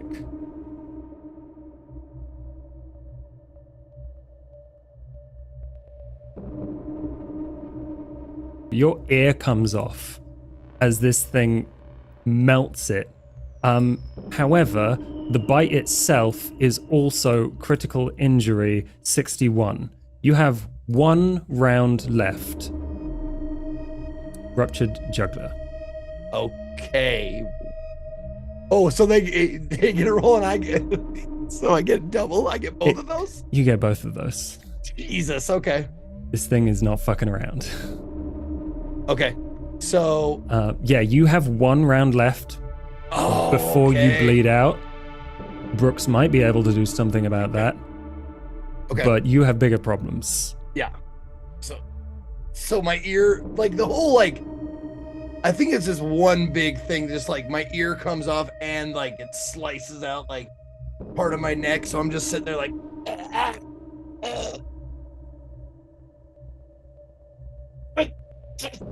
Take a piece of this fucking bastard and complete the plan, Brooks. Lead it.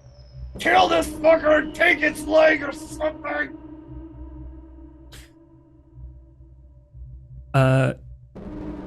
Brooks, he's told you to fight it. Maddox, I think honestly, Maddox, you should see if you can get the coup de grace on this thing. I take my left hand with my service revolver, and I just no care for life or limb now. I just shove it like a fucking fist right into its mouth if I can, and just unload the magazine inside of its fucking mouth. That's like point blank range. Brooks, you watch as there is a fountain of acid spurting out of hole after hole being made in the back end of this carapace, and it is covering you, Maddox. And yeah, just and as I'm just dying, just sitting there, acid burning through my fucking face and in my skull and shit. I just look up at the alien that's dying on top of me. Hoorah, motherfucker. And together they slump into a slowly dissolving pile. Adams, Churchill, you are perfectly capable of launching yourselves out of the airlock. Brooks probably saw this by himself. While they're heading out, Brooks takes a moment to sort of look and silently say sorry, takes the dog tag, and waits for his turn in the airlock. Mm-hmm. Adams, Churchill, what is the plan? You are getting to the transport? Or are you helping with dismantling this place? I have zero interest in dismantling this place, so I take a minute to sit with watching Maddox die in front of me and say, like, I literally uttered to myself, I thought he was gonna make it. Brooks, let's go. Killian, let's go. Raya, we're getting on the ship and we're just getting the fuck out of here. We need to burn this place to the fucking ground. We can come back and burn this place to the fucking ground. We need to go right now. You just watched that.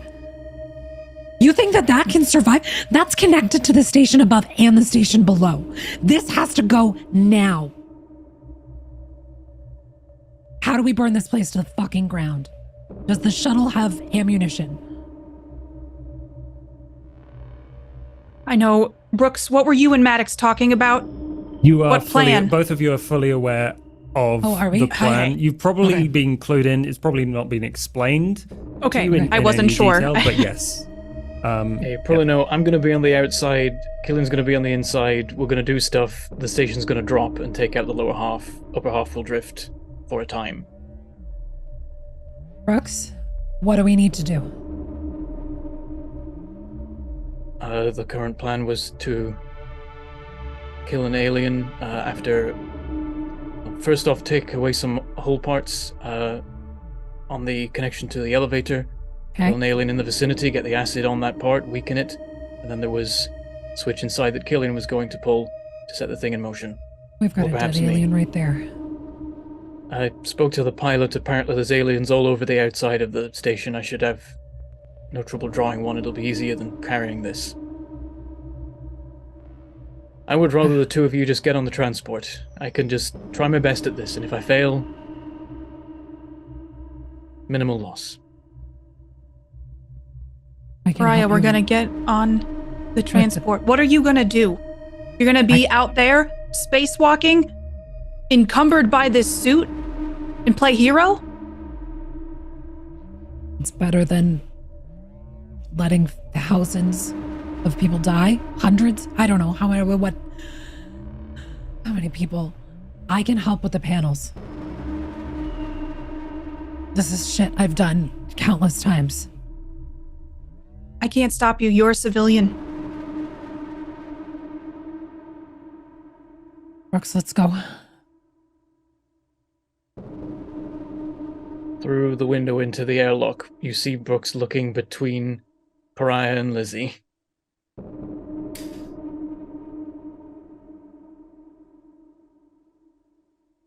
We can't let those things survive. Well, they're not gonna let you survive. I'm pretty sure of that. As we've seen. Churchill, what are your orders? Do you really want to blow this up? Brooks, do you think this is even possible? Can you do this? Or is this just like a shit in the wind? What is this? Can you do this? There's a chance. I only want to risk myself and Killian. We are expendable, it doesn't matter. You do matter. And I will make sure nobody forgets you if you do this. Pariah, I cannot, in good conscience, send you out there.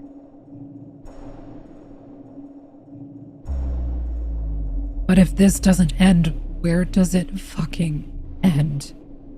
If it doesn't end right now, what is one more fucking life to stop this? Are you really willing to risk countless lives? It's already been done. The dice has been rolled. This is what we are left with. And we can stop it here. I don't think you can. Look at this place. These things have survival instincts I have never seen before. This is fucking history. If you do not come with me, you will die, Pariah. You will be another nameless face floating through space after your body's been ripped to shreds. Come with me. We can regroup on the transport. We can get help and actually blow this up if it doesn't work what Brooks and Killian are doing. I sacrificed other people's lives so that I could get here, and maybe this is my fucking fate. That's a choice you gotta make. I'm not on a suicide mission. You gotta make a choice for yourself, or I can arrest you and bring you aboard the transport with me. Arrest me? Fuck you. You're a danger to yourself, Pariah. I'm a danger to myself? I'm saving fucking lives more than you are. Brooks, let's go. I have to follow my orders, whatever they are. I'm sorry.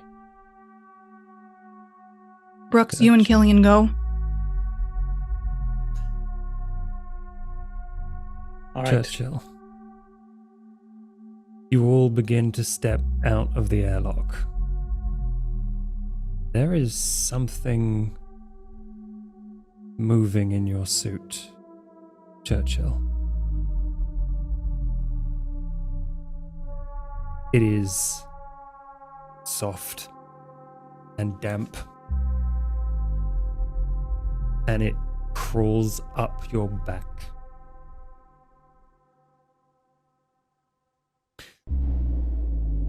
You can like probably to make- see me start sweating.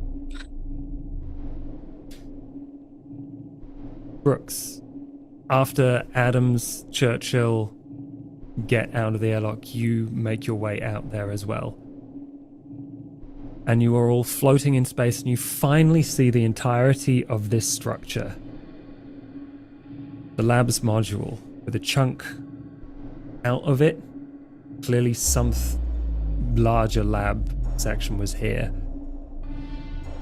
The destroyed hab section on the other side, the space elevator in the middle, at the top a shining dot of a much larger space station, and the huge oceanic blue gas giant below you.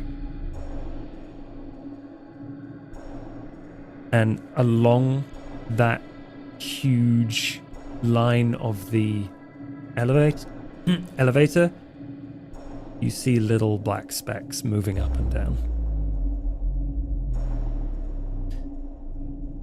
Churchill, would you mind making me a close combat roll?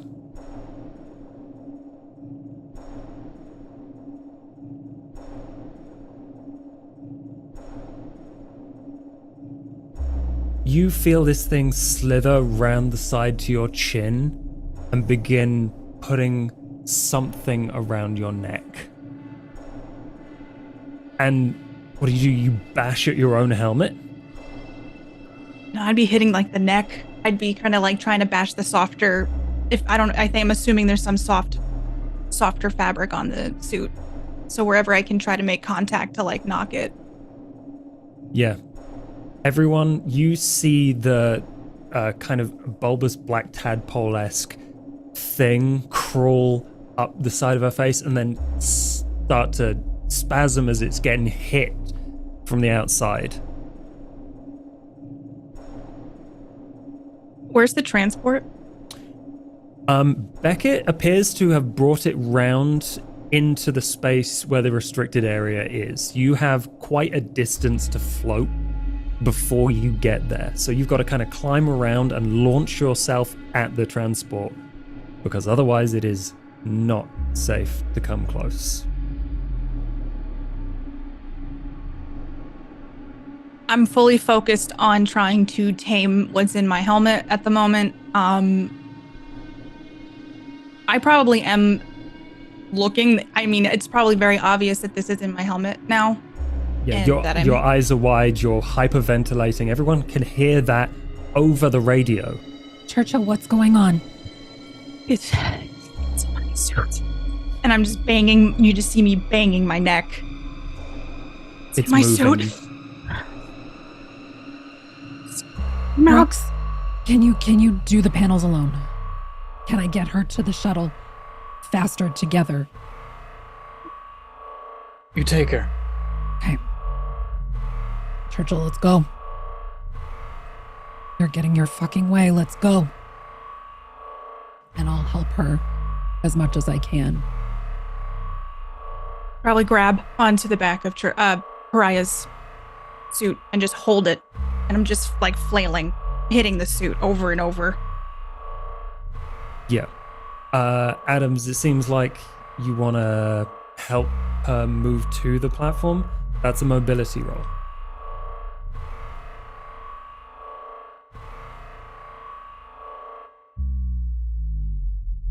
She is struggling horrifically. But through that, you manage to aim your momentum. You turn around, you put your feet solidly on the side of this station, and you push away, and you can feel the complete absence of the gravity that held you down before, and for seconds, the both of you float and struggle. Churchill, one more combat roll. Okay.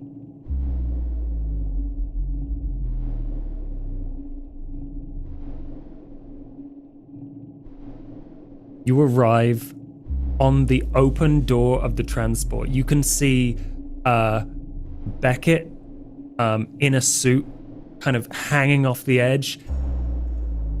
Adams, she grabs you by the forearm and pulls you in. And she doesn't close it. You are still in your spacesuits. And you are still in the void. Because she is looking at Brooks. What are you doing, Brooks? I'm starting to work my way around the station to the elevator section. Also, was there a chance with the airlock stuff for me to make a final attempt at fixing my arm? No. Okay. I'm doing it with one arm. Luckily, being an android, I imagine I'm very good at dealing with momentum and zero gravity and not, like, flying away when I let go of handholds, which I'm probably doing. I'm probably, like, pushing myself off a handhold, letting go, just floating, grabbing another one. And it's extremely risky, but it's working so far, I imagine. I think it probably is. It's slow going. But you see the panel that Killian told you about.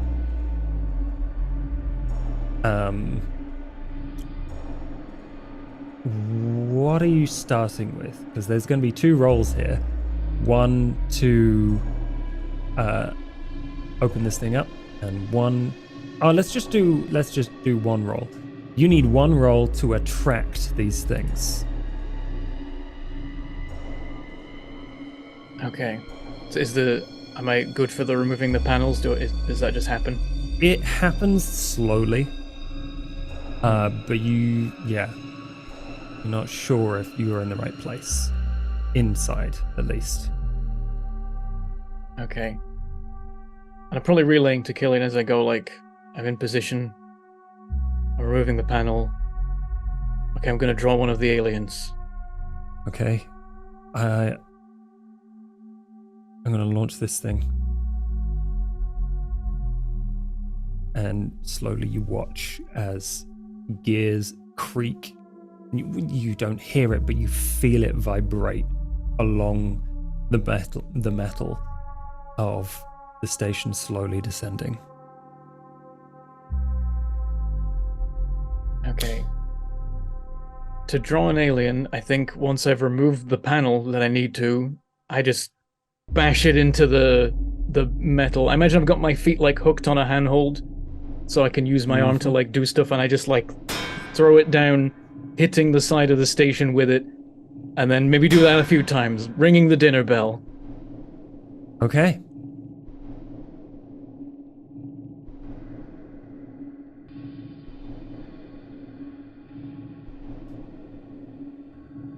You attract a singular alien as it claws its way round and comes close and kind of examines you. I want it to get as close to the right location as possible. And if I can like draw it that way. It's following you, for sure, but at a distance. Adams, Churchill, you certainly don't see this, but Adams, you see that he's partway through the plan. Churchill, Adams.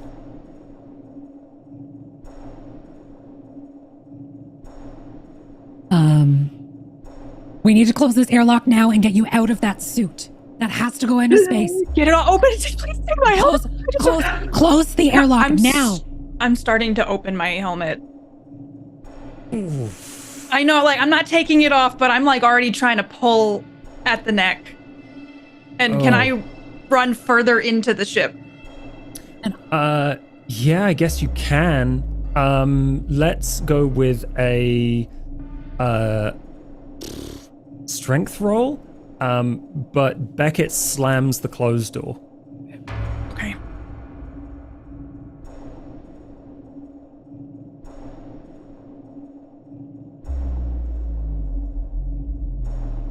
You end up at the other side of this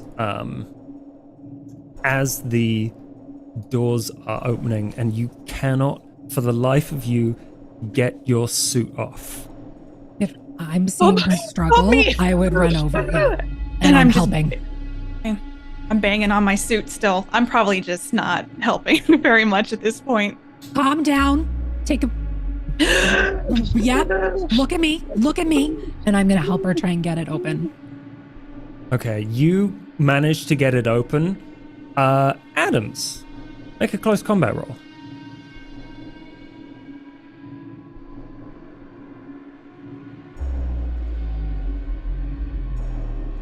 It leaps at your face, and moments from clamping its slimy little claws around your cheeks, it gets slapped away by the combined stress of the both of you. Get it out of this ship skisses now. into the corner. How do you want to do that? Oh, fudge. You have a weapon. I do have a weapon, but I also know that shooting a weapon inside of a ship is not always the smartest idea. Don't kill it. Please don't kill it. We have to fucking kill it. Beckett! Don't fucking kill it. We can capture it. No, gone. Beckett, we have to get this thing off of this ship now. Do I see anything big? I can't pick up anything big, but anything heavy around me. What's around me to throw at it? Or to smash it? You smash it with like just some random ammo crate that you find. You fling it into the corner, it squishes it against the wall, and then there is that iconic hiss that you have seen so many other of these aliens create. Please don't. And I'm running over to the crate. Go fucking kill it. This is like, it's dead now. Fuck. You got a dead specimen. You got your fucking wish. That's not my fucking wish. None of this is my fucking wish. I'm picking up the crate and I'm throwing it to the side. I'm getting a new specimen bag out and I'm looking at this thing. Is it dead? Is it like lifeless? It's not moving. It has various parts detached. It's crushed. And the metal around it is eroding. Fuck! Y'all are fucking idiots! You're just like, let me do this! I saved your fucking life. And I will thank you for that at a later time when I'm not so upset. None of you fucking get it! This is something that the universe has never fucking seen. And you don't understand. If you understand it, you can control it. You can't fucking control those things. Yes, you can. It's just a bunch of... destroyed an entire fucking station. You might not have known those people. You might not fucking care about their lives. We didn't find my friend, who clearly didn't know what he was getting himself into. We didn't find my friends either, that I left behind. And that you sacrificed. We live with that every goddamn day for the rest of my fucking life. And what do I get to do? Not know where Austin is? Just know that maybe he was blown to smithereens alive or not? Or maybe he was used to become one of these things. The one that we fought in the many corridors that we have. This is bigger than you, Pariah. Oh yeah, I'm aware. And it shouldn't fucking touch our civilization. I don't think something like this can be controlled, and this was our one fucking fucking chance to maybe have some say in it. You just said that we can control it if we know it. That's what I'm saying. It's burning a hole in the fucking ground, and now we will not get a chance to, especially if this thing gets blown up. Shit! Hope. I hope it gets fucking blown up. It might not be today. It might not be later. Might be after we're dead. This thing is coming back. There's gonna be a lot more death than this fucking station. And that thing being brought into our world, exactly what we saw would happen.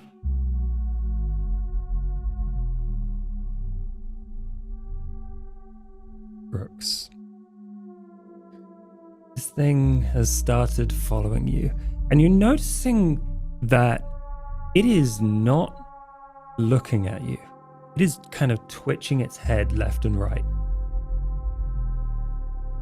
Very gingerly putting its hand on the metal, like the specific beams that you are holding on to, tapping at them.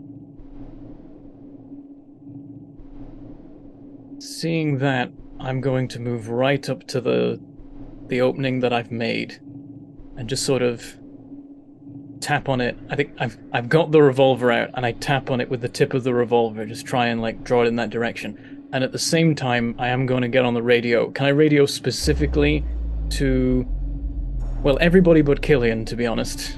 Yeah, you can.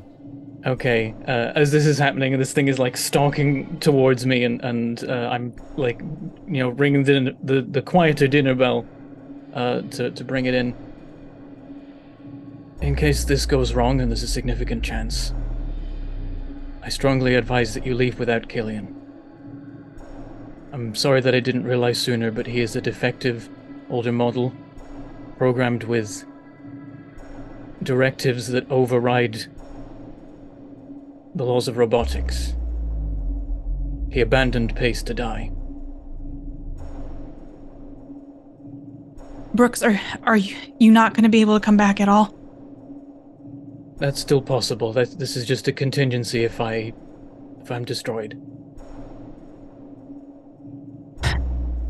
Whatever happens, don't bring him back. He's not safe to be around. Understood.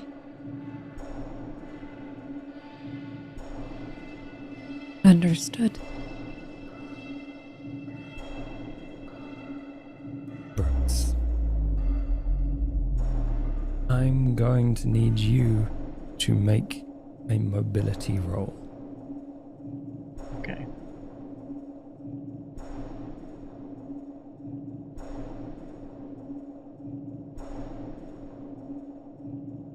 It feels finally the beam that you are at, and then moves to the one where you are luring it. It gets closer and closer to the weak point. But it is still very hesitant. Brooks is, he has been the whole time technically, but he's like, holding his breath. He's like completely dead still, just watching this thing, just his eyes tracking it. He doesn't sweat, but there are just like droplets and little sprays of hydraulic fluid and coolant from various injuries that he's gathered, just kind of spraying out into space as he just watches and tries to not move a muscle until it's in position. Stamina, please.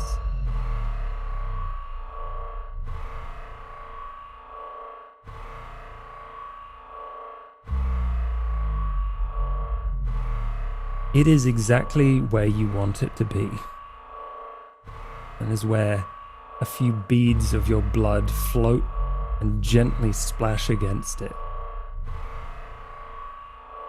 This is your last chance. You're currently on its side. And you can see a welding strip caught around its neck.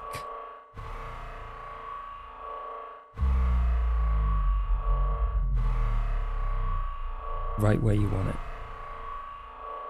And those beads of blood mean that it turns at you. And I'm assuming you want to pull the welding strip. Yeah, I think like he's pointing the gun at the thing, and then he sees that, and he just kind of like slips his hand out of the gun, and it just kind of floats and starts gently drifting, and he reaches out to pull the cord. You put your hand on the cord, and its tail whips round and tears you in half. You are still holding on to the cord.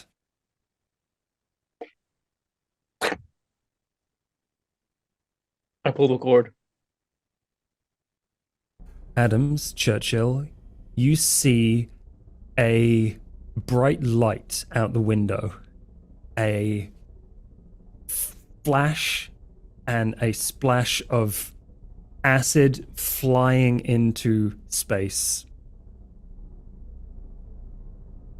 and then a secondary explosion, and you watch the entire elevator shudder.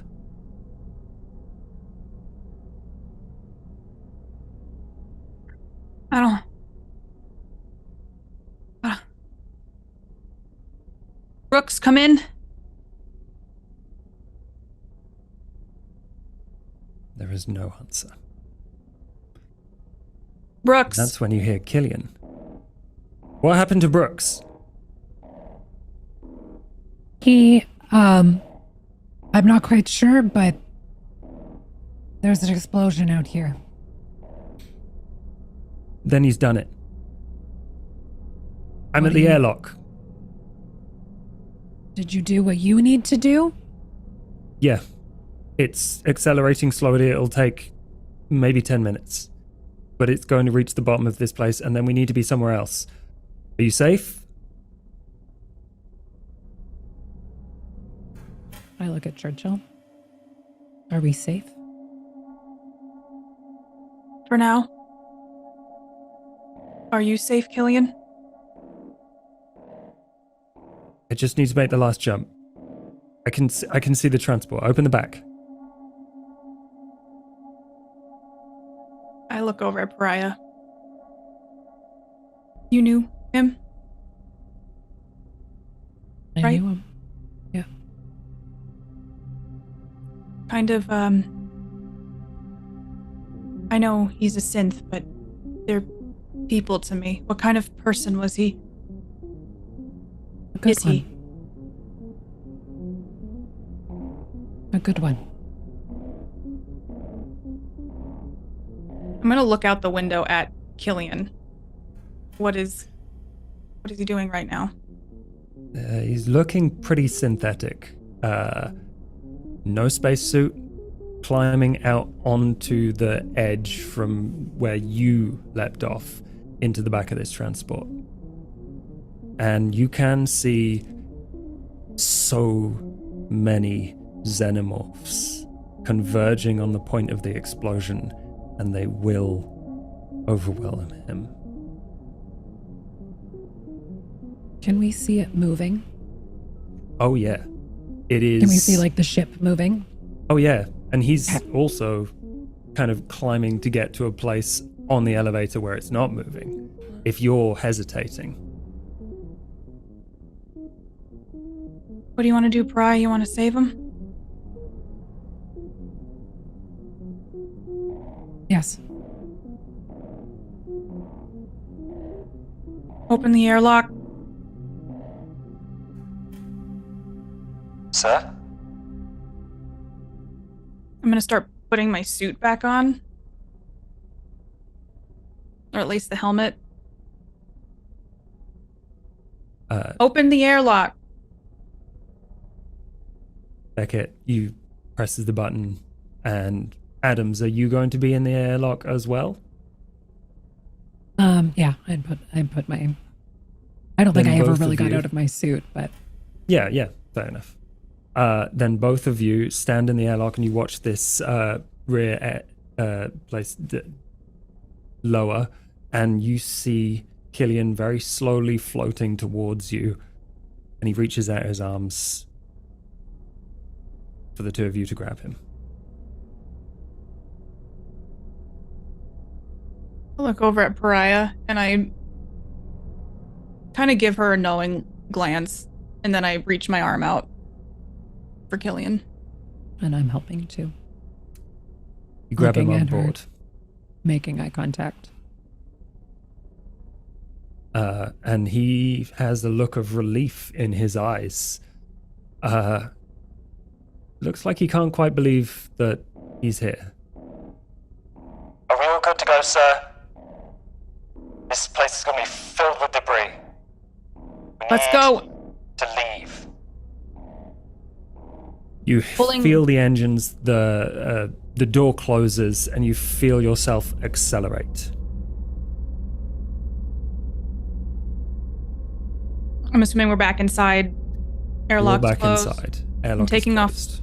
my helmet and I'm looking out the window, watching this station and not taking my eyes off of it. I am watching Killian. And Killian, I think, is also watching the station. You see it slowly descend, and pieces of it start to fall away. And he says, I think we did a pretty good job. My dad did a pretty good job. What the fuck are you talking about?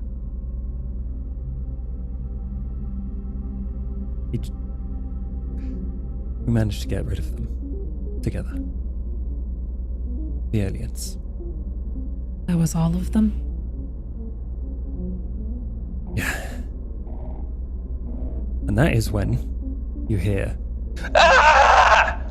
from the front of the transport. There is a door between you and the cockpit. Beckett, what's going on?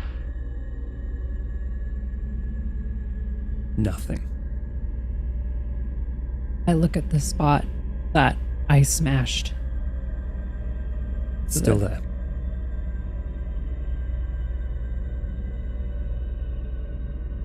Beckett? Nothing.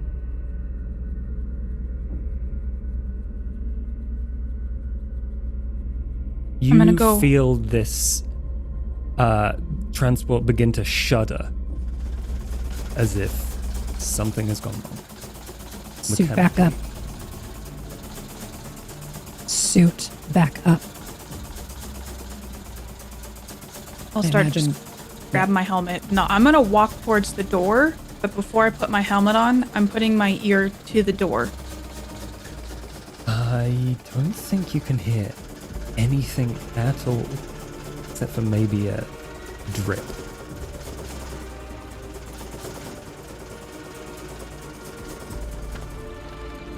I look back and I put my hand up like a shh. And then put my helmet on. And I get my shotgun out and start backing away from the door. I'm gonna move myself close to the airlock button Killian comes with you. and make sure that there's something I can grab onto. Absolutely. Does Killian have a weapon? No. I think he just picks up a pipe or something. Okay. Adams, you open the door. If I get a nod from Churchill. And this is the Exterior. door to the exterior. It begins to open and the air evacuates. The cockpit is still closed. I'm gonna walk back to the door of the cockpit. And I'm gonna look at both of them and I'm gonna signal that I'm going to open the cockpit door. So if I get acknowledgement from both of them, I'll just hit the button and kind of like throw myself to the side and get my shotgun like at the ready. There's the hiss of almost explosive decompression as this cockpit goes out, and you see the 3-4 halves of Beckett fly out into the void. You look inside the cockpit and you see slowly turning from the inky black of the sky with a few dots and the metallic sheen of the metallic structure inside, just pure xenomorph exoskeleton staring right back at you. And at this point, the entire thing begins to roll. And you are all holding on tight to make sure you don't fly out of the airlock. Who wants to try and deal with this thing? Churchill? So this is a big one? This is a chameleon one. Okay. There's just this flicker of excitement of, oh God, there's another chance. But then as I look around at this situation we're in, there's a very strong chance that I will not survive this. And so, with just a lot of regret, I'm going to take my shotgun and I'm going to aim it at this chameleon xenomorph and pull the trigger. There's a blast and then a back blast of acid right at you, Churchill. Adams, you watch this thing spiral off into space, and Churchill's suit begins to melt and vent. If it's the minute it's out, the second it's out of the door, I would close it again. And close the airlock. It's closed. And rush over. I am pulling off this suit as fast as possible. The burning on your skin is excruciating. I would know these ships would they be packed with med packs? Somewhere, but this thing is swirling around you and things are flying in all directions. Alien, help her! I'm gonna get a hold of this ship. I'm so into I'm gonna try and level out the ship. You go to the front, you realize that the acid splash has fucked these controls. You can just about slow down this spiral that you're in. But you are not making it out of this solar system. Do we have enough to get us close to the upper station? That or seems a lot more dangerous. Well, the moon is the very good option. There's 2 moons. You don't know which one you're pointed at right now. Okay. You can point and you can get to one of them. I'm going to do best I can to try and get us to that moon. Okay. You boost your way out of just sheer desperation, and you feel yourself caught by its gravity well, and you slowly emerge into the atmosphere, and the turbulence gets worse and worse, and things start to fall off. There's a vent. You can feel the heat from this entry, and green, vast green tree lines are all that you can see aside from mist in the horizon. Churchill, make me one last stamina roll.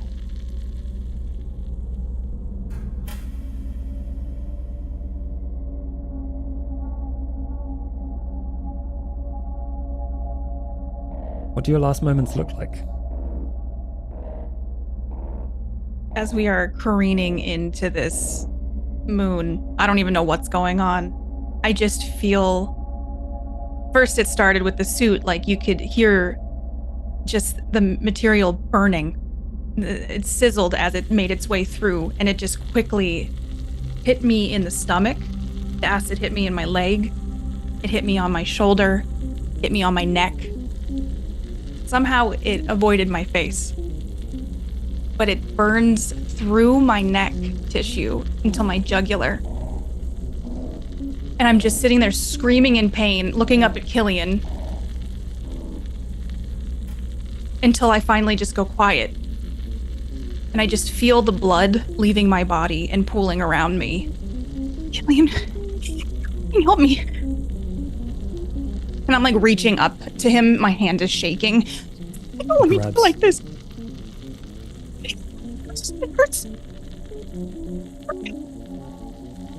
Please don't let anybody forget me.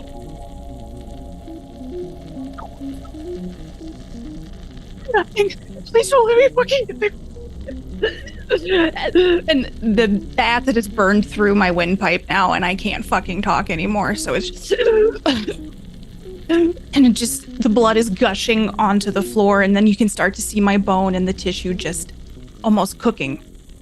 But it's acid just melting everything away to the metal, and then soon you just see parts of my body gone and directly through burning the ground. My eyes are wide in fear, and I just feel a warmth come over me until there's nothing but blackness. You hear Killian whisper, I won't forget you. I won't forget you. And one last move, my eyes shift to him before I just go limp.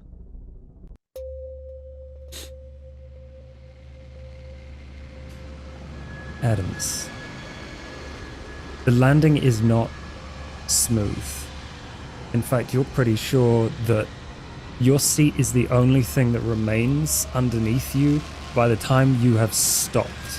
And you stop very abruptly against something and bang your head off the dashboard.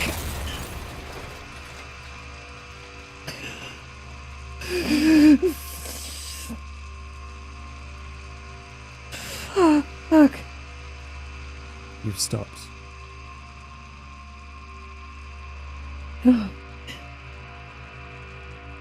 When I stop being dizzy and